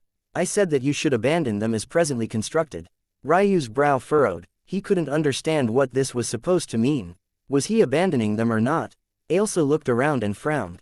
Though Ryu didn't care about being watched like this, she wasn't very fond of being ogled during such an intimate moment. This was a very important milestone in their relationship and she would rather not have a peanut gallery come along with it. "Come." Ailsa grabbed Ryu's hand and pulled him along. Somewhere deep inside, she sighed a breath of relief that Ryu still allowed her to do this much. Inwardly, Ryu was greatly conflicted. His visceral reaction was to cut Ailsa off completely for saying these words. However, when he met the look in her eye, his heart softened considerably. Just like she could see his emotions, in that moment, he could see hers. He could see the trepidation, the fear, the anxiety she felt speaking these words to him. He could sense the courage it took for her to speak them. At that point, for the first time, Ryu couldn't help but wonder, was he too cold? Before Ryu realized what was happening, he had been pulled into another large building. Compared to the glass sphere housing countless pods, this building was just as vast, albeit not as oddly shaped. In addition, while the glass sphere had been filled to the brim with people, this large building was practically empty. The building itself seemed completely out of place for a lower quadrant level world. My name is Ailsa Cultus. I would like to take a look at my assets, please. A young woman at a counter was completely taken aback. Excuse me. The young woman couldn't believe what she was hearing. The moment Ailsa spoke her name, it was as though all the energies of the world began to sing. Chapter 381. Great. The young receptionist shook, unsure if she had heard correctly. But the name alone kept reverberating in her ears, beating to the sound of her heart and refusing to allow her to forget. Names in the martial world were too powerful. When they reached a certain level of standing, they clapped in one's ears like thunder. Even Ryu's Tatsuya family name when spoken felt like a reaper gripping at one's throat, yet they were technically wiped out almost a billion years ago. However, Ailsa's clan hadn't waned in the same way. In fact, they were still brimming with force and vitality. The young receptionist couldn't quite seem to understand why it was that Ailsa would come here in the first place. But, even beyond this, wielding such a name so nonchalantly as though it hardly mattered seemed to be even the worse offense. Even now, after speaking her name, Ailsa's attention was entirely placed on Ryu as though she was still trying to coax him. Her actions were gentle and loving as though she was trying to impress him rather than the other way around. As a receptionist at this lower quadrant's bank vault, this young lady's standing was actually quite high. Compared to others who had to sell their street wares to stay in this place, her experiences were, by far, much better. But, even then, even with all the things she had seen, this was the very first time she had run into such a situation. Yes, ma'am, right away, ma'am. The young receptionist hurried with the procedures. As for checking Ailsa's identity, was that a joke? Anyone who dared to speak of the cultist fairy name without being a part of them would have found themselves struck down by fate. The best-case scenario for such a person was to become a cripple. In the worst case, their existence would be completely erased. The only way to escape such a fate would be to have enough strength to rival the most powerful existence of the cultist clan, but if you were such an individual, would you really need to use any other name but your own? Understanding this, it was no wonder that the young woman was so flustered. This was the most powerful name she had ever heard. On top of that, those of the cultist clan were practically living legends. She never thought that she would run into such a character. Looking toward Ryu, who still seemed to be somewhat cold and distant, the young woman couldn't help but feel a twang of jealousy. The only human such an existence would be close to would be their life partner. But, everyone knew how rare it was for humans to gain the favor of fairies. This could only mean that Ryu was also an elite amongst elite talents of humans as well. All of this left the young woman in a complete daze. She practically felt like she was dreaming even up until Ryu and Ailsa vanished from her sight. I need to report this, the young woman finally snapped out of her daze, a flustered expression still on her face. Ryu and Ailsa walked through the long and tall empty hallways in silence. The marbled decorations were quite beautiful to behold, but neither seemed to be in the mood to speak. Ryu was still trying to sort out how he should be reacting to this situation while Ailsa felt as though she was walking on pins and needles. Somehow, compared to before, Ailsa was even more afraid of displeasing Ryu. In the past, their relationship hadn't been very deep. But, if after finally getting Ryu to accept her, her own words pushed him away, she didn't know if she could ever recover from that. The emotions left her feeling somewhat stifled. She almost didn't realize when they reached their destination. Since Osiris was a dream world, there were, of course, no tangible locations for things. As a result, Ailsa didn't need to go to an exact bank to retrieve things she left behind. Rather, she only needed to visit a branch and she would have access to everything. Ailsa fiddled with the key that the receptionist had given her, but her hands were shaking so much that she couldn't seem to use it properly. Ryu watched on from the side, at a loss. He had never seen Ailsa in such a state. Of course, this was one part due to the fact he never looked into her mind and another part due to the fact she had never been able to stay in her true form for long in the past. Ryu closed his eyes and took a deep breath. When he opened them, a beautiful silver reflecting within his irises, he had subconsciously reacted, reaching forward and placing his hand on Ailsa's. Ailsa froze, looking back at Ryu, a half-expectant, half-confused light in her eyes. "It's all right," Ryu said, the edge in his tone dulling considerably. He took the keycard from Ailsa's hands and opened the door for her. A wash of light assaulted them as their identities were checked. Since Ailsa and Ryu shared the same wavelength, it wasn't even necessary to go through any hassle of giving Ryu permissions. He was allowed in just as easily as she was. Ryu pulled Ailsa into the room, the oddity in his heart calming considerably. At a loss, Ailsa followed Ryu in, the large doors clicking closed behind them. Ryu found a marble bench sitting in the middle of an empty room with pinkish rouge marble on all sides. The only other thing in this room was a marbled table, but there wasn't anything on it either. He sat at the bench, pulling Ailsa to sit beside him. "I've decided," Ryu said, looking toward Ailsa. "Even if I don't agree with your path in the future, I will never hate you for voicing your opinion." Ryu took a deep breath. "Ailsa, you are my woman. Do you understand what I mean by this?" Tears brimmed within Ailsa's eyes to the point they began to spill over. The words were said with such straightforwardness and brevity, yet they were words that rang with Ailsa's soul. The reason was simple. She could see through what Ryu meant exactly, his eyes conveyed it all. "Now tell me, what do you mean?" Ryu gently pushed. Ailsa took a deep breath, her heart feeling much lighter. Ailsa smiled, wiping her tears. "The Tatsuya's saintly weapons are great, but they were flawed. For one, they separate into 3 disciplines that have yet to be fused. But this is only the most surface-level issue. While switching between weapons in battle seems like a great idea, the reality is that it's only hindering you. I want you to effort into a single weapon that can fuse all 3 paths of the Tatsuya's saintly weapons into one. And, most importantly, I want you to choose a weapon that can make use of your dual-wielding talent to a much greater extent than the spear, glaive and halberd can allow. I spent a lot of time thinking about what weapon could meet all these criteria while also allowing you to carry on your clan's legacy. I've decided on an ancient weapon that's long since been phased out of use." Ryu's gaze narrowed, feeling an image Ailsa was projecting to him. The sword staff. Just saying the word made Ryu feel as though something was calling out to him from the depths of his soul. As a runic master, he had come across his ancient weapon more than once. "No," Ailsa smiled mysteriously. "For you, we will make it the Great Sword Staff." Chapter 382, Sword Staff. Ryu fell into his thoughts. The sword staff, as a ruin master, there were very few staples of history that Ryu wasn't aware of. The sword staff was an ancient weapon that didn't get much attention during later eras. In the past, polearm weapons were the norm, at least for the shrine plane. This was because beasts were the rulers.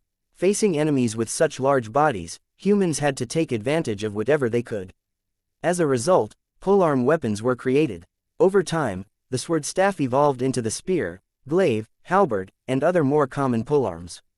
As for the reason it was forgotten, it was quite simple. The sword staff was good at many things, but not perfect at any one thing. It wasn't as good as the spear at piercing. It lacked in the cleaving prowess of the glaive. And, it was a worse hybrid in comparison to the halberd.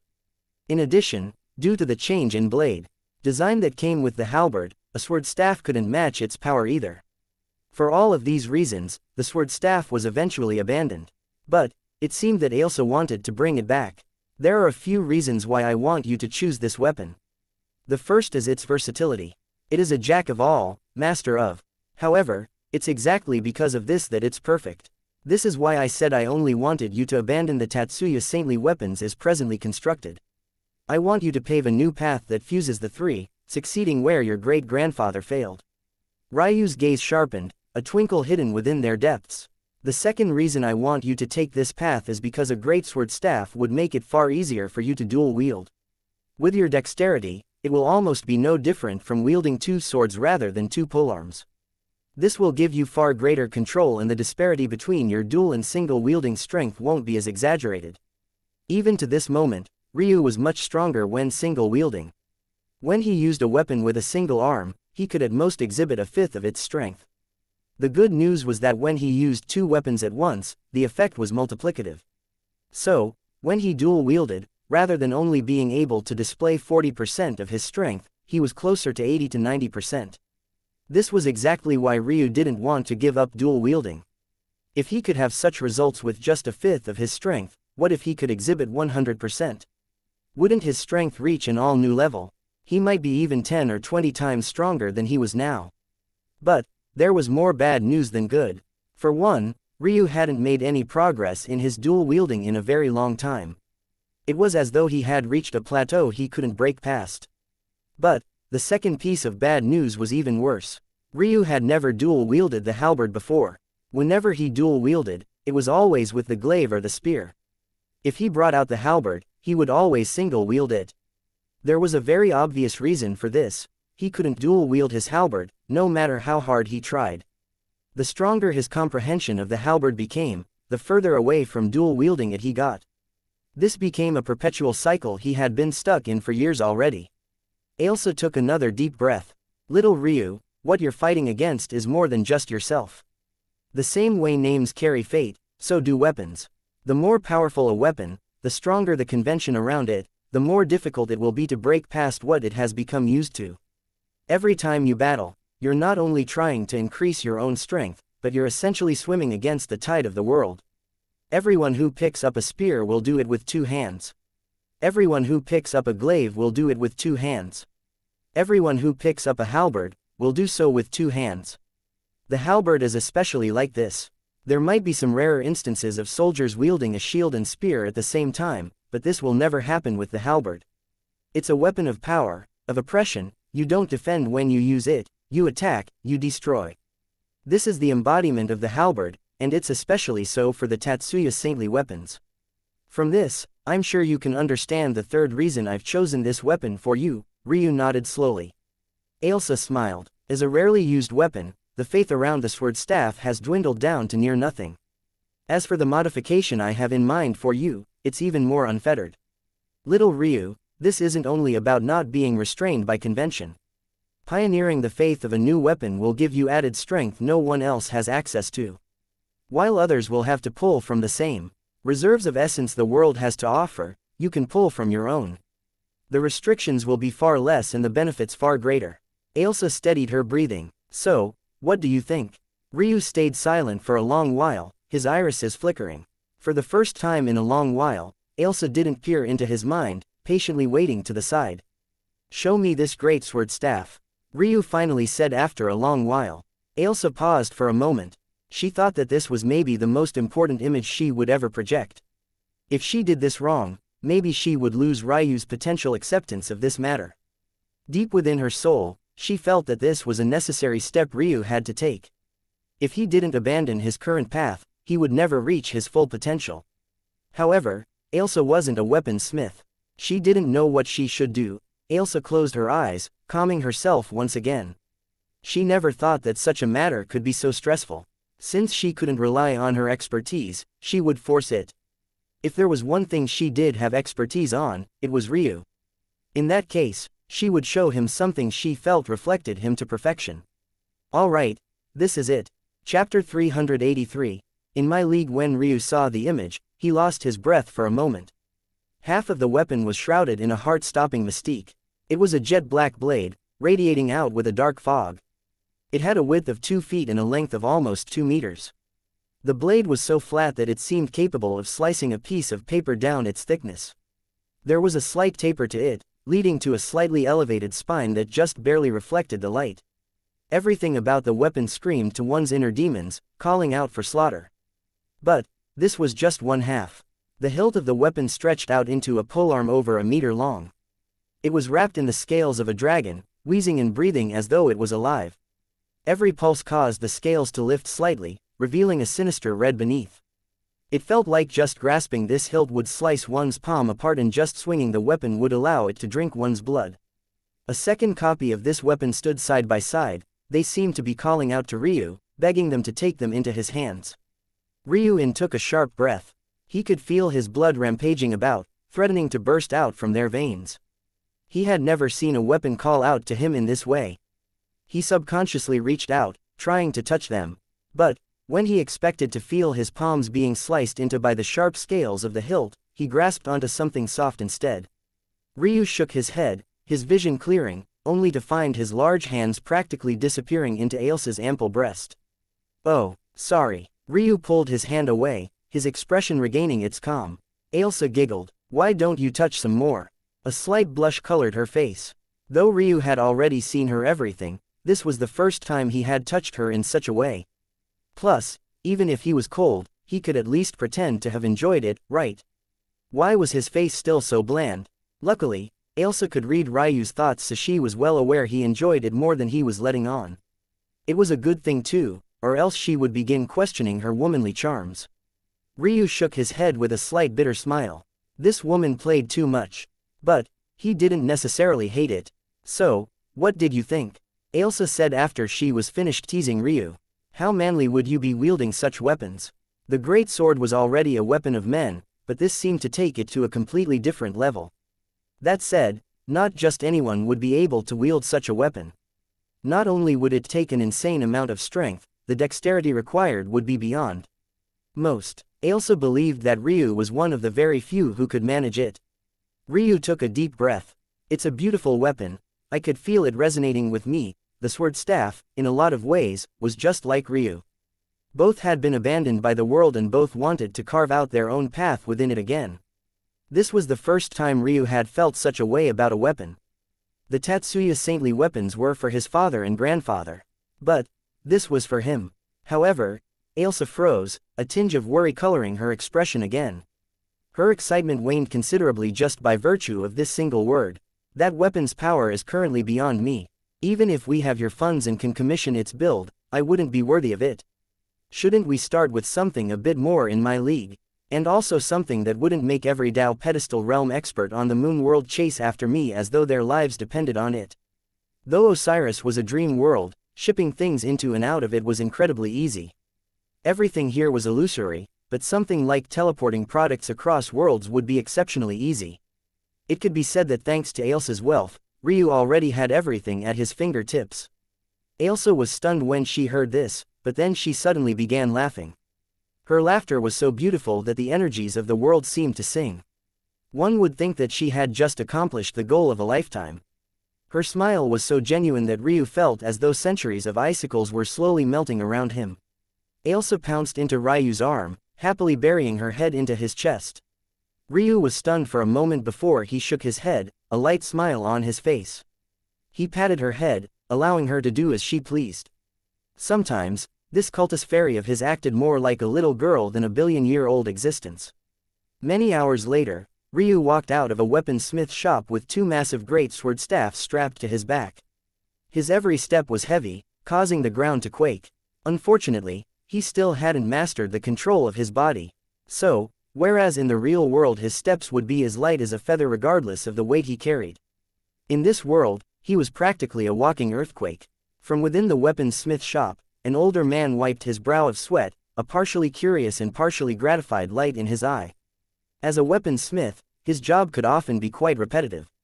Casting the same weapons, repairing the same weapons, forging the same weapons, swords, swords, swords and more swords. Occasionally, he would get a spear master. But, after enough years, he had gotten bored of this as well. But today, he finally got to forge something new, and he had to say that he was greatly satisfied. Youths these days are quite ambitious, but, I guess you can do whatever you want when you have a beauty like that by your side. Outside the shop, Ryu reached his arms to his back. Strong winds kicked up the moment he unsheathed the twin greatsword staffs. Each weighed over 10 million jin, so just their slight movement seemed to make the world tremble. Ryu's arms flexed, veins bulging as he held them out horizontally. The greatsword staffs glistened with a silvery light. The runes drawn across their body reflected beneath the sunlight, bouncing in every which direction. The blades had a more three-dimensional structure, making it look like blunt weapons from afar. But, the very edges contained a sharp sheen experts would never miss. Both weapons were peak Earth-grade treasures, radiating a might that made all those who saw them tremble. At this moment, for the first time in a long time, Ryu felt that he was limiting his weapon's strength rather than the other way around. He activated the runes of the treasures, causing a force field to appear around him. Bang! A massive crater with Ryu at the center of it all appeared, the weapons each doubling in weight. Ailsa watched with a smile to the side, floating in the air to avoid the destruction. Just watching them enter Ryu's hands, she knew she had deduced correctly. He was made for this weapon. At that moment, the sound of clapping forced Ryu to pull his attention away from his weapons, a cold light suffusing his gaze. A young woman leading an entourage came forward, her slender hands clapping against one another. To have such strength at the middle divine vessel realm, and what interesting weapon choice. As expected of someone with such high authority. The young woman smiled, looking up at the floating Ailsa as well. Would you two care to have a chat? Chapter 384. Uproar. Ryu's arms flexed, somewhat clumsily returning his greatsword staffs back to their sheaths. He had been looking forward to training his body control back to where it once was, being very expectant of the kind of gains he would have to his necromancy as a result. In fact, this was exactly why he had chosen to commission a holster for his new weapons rather than simply storing them in a spatial ring. He wanted to push his body to its limits so he could gain this greater control. But he hadn't expected to be interrupted before he could even decide what his next step would be. It was quite a shame. Ryu had thought the benefit of being upfront with his high status would make people leave him alone. He had grown used to running into trouble these past few years because his standing was too low. It seemed that the trouble he had to deal with had less to do with how low his standing was and more about how unlucky he was. Ryu calmly observed the young woman before him, seemingly not minding the slightly awkward silence. She was quite a beauty. Though nothing compared to Ailsa, she seemed to command attention of her own under the circumstance that a fairy princess wasn't also nearby. That said, her beauty was secondary. She wore tight-fitting gray robes that may have followed her curves, but also worked to accentuate the team emblem that rested just above her right breast. This very emblem was the very same one shared by all those who followed her, making it obvious that they were all a part of the same organization. What was especially intriguing, though, was that this young woman also seemed to have stepped into the immortal ring realm. And, not only had she done so, but her completion of the realm was not shallow and her age was most definitely quite young. Simply put, compared to the talents Ryu had run in the shrine plane during his second life, and even compared to the few he had stumbled across in his short time in the moon world, she was leagues above. It could be said that this young woman was the closest person to his own talent that Ryu had run into in his second life. Of course, this wasn't saying much. It was impossible for her to compare to him and the quality of youths Ryu had come across were lacking. But it still said something. After a long while, just when the young woman was starting to get uncomfortable and seemingly realized that Ailsa deferred to Ryu, Ryu finally spoke. And you are. The young woman cleared her throat. She had never been treated this way before, but anyone who could have a cultist fairy by his side likely had the right to be so arrogant. She had thought that since Ryu was still in the divine vessel realm, things would be somewhat easier to handle. But, despite being so close to him, he didn't seem to display any fear whatsoever. Under normal circumstances, even if one's backing was far higher than another, there would be a minimum amount of respect afforded to those with higher cultivation than you. This was the way of the martial world, where strength reigned. However, Ryu didn't seem to take her seriously at all. Of course, how could she know that Ryu was used to berating World Sea Realm experts even as a mortal? Ah, yes, we are the Violet Olive team and are under the rulership of the Immortal Sakura Alliance. We're here on orders from our superiors to have a chat. According to the unspoken rules of our several alliances, we aren't meant to cross into one another's territory, especially during these sensitive times. Might I ask which alliance you're affiliated with and why you've come to our territory? Ryu sent a glance over to Ailsa, to which she responded with a giggle. Teams, alliances and factions, that's the order from smallest to largest. Alliances are usually less strict and aren't truly recognized by Osiris. Same goes for teams. Factions, on the other hand, are the real big players of this dream world. That said, due to the smaller restrictions in size, there are far more teams and alliances than there are factions. As such, most of what happens in the lower regions are dictated by these smaller teams. If an alliance is provoked, things can get especially murky because many of the shops here run through them. Of course, the same can't be said for major establishments like the bank we just left. But, for smaller places like the weaponsmith who forged your blades, you'd have to be careful. Ryu listened to Ailsa's words filter into his mind, but he was still quite intrigued. Immortal Sakura Alliance, what a bold name, I am not part of any alliance. Ryu replied plainly. The young woman frowned upon hearing these words. No alliance. Then what was he doing here? It was also impossible for her to think that Ryu was part of a faction, because even the worst of factions would spawn their members in higher quadrants. Even the most fringe members of such factions would spawn within elite resting locations in middle quadrants. Something like a faction member appearing on a lower quadrant was unheard of. None of this even mentioned the fact Ryu had appeared among the lowest grade sleeping pods as well. It was already hard enough for them to accept that such a person had a cultist fairy to begin with, let alone then accepting that he was from a faction. Is he a lone wolf? If Ryu really was without affiliation, things would be easier. If he didn't have any backing, dealing with a single divine vessel realm expert wouldn't even remotely be a problem. In fact, it would be too easy. This was especially due to the restrictions fairies faced. Under normal circumstances, a fairy would enter with their life partner as a proxy. As a result, their combat prowess would be assigned a value of 0. Basically, floating in the air like that was practically the extent of Ailsa's abilities currently. Of course, there would be an exception if Ailsa also gained the approval of the mercenary guild on her own. But, judging by the fact she had no chi fluctuations around her, this was unlikely. Plus, even if she had, so what? Since her life partner was in the divine vessel realm, even if she surpassed him she would at most be in the connecting heaven realm. It seemed that they had been overly cautious. In that case, it seems we've overstepped. But, since we are here, I believe it's important for Sir to understand a few things. As I mentioned previously, this is a sensitive time. I'd like to warn you in advance not to take any unnecessary steps that might affect your future in Osiris. In fact, if I were to give you any advice, I would advise you to quickly relocate to another lower quadrant world. I see that you recently commissioned the creation of your weapons, so you must not be lacking in funds. Ryu listened to these words curiously. He wondered just what was happening here that they would be so serious. Unnecessary steps, such as, the young woman looked back toward the group that had followed her before looking toward Ryu. The look she had on now was as though she was looking at someone who didn't understand his limits. I believe we've said all that is necessary and we've given you enough face. We'll be taking our leave now. Ryu raised an eyebrow, his face still the picture of calmness. What did she mean by that?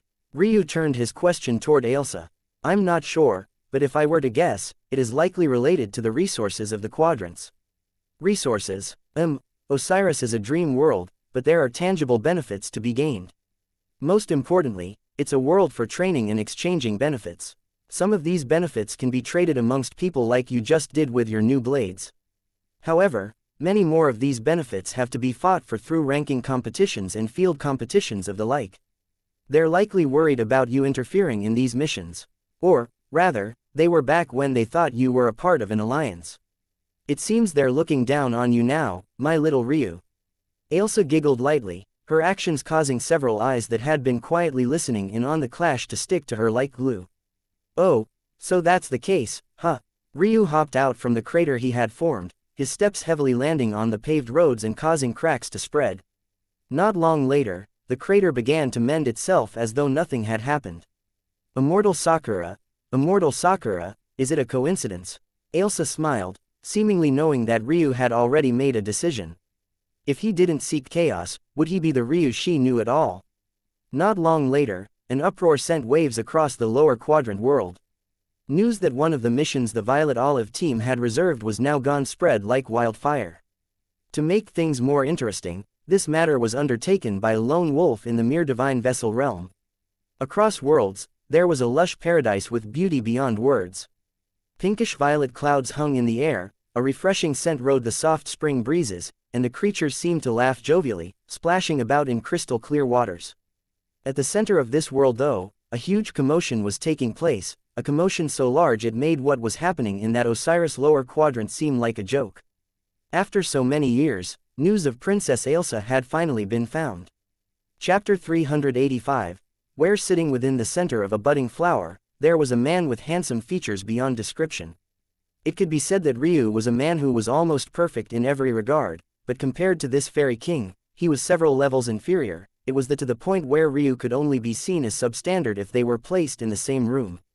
Of course, this difference mostly stemmed from a gap in cultivation, but it was the truth the less. The king of the cultist fairies was a man who shared similar looks to his daughter. He had flowing golden hair that reminded one of the nectar of the gods and 2 ruby eyes that dazzled and dazed. His features were sharp and his beard was meticulously kempt to the point where not a single strand seemed to be out of place. All of his hair curled the same and followed a perfect flowing gradient. His skin was without blemish, so clear that it radiated a natural light all to its own. And, as though this wasn't enough already, his body gave off a refreshing scent even more intoxicating than the smells of Ryu's current ice jade crystal body. The fairy king wore elaborate robes. But, it was hard to tell if they were constructed with true lines of fabric. They held an ethereal character that made the strands of clothing seem to resemble the lights of twinkling stars rather than a mesh woven by a spiritual seamstress. At this moment, the fairy king was in silent meditation. However, the commotion of his abode couldn't have been missed by him. With his level of strength, there was hardly an inch of his lands that wasn't always in his purview. As expected, several burst into his room of meditation, causing the fairy king to awaken and shake his head. He was a king, a mighty existence in both status and power, yet others could just barge into his quarters like this. It was truly laughable. Of course, a majority of the reason this was possible was due to the construction of the cultist fairy world. Though this was a palace, the design was quite open concept. It floated amidst the clouds and didn't even have a roof to speak of. Let alone barging into his room, anyone could see what he was doing simply by flying over the palace. Not that many dared to do this, likewise, not many dared to enter his living quarters so freely either. The count that barged in slowly grew to a few dozen. However, the fairy king recognized each and every one of them. His 7th son, 11th son, 3rd daughter, 7th daughter, his 9th concubine, his 3rd wife, each and every one was a family member and each was gorgeous beyond compare. But, at this moment, they were all frothing at the mouth like a pack of rabid dogs. It felt as though they would all implode at any moment unless they got to say what they wanted to say. To make matters worse, unlike their properly dressed father and husband, these fairies all hardly wore any clothing. It was quite the sight to see them in such a state, pushing against one another as though vying for position. Each and every one of them wanted to be the first to speak and didn't mind elbowing a few exposed breasts and groins to get their way. Of course, this was simply the way of the fairies. There wasn't an ounce of sexual tension in their actions. They really did look like any other normal family who just happened to be at each other's throats. Didn't Ryu also find Ailsa completely naked initially? Alright, the fairy king placed a palm against his forehead, shaking his head. Each one of them was millions of years old at the youngest. Was there a need to act like children? Just tell me, what is it that you have to say? Father. The fairy king's 11th son finally managed to barge his way to the front of the group. Littlest sister. We have news of littlest sister. The fairy king, who had been nonchalant this whole time, suddenly froze. He slowly moved his palm from his forehead, his gaze sharpening as he looked toward the small crowd of his family members. At that moment, the jostling for position came to a grinding halt. The aura around the fairy king had changed abruptly. From a carefree existence, he suddenly became a towering existence that seemed capable of even dwarfing Shrine Mountain. A palpable innate suppression suddenly took hold. They weren't reminded of it often, but sometimes the fairy king's family would forget that their father and husband was no ordinary man. The fairies were split into 3 major rankings. The lowest echelon fairies that included elemental fairies and mixed blood pixies. The middle echelon fairies that included the unspecialized battle fairies which received the blessings of the martial world's essence. And finally, there was the highest echelon, the true fairy deities that stood above all others.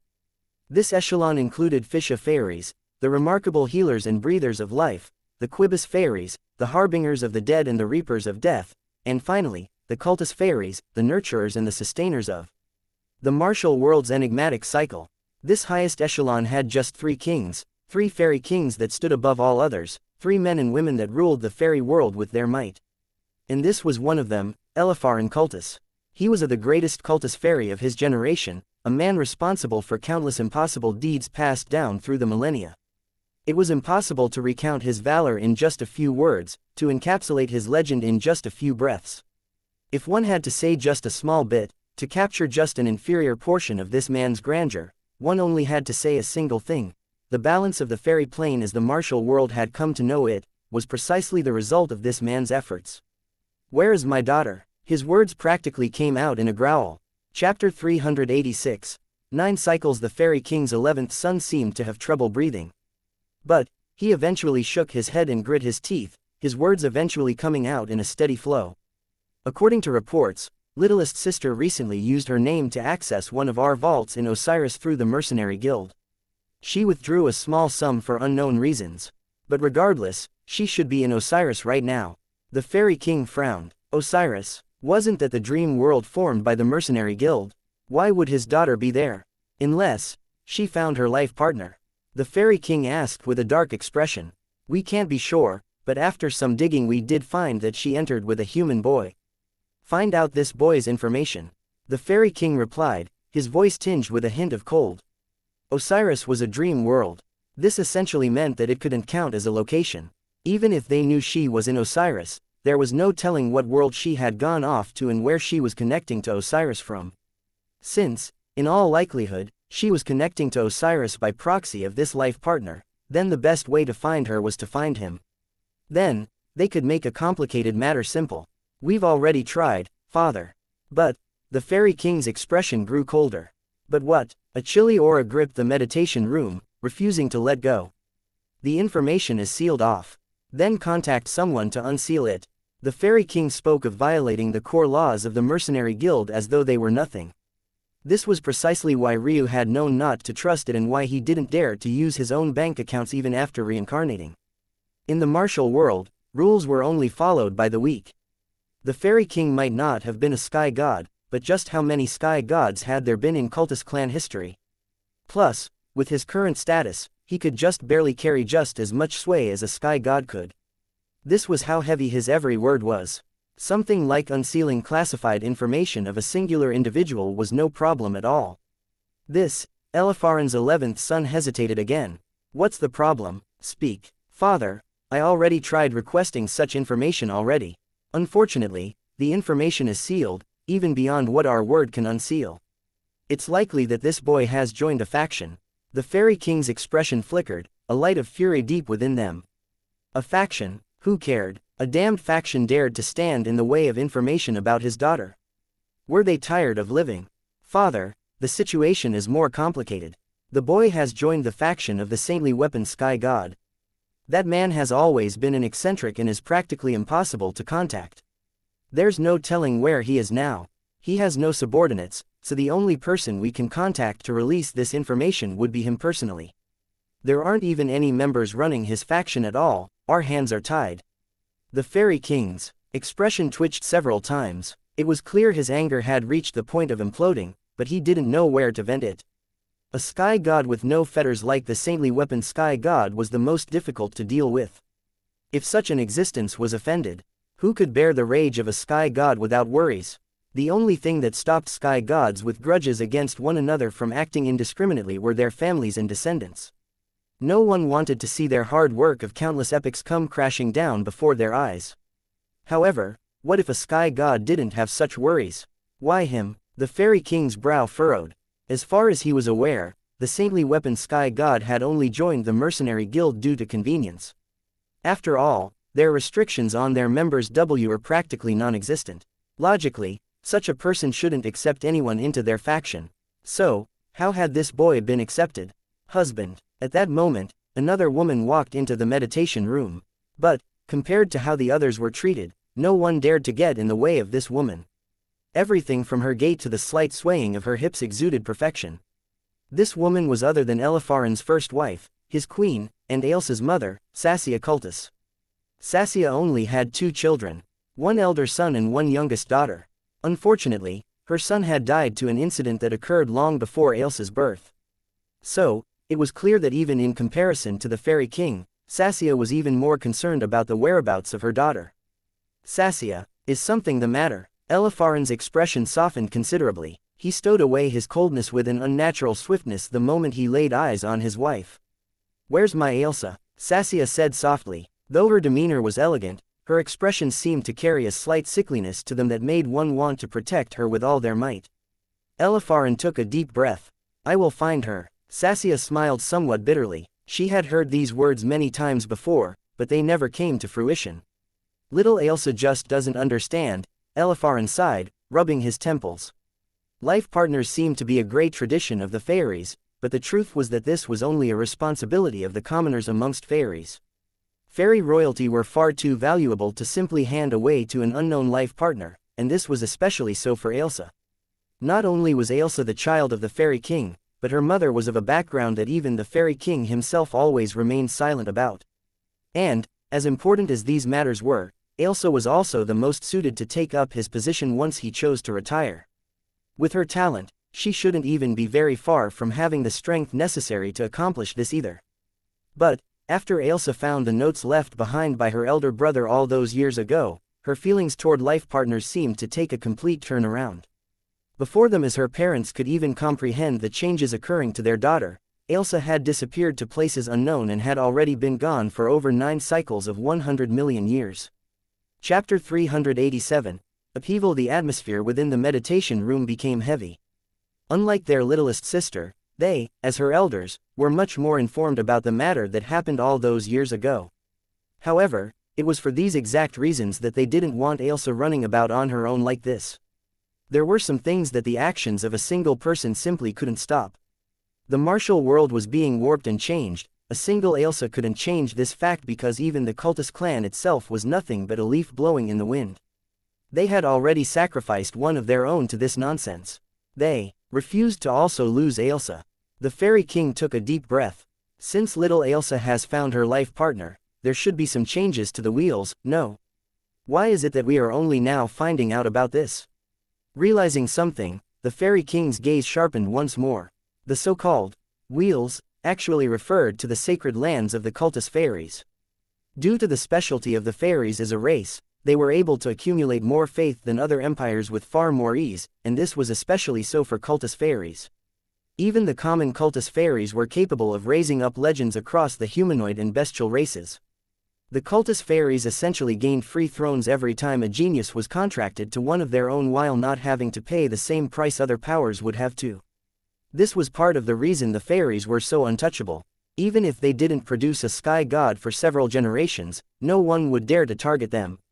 And, if they did happen to have a sky god in a given generation, their growth would be unstoppable. Obviously, this didn't make them undefeatable, or else there would be nothing to worry about in the first place when it came to Ailsa. But, it most definitely made them formidable. The wheels were how the fairies kept track of these matters.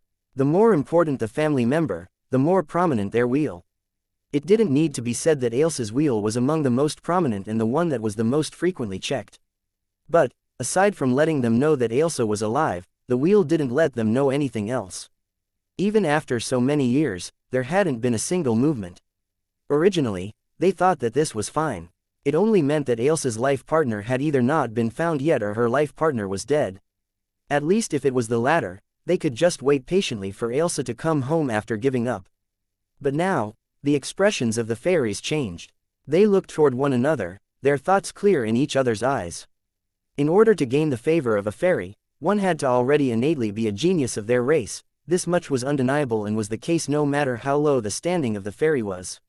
A fairy's wheel represented the combination of fate between them and their life partner. In order for a change to occur, a life partner's fate had to be strong enough in order to influence change in the fate of their fairy.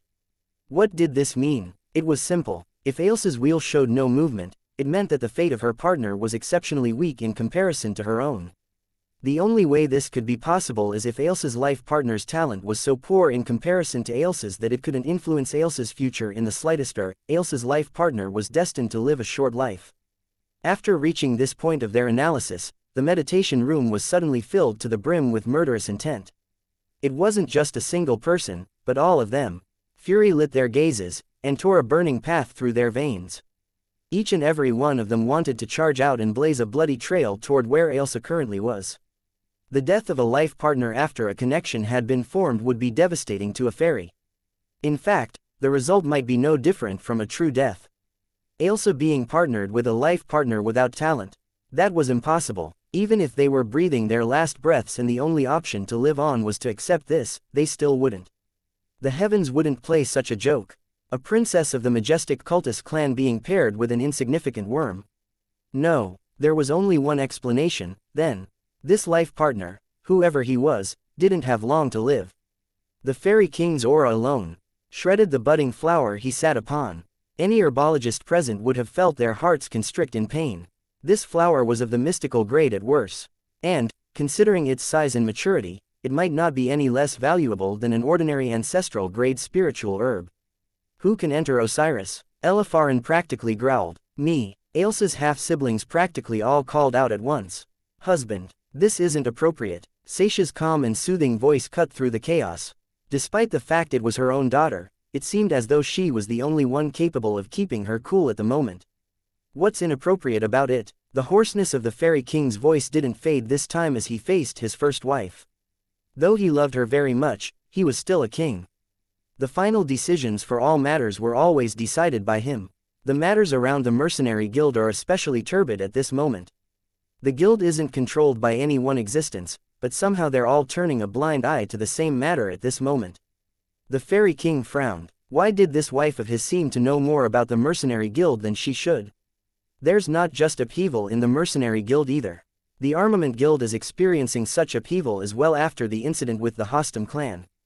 If Ryu had been there, mention of the Hostam clan would have instantly reminded him of the old son and father pair. Of course he wasn't aware of this currently, but if it wasn't for old man Hostam stopping Patriarch Ember from taking action, he wouldn't have made it out of the core ring alive. The fact there was something wrong with the Hostam clan should have been obvious. If not, why would they appear on such a weak plane in the first place? Chapter 388. Soulbind, you are always concerned with your cultivation and do not pay enough attention to the outside world. The affairs of the clan have been handled by me for a long time already. Sassia continued to speak calmly, her explanation patient.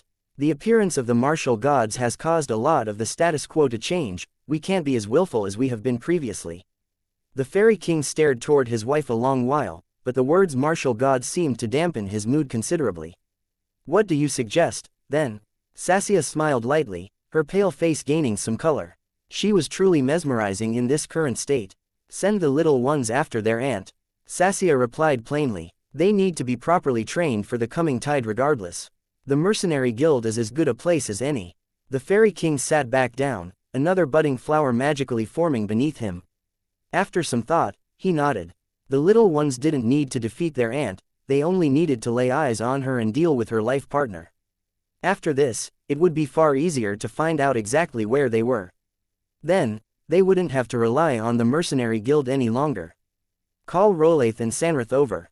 Not long later, two young men were escorted into the meditation room, their eyes wide with curiosity and apprehension. Elipharan's sons, daughters and wives might have been bold enough to charge right into his meditation rooms, but the youths separated by a few generations didn't dare to be so bold. To them, the Fairy King was like a living legend. They might not even get the chance to meet him until they stepped into the Dao pedestal realm. But, even then, they wouldn't have expected him to be aware of their names.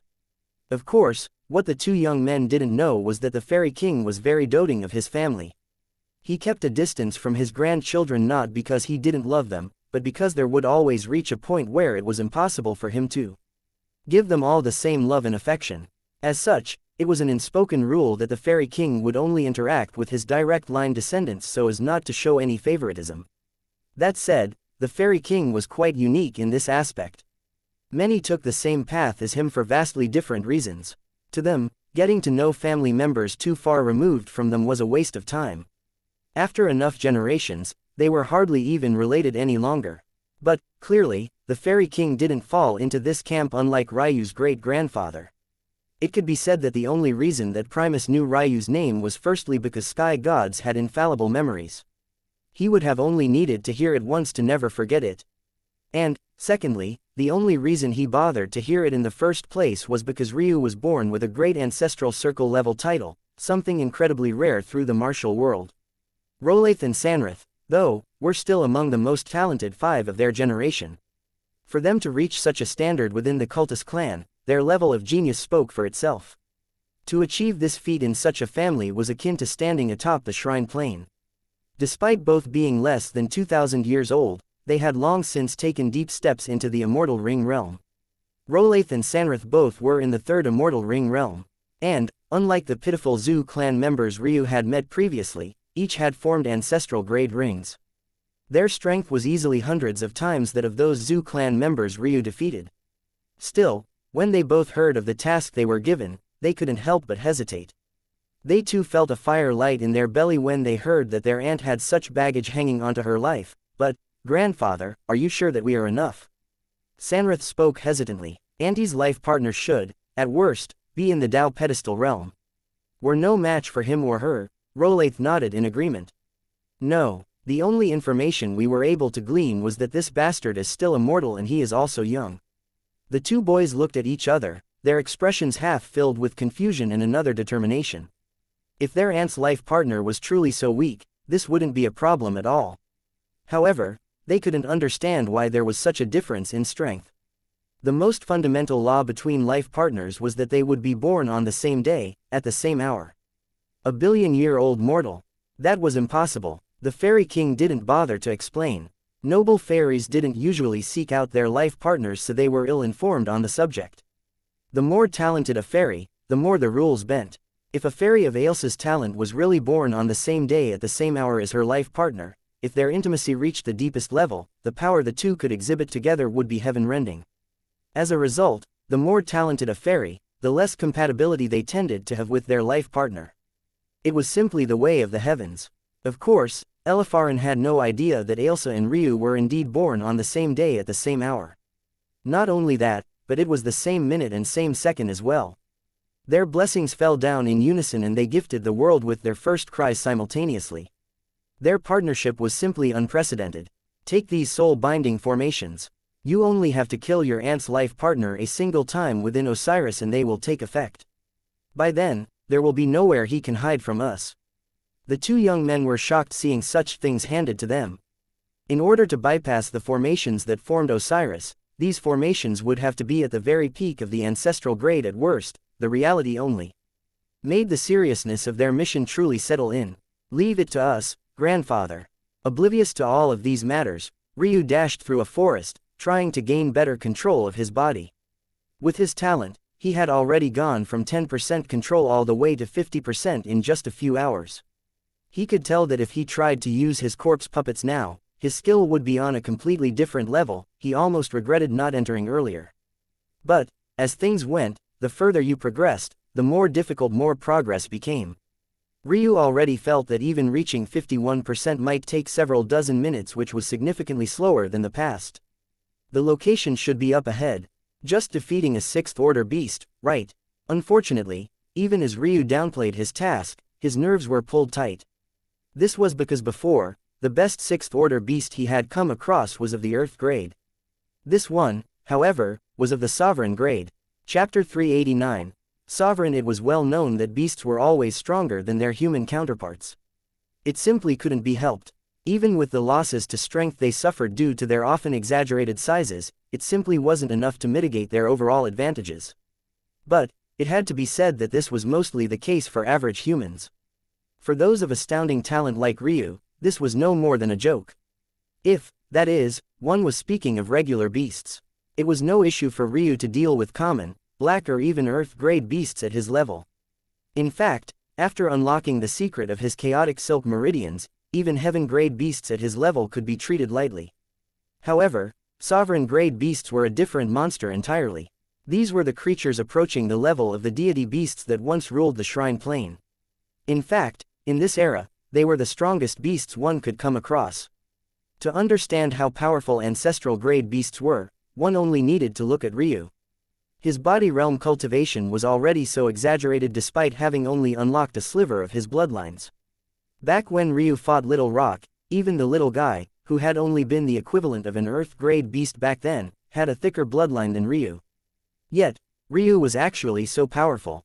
Sovereign beasts were the closest line descendants of ancestral beasts that remained. Their strength was beyond imagining. Yet now, Ryu was slowly stalking toward the territory of one. Of course, this beast wasn't real. It was just a simulated opponent created by the Osiris dream world. But, since this was a world formed by the alliance of so many sky gods, Ryu had no doubt that this would be the real deal. Ryu suddenly felt that the temperature began to rise. At first, it was subtle. For someone like Ryu who had the Fire Phoenix and Fire Dragon bloodlines, he could easily miss the shift. He was practically immune to temperature. Whether it be too hot or too cold, he was mostly be unbothered. However, Ryu's current senses were being pulled thin. He was completely focused on every minute detail, trying to stop his feet from slamming heavily onto the forest grounds, knowing the soft soil wouldn't be enough to keep his movements hidden. As focused as he was, the incremental increases didn't escape his attention for very long at all. I'm getting close. Ailsa wasn't currently by Ryu's side. Little Gem, the infant griffin, was in need of constant care. At the same time, the progress of Nemesis and Little Rock couldn't lag behind him by too much. It was about time both gained the strength of heaven-grade beasts. Nemesis still needed Ryu to become a summoning necromancer to unleash his true potential. But Little Rock didn't have such an excuse. The younger the little guy reached the sovereign grade in bloodline purity, the greater his future potential would be. Right now, the infant lightning hawk wasn't even 3 years old yet. Considering the lifespan of beasts, especially ones with ancient bloodlines, the little one hadn't even begun to mature yet. Though it was uncertain if Little Gem would ever be released of her curse, Nemesis and Little Rock were core pieces of Ryu's future plans and were currently his only family outside of Ailsa. Their progress couldn't be stalled. The day they all reached the extent of their potential, those martial gods could only wait for death. That said, Ryu didn't absolutely need Ailsa by his side at the moment. His entire purpose was focused on maximizing the control of his body and mastering his weapons. These weren't things Ailsa couldn't necessarily help guide him through. The matter of his greatsword staffs was especially a headache. Ryu had to find a method of fusing his comprehensions of the spear, glaive and halberd into one. The matter was so complex that he found it difficult even to find a way to begin. But there was one thing that was certain. Battle was a shortcut. Soon, Ryu found the source of the rising heat. Steaming geysers spread across the opening in the forest floor like miniature volcanoes. In the center of them all, there was the open mouth of a cave, the heat within so great that the rocks that formed it were a blazing shade of red. TCH. Ryu looked down at himself, watching as his stock gray clothing began to burn away. Not bothering to wait for it to wither away to ash, Ryu ripped what clothes remained away, revealing his toned body. Every fiber of Ryu's body seemed to be perfectly defined, his body a chiseled, lean machine. Compared to the frail body he had in his first life, this one was brimming with vitality. Without a hint of shame, Ryu grabbed at the handles of his greatsword staffs, his heart boiling. It had been a while since he truly fought to his heart's content. He looked forward to this. Ryu shot into the cave's mouth, his mind locking onto the aura of a lurking beast. The further he traveled, the deeper underground he traveled and the greater the temperatures seemed to become. Though Ryu didn't know it, this was exactly why the Violet Olive team had yet to claim this mission. They were still preparing the proper equipment that would be needed to raid such a beast. The environment alone was as much of a challenge as the beast itself. But Ryu's bare feet glided across the scalding rocks as though he couldn't sense a single thing. In fact, his thoughts were completely focused on his body control, which had reached 53%. How could this environment harm him? With his rebirth flames, even a sovereign beast wouldn't be guaranteed to harm him purely with flames. Ryu burst through the final layer of the cave, his breath smoldering. Just his breathing alone would likely severely injure a divine vessel realm expert now, the heat was that excruciating. At that moment, a world of lava and magma appeared before Ryu. There were footholds dotted across the vast landscape with a radius of over 20 kilometers, bubbling lava filling in the rest. However, the landscape was the last one would be focused on. No matter who you were, your eyes would immediately be pulled to the beast sleeping in the middle of it all. The beast's breathing was oddly peaceful. But every breath seemed to carry hurricane-force winds, sending scorching flames dancing across the surface of the lava lake. Rainbow-scaled eagle. Ryu's gaze narrowed. With such a name, one would never think that this creature had anything to do with such fiery flames. But this was the ability of the rainbow-scaled eagle. Compared to other sovereign creatures, it was of the lowest rung. This was because they were known as scavengers. If it wasn't for their beautiful appearances, one would rather call them vultures rather than giving them such a majestic name. These creatures were essentially copycats. But in order to succeed in this, they had to eat the corpses of fake creatures they wanted to imitate. As though to infuriate the heavens further, these imitators were even capable of surpassing the beasts they imitated by using quantity to make up or quality. If they, for example, chose evolve using fire as their primary element like this one, they didn't need to swallow the spiritual roots of other sovereign beasts. Technically, as long as they ate enough common-grade beasts, they could reach the same level. It was because of this that although these beasts had a gorgeous appearance, they had a terrible reputation. Not only were they scavengers, they were well-documented cowards. Ryu never thought that the first sovereign beast he would battle personally would be such a creature. A part of him wanted to smile, but another part knew that regardless of reputation, this was a beast with strength that couldn't be underestimated. Ryu's gaze suddenly became murderous, his aura towering. He slammed his swords into the molten ground, a roar escaping his lips. For a moment, it seemed as though his very being was swallowed by the illusion of a fire dragon. Something within his blood was seething. An ancient hatred as old as existence itself bubbled forth. The rainbow-scaled eagle snapped awake, its sharp aura landing on Ryu. Despite its name, the creature had 4 limbs. It wasn't born like this, likely having gained this mutation from one of its many meals. It growled, its beak also nowhere to be seen, replaced by a snarling snout. If Ryu wasn't so well informed, he would have mistaken this beast for a rainbow-scaled griffin. But he knew better. SCCCCRRREE. The rainbow-scaled eagle's shriek shook the underground cave, causing dust and debris to fall from the molten ceilings. Man and beast stood opposed, their auras clashing and twisting around one another. Then, they shot forward. Ryu's back flexed, his greatsword staffs descending from the skies. Bang! The rainbow-scaled eagle swiped out a paw, sending Ryu flying into the lake of lava. Its gaze flickered with disdain, watching as Ryu sunk in. Such a weakling actually dared to challenge it. The beast turned back to return to its nap, but at that moment, the ant it thought it had already crushed pulled itself out from the magma under its astonished eyes. Confusion colored the beast's face. Its intelligence was no less than a human, so it hadn't thought it was possible for a human to survive the lava's high temps. However, Ryu pulled himself up, droplets of lava falling down his body. Come! His gaze blazed with fighting intent. Chapter 390. Rainbow-scaled eagle lava dripped down from Ryu's skin like droplets of red gold. His skin reddened slightly, some beads of sweat finally falling from his brow as though he only now realized how hot the environment was. However, his face remained indifferent, a pure callousness coloring his silver eyes. Ryu launched himself forward, his body a streamlined machine of strength as he collided with the beast. His knees sunk down, the platform of red rock cracking beneath the strain. His muscles bulged, growing a fold in size, but it was to no avail. Having been enraged by Ryu's survival, the beast's temper flared, its strike growing in strength. It seemed to want to press Ryu down into the ground, shattering his body into minced meat. The beast, despite being a simulation of arrays, seemed to have grown intelligence of its own. It had never come across a human who could so easily survive in these temperatures before. It felt quite baffled and angry at the same time. Just when it seemed that Ryu would truly be smashed to the ground, his 2 greatsword staffs crossed before his chest, his body flickering with arcs of blue lightning, suddenly vanishing from its spot and bolting to the side. The beast was stunned, its paw slamming hard into the red rock and causing a small wave of lava to surge outward. Its head snapped in a certain direction, locking onto Ryu, who was slowly entering his human form once again. However, as enraged as the beast was by the change, Ryu was even more displeased. Namely, he had gone from 2 greatsword staffs to just a single one.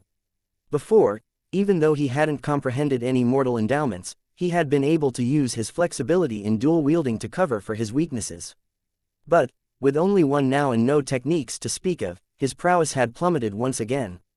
His cold eyes looked toward the greatsword's teeth that remained beneath the rainbow-scaled eagle's paw. He could only lament about his own lack of control.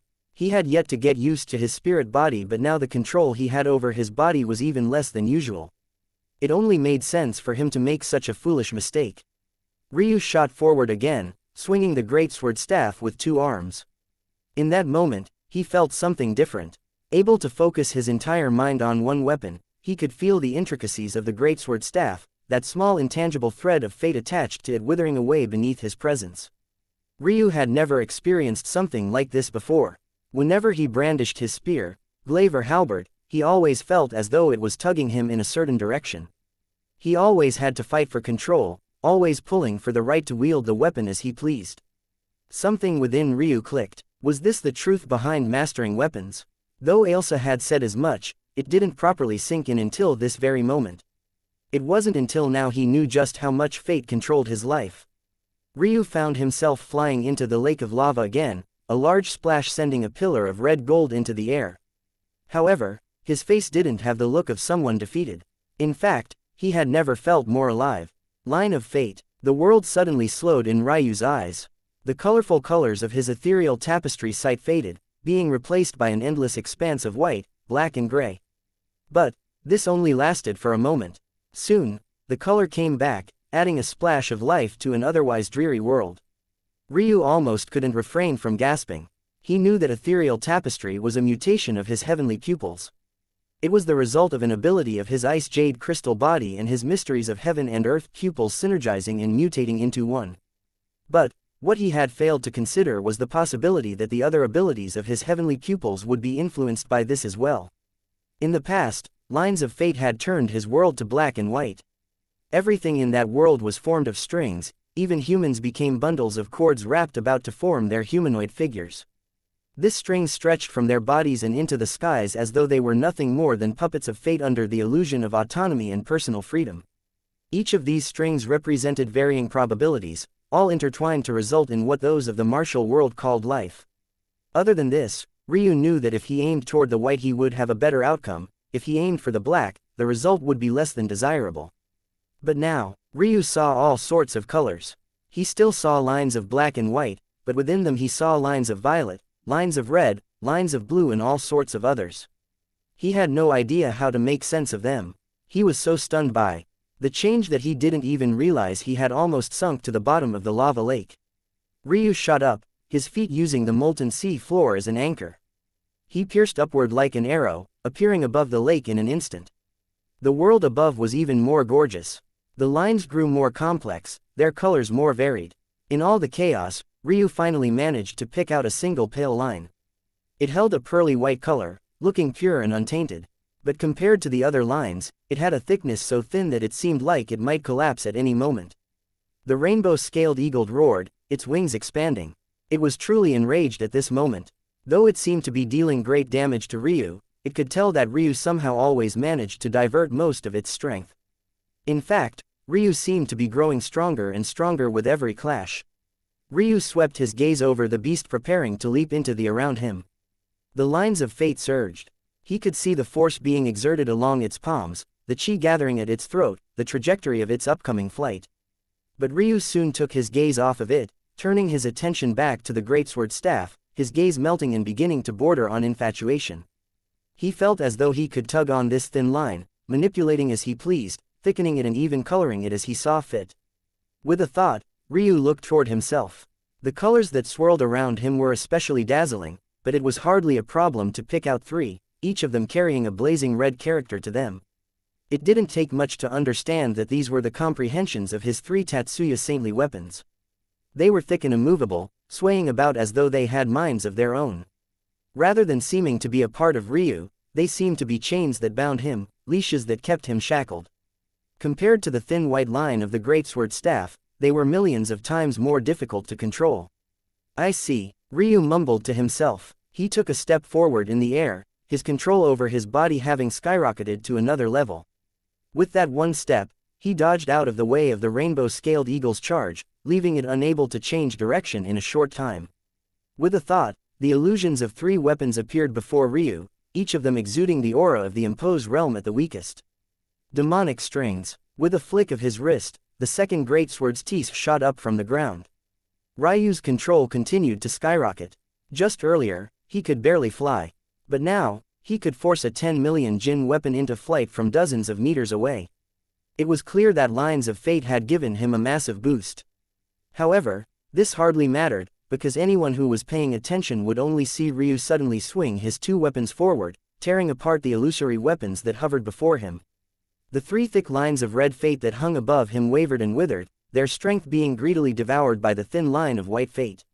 Very quickly, the pure color became coated in crimson before deepening toward a hue of magenta. It seemed far closer to black now than it had ever been to white. Strength surged into Ryu's veins, the image of numerous birthed phenomena appearing to his back. In one moment, there was the flickering god emperor which quickly morphed into the war god, only to be consumed by the dragon god. The images fought over one another as Ryu remained expressionless, his eyes even closing. He continued to dodge in the air, slipping by the strikes of the rainbow-scaled eagle with increasing agility. His body grew more nimble, his steps more confident, an undeniable majesty surging throughout his body with growing fervor. He was the wielder of the heavenly pupils, yet, he was constantly being held back by weapons that refused to acknowledge his sovereignty. Even after years of cultivation, even with his talent, he had only stepped into the ruler realm.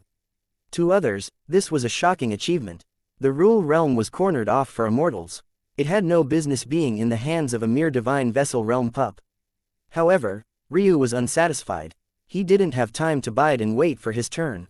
His parents, his grandparents, his Elena, they were all waiting for him. Deep within the hidden territory of the Moonlight Blossom sect, a suffocating aura suddenly pervaded the lands. It felt as though a deity was descending, but all they could do was look up into the skies, unmoving. Essence poured down, its quality so pure that many wanted to bow down, their heartbeats erratic. The sound of a shattering barrier resounded.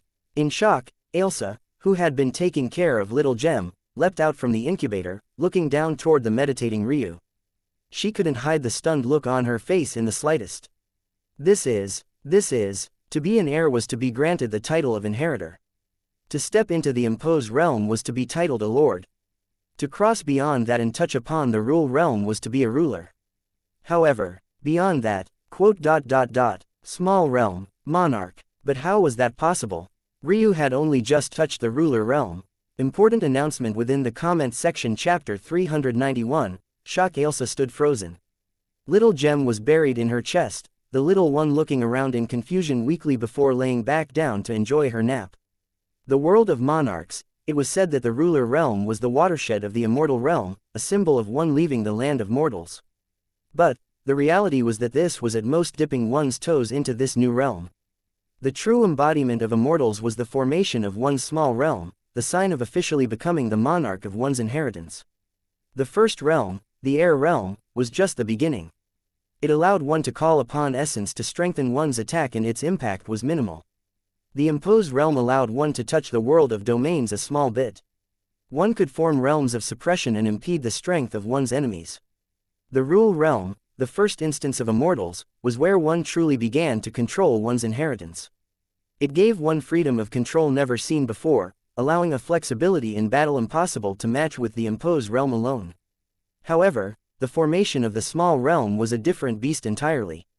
It made one the monarch of an area, allowing them to control strength far beyond one's means. It had to be remembered that the marker of the immortal ring realm was the ability to control atmospheric chi. When one steps into this realm, using their immortal rings to resonate with the surrounding chi and make use of it, one's strength takes a qualitative leap. Ryu, after mutating his heavenly pupils and gaining ethereal tapestry, had gained some capital to manipulate atmospheric chi. But, compared to true immortal ring experts, he was severely lacking. However, after forming a small realm, not only would this issue become practically non-existent, it would be like adding wings to a tiger. Within one's small realm, not only would all chi be absolutely obedient, but one could use atmospheric essence. To put how massive such a change was into perspective, one had to comprehend the normal use of essence. Whenever essence was called down, it used one's body as a medium before being filtered into one's weapon or attack. However, the body was ultimately a funnel. It was subject to being a bottleneck and could also erode over the course of a battle. However, a small realm allowed one to snatch essence directly and implement it into one's strength without even bothering with the body at all. For someone like Ryu, who was still immortal, the change was absolutely enormous. It would allow him to use immortal chi without worrying about the burden to his body in the slightest. Knowing all of this, it was no wonder Ailsa was so shocked. The increase to Ryu's strength wouldn't be as simple as 1 or 2 times. He was already a middle divine vessel realm expert capable of doing battle with higher connecting heaven realm experts who were considered great talents. He could even battle immortal ring experts who had formed black-grade immortal rings. Just what level of strength would he have now? Ailsa's expression suddenly changed again as a violent wash of essence descended. Damn it, how could she forget? She was so shocked by the changes to Ryu that she had forgotten that with every new comprehension, there was a corresponding amount of essence. The issue was that this was the largest amount Ryu had ever received. Not only was this the largest amount, but Ryu was still immersed in battle, his mind in a completely different state than his body. This was the worst kind of state to accept essence in. As though this was already bad enough, in the past, the type of essence Ryu accepted was of a specific kind. For example, he would comprehend his rage flames and thus the essence would have the greatest effect on his fire dragon bloodline, so on and so forth. But, this time, it was a completely different animal. Ailsa could tell that this essence wasn't biased in the slightest, it had no strong ties of fate pulling it in any one direction, meaning that it would rampage about as it pleased unless there was someone to direct it. Ailsa took a deep breath and calmed down, letting her previous panic vanish like the wind. Isn't that what she was here for? If she couldn't guide Ryu through this, then how could she be his life partner? The question was, what should she do? Ailsa sank into a partial state of meditation, time dilating and her thinking speed accelerating as numerous calculations began within the depths of her mind. With this amount of essence, there would be no problem for Ryu to open his fifth body vessel. Such strength would even allow him to battle half-step path extinction realm experts without issue. Comparatively, though, the same amount of essence would allow him to soar through the divine vessel realm and complete the connecting heaven realm in one clean sweep. This would allow Ryu to focus on finding his spiritual foundation once again and finally completing his spiritual severings. This option would have a less exaggerated impact on his immediate strength, but the long-term benefits were undeniable. It hadn't escaped Ailsa that the Phoenix Sky God's inheritance had yet to make itself known. She had a feeling that it wouldn't truly begin to display its might until the path extinction realm. But, it should begin showing tidbits of its power at the Immortal Ring stage. Knowing this, Ailsa leaned more toward the second option than the first. Finding Ryu's spiritual foundation was simply too important. But, if she was going with this logic, there was no more important part of Ryu's strength than his heavenly pupils. Finding Ryu's spiritual foundation was entirely reliant on his heavenly pupils. Without them, even Ailsa wasn't confident in helping unless their intimacy reached an extreme. But, this wasn't something that could be hurried. Their relationship was already making nice progress, there was no need to hurry it. However, according to Ailsa's calculations, it would only be possible for the mysteries of heaven and earth pupils to help after undergoing their first evolution, and that would require unlocking 9 nodes. Though Ryu had chaotic chi to help this matter along, according to Ailsa's calculations, it would still take several more years to accomplish this. In the past, this wasn't a big deal. After all, cultivation slowed considerably after the divine vessel realm. It had to be remembered that Ryu would only be able to reconnect his spiritual foundation after completing the connecting heaven realm. Only then would the mutation of his chaotic silk meridians be complete enough to not devolve back to its original state and take much of Ryu's combat prowess with it. So, it was previously worth it to be patient. But now, Ailsa took a deep breath. This was a tough decision, especially since this was just the tip of the iceberg. With this much essence, too many things could be done. It would even be possible to help Ryu's partners in his mental realm. In fact, even beyond that, with some special means, Ailsa could use this essence to awaken other talents of his bloodlines that Ryu had missed out on previously. Even the storm talent would be in play. After a while, Ailsa made a decision. Let's do it like this. Her eyes flashed open. Go on, little one, Mama will be back soon, she just needs to help Papa. Little Gem snuggled up against Ailsa and sent a look toward Ryu, a hint of fondness on her little expressions. Yes, Papa is always making us worry. I'll be sure to teach him a lesson. Ailsa giggled, sending Little Gem off to the incubator. Her expression turned serious, approaching Ryu's back and tearing the clothing on him apart. She placed her palms on his back and sank into a state of absolute focus. First, your heavenly pupils. Ailsa made this decision not just for the sake of finding Ryu's spiritual foundation. At the moment, Ryu's heavenly pupils were still in their mortal state, yet it was already able to help him to progress so far so quickly. Ailsa had a feeling that it had played a large role in this sudden boon. In that case, why not invest in the golden egg-laying goose? Numerous pops rang out in Ryu's eyes, howling winds surging through the moon world. A pressure that could shatter earth and sunder skies descended. By this point, every powerhouse of the moon world shivered, each and every one looking in the same direction. Ailsa smiled, her eyes still closed. There was a second reason she had made this decision. Compared to the essence of breaking through to the monarch realm, just what kind of changes would the evolution of the mysteries of heaven and earth pupils have? The clear skies of the moon world suddenly went completely black. Then, one after another, stars of fate began to twinkle to life. Those below could only shudder. Right above their heads, their own futures lingered before them. However, did they dare to look? Chapter 392. Immortal pupils deep within the Moonlight Blossom sect, old monsters were stirred from their slumber. But, at this moment, even they were unable to move a single inch. The ceilings, and sometimes even coffin lids, above their heads seemed to disappear, revealing the vast expanse of the universe. No matter who it was, no matter where they were, all they could see were their fate stars, hanging above their heads as though teasing them with glimpses of the future. Under normal circumstances, it took an impossible level of prowess to gaze upon a fate stars, so much so that only sky gods were capable of such a feat. There were only very rare exceptions to this rule. However, even with such a temptation before them, many hesitated to act. Was this really something they wanted to do? Was gazing upon one's fate so casually something one should want even if the opportunity was right before them? Even Ryu, who had the ability to gaze upon his fate star whenever he pleased, had not done so even a single time since his reincarnation. It was as though he had completely forgotten about the core ability of the mysteries of heaven and earth pupils. But, make no mistake, he had been very purposeful with his actions. Was it fear? Even Ryu didn't dare to claim that it wasn't. He did fear. He feared looking back up again and seeing that same bright silver star, that same burning mercury behemoth that would shine so brightly but die just as fast. However, there was another reason. In this life, Ryu had sworn not to care for fate any longer. Whether his star had signs of longevity after his rebirth or not, who cared? As long as he hadn't accomplished his goals, he refused to die. Till the day he saw his family again, held Elena in his embrace again, he would never falter. Unfortunately, the same resolve Ryu had wasn't shared by everyone. While many feared to look, others couldn't contain themselves, losing themselves in the sight of their fate stars. This was where the true trouble began. Being able to gaze upon one's fate was one matter. However, to interpret it was a different matter entirely. Many became lost in the sight, strong pulses of karmic chi marring their vision and tainting their energy.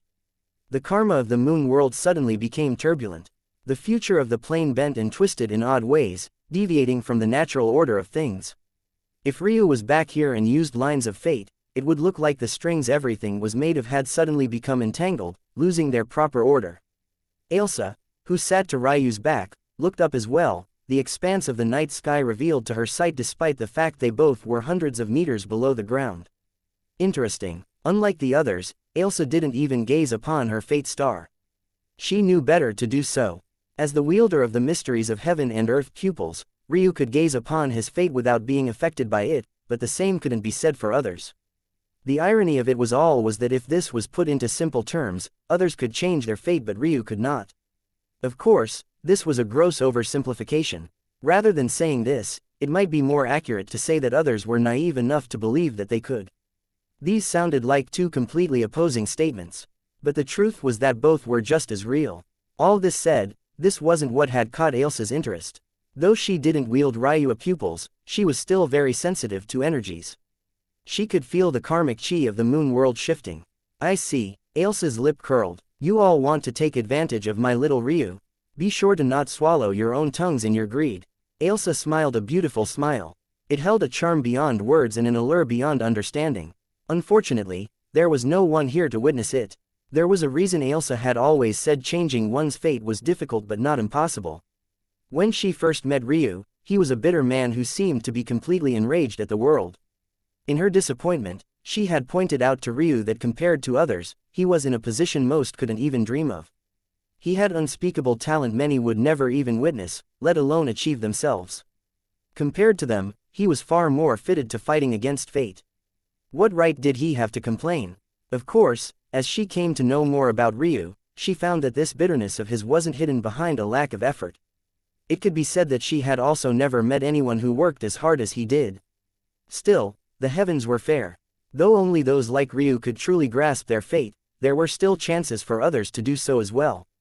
In such a turbulent situation, the powerhouses of the moon world were gaining such an opportunity. At this very moment, due to Ryu's evolution taking place here, this plane had gained an opportunity to evolve. As things stood now, the Tao pedestal realm was the highest echelon of strength possible. But, if this opportunity was properly grasped, this plane could blossom in a world no weaker than the Shrine Plane. However, in Ailsa's eyes, this would just be a bunch of old farts taking advantage of her life partner. This turbulent fate could indeed benefit an entire world, but wouldn't it be better suited to her life partner? Unfortunately, things weren't so simple. Ryu was a bit too weak as things stood now to fight for this fate. This is good, though. Though little Ryu is still a bit weak, after I'm finished with him, it won't be completely impossible to make a difference. The heavens will be biased toward youths with potential to begin with. Yes, it should be just enough. Ailsa's ruby eyes glowed. This was an unexpected opportunity. If Ryu could grasp it, even she was looking forward to the result. But, it would be a long and bloody road and might even require the entire moon world acknowledging the Ice Phoenix clan as their rulers once more. To say that this would be dangerous was an understatement. In the end, Ailsa could only focus on the task at hand. Ultimately, strength remained as the most important factor. After unsealing Ryu's 9th node, Ailsa redirected the essence. With unstoppable momentum, she broke open Ryu's 3rd, 4th, 5th and 6th chi vessel, completing the first cycle and allowing him to step into the Connecting Heaven realm. The Connecting Heaven realm was the process of connecting all of one's pulses and vessels. Each of these cycles would form a dormant ring that would become the foundation of one's immortal rings in the Immortal Ring realm. This realm was known as the final realm of mortals. Its function symbolized completing the cycle of mortality, shedding the mundane, and becoming a true immortal. However, Ailsa didn't complete this process for Ryu. This was an exceptionally important step and it would be more detrimental than helpful to receive another's aid. That said, even if it wasn't a detriment, Ailsa had already decided upon a far better use for the remaining essence. At that moment, the evolution of Ryu's pupils finally slowed to a crawl, the skin of his eyelids reddening beneath the searing heat. Just in time, another wave of essence even more bountiful fell from the skies in congratulations and was gladly swept up by Ailsa. With a thought, Ailsa directed some of this essence toward Ryu, flooding his bloodlines with strength and breaking open his 3rd body vessel. Ryu's body bulged, unprecedented strength rushing through him. In the blink of an eye, Ryu's strength soared past 125 million jin, his veins screaming and whining as his blood rampaged through. However, Ailsa was no longer worried about Ryu. Her lovely, slender hands formed multiple complex hand seals. The essence surged toward her. With the connection she had as Ryu's life partner, their intimacy might not have been at an extreme, but it was deep enough that the essence wouldn't rebuff her attempts at taking it for herself. With a thought, Ailsa called out both Nemesis and Little Rock. Nemesis was fine, but by now, Little Rock had a wingspan of over 10 meters. It would be much larger if not for Nemesis sharing his adept body talent with the little one. Luckily, this size was about perfect for a flying beast. After all, riding a horse into a battle versus a bird were vastly different matters. Between 5 to 10 meters was perfect for Little Rock. Nemesis, be sure to help Little Rock through this process. Your adept body talent will be especially important to the little one during this evolution. Quote, chi, this will hurt. Prepare yourself. Ailsa reached out and grabbed a portion of Ryu's rebirth flames. Her hand seals continued to quicken, an ancient formation appearing to her back. On one hand, there were flickering illusory flames, on the other, a dense fog of essence that would make even a Path Extinction Realm expert salivate with greed. If Ryu had been there, he would have recognized this ancient formarian as a birthed phenomena. But, as for its uses, he would be at a loss without hours of study. Without another word, Ailsa sent a flood of chi toward Little Rock. Chapter 393, Sovereign. The horrid shrieks of an infant bird rang through the death worm. Though Ailsa's heart ached for the little one, she knew that she couldn't afford to stop. It was impossible to tell when Ryu would gain such a large influx of essence again. Or, more accurately, it was difficult to tell if next time such a large amount came, if they would still have the luxury to spend it on anyone but Ryu. At this moment, the little lightning hawk was in a unique stage of growth. He was still in his infancy and had great room for growth. But, by the same token, he was also running out of time. Little Rock was greatly talented due to a wisp of ancient rock blood. But, it was ultimately still just a wisp. The journey toward thickening this bloodline was a long one. At least, it normally would be. Little Rock benefited from Ryu and Ailsa's relationship, essentially gaining a free cultist fairy for himself. And, The results spoke for themselves. The little one had already vastly improved since meeting Ryu. But it wasn't enough. Little Rock was unfortunately beneath Ryu's shadow. As time went on, the difference between them only grew. Little Rock might have already entered the 6th order. But, as a beast still within the heaven grade in terms of combat prowess, it was no match for Ryu, who was currently battling a 6th order beast of the sovereign grade. To make matters worse, this was a Ryu who had yet to use his recent upgrade in strength. By now, the difference was even more exaggerated. If Little Rock wanted to continue to be Ryu's partner, he had to improve, and he had to do so quickly. As more and more of Little Rock's foundational bloodline was burnt away, the more sorry the situation of the infant Lightning Hawk became. His resplendent scales began to peel off one after another, his cries became weaker, and eventually, he couldn't even call out in pain anymore, his large body convulsing on the ground. Fluttering silver feathers fell from his body, foul black blood dripping from his pores. Just when Nemesis thought he would escape such a fate, his body was soon racked by pain as well. The Crimson Steed couldn't help but look toward Ailsa with a wounded expression that seemed to say, "I thought we were friends." "Sorry, little one, but compared to Little Rock, you need to improve even more." Nemesis might have awakened an amazing talent, something that was especially great considering Little Rock had yet to awaken even one. But the adept body talent had a glaring weakness Ailsa never mentioned. As powerful as it was for a beast to be able to perfectly control all functions of its body, it was only as powerful as the original functions were to begin with.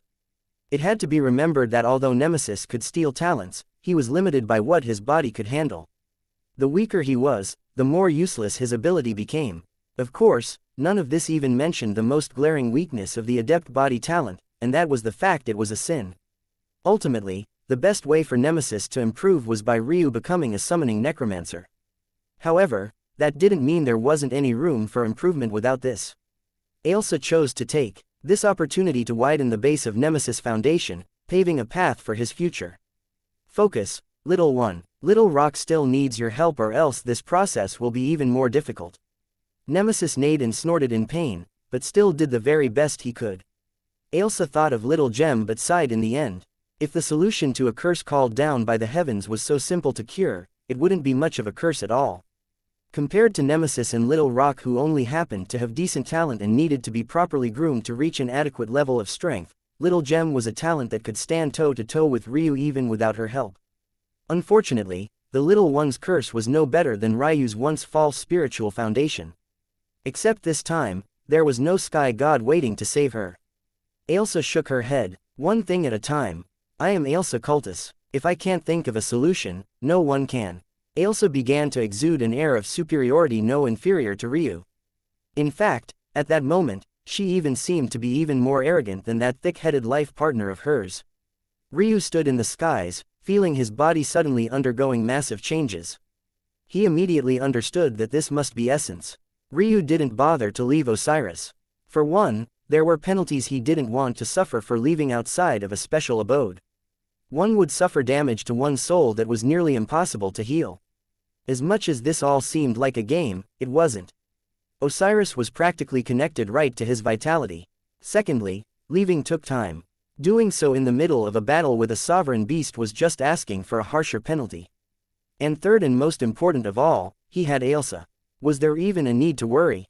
Strength coursed through his veins, the roar of beasts sounding throughout his body. The bellows of a dragon and Qilin, the cries of a fire and ice phoenix. After a moment, even Ryu's eyes widened in shock. My eyes, my strength. The changes to Ryu's vision made him feel as though everything was playing in slow motion. The snapshots of the world became so vivid and clear that the world almost became a collection of still images in Ryu's mind. Every detail bared itself, unable to hide from his sight. But somehow, the changes to Ryu's strength shocked him even more. Before, entering the monarch realm was enough to ensure his victory. But now, it felt like he could trample over this so-called sovereign with ease. It's actually so much. Ryu's gaze brightened, looking toward the charging rainbow-scaled eagle. At that moment, a sky-shattering pressure erupted from Ryu. He stepped through the threshold of the connecting heaven realm, the chaotic chi rushing through his meridians suddenly multiplying several times over. If the previous chaotic chi Ryu could manipulate was akin to a lurking beast, this version felt like a flood dragon snapping away from its thick chains, shooting into the skies and swallowing the clouds. Ryu's hair whipped about, a dense dark gold hanging around him. Within his mental realm, a certain black hole began to greedily spin. In that moment, the rainbow-scaled eagle made it to within range. Ryu raised his greatsword staff, atmospheric chi swimming about his blade like a school of fish to food. In his eyes, the reflections of all sorts of colors coalesced, but none was more prominent than red. Soon, the chi became so dense that Ryu began to see runes dancing within them. If it wasn't for the fact he was in the middle of a battle, he would have been shocked to the point of freezing on the spot. Just like what Ryu learned when he began to form his own mental realm techniques, all the fundamental laws of the heavens were constructed first with the most basic of runes. It was the combination of these runes that formed the complex laws as they knew them. For Ryu to be able to see these runes simply floating in the skies like this with hardly much effort on his part. So this is the true strength of the mysteries of heaven and earth pupils. No, this is just the beginning. Ryu's arm descended, smashing into the skull of the beast in an almost absent-minded fashion. But the result was devastating. The scales of the rainbow-scaled eagle were meant to be tough. It was about the only ability that these copycats were naturally born with. Yet, they split apart beneath Ryu's blade as though a hot knife through butter. Ryu's blade didn't even consider pausing, running through the beast's head. The only resistance Ryu met was in the length of his blade running out.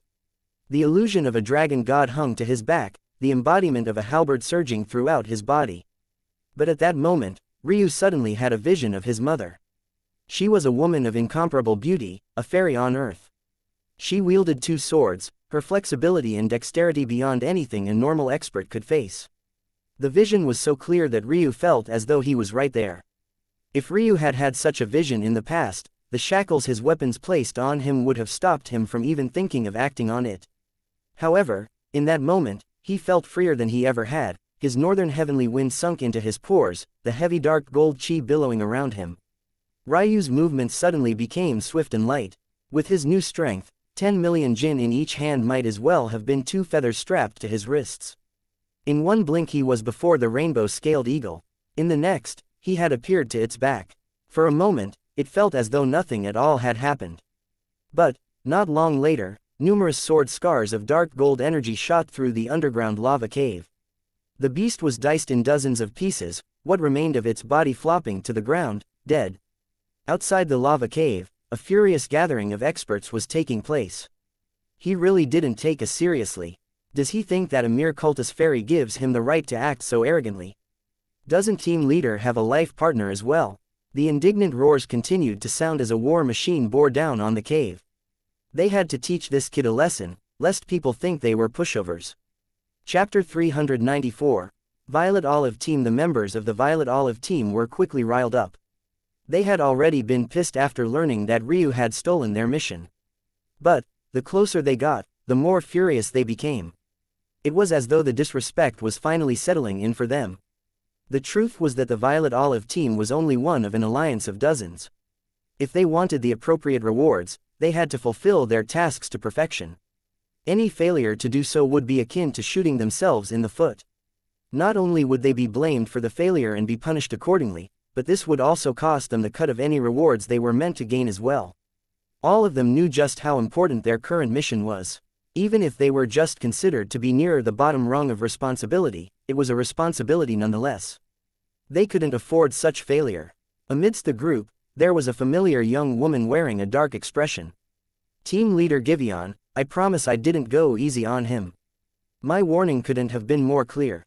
Giveon was a young man of tall stature. He had long, glowing blonde hair and 2 violet eyes that seemed capable of mesmerizing the masses. In terms of looks, he hardly lost to anyone. He truly seemed to be the picture of perfection. Considering his pointed ears, though, it was very clear that he wasn't human. On his shoulders, a fairy sat. She held an undeniable beauty to her as well, a graceful smile hanging from her lips. She had violet hair that matched her life partner's irises and eyes just a few shades lighter. Energies around her seemed to snap and crackle, space fissuring beneath her presence. Her long, slender legs swung on Giveon's shoulders. If it wasn't for her current miniature size, it would most definitely be an enticing sight no one would be willing to take their eyes off of. That said, even if Annette entered her full form, no one on Violet Olive would dare to gaze toward her for more than a few moments. Let alone the fact they called her firecracker behind her back, Giveon was known to be quite protective of his life partner. Despite his current calm expression, everyone knew he had a brewing storm hidden in his chest no less fiery than his life partner. Giveon nodded toward the young woman's words without much thought. The young woman, who went by Amy, ground her teeth. But she knew saying anything more would be useless. "Givey, it's so hot here." Annette pulled at the color of her dress. She was already provocatively dressed to begin with. But this action only made it worse. The fiery team members of Violet Olive took quick glances but just as quickly looked away.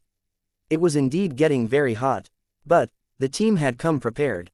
Many of them wore fire-resistant armor and robes, either forged by weaponsmiths or woven by spiritual seamstresses. However, even then, they couldn't help but feel that this place was no different from hell. Only the fire chi users among them seemed to be faring somewhat better. Originally, Giveon wouldn't have come here either. Not only was his presence unneeded, but he had other matters to attend to. With the strength of his team, as long as they used numbers, taking down a 6th-order sovereign beast shouldn't have been too much of a problem, especially since it was just a lower sovereign-grade beast. Plus, he knew that Annette had a great hatred for overly hot places. However, there was a nagging feeling at the back of his mind that told him he had to appear this time. "We'll be out of here soon," Giveon replied with a smile. Annette pouted in response, but couldn't say much else.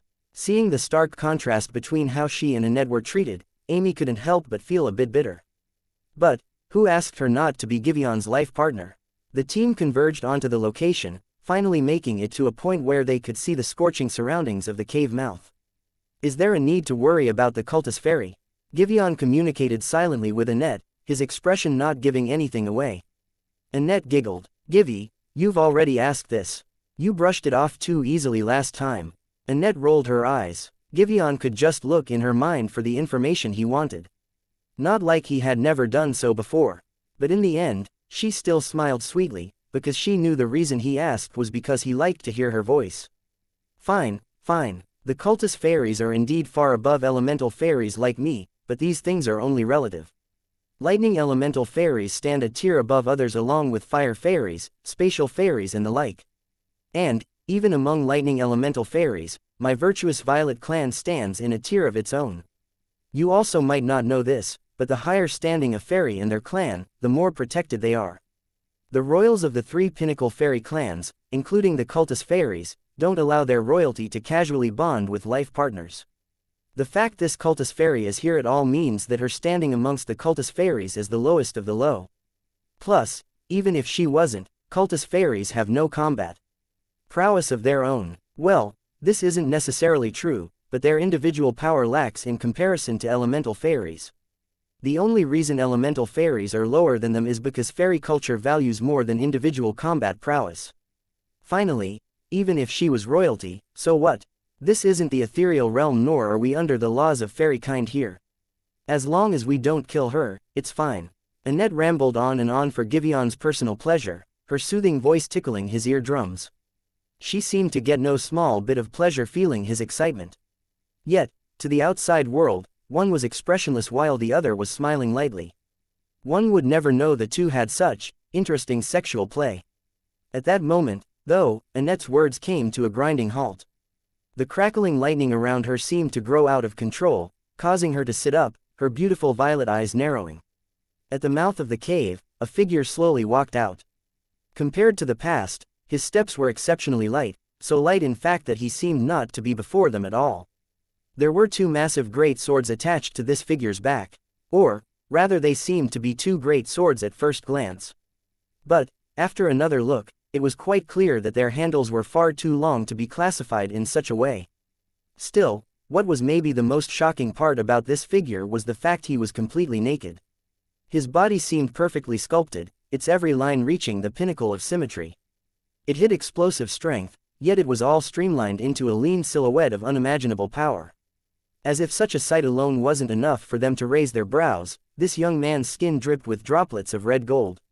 From afar, it looked as though his sweat was formed of ambrosia, giving him an even more godly appearance. But, the moment he stepped out of the cave and onto the grasses of the forest, the flames the surroundings burst into told a completely different story. Amy's heart skipped a beat. Of course, She recognized Ryu the moment she laid eyes on him, but she couldn't help but think, was he always so perfect? In her disdain of Ryu's strength just a day prior, she had completely disregarded his looks. This was just the way of the martial world. Men were judged first and foremost by their strength. But, with Ryu in such a state, even she couldn't ignore it any longer. She had always thought her captain was the most handsome man she had ever seen. But now, Amy's gaze couldn't help but drift down Ryu's body, landing on a particular member. She gulped hard, shaking herself awake before a flicker of rage flashed by her pretty eyes. Shameless, she ground out through pearly white teeth. Ryu didn't seem to notice the group of 24 fanned out around him. He reached for his pristine white hair, running his hands through it. Droplets of magma were wrung out, falling to the soil beneath him and burning holes that traveled several meters underground. Grivy, Annette frowned. I feel that lightning chi isn't responding to me as easily as before. What? Givion's expressionless visage finally cracked. It's only a small amount and I can also wrest the control back as long as I enter my full form, but it's true nonetheless. This boy has a very high lightning affinity, frighteningly so. If it wasn't for the fact his comprehension was only at the imposed realm, the result would be worse than this. Givion grew serious, holding up an arm and halting any would-be advance. He stepped forward until he was just 5 meters from Ryu. It was only at that moment that Ryu looked up, his gaze locking onto the team leader. Givion shuddered. He felt as though he had been seen completely through in a single breath. All of his secrets were exposed before those silver eyes. Chapter 395. Givion. Ryu finished shaking the magma from his hair. Though it didn't bother him too much, if he didn't get rid of them it would take much longer for his body to cool down to normal temperatures. If things stayed like this, any clothes he tried to put on would burn to ash just like his last pair. Ryu thought of evoking his ice flame, but seeing as there were so many enemies before him, the heat coming off his body was more of a help than a detriment for now. So, he didn't go further after cleaning himself of the magma. Ryu had expected this team leader before him to say something by now, but even after several seconds, he remained silent. Ryu's gaze couldn't help but drift toward the fairy on his shoulder, observing her for a while. The truth was that Ailsa was the only fairy Ryu had ever seen before. Among the numerous races, humans were the most disliked by the fairies and the least likely to be born with a life partner. Since the Shrine Plane was a world of humans, it made sense that even with his vast breadth of experience, Ryu wouldn't know much about them. If it wasn't for this innate handicap humans had with fairies, Ryu was sure his mother, at the very least, would have had a life partner. Of course, the term life partner didn't always have to assume a sexual relationship. It had to be remembered that fairies were even capable of pairing with spiritual herbs. It was mostly Ryu's own biases that had once placed a wall between he and Ailsa. That said, it was quite obvious that the relationship between Annette and Givion wasn't platonic. Is there a reason you're blocking my way? Ryu finally spoke after several moments of silence. You. Amy's temper immediately flared in half rage and half embarrassment. She couldn't have been more clear with her words previously. Yet, Ryu treated them like air. But, before she could say more, Givion held up a hand. I was told you were in the Divine Vessel realm, should I be congratulating you? Givion's tone was even and unhurried. But, they were like a rushing tide that steamrolled Amy and those that had been with her that day. They were absolutely certain Ryu had only been a middle Divine Vessel realm expert. When had he entered the connecting heaven realm? Had he hidden his cultivation from them? But that was even more impossible. How could a mortal hide things from an immortal? Was that a joke? The only reason Givion wasn't too shocked was because Amy hadn't specified which tier Ryu had been in. If he knew, he most definitely wouldn't be so calm. But, in the end, the truth was right before them. What could they possibly say to it? A small improvement, Ryu said emotionlessly, but his words caused the lips of many to twitch. Was this the reaction someone who had just broken through should have? It had to be remembered that the Divine Vessel realm was greatly different from others. A genius would step into the spiritual severing realm and cross through it before 100 years old. But, to reach the connecting heaven realm, many needed to use centuries. It could be said that this breakthrough was the first many had to truly work for. Of course, there were two things they were unaware of. For one, Ryu didn't deem anyone who reached the Divine Vessel realm after the age of 20 to be worth his time, let alone taking 100 years. And, secondly, Ryu was only around 20 years old now and had only been cultivating for 6 years. His views were different from others. Then I'll be the first to congratulate you, Giveon said evenly, regaining his calm. In truth, compared to the others, he was far more talented. He cultivated lightning chi and he had a lightning elemental fairy by his side, so his cultivation pace was blazing. In fact, he was currently in the half-step path extinction realm while only being around 12,000 years old. Even if he wasn't a preeminent genius, he was very close. However, Giveon's aura grew more solid. Quote, I'm sure you're aware that you've done something you shouldn't have. The rewards for the 6th order lower sovereign grade beast are exceptionally important. We can't afford to have any distractions during the raid and we also need the mission certificate. If you're willing to hand it over and leave the surroundings while we complete the mission, I'm willing to compensate you appropriately. Leader, Amy cried out. Compensate a thief? Why should they do something like that? Who would take their team seriously in the future? It wasn't just Amy who felt this way. If it wasn't for the prestige Giveon had long since built up, more would have spoken out. Many of the elite members were also aware that things weren't so simple. This wasn't just about their faces alone, but the alliances as a whole.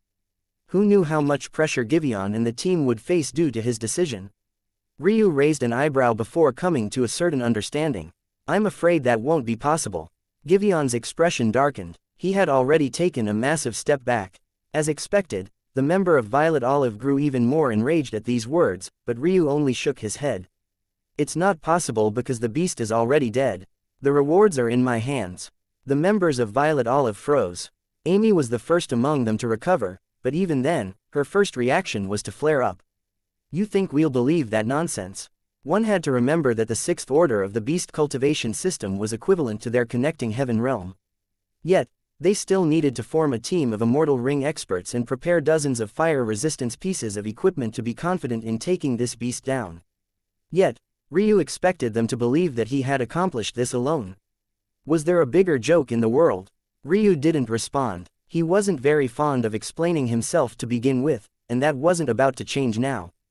Giveon scanned Ryu up and down as the animosity of the team only grew. I'd like to pay for one of the rewards you received. Namely, we're in need of the rainbow-scaled eagle spiritual root. I'm willing to pay 10% above market price. Lead. This time, Amy was cut off before she could even finish her words, leaving her stifled. Did team leader really believe this bastard wasn't lying? Though there were people on their team who could solo the beast, they were all well above it in cultivation realm. Originally Every had thought the only reason their team leader had come here was to assert their dominance regardless of how many hidden backers Ryu might have. But, this was the last thing they expected. Ryu scanned Giveon before looking toward the others. Eventually, he nodded to himself. I'll sell it to you. But in exchange, I'd like a vice team leader spot. The air seemed to solidify. It really felt as though the members of Violet Olive might explode at any time. Not only was Ryu blatantly lying to them, but he actually had the audacity to ask for something so ridiculous. Unlike formal teams, Violet Olive didn't have an official vice team leader. If one had to point one out, it was the very same alluring fairy sitting on Giveon's shoulder. It was the two of them who made all the final decisions for the team. But, this was more of a formality. With their closeness, the two never disagreed. They might as well have been of one mind. However, in the face of Ryu's words, this mere formality became an ironclad rule, making them all feel as though he was slapping Annette's face. Why, once again, Giveon's words left the team, feeling as though they had punched air. Because I think it'll be interesting. Ryu replied simply. In all this time, Ryu had never formally joined any powers. Even his position in the Awoken Moon sect was as independent as it came. A part of him wanted to see what it would be like. Of course, this part of him was always suppressed for the sake of improving with more speed. He didn't have the luxury of building friendships and being tied down by politics. The only reason he wanted to join the Moonlight Blossom sect was for their necromancy techniques. But obviously, this team didn't have such benefits to give him. That said, being willful wasn't something Ryu would ever do. Though he was telling the truth, this was only in part. The main reason he wanted to join was because of those words he had previously heard. The Immortal Sakura Alliance. Was this truly a coincidence? Ryu wasn't sure, but what he did know was that names held too much strength to be randomly chosen. And this alliance's choice of title was quite bold indeed. Giveon gazed at Ryu deeply, a deep hesitation in his heart. Chapter 396, Join the Forest was quiet. The Violet Olive team continued to walk forward slowly, but all their gazes were focused on a single man. By now, Giveon had given Ryu a pair of loose gray pants to wear, the very same default clothing one spawned into Osiris with. However, Ryu had been lucky to get even that. The truth was that the most valuable feature of Osiris was its ability to transport things in and out of its own dream world. Of course, this wasn't as fanciful as turning the illusory into reality. Such an ability would be devastating to the point of making Osiris Creator the most powerful being in all of existence. Rather, Osiris relied on a system of inventory. Whenever a task was completed and to be transported to the real world, the appropriate treasure would be taken from this inventory and teleported to the person who earned it. This was how the treasures of the rainbow-scaled eagle were distributed. Someone in real life must have slaughtered such a beast, thus keeping its most valuable parts in this inventory system for they as used to take advantage of. Of course, not everything was like this. Ryu's greatsword staffs, for example, weren't previously in the inventory. After making his order, the weaponsmith left to his real-world workshop, forged the weapons, and then transported them to Ryu. Now, if Ryu wanted to take them out of Osiris, he would have to pay a certain fee. This fee is exactly the reason Ryu didn't have any clothes at the moment. As a young man used to getting into trouble, Ryu always had multiple sets of robes. But, due to the fact each was of such high quality, the fee for transporting them into Osiris wasn't small. It could be said that the only item Ryu had on him from the outside world was his mercenary guild membership ring, which could double as his Osiris inventory. If he wanted to transport things into and out of this world, he would have to use it as a medium. Of course, these fees shouldn't have been a big deal to Ryu.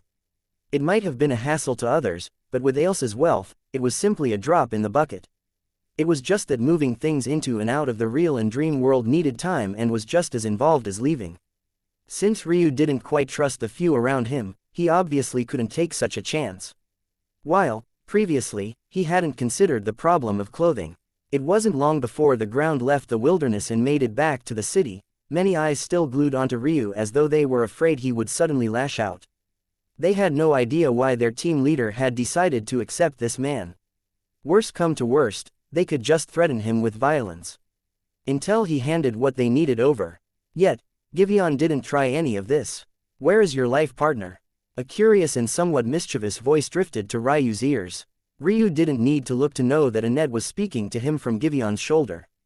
"She's handling some matters," Ryu replied. "Is that so? I've never heard of fairy and partner separating for so long. Seems your intimacy isn't very high." If Ryu had known more about the fairy world, he would be aware that this was a slight. A lack of intimacy was maybe the greatest blemish on a partnership between a fairy and their life partner. Beyond this, much like most fairies, Annette had a disdain for humans. There was no doubt that if the fairy king knew that his daughter was paired to one, his reaction would have been even more explosive.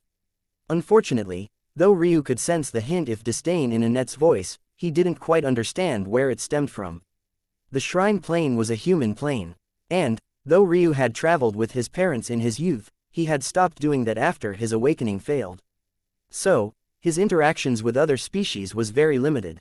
Of course, as an origin-grade ruin master, his scope of the world was quite wide, but only insofar as books could describe. He could read about such racism and speciesism, but his senses were a bit dull to experiencing it firsthand. Somewhat unexpectedly, then, his flat reaction to Annette's slight probing provocation left her feeling as though she was punching at air. Still, after having confirmed Ryu was human, Annette was even more certain that Ailsa's standing was the lowest of the low. The team made their way to their holdings.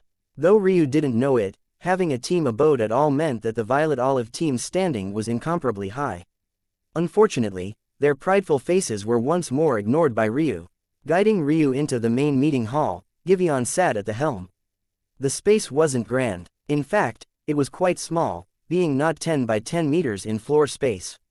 However, unbeknownst to Ryu, just this space alone cost a staggering amount. "This is a safe location for trade. You can pass on the spiritual route to me now." Numerous heated gazes landed on Ryu, seemingly ready for him to be exposed. Yet, without hesitation, Ryu glided a thumb across the black ring on his hand, causing an inventory to appear before him.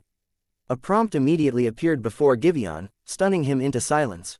Even during the several long seconds it took for the trade to be completed, no one spoke a single word. When Giveon really confirmed that none of this was an illusion and that the spiritual root was really in his hands now, he couldn't help but be stunned. Had Ryu really taken that beast down alone, and at a lower cultivation level? How did this make any sense? Giveon wasn't a pushover, nor was he the type of person to easily allow another into his group. All members of the Violet Olive team had been carefully selected.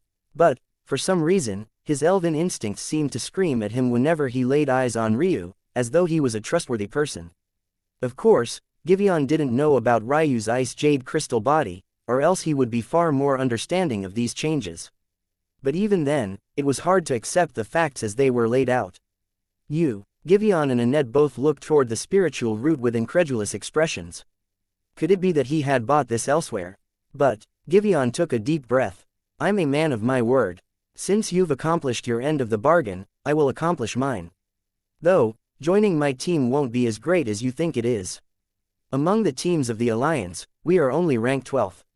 In addition, we have many enmities between us and other teams as the competition for merits is fierce. This city that we have monopoly over can be considered to be among the safest territories we have, but the same can't be said for the others. Are you sure you want to join? There's still time to back out. We can complete the transaction with another exchange. Ryu shook his head. The strength of this team hardly mattered to him. In fact, if they were truly in dire straits, this was better for him. At least there would be opportunities to train. Giveon gave Ryu a deep look before waving Amy over.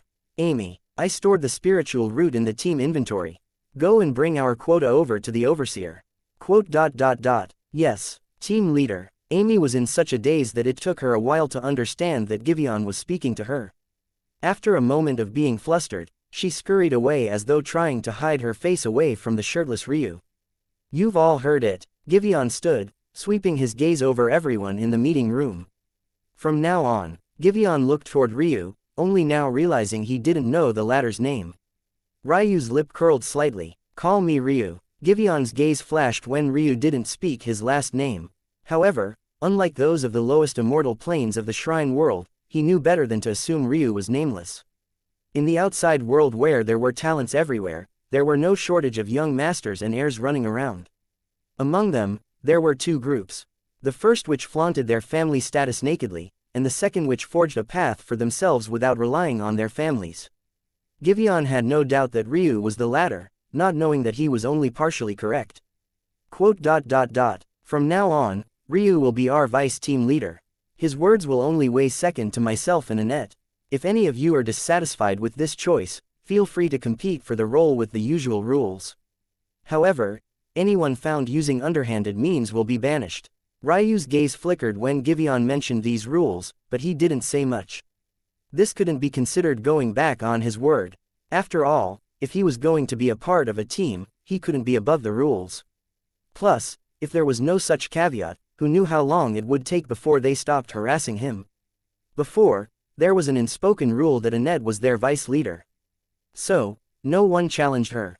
But now, just when Ryu was about to have to begin dealing with the numerous greedy eyes that had laid on him, there was a sudden bursting noise at the door. Team leader, Amy was ambushed. Chapter 397. Rules. Giveon's expression flickered before he calmed down. The timing seemed almost ridiculous. Amy had only just left. The odds of her being intercepted so quickly made this smell of conspiracy. His gaze scanned across the room of individuals with him and couldn't help but linger on Ryu for a bit longer. Could it really be that this vice team leader of his had already betrayed them? Giveon shook his head inwardly. That idea was even more absurd than Amy being intercepted so swiftly. Why would Ryu go through so much trouble just to put his position in jeopardy the moment he got it? Plus, though there were other offerings to hand in, the spiritual root Ryu had just given them was among the most important. If he wanted to sabotage them, just keeping the spiritual root to himself would have been effective as well. Was there a need to use such roundabout methods? Leader, let me go. No, me. Two men quickly stepped forward. If Ryu had been more familiar with the Violet Oli's team, he would have recognized these two as the most powerful beneath Annette and Giveon. They were both exceptionally skinny but still managed to be a head taller than Ryu, who was already over 2 meters tall himself. thanks to his overbearing bloodlines. In truth, upon further inspection, they quite looked like twins. Or, at the very least, siblings. Their hair was a dark shade of green that neared black. Their eyes carried the same color as well. However, their most obvious feature was the scale-like skin beneath their eyes. No, it just appeared to be scales. But, upon a second inspection, they should have been soft to the touch, but simultaneously had the look of tree bark. After a quick analysis, Ryu's infallible memory made the connection. They were a subspecies of tree folk, usually the product of love between a sentient spiritual herb and a fairy. Though fairies could reproduce in a humanoid fashion, this wasn't necessary. The budding love between a fairy and their life partner could produce life as long as both willed it for long enough. Elves could just as easily fulfill these requirements in place of fairies as well. The result were tree folk. These tree folk were split into countless subspecies with endless variations. And, though their talent was capped by the strength of their spiritual herb parent, this simultaneously meant that the higher grade their parent was, the most astounding their talent. To Ryu's surprise, he was actually able to pick out the strength of their parent with a single glance. Mystical grade shadow root, their father was even a dark elemental fairy. Ryu's heartbeat quickened slightly. If one knew Ryu, such a thing was exceptionally rare. And, it never happened as a result of fear. Ryu immediately thought of Esme when he laid eyes on these tree folk. The new path of necromancy he was forging relied on his expertise as herbologist. He had reforged Esme's body to resemble a spiritual herb before manipulating her as he pleased. The result of his experimentation were far beyond even his expectations, and Esme's current growth potential was incalculable. But, what if instead of having to reforge a body, the body already greatly resembled a spiritual herb? Ryu hesitated. The idea would more than likely lead to the birth of an army of corpse puppets more powerful than anything ever seen before. But, it was even more dangerous. He couldn't help but chuckle to himself. Wasn't his current thoughts the very reason races like the elves, fairies and tree folk hated humans so much? He couldn't help but sympathize with them. Still, Ryu had his own bottom line. He wouldn't hunt tree folk just for the sake of using their corpses. In addition, this was a dream world, so he couldn't take their corpses even if he wanted to. But, the idea was stored at the back of his mind. For now, his skill was more than enough to simply create more Esmes from regular humans with potential. The prowess of an origin-grade herbologist was beyond the imaginations of most. Still, this made Ryu consider the possibilities of other races. Maybe some others would react better to his experiments. The two tree folk brothers, who had stepped up as a slight provocation to Lionel, suddenly shivered. They felt as though they had been laid bare before his eyes. They couldn't help but reflexively take a step back. Ryu shook his head and didn't bother with them, leaving them in a cold sweat. But, the moment of fear lingered in their hearts. Why had it felt like he was looking toward them like prime cuts of meat? "Is there a reason you can't go personally?" Ryu asked Giveon. After he came out from his own thoughts, he found it odd that the two brothers had stepped forward at all. With how important this matter was, and since it was so close by, it would make sense for Giveon to make a move. Giveon slowly sat back down with a sigh, shaking his head. Team leaders aren't allowed to participate in internal alliance conflicts. It's one of the laws of our immortal soccer alliance. A burly man slammed a fist against the table. These bastards want to take advantage of the fact we're upstarts. The only reason they were ranked 12th at all was because of Giveon's strength. But, even the supposedly second and third most powerful of their group, the Tree Folk brothers, were only 6th stage Immortal Ring Realm experts, a far cry from Giveon's half-step path Extinction Realm Cultivation. Giveon shook his head. "I was careless. I thought that since rumors about our mission being stolen had spread, they wouldn't be ready for us to hand in our quota so soon." One final question. Ryu rose, his bones popping. The simple action made those around him feel as though tigers and lions were roaring in their minds. What a strong body. Giveon flinched. He felt a threat from Ryu's minor flex. Just what was this? The threshold for having the strength of a normal half-step path Extinction Realm expert was 100 million jin. How could Giveon know that Ryu had already touched 125 million jin? If you're all a part of an alliance, why is it that they would target you? From what I understand, this mission of yours is quite important. Aren't they afraid of being punished by the entire alliance? Giveon shook his head. Matters aren't so simple. The quota we gained isn't meant to be given directly to the alliance. Rather, the quota is actually a silver grade mission of Osiris. Bronze missions encompass an entire year, silver missions a whole decade. These are highly sought after. Forget it, that's not important for now. Essentially, we are meeting these quotas to hit certain milestones. Only by crossing these milestones will we complete the silver mission in time. If we fail even once, 10 years of work will go down the drain. The reward for this silver mission is admission into an event where we will find treasures the Alliance needs. But there's great competition amongst the members. The top 3 teams are practically set in stone. But there are 9 remaining spots and we happen to be right at the fringe. Ryu's lip curled. So this alliance was allowing infighting within certain limits because to them it doesn't matter who gets the treasures as long as they're gotten. This must also mean that the price the alliance is willing to pay is quite steep. Interesting. A decade of work for just a chance to fight for a treasure. Ryu would be lying if he said he wasn't intrigued.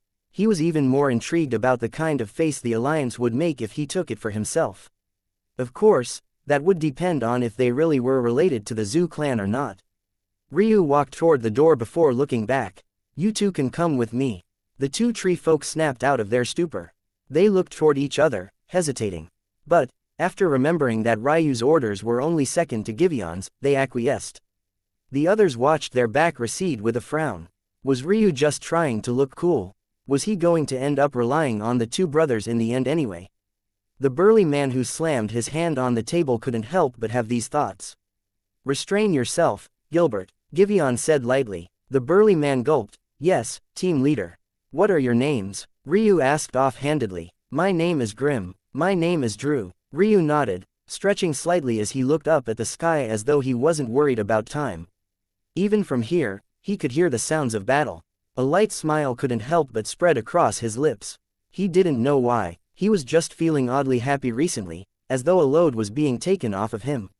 His blood flowed freer, his chi seemed to fill his body on its own, and the world looked even more beautiful than usual. He sneered inwardly as he thought back to Givion's carelessness. Was the leader really driven into a corner? As if, even if their rules didn't let him interfere, wasn't there still a net?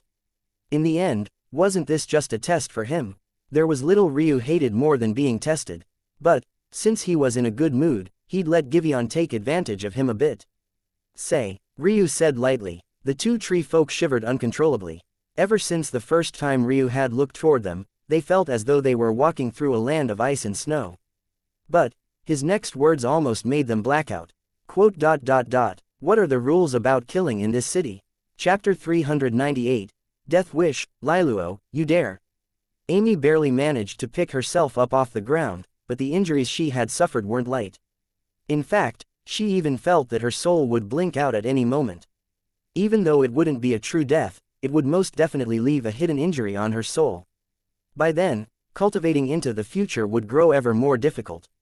It had to be remembered that as an expert of the immortal ring realm, Amy had already entered the soul birth realm, so the penalty for harm to her soul was even greater. At the very least, someone who had yet to step into this mental realm could use the subsequent breakthrough to deal with any lingering injuries, but she didn't have such luxury. The truth was that only mental realm masters would ever care to cultivate past the soul birth realm. One could technically grow endlessly within this realm, and with the help of certain protective treasures, one wouldn't need to worry much about mental realm masters. But this culture wasn't bred of laziness, but rather necessity. Most simply didn't have the talent needed to go beyond the soul birth realm, just like one might be capped in their chi realm cultivation. The concept was the very same. Unfortunately, Amy was one of these individuals. Without the chance to rely on being a breakthrough to heal any lingering injuries, her future path would be all but cut off. Because, even though the soul was part of the mental realm, without a whole soul, cultivating would become many times more difficult. This alone was enough to show just how much talent Ryu had. Even with his poor mental realm talent, his cultivation speed was actually still so blazing. This Liluo character Amy referred to, though, obviously didn't care about such things.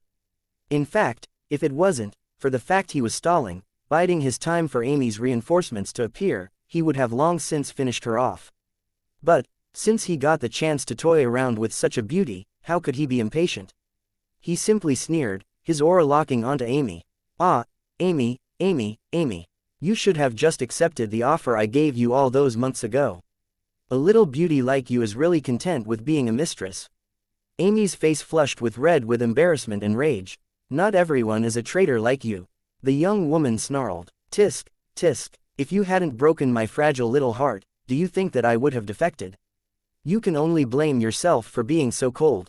The group of three who had followed Liluo snickered, but didn't say much toward this. They tacitly assented to Liluo's actions. The more the Violet Olive team was provoked, the better. By now, a large crowd had gathered. Most of the members of this city were fringe talents who couldn't hope to get involved in such a large-scale matter. So, they only watched, chattering amongst themselves and adding to the peanut gallery. Isn't that the Deep Valley team? Why are they here? They must be targeting the Violet Olive team, but they're quite bold to do so in Olive City, so far away from Valley City. The truth was that the names of these cities were subject to change. The change was dependent on the dominant team of the city, and the right to change this city name was reliant on the completion of a bronze mission. To have a city named after a team was indeed an honor.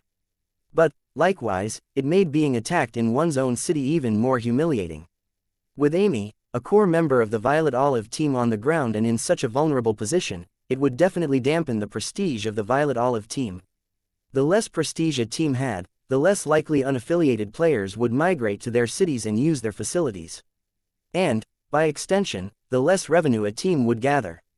To make matters worse, Violet Olive had only recently claimed this city for themselves, so their control was only at about 10%. As such, the authority they could exercise was likewise limited. Not only would handing in their quota bring them closer to completing their silver mission, but it would also allow them the right to gain 20% control of the city. At that level, they could have directly expelled the Deep Valley team from their borders, but now their hands were tied. Amy gritted her teeth. Humiliation was fine, she could handle that much. But, the issue was that she had also lost control of the offerings for meeting their quota. At that moment, the crowd suddenly separated. Liluo looked up from standing over Amy, only to immediately recognize two of the men approaching him. Grim and Drew, what a pleasure. Grim and Drew stared daggers toward Liluo, the ambient chi in the air rising in volatility. If not for Liluo's betrayal back then, their team wouldn't be seen as such upstarts. Not only had he gone, but he had even taken many of their talents as well, people many of them thought of as friends. Now, Deep Valley was ranked 5th while they had dropped all the way to 12th. They were barely holding on their position. If they slipped any more, their ticket to the event would be lost. They all knew how important this event was for Giveon, yet these bastards were actually still not satisfied. After a moment, the two surprisingly found that their control of chi had been dulled considerably. The two couldn't help but look toward one another before looking toward Ryu, who walked before the two of them. At that moment, the fear in their eyes was even clearer. Ryu walked to Amy's side as though Liluo was nothing more than air and stretched out a hand to help her up. Amy hesitated, a swirl of complex emotions in her gaze. But, she eventually reached out a hand to grab his. Just when she was about to make it, a blade suddenly appeared in the path of her hand. If she continued, there was no doubt that even if her life wasn't in danger, she would most definitely lose a few fingers. Ryu inwardly shook his head. A subtle wave of blue suddenly rippled across his skin as he flicked a finger toward the incoming blade. The crowd was shocked. Did this young man have a death wish? Chapter 399, Two Chances a Swordsman by Liluo's side sneered. After a bout of surprise, he couldn't believe the stupidity of this kid before him. Ryu had reached out with his right and flicked with his index finger. It might seem inconsequential to lose a finger, but the truth of the matter was that every part of the body was filled with meridian pathways. The index finger was incredibly important to any weapon wielder. It was what dictated accuracy and stabilization. To lose it would be akin to having to relearn a weapon from the ground up. This didn't even mention the fact that with just a slight change to the angle of his wrist, this man could easily take Ryu's entire hand. This might have been a dream world, but injuries were consistent. It was just as difficult to heal an injury in Osiris as it was in the real world, while to most, their life in Osiris was even more valuable than their lives in the outside world. The only way to undergo a full heal free of charge would be to die a death in Osiris. But, the penalty for that was even worse than losing a finger. With a sinister glint, the swordsman's wrist angled slightly, the path of his blade changing just a small bit to aim from Ryu's wrist. In the blink of an eye, it would not only lop his finger off, but take his whole hand with it. But, It was at that moment that something completely astonishing occurred. Ryu's silver eyes flickered with a beautiful reflective sapphire, his pupils becoming vertical slits. The change was quick and disappeared just as fast. But, in that moment, everyone felt as though a primordial beast had appeared before them all. Ding! The flick of Ryu's finger sent the sword flying. A pained cry left the swordman's lips as their wrist bent at an awkward angle, swelling so quickly that it was visible to the eye. The sword flipped continuously in the air amid the silence, its whistling seemingly becoming the only noise for hundreds of meters. It fell to the ground, its blade piercing into the hard ground. But, at that moment, it snapped, its hilt and part of a blade falling from the rest of it. The crowd sucked in a cold breath. Those who were sharp immediately realized that the break occurred at the very place Ryu had flicked it. What kind of monstrous strength did it take to snap a lower earth-grade treasure like that with a finger? Ryu's hand continued forward as though nothing had happened, grasping Amy's hand and helping her up. Amy stood in a daze, her eyes completely focused on Ryu's flawless hands. If it wasn't for their overwhelming size, enveloping her own in an undeniable strength, she would have thought that it was the hand of a woman. Even she couldn't help but be somewhat jealous. But, these were just fleeting thoughts. Because in those moments, she could have sworn that she saw Ryu's arm become coated in radiant blue scales. Was that an illusion? But if it was an illusion, how could she dream up something so beautiful? Liluo's sneer froze as he looked at Ryu's back. Back when Ryu had crossed his face and even showed his back to him, Liluo had thought he was a complete fool. But, rather than attacking personally, something he felt that was beneath him, he had sent one of his 3 men after Ryu. However, this was the last way he had expected things to end. Amy lowered her head, feeling ashamed. She looked back toward Grim and Drew, a pitiful expression on her face. "I'm sorry, I lost the quota. They took it." Amy was frustrated to the point tears almost fell from her eyes. Such a sight would have made most men want to protect her for a lifetime, but Ryu only observed her curiously. "Lost? Wasn't it in your inventory? How'd they take it?" Amy opened her mouth to answer, but after remembering Ryu was indeed a newbie, she shook her head, the sadness on her face deepening. "There are special mission rewards that can steal from inventories as long as you defeat someone in battle." Grim stepped forward to explain. Amy was surprised by this, knowing how arrogant Grim and his brother usually were. She couldn't help but cast another look toward Ryu. "And I assume this item is rare or else you wouldn't be acting like this, correct?" Ryu asked. Amy nodded along with Grim and Drew. The fact that the Deep Valley team had this item at all was a testament to just how powerful they were. For obvious reasons, Osiris limited the number of these items that could be in circulation at once. Only during special events would there be a possibility for an uptick. But even then, it was only a possibility. Liluo's frown deepened at being ignored. But, even worse, he had been prepared to deal with a net and had come with ample trump cards. But, this person was a complete unknown. Liluo had never even heard of him before. "That's still not too big of a deal, right?" Ryu said offhandedly. The 3 looked toward him with incredulous expressions. How was this not a big deal? Even though a single inventory steal treasure could only take 3 treasures at most, that had been the product of weeks of work. They had at most a few days until the quota was due. How could it not be? Ryu cracked his neck and reached for his twin greatsword staffs. This matter was indeed easy to handle. Didn't he just have to make Liluo open up his inventory willingly? Liluo seemed to understand Ryu's intentions. His anger got the best of him to the point he began to just laugh. He was previously startled by Ryu's entrance. But now that he had time to settle, he realized, a mere lower connecting heaven realm expert dared to stand in his way. He was a step away from the half-step path extinction realm. But, before his sneer could deepen any more, Ryu's arm suddenly swung down from his back. The swordsman yelping in pain suddenly froze, his roars coming to a deathly silence. A moment later, the sound of a plop reverberated through the quiet city as a once whole man fell to the ground in 2 pieces.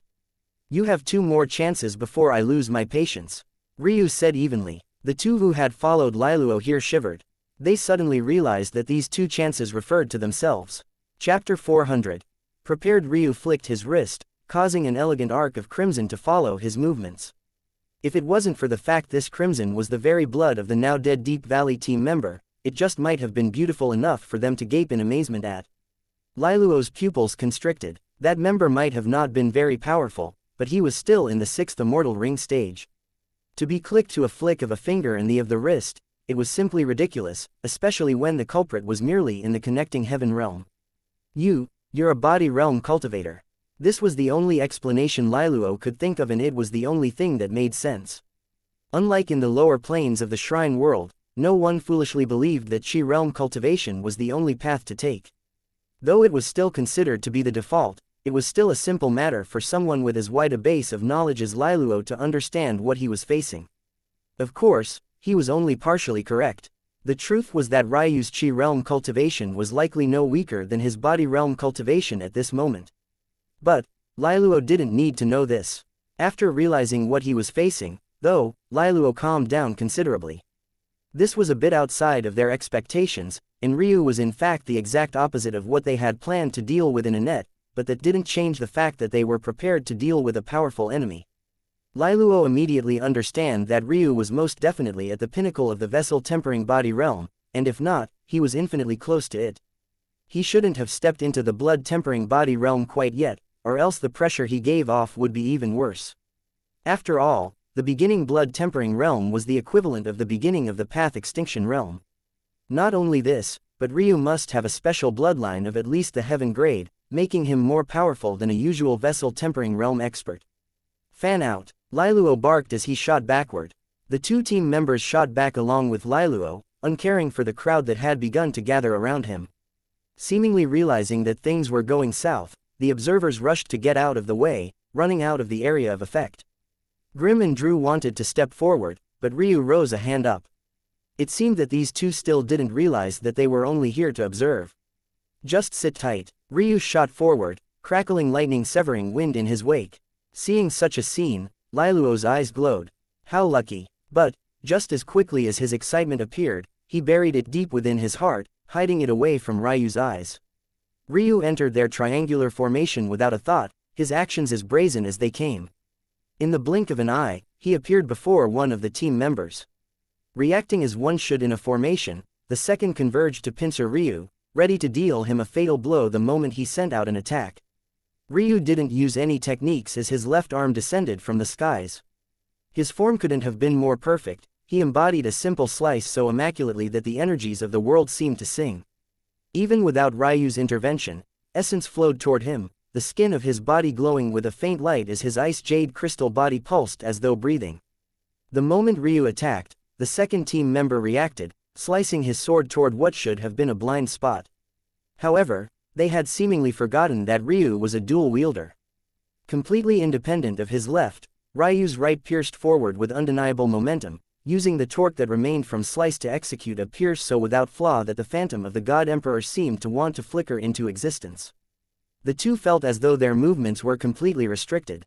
No matter how hard they thought of moving or dodging, they couldn't manage to accomplish a single action. However, they still felt that this was good. This was a formation of 3, not 2. As long as Ryu was occupied in this way, it should be a simple matter for the most powerful of them to deal with him. What the two didn't expect, though, was that even when Ryu's attacks were just mere moments from destroying them, that Lailuo would still have no intention of acting. The two's confidence wilted before Ryu's indifferent gaze, pain and horror coloring their features even as the mere wind pressure of Ryu's strikes made them feel as though their lives were forfeit. Without any suspense, the two were skewered. One was split completely in half while the second had his chest run through completely. The size of the blade was so enormous that this single pierce rendered all of his inner organs useless. Even as the two died, they had no idea why it was that Lailuo hadn't stepped forward to protect them. Were they not on the same side? Ryu pulled his twin greatsword staffs back. He had never felt so comfortable using a weapon before. Was this what they experts referred to as having extensions of one's own limbs? He couldn't help but thank Ailsa inwardly. Living up to his family's expectations was important to him, but not as important as making sure they were all alive. There was no doubt in his mind that using these greatsword staffs was far more conducive to this. With an almost lazy expression, Ryu looked up to find that Lailuo had completed his preparations, allowing numerous transparent and spherical objects to shoot into the air from all directions. Lailuo sneered. We had prepared this for Annette. But, taking out a helper on your level is just as valuable. Are you ready to die? Ryu raised an eyebrow, but he soon felt that his connection to the heavens had been severed. Not only was atmospheric chi almost impossible to control now, but Ryu even felt that calling upon his inheritances was near impossible. To someone like Ryu, this was already devastating enough. But, to a fairy who so heavily relied on the heavens, it seemed they really had come prepared. Chapter 401, Formation. Ryu felt as though the colors of the world had faded somewhat. Though his heavenly pupils weren't too heavily affected, their ethereal tapestry ability most certainly was. It felt like he had been completely cut off from the outside world. It was truly an odd feeling. Lailuo's snide remarks rolled off Ryu's shoulders as though they had never been spoken. The latter simply continued to observe the transparent spheres hovering around him with interest. Ryu found this treasure fascinating. It's impossible for such a treasure to exist in the outside world. Cutting off the heavens, if such a thing was so easy, what use would there be in cultivation realms? One could simply do as they pleased regardless of whether they had the strength to challenge the laws that governed the world or not. The only explanation is that this is a unique item of Osiris, only possible due to the fact this is a fake world. But, even then, the simulation of the feeling was so real that Ryu couldn't help but think of what applications such a treasure could have on his training. At this moment, Ryu had reached about 70% control of his body. This was neither not too bad, nor too good. It was only due to his sudden boost in strength that he had dealt with the members of the Deep Valley team with such ease. As expected, the further he progressed, the slower his progress became. But, this treasure, after cutting off his senses, made him feel as though he was more in tune with his body. It was as though all the noise and interference had been cut from him. Fascinating indeed. Lailuo's sneer only deepened as he watched Ryu observe his surroundings. In the former's mind, he believed that Ryu was currently trying to find a way to escape. But, unfortunately for him, there was no escape from this encirclement. Ryu's fate was sealed the moment he stepped into this world. Let alone getting help, even Grim and Drew, who were just a few dozen meters from Ryu, couldn't raise a finger to help. There was no one here but the two of them. Lailuo's palm flipped, causing a spear to appear in his hand. He allowed it to angle toward the ground, the grating sound of stone against blade never coming because his spear's tip cut through like a hot knife through butter. There was no doubt that this weapon was a higher quality earth-grade weapon without fail. Though Lailuo knew he had the upper hand, he still slowly circulated Ryu. The fact that body realm cultivation was painful and difficult were only two of the reasons not many cultivators traveled far down this path, let alone choosing to use it as their primary source of strength. The last and most important reason was that it simply lacked flexibility. Unlike normal chi, the vital chi of the body had to be rooted in the blood and couldn't exist in the atmosphere. As a result, unless one was an archer, there was a very limited range to body realm cultivation arts. This was why Lailuo had reacted positively to Ryu's lightning. Often, to make up for this weakness, body realm cultivators relied on comprehension of inheritances even more so than chi realm cultivators did. However, with this seal up, Ryu wouldn't be able to access any of it. Ryu finally stopped observing the balls hovering around him and gazed toward Lailuo's spear. This treasure must be very valuable in Osiris, seems to have a time limit of a quarter of an hour, but it also doesn't hinder the caster in any way. Ryu seemed to be speaking to Lailuo, but the latter could tell he was only really talking to himself. Whether Lailuo responded or not had little to nothing to do with him. Lailuo, though, was startled that Ryu had seen through the limits of this world so easily. He was certain that he hadn't tipped his hand. Plus, Ryu should have been distracted just moments ago while he was deploying the core of the formation. You could increase the efficiency of this formation by at least 500%. Lailuo's pupils constricted. He hadn't mentioned that it was a formation allowed either. Of course, how could he know that as an origin-grade ruin master, Ryu was no worse than any origin-grade formation master in analyzing formations even if he wasn't proficient in deploying them. In fact, if Ryu simply put some effort into learning, his progress as a formation master would only be able to be described as blazing. Alright, seems that's all there is to it. Ryu's unfocused gaze returned to normal. Lailuo felt as though he had been locked onto by a wild beast. His blood ran cold, his nerves frying at their edges. Ryu shot forward, the lightning that crackled around his body reaching a level of sharpness it never had before. That's impossible. Lailuo's eyes widened. But Ryu was already before him, inwardly shaking his head. Cutting off his access to his inheritances. That was fine. But what use was that against a man formed of lightning? To make matters worse, even if he didn't have a spirit body, an eruption of dark gold chi shot from Ryu's body. The gravity around him seemed to multiply over by a factor of 10, almost dropping Liluo to his knees. How can you use chi? Liluo had no choice but to quickly counter with his spear. But, in Ryu's eyes, the action was full of loopholes. What weapon could he possibly be more familiar with in comparison to the spear? He had lost count of the number of times he had brandished this weapon. In his view, Liluo was no different from a floundering child. But, how could he not be? Liluo, despite being a 9th grade Immortal Ring expert, hadn't even stepped into the Rule Realm yet. This was how difficult it was to progress in one's inheritances. Ryu's feet slid forward in a clean advance. His right arm flicked upward, sliding across Liluo's attack with a swift skim. His level of control was simply immaculate. To be able to move such heavy and large weapons with such nimbleness was nothing short of a spectacular feat. Though Ryu could have taken Liluo's arm at that moment, he refrained from doing so. Instead, with movements just as nimble, his wrist shifted, his skim slicing upward in a singular smooth rhythm. Ryu felt his bones crackle and pop, easing into his movements with a flexibility far beyond what another could manifest. A sharp jolt of pain awoke Liluo to the fact that this was, indeed, not a dream.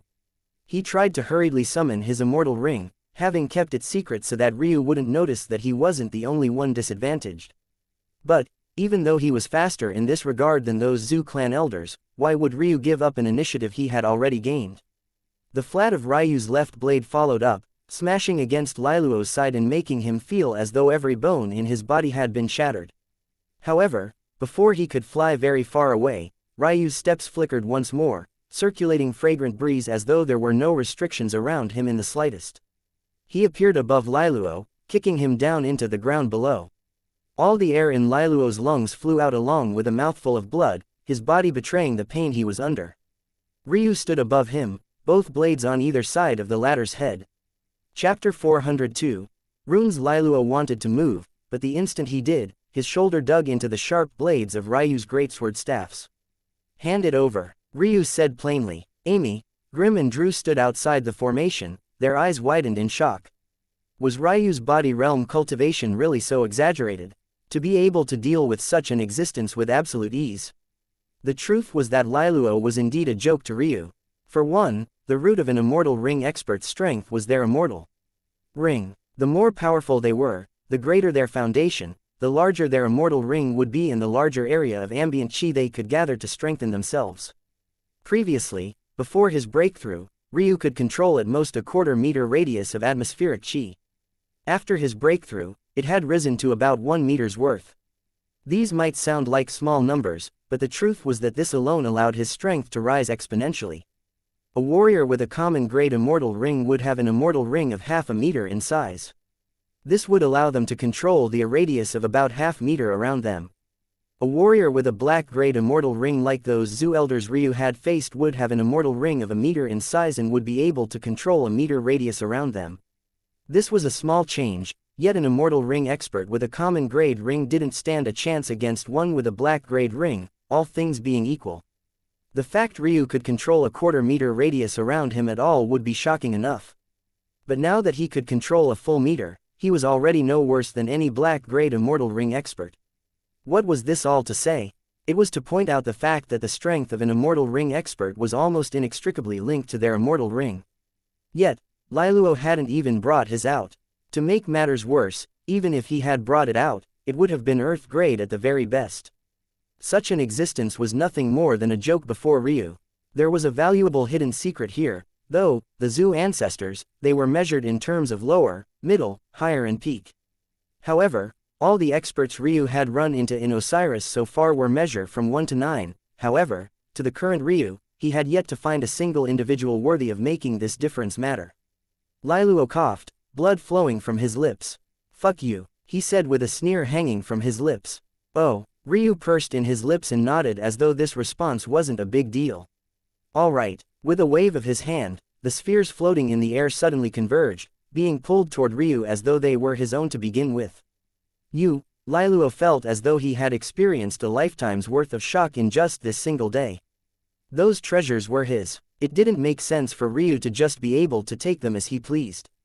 But the truth was that Ryu hadn't just taken them. Rather, this formation, as Ryu had speculated, was designed to suppress not the heavens, but rather the normal functions of Osiris. If there really was a treasure that existed to cut off the heavens, it would be at the pinnacle of the origin grade at worst. In fact, it might even have to be something beyond that. This aside, in order to suppress the normal function of Osiris, the formation was deployed very cleverly and would have to change depending on the environment. Ryu simply shifted the tides of chi such that the formation would converge toward him of its own accord. Of course, this required both understanding the principles of Osiris and the formation being deployed as well. The second was easy enough, but even Ryu shouldn't have been able to see through Osiris so easily. Or rather, he normally wouldn't have been able to until his eyes evolved. Even without trying, Ryu could see the fundamental runes of Osiris with such utter ease that he could probably display strength far beyond his means in this world in comparison to anywhere else. At first, Ryu had thought that his ability to see floating fundamental runes would mean that he could do so in the outside world as well. But, after some thought, he realized that this was ridiculous. Even though his eyes had evolved, the immortal level was still the mere immortal level. Beyond it, there was still the cosmic realms. Ryu speculated that if he evolved his pupils once more, only then would he be able to see fundamental runes in the real world. And even then, it would probably be greatly limited until he progressed a good ways into the cosmic realms. However, fundamentally, Osiris was a dream world built by the hands of man. How could it compare to the true universe? Because of this, Ryu could easily see through it despite having only opened 9 nodes of his heavenly pupils.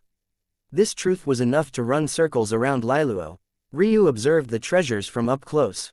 In this state, they lost the ability to effectively seal off the world, so the expansive gray Ryu had seen before became vibrant once more.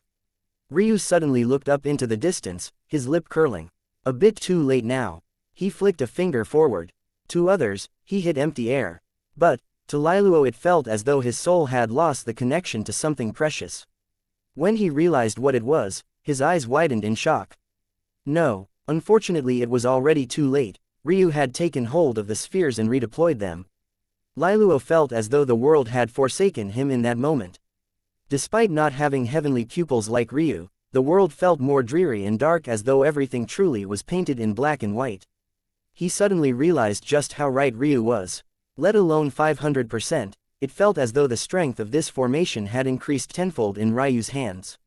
At that moment, several lurking auras entered the range of the group, each of them just as powerful and a few even more so than Lailuo. The elites of Deep Valley had appeared. Chapter 403, Acupoints Bang. A vicious assault was levied against the barrier, but Ryu didn't even flinch. In fact, he didn't take his eyes off of Lailuo who was beneath him. Amy, Grim and Drew, though, couldn't help but shiver as they met the gaze of a burly man with eyes lit with fury. Brat, if you know what's good for you, you'll undo this barrier this instant. The burly man growled, but Ryu didn't even turn his attention toward him. Unfortunately, these words only made the 3 members of the Violet Olive team who follow Ryu feel even more stifled. Though Ryu had allowed them into the barrier, were they supposed to stay here forever? Also, didn't Ryu also say this barrier had a time limit? The worst part of it was that they recognized each and every single individual standing outside the barrier at this moment. Aside from Deep Valley's 3 vice leaders and their leader, it seemed as though they had sent all their powerhouses here as a contingency. Unfortunately for them, with third perspective, Ryu would have never missed them regardless of how they hid. Their strength was practically like a beacon in an otherwise normal city. Are you going to hand it over? Ryu asked lightly. Lailuo, who seemed to have regained his confidence after the other members of his team had made their way over, only sneered at these words. Let me go and maybe the others won't humiliate you too much. If you insist on being obstinate, be prepared to deal with the consequences. What a joke. Ryu couldn't stay here forever, and just like he had said before, there was a time limit. Lailuo just had to only hold out for 15 minutes and the barrier would fade. Ryu was practically signing his own death certificate. Be prepared to deal with the consequences. I'm sure that means you are also prepared as well, right? Ryu put his 2 blades away, and kneeled down. Before the eyes of all the spectators, he began to take off Lailuo's clothing. Lailuo's face stiffened, but in the end he only harumphed and looked away. He was a man, what did he care if he was exposed for all to see? He had nothing to be ashamed of. Down there either, Ryu could have it. If he thought that embarrassment would be enough to push him off of this course, he was sorely mistaken. In fact, Liluo would just thoroughly enjoy his revenge in just a few more minutes. Ryu, Grim hesitated. He feared Ryu, but he also feared the ones outside the barrier at this moment. Liluo's humiliation would be more than his own. At this moment, they were attacking the dignity of the Deep Valley team as well. They would have more than enough reason to go all out with them. The big burly man might not have been a vice leader, but that was because he was too brutish to be a leader of men. Everyone knew that his actual strength would rank favorably amongst the other three. He was known as Grinder. Just his name alone made Grim, Drew and Amy feel as though their bone marrow was being extracted. Yet, not only was Ryu ignoring this man, he was blatantly humiliating one of his own before his eyes without a care in the world. Grim thought that Ryu was only acting like this because he didn't know the kind of monster Grinder was. But, what he didn't expect was that even before he could explain, Ryu would raise a hand. I may have only just joined Violet Olive, but I would hope that you all have more backbone than this. Ryu said coldly, this Deep Valley team crashed the gates of your city, stole the product of your labor and hard work, and would have killed a member of your team had reinforcements not appeared in time. And what exactly do you want to do about it? Let them go. Ryu sent a glance back toward Grim. In truth, he didn't particularly care about the humiliation of Violet Olive. Or, rather, he wouldn't normally care. However, now that he had attached his name to them, he had no choice but to. Faith was an intangible thing, but Ryu had no intention of tripping upon it. Since he had joined Violet Olive, he wouldn't allow them to lower their heads. Grim was stunned by Ryu's words, but he had no method to refute. By the time he and the others had regained their bearings, Ryu was already focused on Liluo again. Bang, bang, bang. Grinder furiously beat his fists against the barrier, causing the city to shake and quake. But, let alone shattering it, there were hardly any ripples caused.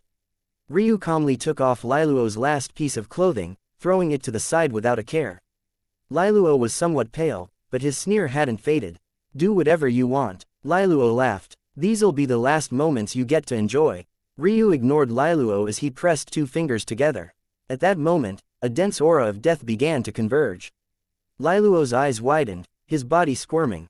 But, beneath Ryu's control, what chance did he have to move? By this point, Ryu had already severed his tendons. And, without his chi, it was impossible to move his body without them. Ryu pressed a finger down onto an acupoint. He had hardly pushed when Liluo suddenly howled into the skies. His cry was so sudden and heart-wrenching that even Grinder's fist came to a sudden halt. However, Ryu hardly reacted, applying more pressure before removing his finger from the location and moving to another. Ryu's finger pressed down again, resulting in another banshee-like screech. Everyone stood as though frozen in time. Just what kind of monster was this? What did it take to make an immortal ring expert just a level away from the path extinction realm scream like that? Ryu, though, didn't seem intent on answering, raising his finger once more and pressing it down again. Only if Necromancer Hecate was here would she know exactly what was happening. Ryu was refining the living into a corpse puppet. Chapter 404. Wide berth. Liluo's screams made all those who could hear them shiver. But, maybe the worst part was that Ryu didn't seem to have any intention of stopping. He didn't pause to ask if Liluo was done, he didn't ask about the inventory again, he simply continued to meander around as though he was simply having fun with a hobby of his. Liluo felt the death chi burrowing into his soul, coursing through his veins and even faintly affecting his main body. Fear gripped him, his body convulsing so wildly that he began to foam at the mouth. Grim, Drew and Amy felt their blood run cold. They gazed toward Ryu's kneeling figure, looking at him as though he was some kind of monster. They involuntarily took a step back, only to find that they had run into a barrier that trapped them all in the same place. Humans, are so evil, Drew couldn't refrain from saying, "PPP please." Despite hearing Liluo, Ryu continued as though he hadn't caught onto anything. His hand pressed down and rose up with a steady rhythm, his movements precise and measured. Liluo's body felt as though it had been snatched out of his control. He could feel his every cell slowly dying, being converted into something less than human. As though that wasn't bad enough, even his mind was growing foggy as though he was slowly losing control of it.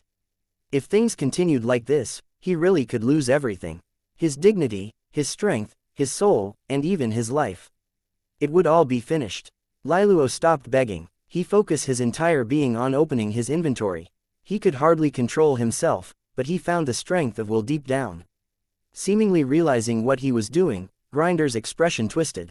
Lailuo, don't you dare. You fear him more than me. I'll be sure to hunt you down until your life is forfeit if you dare continue. The irony of it was that Lailuo couldn't even hear Grinder. Ryu's death chi had long since corrupted his ears. But, to an outside observer, it looked as though Lailuo was in such fear for his life that he didn't even bother to pay attention to Grinder's threats. This sort of display was nothing less than a slap to the face. Grinder's fury reached a fever pitch and he began to bang against the barrier once again. But, it was to no avail. The barrier didn't even tremble under Ryu's control, making Grinder look like even more of a joke. Items began to spill out one after another from seemingly empty space. Lailuo's senses were almost completely cut off, so all he could do was pour out everything he had, hoping that Ryu would be satisfied before he breathed his last breath. Please, please. Ryu looked around, a slight hint of disappointment in his gaze. Unfortunately, the crowd didn't miss this. It made them feel as though the young man before them, regardless of how handsome he was truly a monster. With a calm expression, Ryu rose from Lailuo's convulsing body and picked up the treasures he had dropped one after another, not minding Grinder's roars in the slightest. You need to bring the quota to the city hall, correct? Ryu asked Amy. Why, yes, all right. Ryu nodded, tossing over Lailuo's things. But, Amy was shocked. She was still meant to bring these things over. How was she supposed to get through all of them? Was Ryu asking her to die? What the hell was this? Ryu, however, only flicked a finger.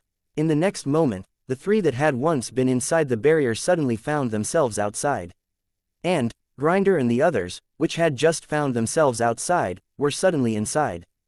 Grinder's eyes widened, feeling his body weaken considerably without the free use of chi. He didn't understand. This treasure shouldn't have such flexibility. If it did, Lailuo wouldn't have had to sacrifice the lives of two of his men. Grinder clenched his jaw, his eyes lit with fury. There were many times he had asked Lailuo to hand this treasure over to the team leader. The truth was that though Lailuo spoke of leaving Violet Olive due to unrequited love, the real reason was for this very treasure. It was most definitely one of the legendary weapons of Osiris. But, Lailuo wasn't a fool. He knew that as a traitor, he wouldn't be able to climb up very high in Deep Valley. The only leverage he had was this treasure, so how could he hand it over so easily? Logically, one would think that Deep Valley would then use the very same treasure they had used against Amy on Lailuo. But, if they did so, how would they continue to poach members of other teams? It would be near impossible to do so if they suddenly gained the title of ally killer. In the end, Deep Valley's team leader had no choice but to place Lailuo in important positions so he could continue to use this treasure on their behalf. But now, he had actually lost control of it. In a fit of rage, Grinder's palm flipped over to reveal a heavy hammer. He smashed it down over Lailuo's body, causing bits and pieces of his body to squirt out like paste. However, if one had looked closely, there had been nothing but a smile of relief on Lailuo's face in those final moments. Ryu indifferently watched this scene, not making any attempts to stop Grinder. Instead, he slowly pulled his greatsword staffs out. In this sort of environment, these opponents of his stood not a single chance. That said, it was quite clear that Grinder was aware of this as well. But, knowing there was no place to escape to, he could only turn his fury toward Ryu. If I see a single one of you turn tail, I'll be the first to strike you down. Grinder roared, but it was all just futile. Ryu weaved into and out of them as though he was taking a stroll, slicing them down one after another. Everyone watched on in horror as the elites of the 5th-ranked team of the Alliance was taken down as though no different from weeds. By the time Ryu was finished and took down the barrier, Amy was still standing there in a daze, not having moved since Ryu handed everything over. Ryu raised an eyebrow. Shouldn't you be going now? Oh, yes. Amy shook her head and broke out into a dash. This time, everyone split to give her a wide berth, afraid to aggro the rage of this demon. Chapter 405. Mystery. Ryu walked back into the Violet Olive mansion as though he couldn't see all the eyes stuck onto him. After a brief exchange of words with Giveon, he was assigned his own room and quickly disappeared to it, not bothering with any sort of pleasantries. Giveon took a deep breath after gazing toward Ryu's disappearing back. After a while, he glanced back toward Grimm, Drew and Amy, but all three seemed to be lost in their own worlds. Sometimes they would tremble involuntarily as though remembering some trauma before going back to being dazed. The burly man who had been by Giveon's side frowned at such a sight. Just what happened to make them act like this? Annette's frown was deep. She too wanted to know where such a monster had appeared from. And, worse yet, how could such a talent not have been accepted into a faction? As a fairy, she was very sensitive to life force. She could tell that Ryu was exceptionally young for his cultivation level. If not, he would appear to be so bright. Of course, she couldn't tell his exact age, or else she would have been maddened to the point of losing all hope in the world. A 20-year-old connecting heaven realm expert was completely unheard of. But a 20-year-old that could defeat half-step path extinction realm experts was a mind-boggling matter all to its own. That's enough idling. We need to start preparing for next month's quota. We also need to be prepared for retaliation. From now on, no small teams will be formed. Missions will be completed in groups of 10 at worst. Each team must carry a city teleportation token. Leader. Giveon turned his attention toward the burly man, Gilbert. Are we really going to leave things as is? He's definitely a plant from another team. I didn't say anything before because I felt he was too weak to accomplish anything. But, if he really dealt with Liluo, we can't allow things to continue like. Gilbert couldn't even finish his words before a spark of violet lightning tore through the air, whipping against his head. Bang! Gilbert's head burst into a rain of charred blood and flesh. Half of his face remained attached to his neck, leaving a gruesome sight. TCH. It's unfortunate that this wasn't a true death. What an annoying man. Annette clicked her tongue, swinging her dainty feet without a care. By now, Annette realized she had made a mistake. If Ryu was truly a body cultivator, that meant that Ailsa was more powerful than she had thought. Body realm cultivation was known for its slow speed along with its difficulty. However, commoner cultist fairies were chi realm cultivators. In all likelihood, Ailsa was already within the path extinction realm. The room fell into silence, a cold wind blowing through as Gilbert slowly fell over. I hope that makes my stance clear. Giveon's tone was even as though nothing had just happened. But, it was precisely because of this that the other team members kept their mouths closed. Giveon's stance was obvious for all to see. The next few months would be a hard stance for Violet Olive. Even actions deemed to toe the line would be punished harshly. After Liluo's betrayal, they had been on their back foot. But now that there was a chance to recover, Giveon planned on grasping it tightly. Ryu entered a spacious room, uncaring for what was happening below. Instead, his mind was completely focused on the clear spheres now in his inventory. He took them out one by one and arranged them in the room. Soon, an oppressive aura came down. But, this time, Ryu allowed it to impact himself. There was a reason Ryu had been so intrigued by this treasure despite the fact it was useless in the real world. The disconnect he felt while within its barrier, it was eerily similar to the disconnect he felt whenever he cultivated. It sounded like a weird comparison to make. After all, cultivating, by definition, was communicating with the heavens. So, what could it possibly have to do with this barrier? But, one had to remember Ryu's chaotic silk meridians.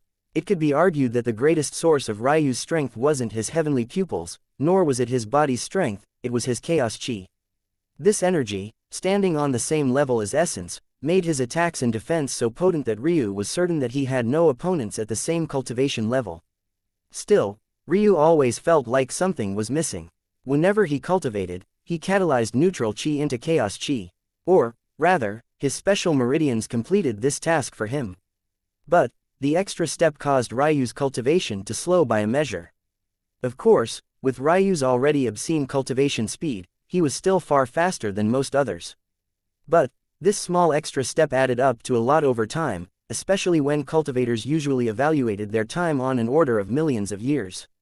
A few seconds for every minute of cultivation was enough to snowball into tens of thousands to hundreds of thousands of years wasted.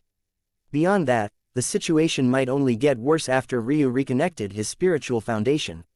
The push and pull of the conventional path of cultivation versus this clearly unconventional path would always slow Ryu down by a step or two.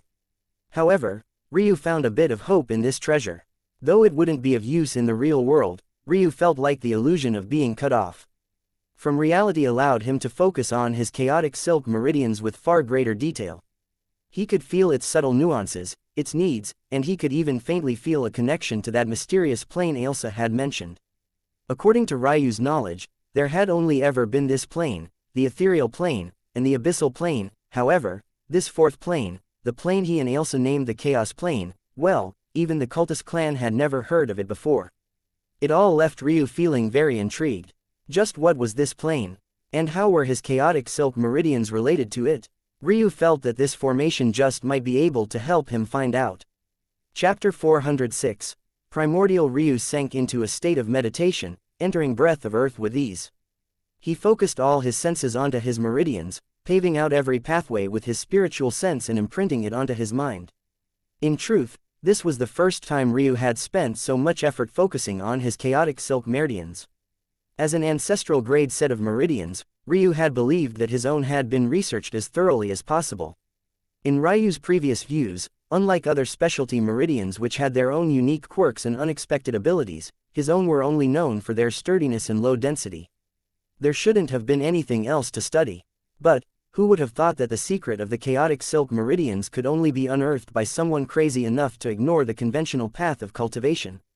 Beyond that, had Ryu not gotten his realm heart, he might have never seen the truth of the matter.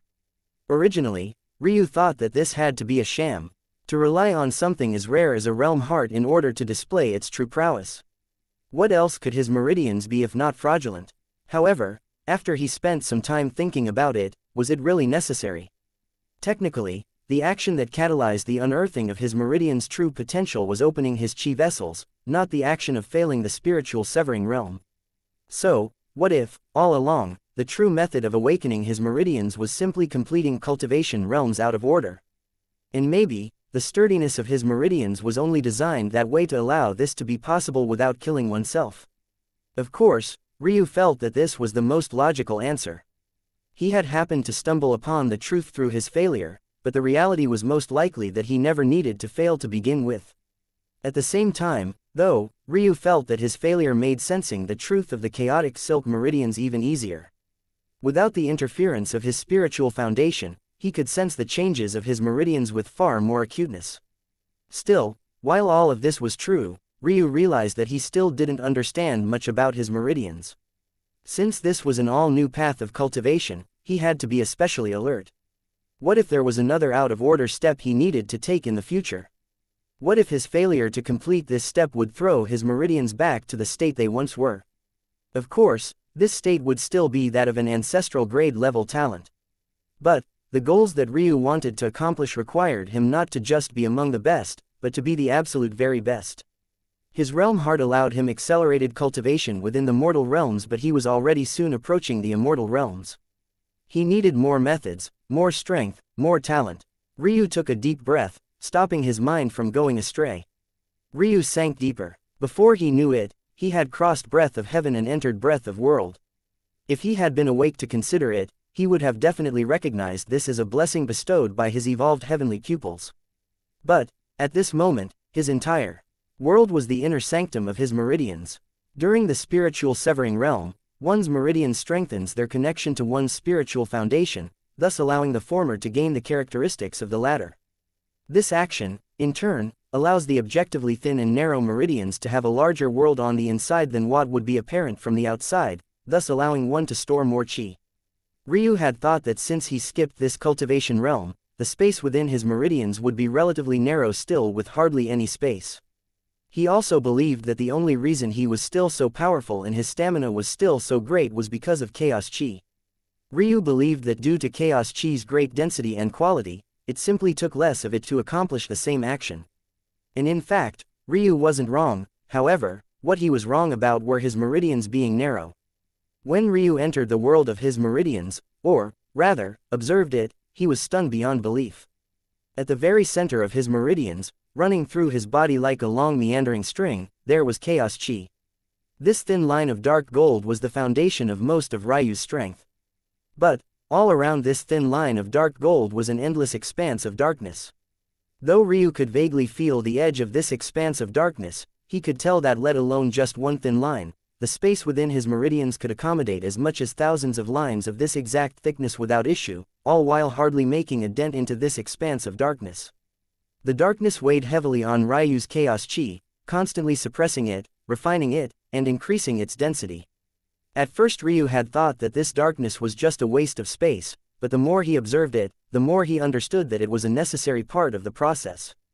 If it wasn't for this darkness, catalyzing regular chi into chaos chi would be impossible. But the trade-off was obviously that Ryu would have to make do with less chi overall. Obviously, Ryu was doing just fine with such restrictions. So, he didn't mind. But this darkness kept reeling him in as though calling out to him. There was a sense of familiarity that gripped at his soul, refusing to let go. This is primordial essence, or should I call it, primordial chaos. Primordial essence was the root of all chi in the real plane, and, most importantly of all, it was responsible for the creation of essence. Essence, the purest form of chi, could then be released and influenced by the world, thus resulting in the countless variations of chi in existence. None of these chis, though, could match up to essence in overall strength. However, according to historical records, there are chis that, while not as powerful as essence, are uniquely structured such that their use is no less potent than that of essence. They're called the primordial chi and are the only origin-grade chis in all of existence. However, much like essence, they disperse not long after being created. But, unlike essence, they can't be called down via inheritances, thus, ironically, making them even more rare than essence itself. Ryu's heartbeat slowed to a crawl. If this was really the chaos plane's equivalent of primordial essence, then would it be possible to touch upon the chaos equivalent of primordial chi as well? Chapter 407. Subconscious. To this point, Ryu was still practicing 3 chi realm techniques simultaneously. Among them, there was still 6 realm opening. This technique allowed Ryu to form miniature Diantians in his chi pulses and vessels. This would ultimately allow him to store 12 different chi types without interfering with one or the other.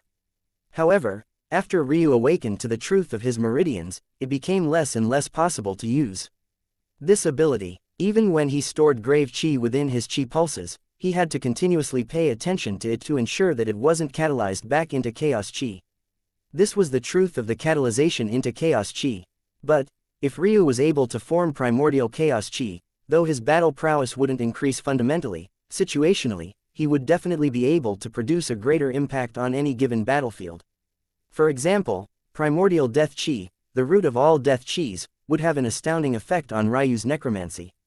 And, because of the fact it was primordial death chi, unlike other death chis which needed specific techniques to be used properly, primordial death chi could be used with any technique, regardless of the requirements. If this primordial chaos chi could produce an equivalent, the help to Ryu would most definitely not be small. However, even after over a day of observing in silence and with patience, Ryu couldn't find any method of fulfilling these dreams of his. In truth, he should have known. Something like refining primordial chi wasn't so simple. In fact, even if he managed to succeed, there was no telling what level of control it would take to maintain the production. As of now, everything happened passively. But if Ryu wanted to consciously form a type of chi, who knew how much more difficult that would become? The strain on his focus chi would most definitely not be small. As with everything in the martial world, there was give and take. That said, this endeavor hadn't been completely fruitless. In all his focus, Ryu had actually managed to find a faint connection to his spiritual foundation. As long as he followed the lead, there wouldn't be much of an issue in finding it once more. But this wasn't very much of a surprise. Ailsa had already told him that as long as he opened his 9th node, finding his spiritual foundation again would only be a matter of relying on his heavenly pupils. Since Ryu could gaze at his fate star, an existence countless of billions of light years away from him, why wouldn't he be able to gaze upon his spiritual foundation? An existence that was just as if not more tied to him than his fate star. However, Ryu also knew that now wasn't the time to reconnect. According to Ailsa, if he reconnected too early, the balance he had gained with his chaotic silk meridians would be thrown off and the result would be him retreating back to step 1. Ryu had to first reach the immortal ring realm, only then would his meridians be properly established and this would no longer be a worry. Ryu suddenly froze. Why am I trusting Osiris so much? Ryu's frown deepened at this thought. Ultimately, this was a dream world. All this time, Ryu had expected for Osiris to be able to perfectly replicate everything about his talent, but how was such a thing possible? It was already impressive enough that Osiris was able to replicate the use of Ryu's heavenly pupils, but how could it also manage to replicate his bloodlines, his bone structure, even his realm heart? Somehow, Osiris had managed to replicate every single thing about Ryu, even down to the most minute details. Was this really a dream world, or was he looking at things from an improper perspective? Logically speaking, no matter how much of a genius the sky god that created this world was, if they could really perfectly replicate something like the number 1 ranked heavenly pupils, even in a dream world, their power would be beyond imagining. There's something I'm missing, Ryu's brows furrowed. There was something else he neglected. Logically speaking, Osiris should be like a central hub everyone took a piece of. Every projection of an individual should take a certain portion. Likewise, the more talent one had, likely the more effort the system had to put into recreating their dream form. Of course, it was possible to circumvent this problem as well. In fact, Ryu believed that Osiris did it perfectly. By placing the burden on the person rather than the system, Osiris could avoid having to deal with this. Ryu experienced this firsthand. When he first entered Osiris, he could barely move or fly. In fact, even now, he at best had 70% control over his body. As Ailsa had said back then, the more talented you were, the greater the burden on your mind would be. So could it be that the reason Osiris was able to perfectly project an image of himself was because it was relying on an understanding Ryu had of his own body? No, understanding wasn't the proper way to put it because Ryu hadn't known of the empty space within his meridians until just now. However, that didn't change the fact that it had always existed. I understand, I was thinking about things wrongly. Osiris isn't perfectly replicating the effect of my heavenly pupils. Rather, it's relying on a subconscious part of my mind that understands my body like the back of my hand. This subconscious mind has a perfect grasp of my talent. This might be hard to grasp at first, but think of this analogy for a moment. Does one need to think for one's heart to beat? Does one need to ask one's digestive system to digest? What about a myriad of other bodily functions the body performs without our input? This could all be classified in the same vein as the subconscious mind Ryu mentioned. But, what one mustn't forget while accepting the existence of this subconscious mind was that for it to be capable of controlling all of these functions we never think about, it must, logically, have a road map for all of these things as well. Maybe, much like one's heart beats without conscious thought, Ryu's meridians worked in the exact same fashion. Ingenious, Ryu rarely if ever praised anyone. But, to be able to build Osiris off of such a principle, this mysterious sky god was in a league all to their own. By extension, though, this put up another roadblock for Ryu. The good news was that since his projected talent relied on himself, he wouldn't need to worry about members of the mercenary guild suddenly paying undue attention to him. The bad news, however, was that if his meridians worked subconsciously as he believed, if he wanted to grasp primordial chi, he would have to somehow bring a subconscious process to his conscious mind. It would be no less difficult than trying to control the beating of one's own heart. Unbeknownst to him, Ryu spent over half a year meditating on this problem. By the time he would awake, the situation surrounding both Osiris and the Moonlight Blossom sect would completely change.